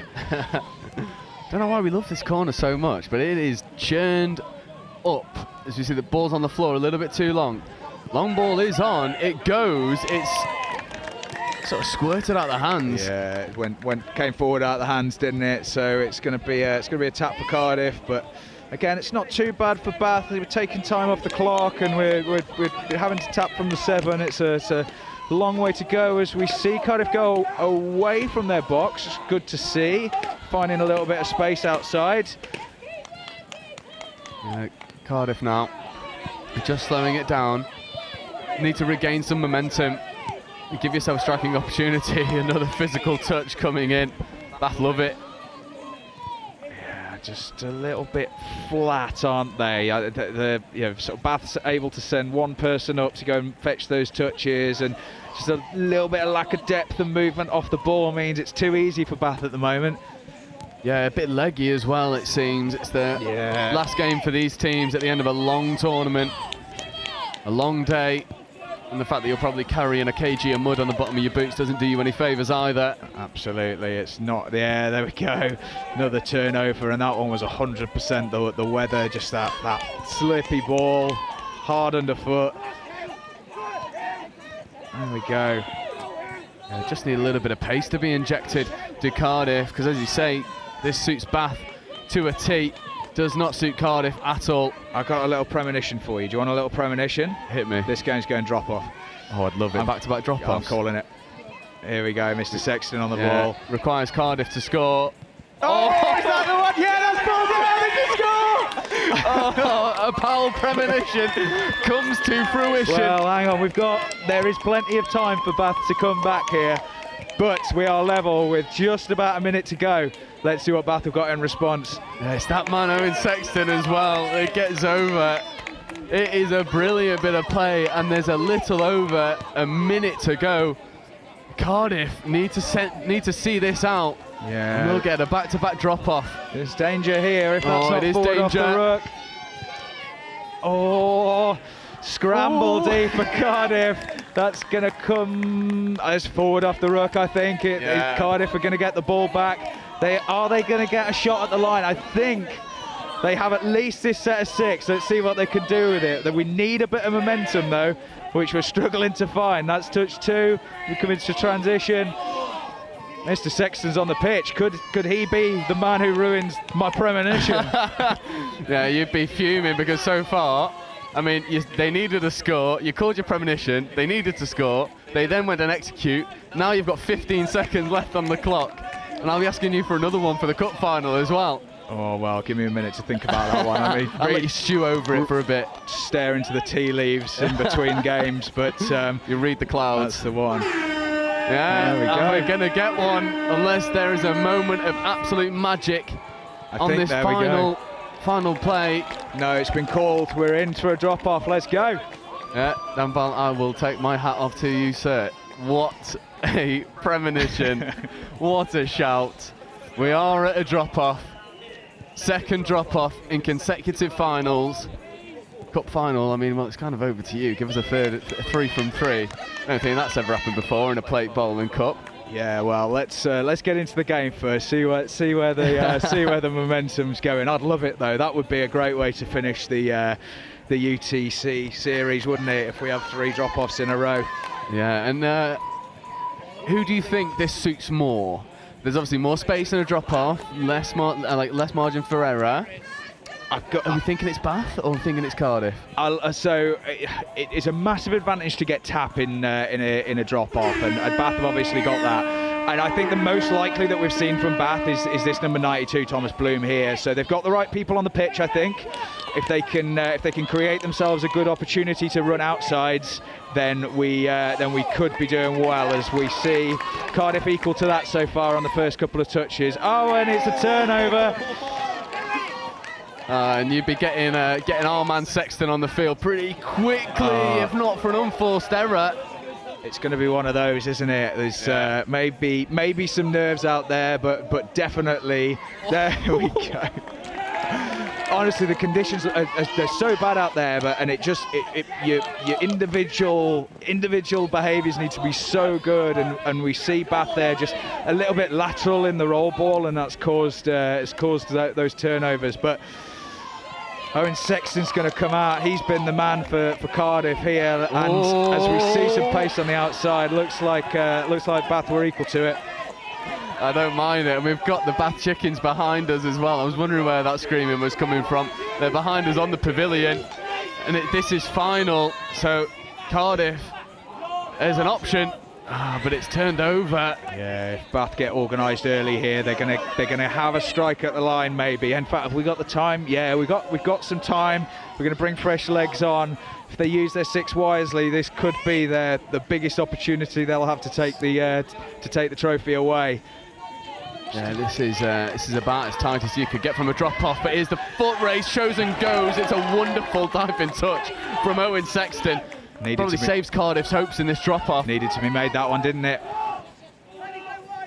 Yeah, and the last thing you want is to give an outside edge. Oh! It was played at. No, I think that's going to go as a late pass. A little bit of a reprieve there, because it was played at, you're right. So, we're going to be down to 3. With Cardiff having 5 touches in hand. Massive advantage to Cardiff here if they can execute. This is going to be as tight as you could possibly get. I'll be looking to get at least a fresh leg on, 100%. Get your quickest boy on the pitch. Send him for a run.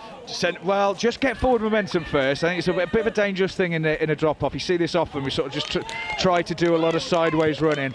Establish momentum first, find an edge, and pin your ears back. Yeah, and it seems like Cardiff have done exactly that, as there's an opportunity to go around the outside. Yeah. Sexton just takes the settler. This is 3 forthcoming. We've got Sexton in at half. Opportunity here. Is he onside? Oh, trouble! That is try time, and the ball goes to Cardiff. You said get momentum, find an outside edge. I'd say Cardiff were listening to you. Absolutely, really well executed by them there. A really hard look on Bath. I thought they were excellent through that game in such tough conditions. But congratulations to Cardiff. What a win for them. You can see it means a lot to them as well. It was a really fun game to commentate on and watch. Yeah, and well done as well to Morgan Tagg, who scores the winner for Cardiff. And what a game, what a set of finals we've had so far. Drop off in the plate final, drop off in the bowl final, and we will round out with our last game of 2025's University Touch Series. It is a repeat of the repeat between Exeter and Bath, and we will bring that to you in just a minute. Everybody else, countdown is on for the next game.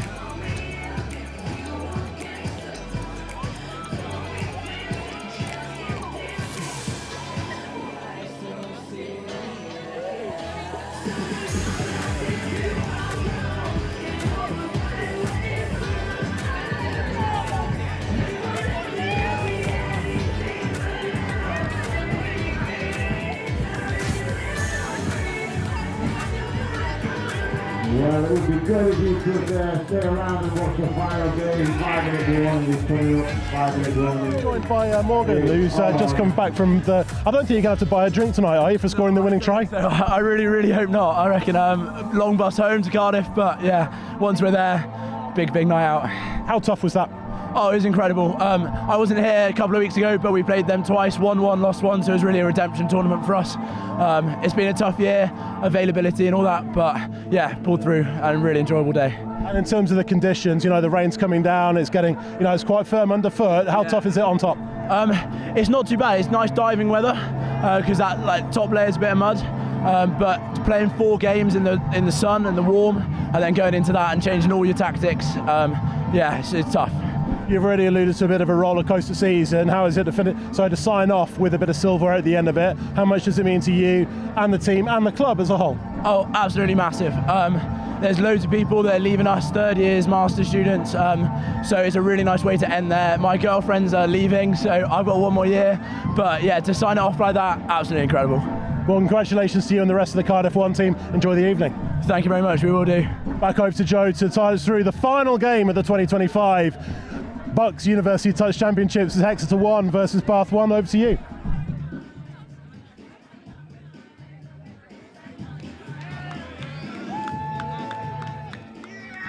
So I started on the graduate scheme, and as part of that, you do different placements in different teams, and you look after different sort of traditional roles in accounting and finance. And I did a couple, and I realized very quickly it wasn't really where my strengths were. I could do it, but I think I was more interested in the strategy of finance and in particular in the people of finance and their development. So it's a little bit sort of off track compared to a traditional finance path. I am Diane Lorgerie, and I've discovered the power of opportunity with CIMA.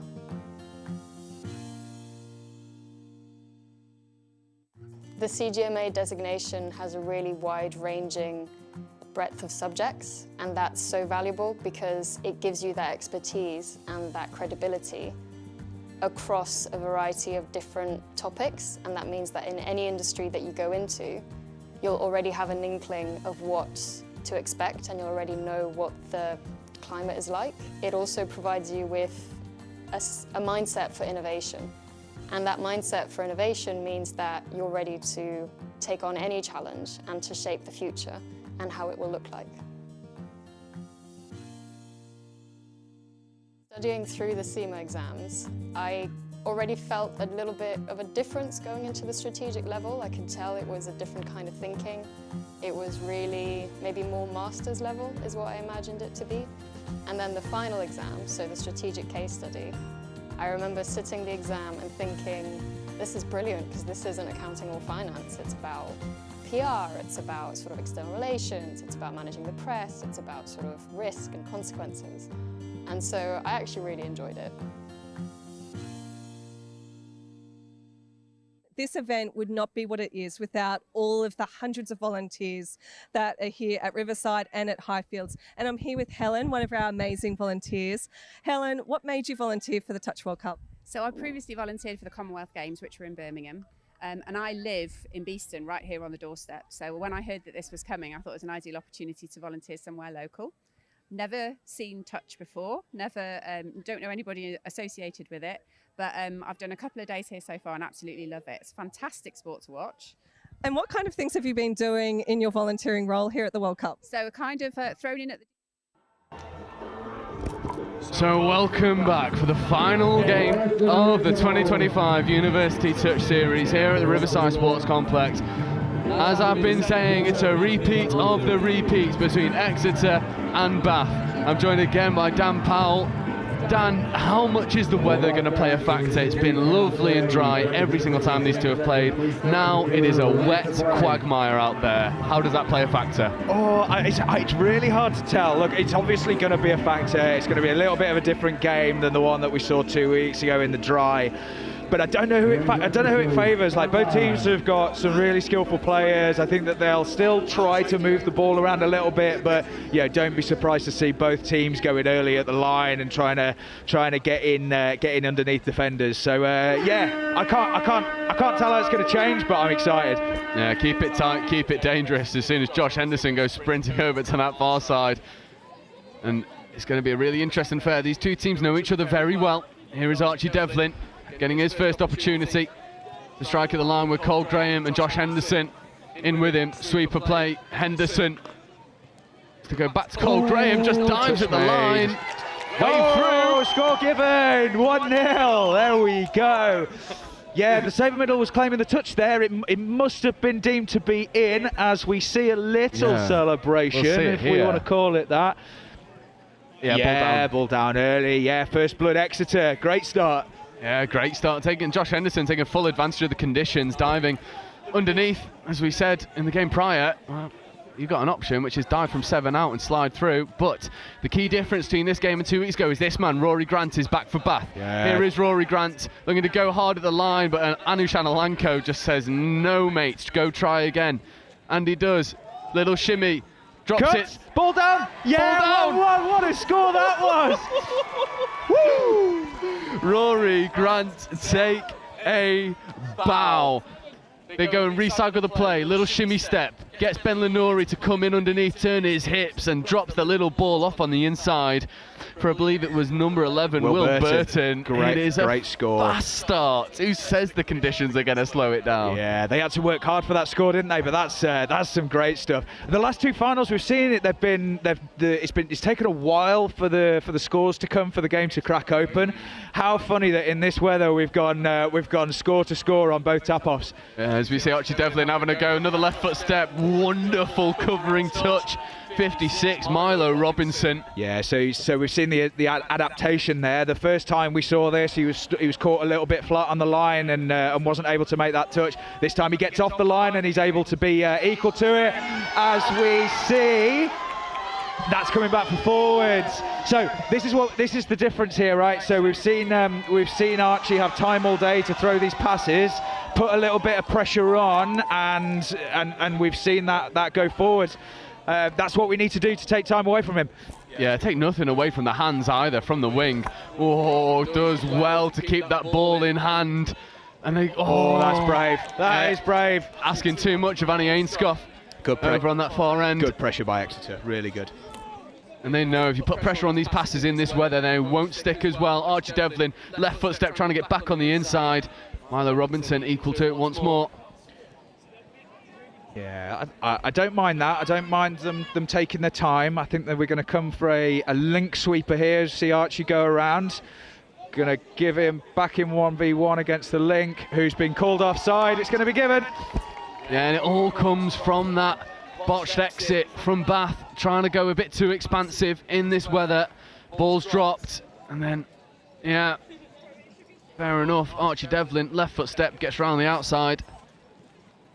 Yeah, good score. Yeah, you give extra shots at your line, it's going to go badly. We see that all comp, and there it is, 2-1. And we got the Bath strike pod on here as we see Rory Grant going around, and Exeter are equal to it. Yeah, one strike left. This is the danger man, Rory Grant, working with Burton. Burton looks to go back to Grant, fakes it, link option is on, it's a brilliant shot. Yeah, really good read there, wasn't it? That was the right option, just needed to go to the wing.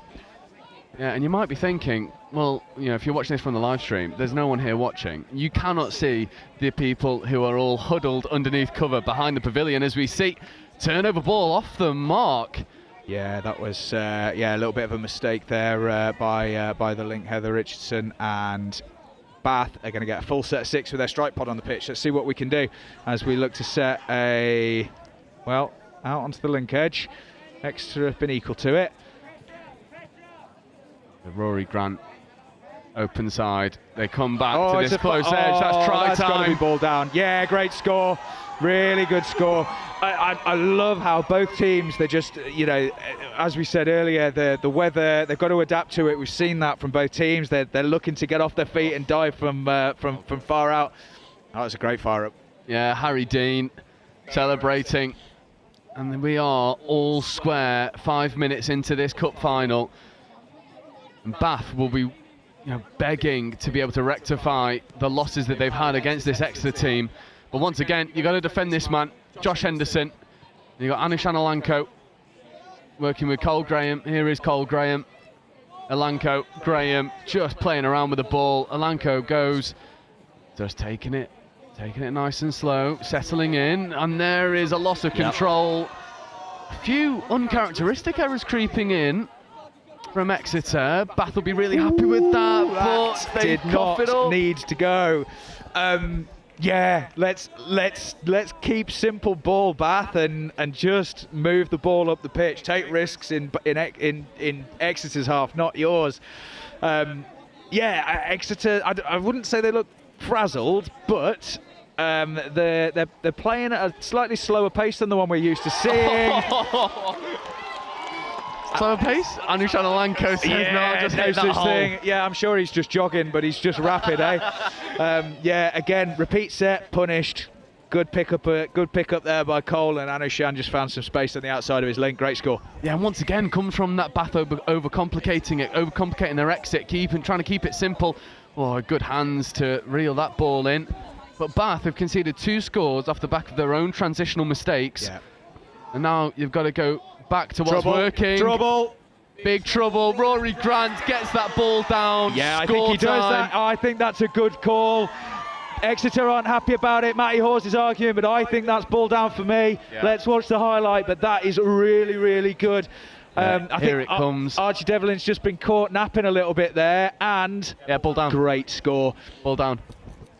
It is a brilliant heads-up play as well, because just when it seemed like there was no other options on, the one player who doesn't give up on the play, Rory Grant, finds the space, hits it. Crucially, half delivers that ball low, so he just collapses on top with control. 3 tries apiece coming into 7 minutes.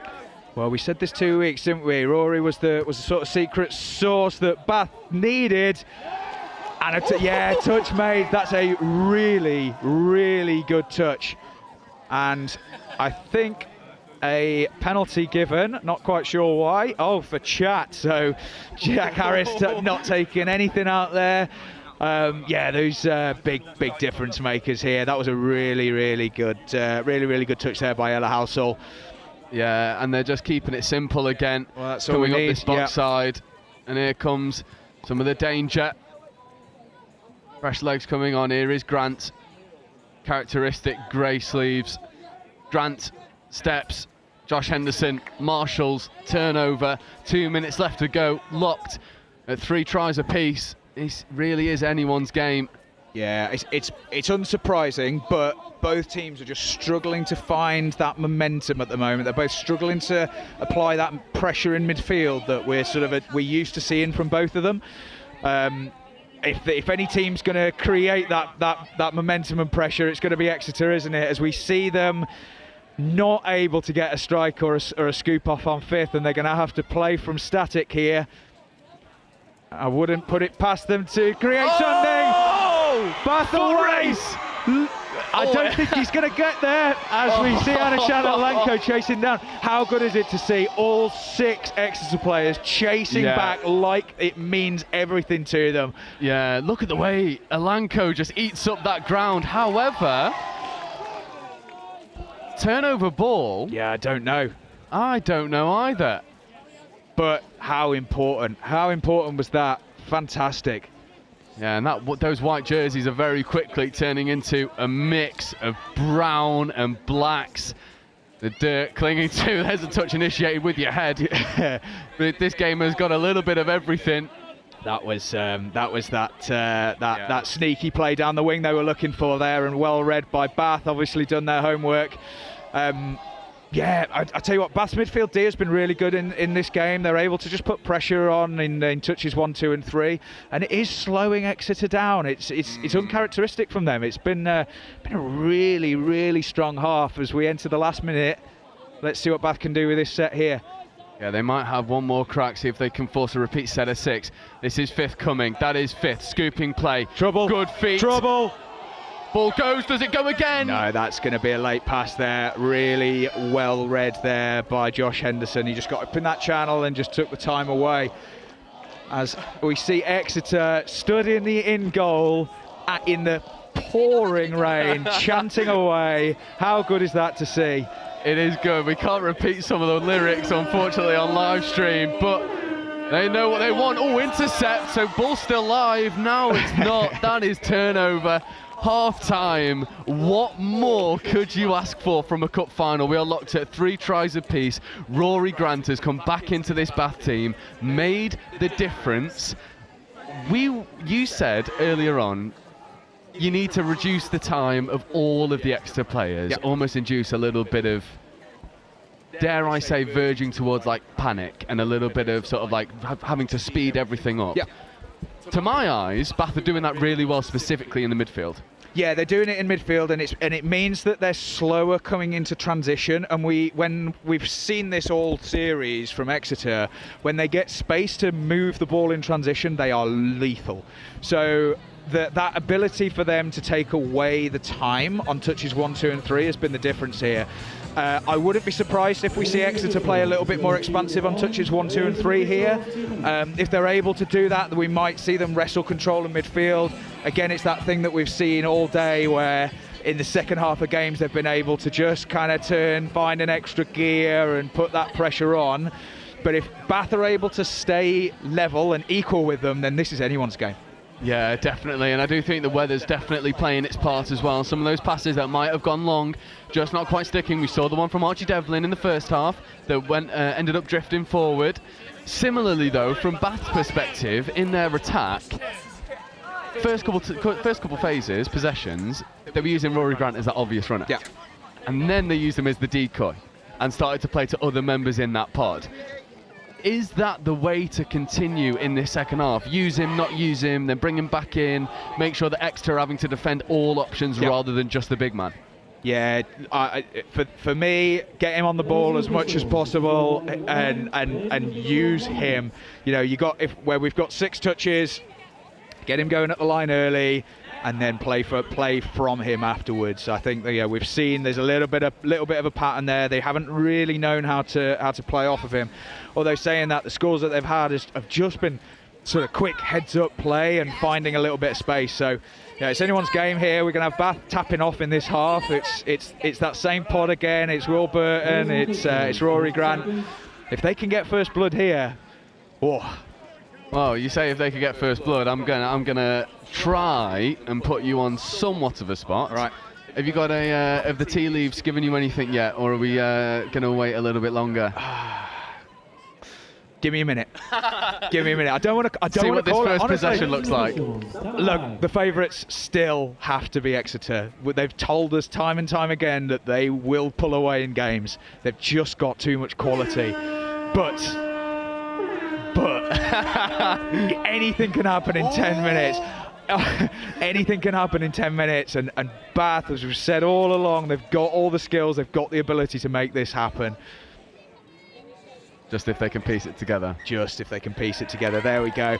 There were a couple of roll balls in there that I thought could have gone against Bath, and finally we see one. It's good aggressive defence by Exeter, and I think it's what you want to do in this weather is put pressure on the roll ball as much as possible. If you can win that battle, especially in this weather, you're gonna come out on top. So good bit of aggression from Exeter, and they get their rewards for it, as we see Archie Devlin stepping back, but Will Burton equal to it. Oh, just watch the feet all the way through. Didn't buy the dummies, and Rory Grant going to orchestrate this pod getting off the field efficiently without error if they can. Touches 1 and 2 look good. Touch 3 also good. Getting up over halfway on 4. This is 5th coming. Yeah, that's good momentum as well.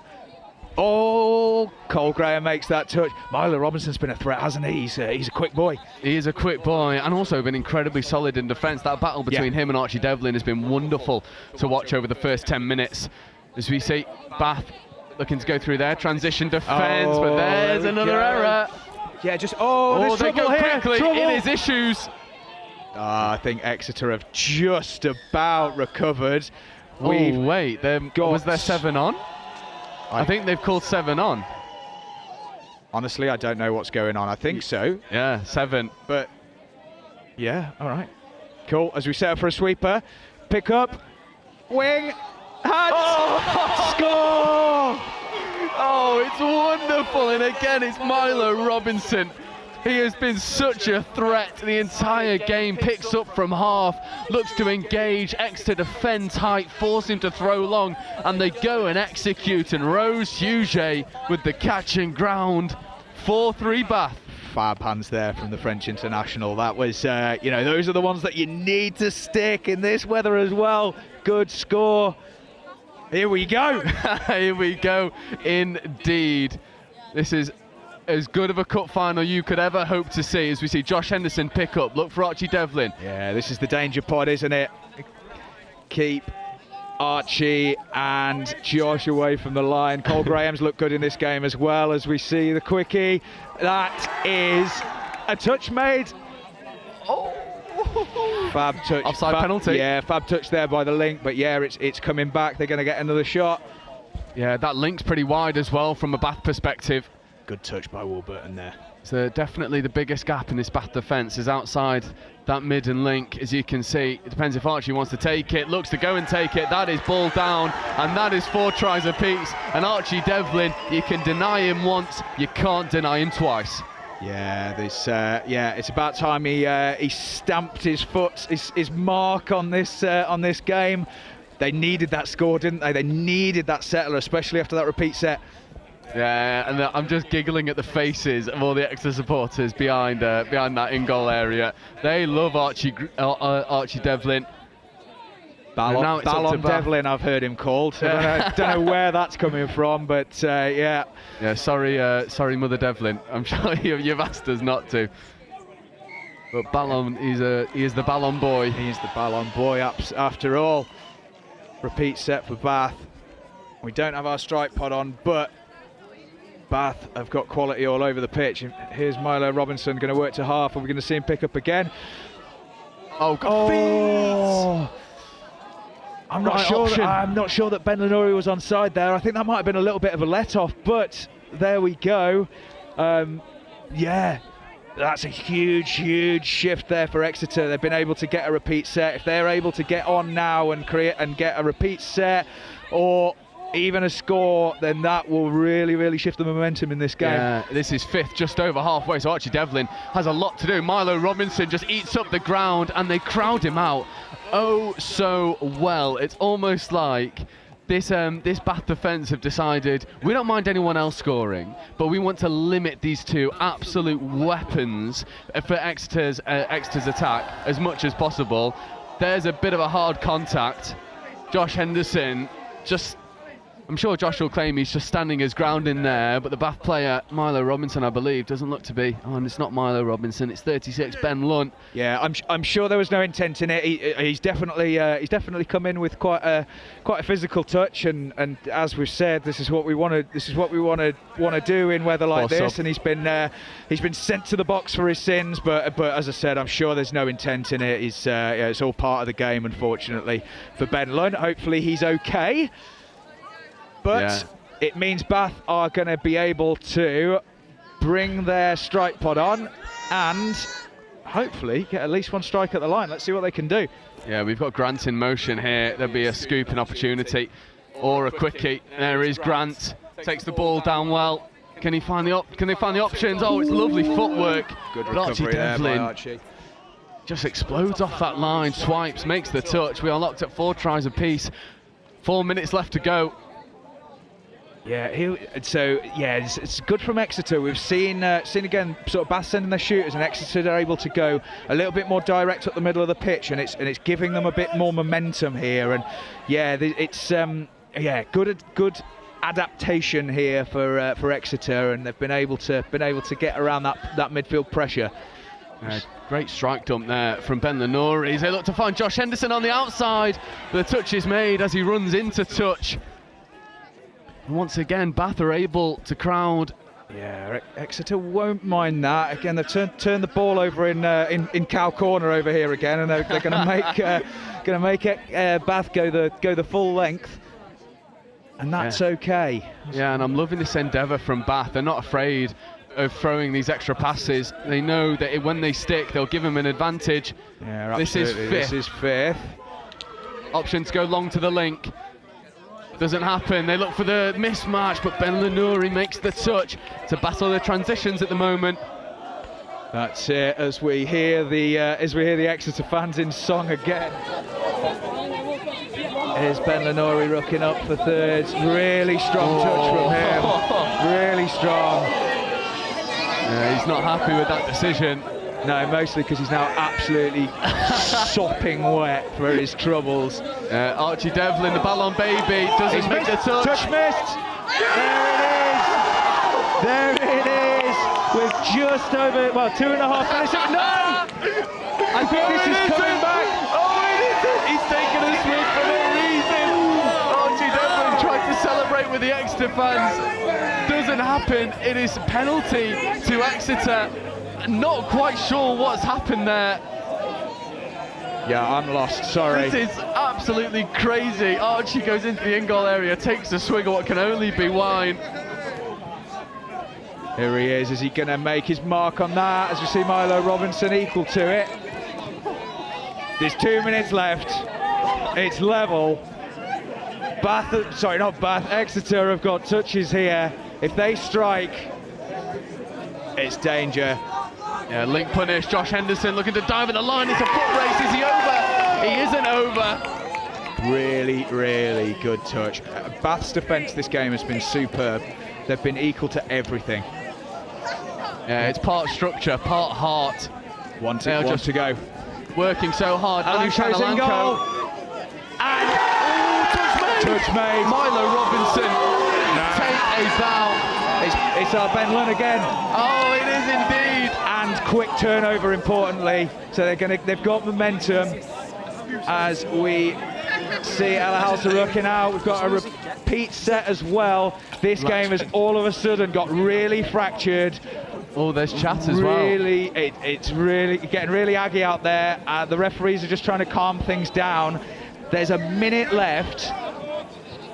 This isn't a premonition, but we're going to drop off, aren't we? We are going to drop off. We have to go to drop off.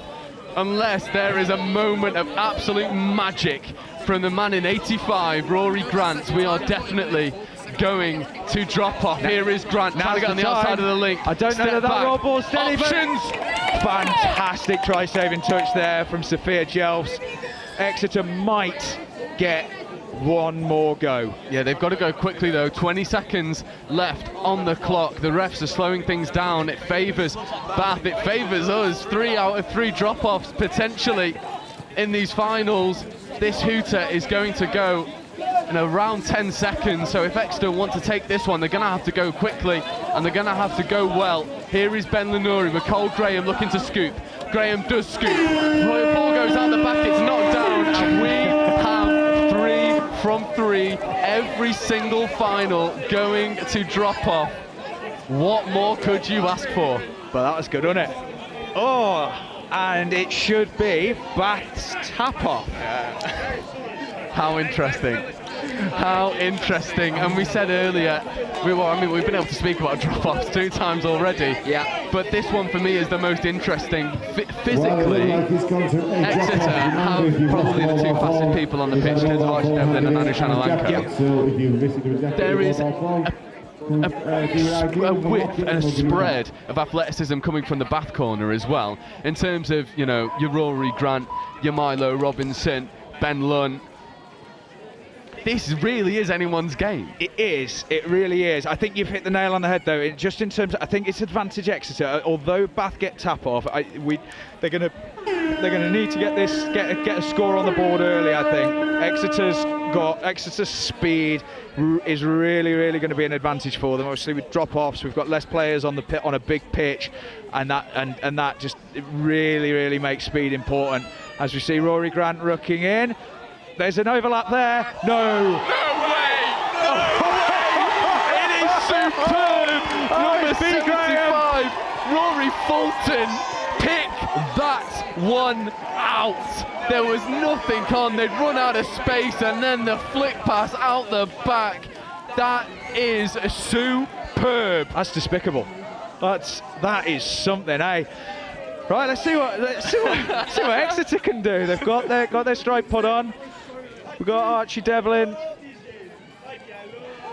Has he lost that ball? Ooh. Honestly, I think he's lucky there. Yeah, that's a lucky call. With a minute left in this first stage of drop-off. This is about as close as you can get, and Exeter potentially running a little bit of luck. There'll be an open side quickie play. There is Archie Devlin looking to go left. Ball is popped up into the air. Ball down. Bath possession. Here we go. It will start in cow corner, and we'll try and go full length.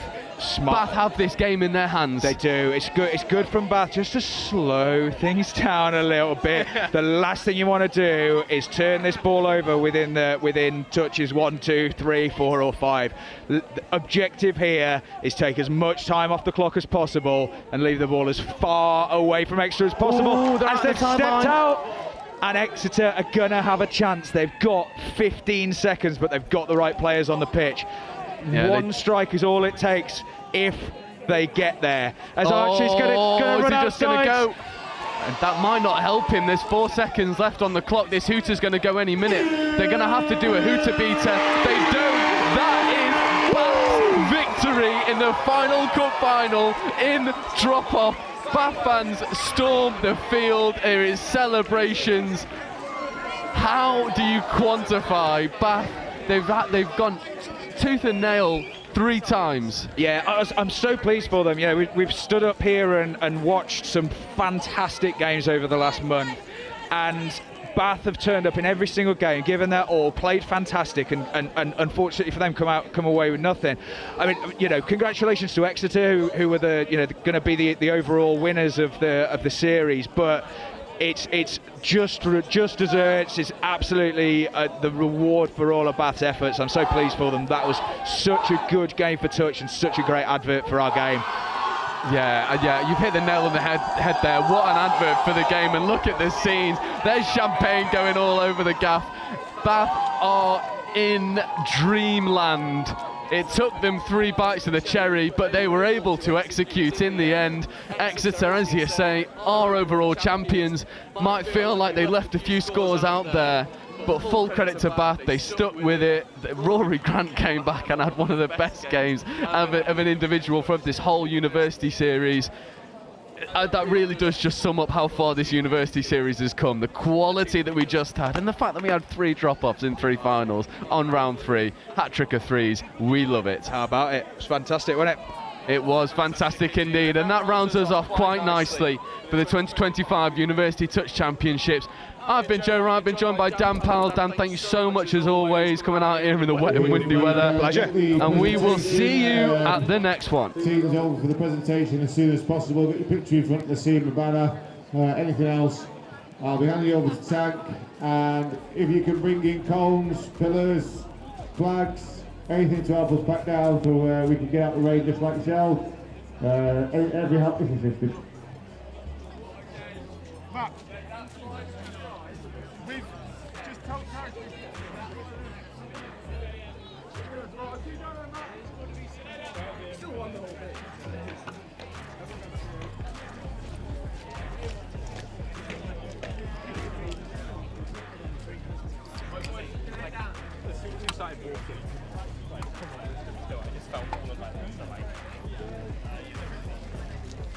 Jared.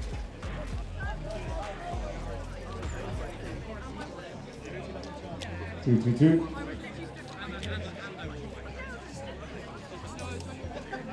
Lateral.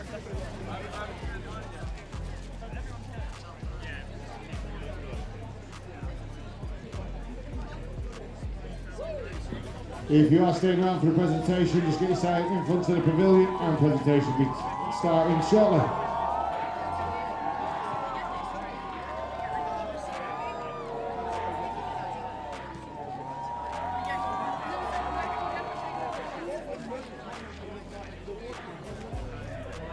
Right.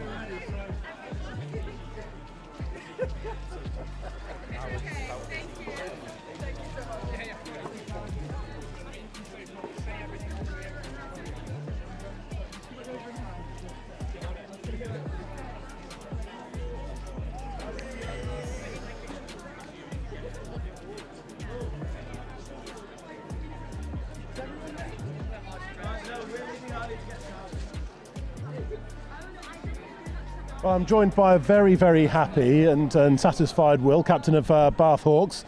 Third time lucky. Yeah, third time lucky. I said to the guys before the game that it'd be a shame for that team with the quality that's in there to go a whole season without any silverware. And we knew we needed to bring our best against Exeter. So yeah, just credit to the team, really. We'll start right at the end. What a try to win it. Yeah. I mean, Rory's only been playing touch for 6 months, and it just shows how hard he's worked for me to have confidence to put him in on drop off and then him put out a great pass. What have you learned about your team over the last 3 tournaments? Because you say it's quite, gets into the final twice, could really knock people back when you don't win. So in terms of what have you learned coming into today, and then, as I say, from the season as a whole? Yeah, grit, motivation to keep going. That team's been, the ones have been really unlucky with injuries. I don't think we've come to any UTC with a full squad. We were missing 2 of our middles today.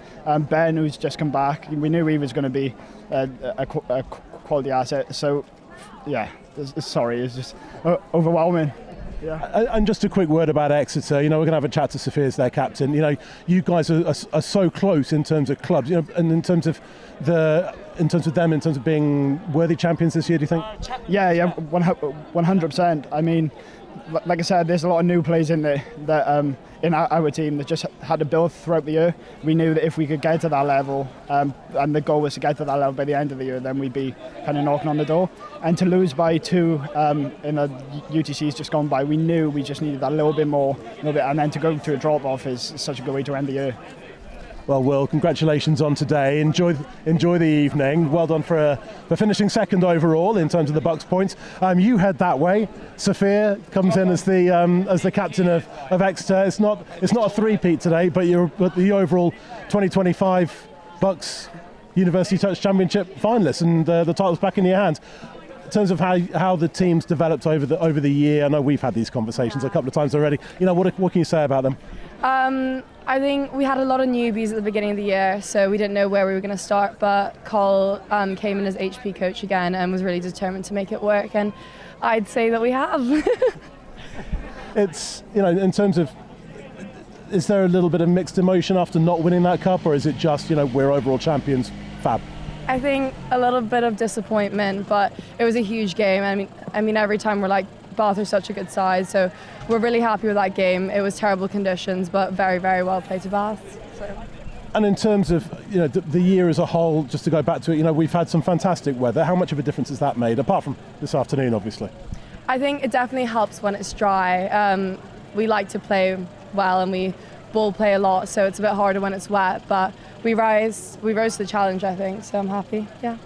And finally, in terms of the competition as a whole, you've been in and around UTC for a while. Exeter, are back at the champions position. But in terms of the quality of the competition as a whole this year, how would you rate it as a player? I think it's the hardest year we've had, but it's also been so nice since my first year to come in and see how much the standards raised overall, and also to see the calibre of this event is unbelievable, the live stream, all of it. So we're super grateful for England Touch and all the development in England. Well, congratulations, enjoy your night, and congratulations on the championship. Sophia heads off, I come in and joined by Dan Powell and Joe Wright, who've been on the call again this afternoon. We'll start with that final, lads. That was a cracking game, wasn't it? That was great. That was such a good advert for the sport. We're just talking up there, seeing a really good series of 3 games between the 3 teams, and it's really nice to see Bath get one over because they deserve to get something out of this series. They're a good team. I wasn't listening into your commentary for that final try, but I can imagine it would have involved a lot of hollering. Yeah, pandemonium, mate. I think we lost all composure when that flick pass went. I think it almost felt like time slowed down whilst the ball was in the air. We were just waiting for it to go to hand. It did. Final score. It was a game that was not just determined by that one moment of madness, genius, whichever way you want to call it. You throw that 9 times out of 10, it goes to floor.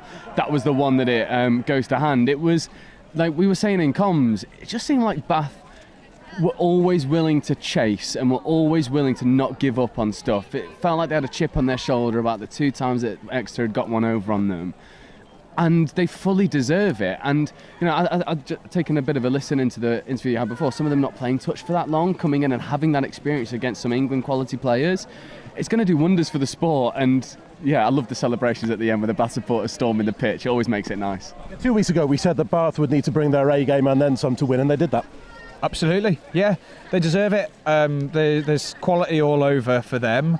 I don't know whether the conditions suit them over Exeter, but it certainly changed the game. It was a much different game to the one that we saw 2 weeks ago, and they just came and executed. Anything could happen in 20 minutes, and yeah, they deserve the win. But if anybody was going to doubt what it actually meant to both teams, just look at some of the defensive touches as well, particularly Bath interception, and the chase back was just absolutely phenomenal. Yeah, Anna Shanolanko, we were saying normally you get one person chasing, 6 Exeter players, all 6 chasing back to go and make that touch, getting onside so the quick roll ball doesn't affect the game, and then they go and make a defensive shot out, force a turnover and go back up the other end.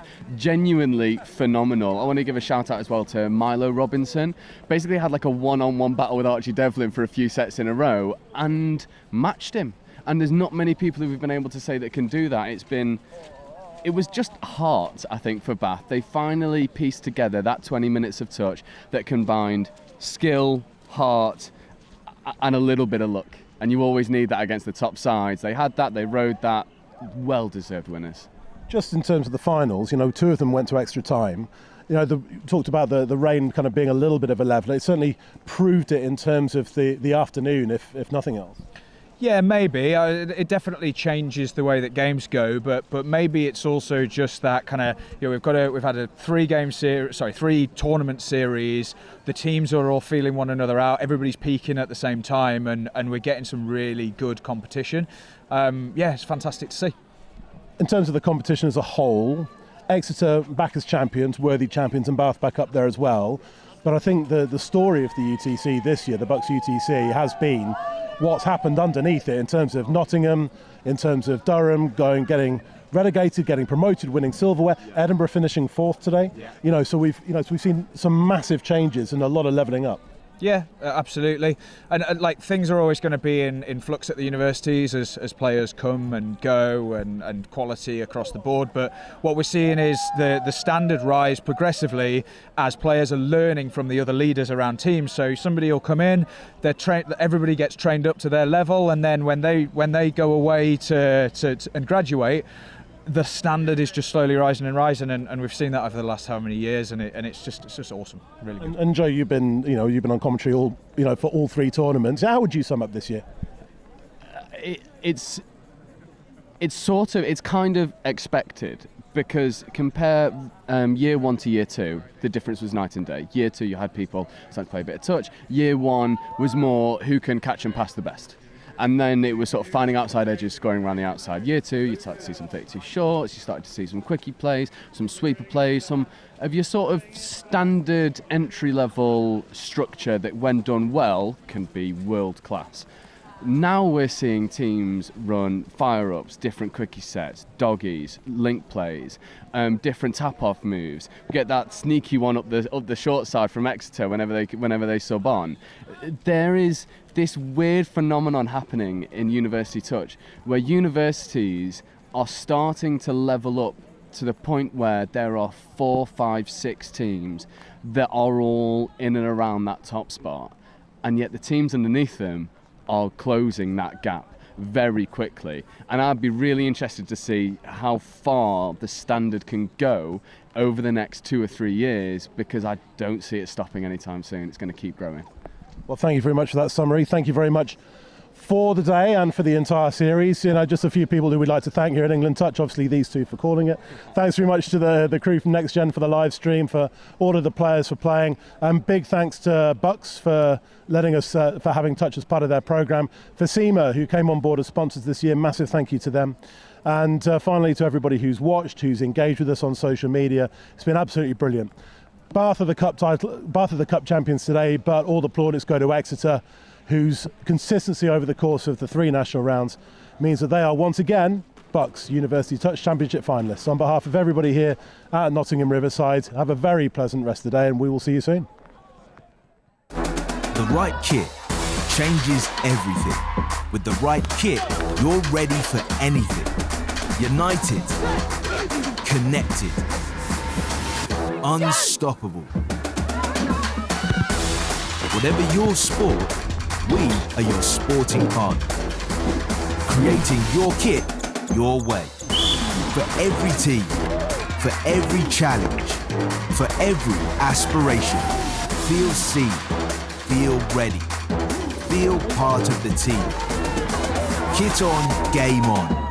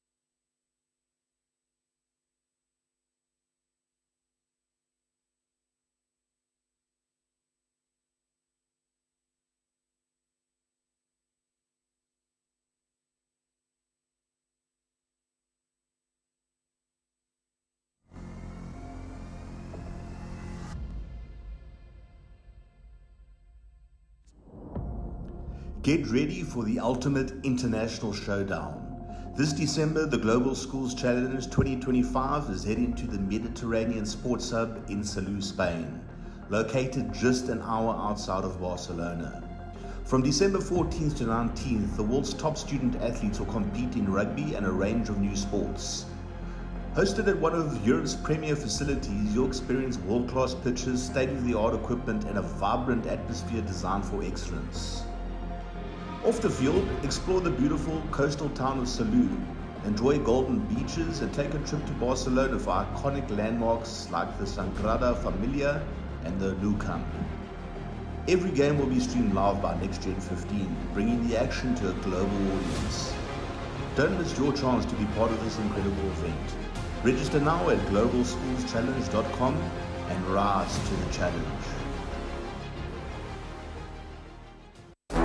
The right kit changes everything. With the right kit, you're ready for anything. United, connected, unstoppable. Whatever your sport, we are your sporting partner. Creating your kit your way. For every team, for every challenge, for every aspiration. Feel seen, feel ready, feel part of the team. Kit on, game on.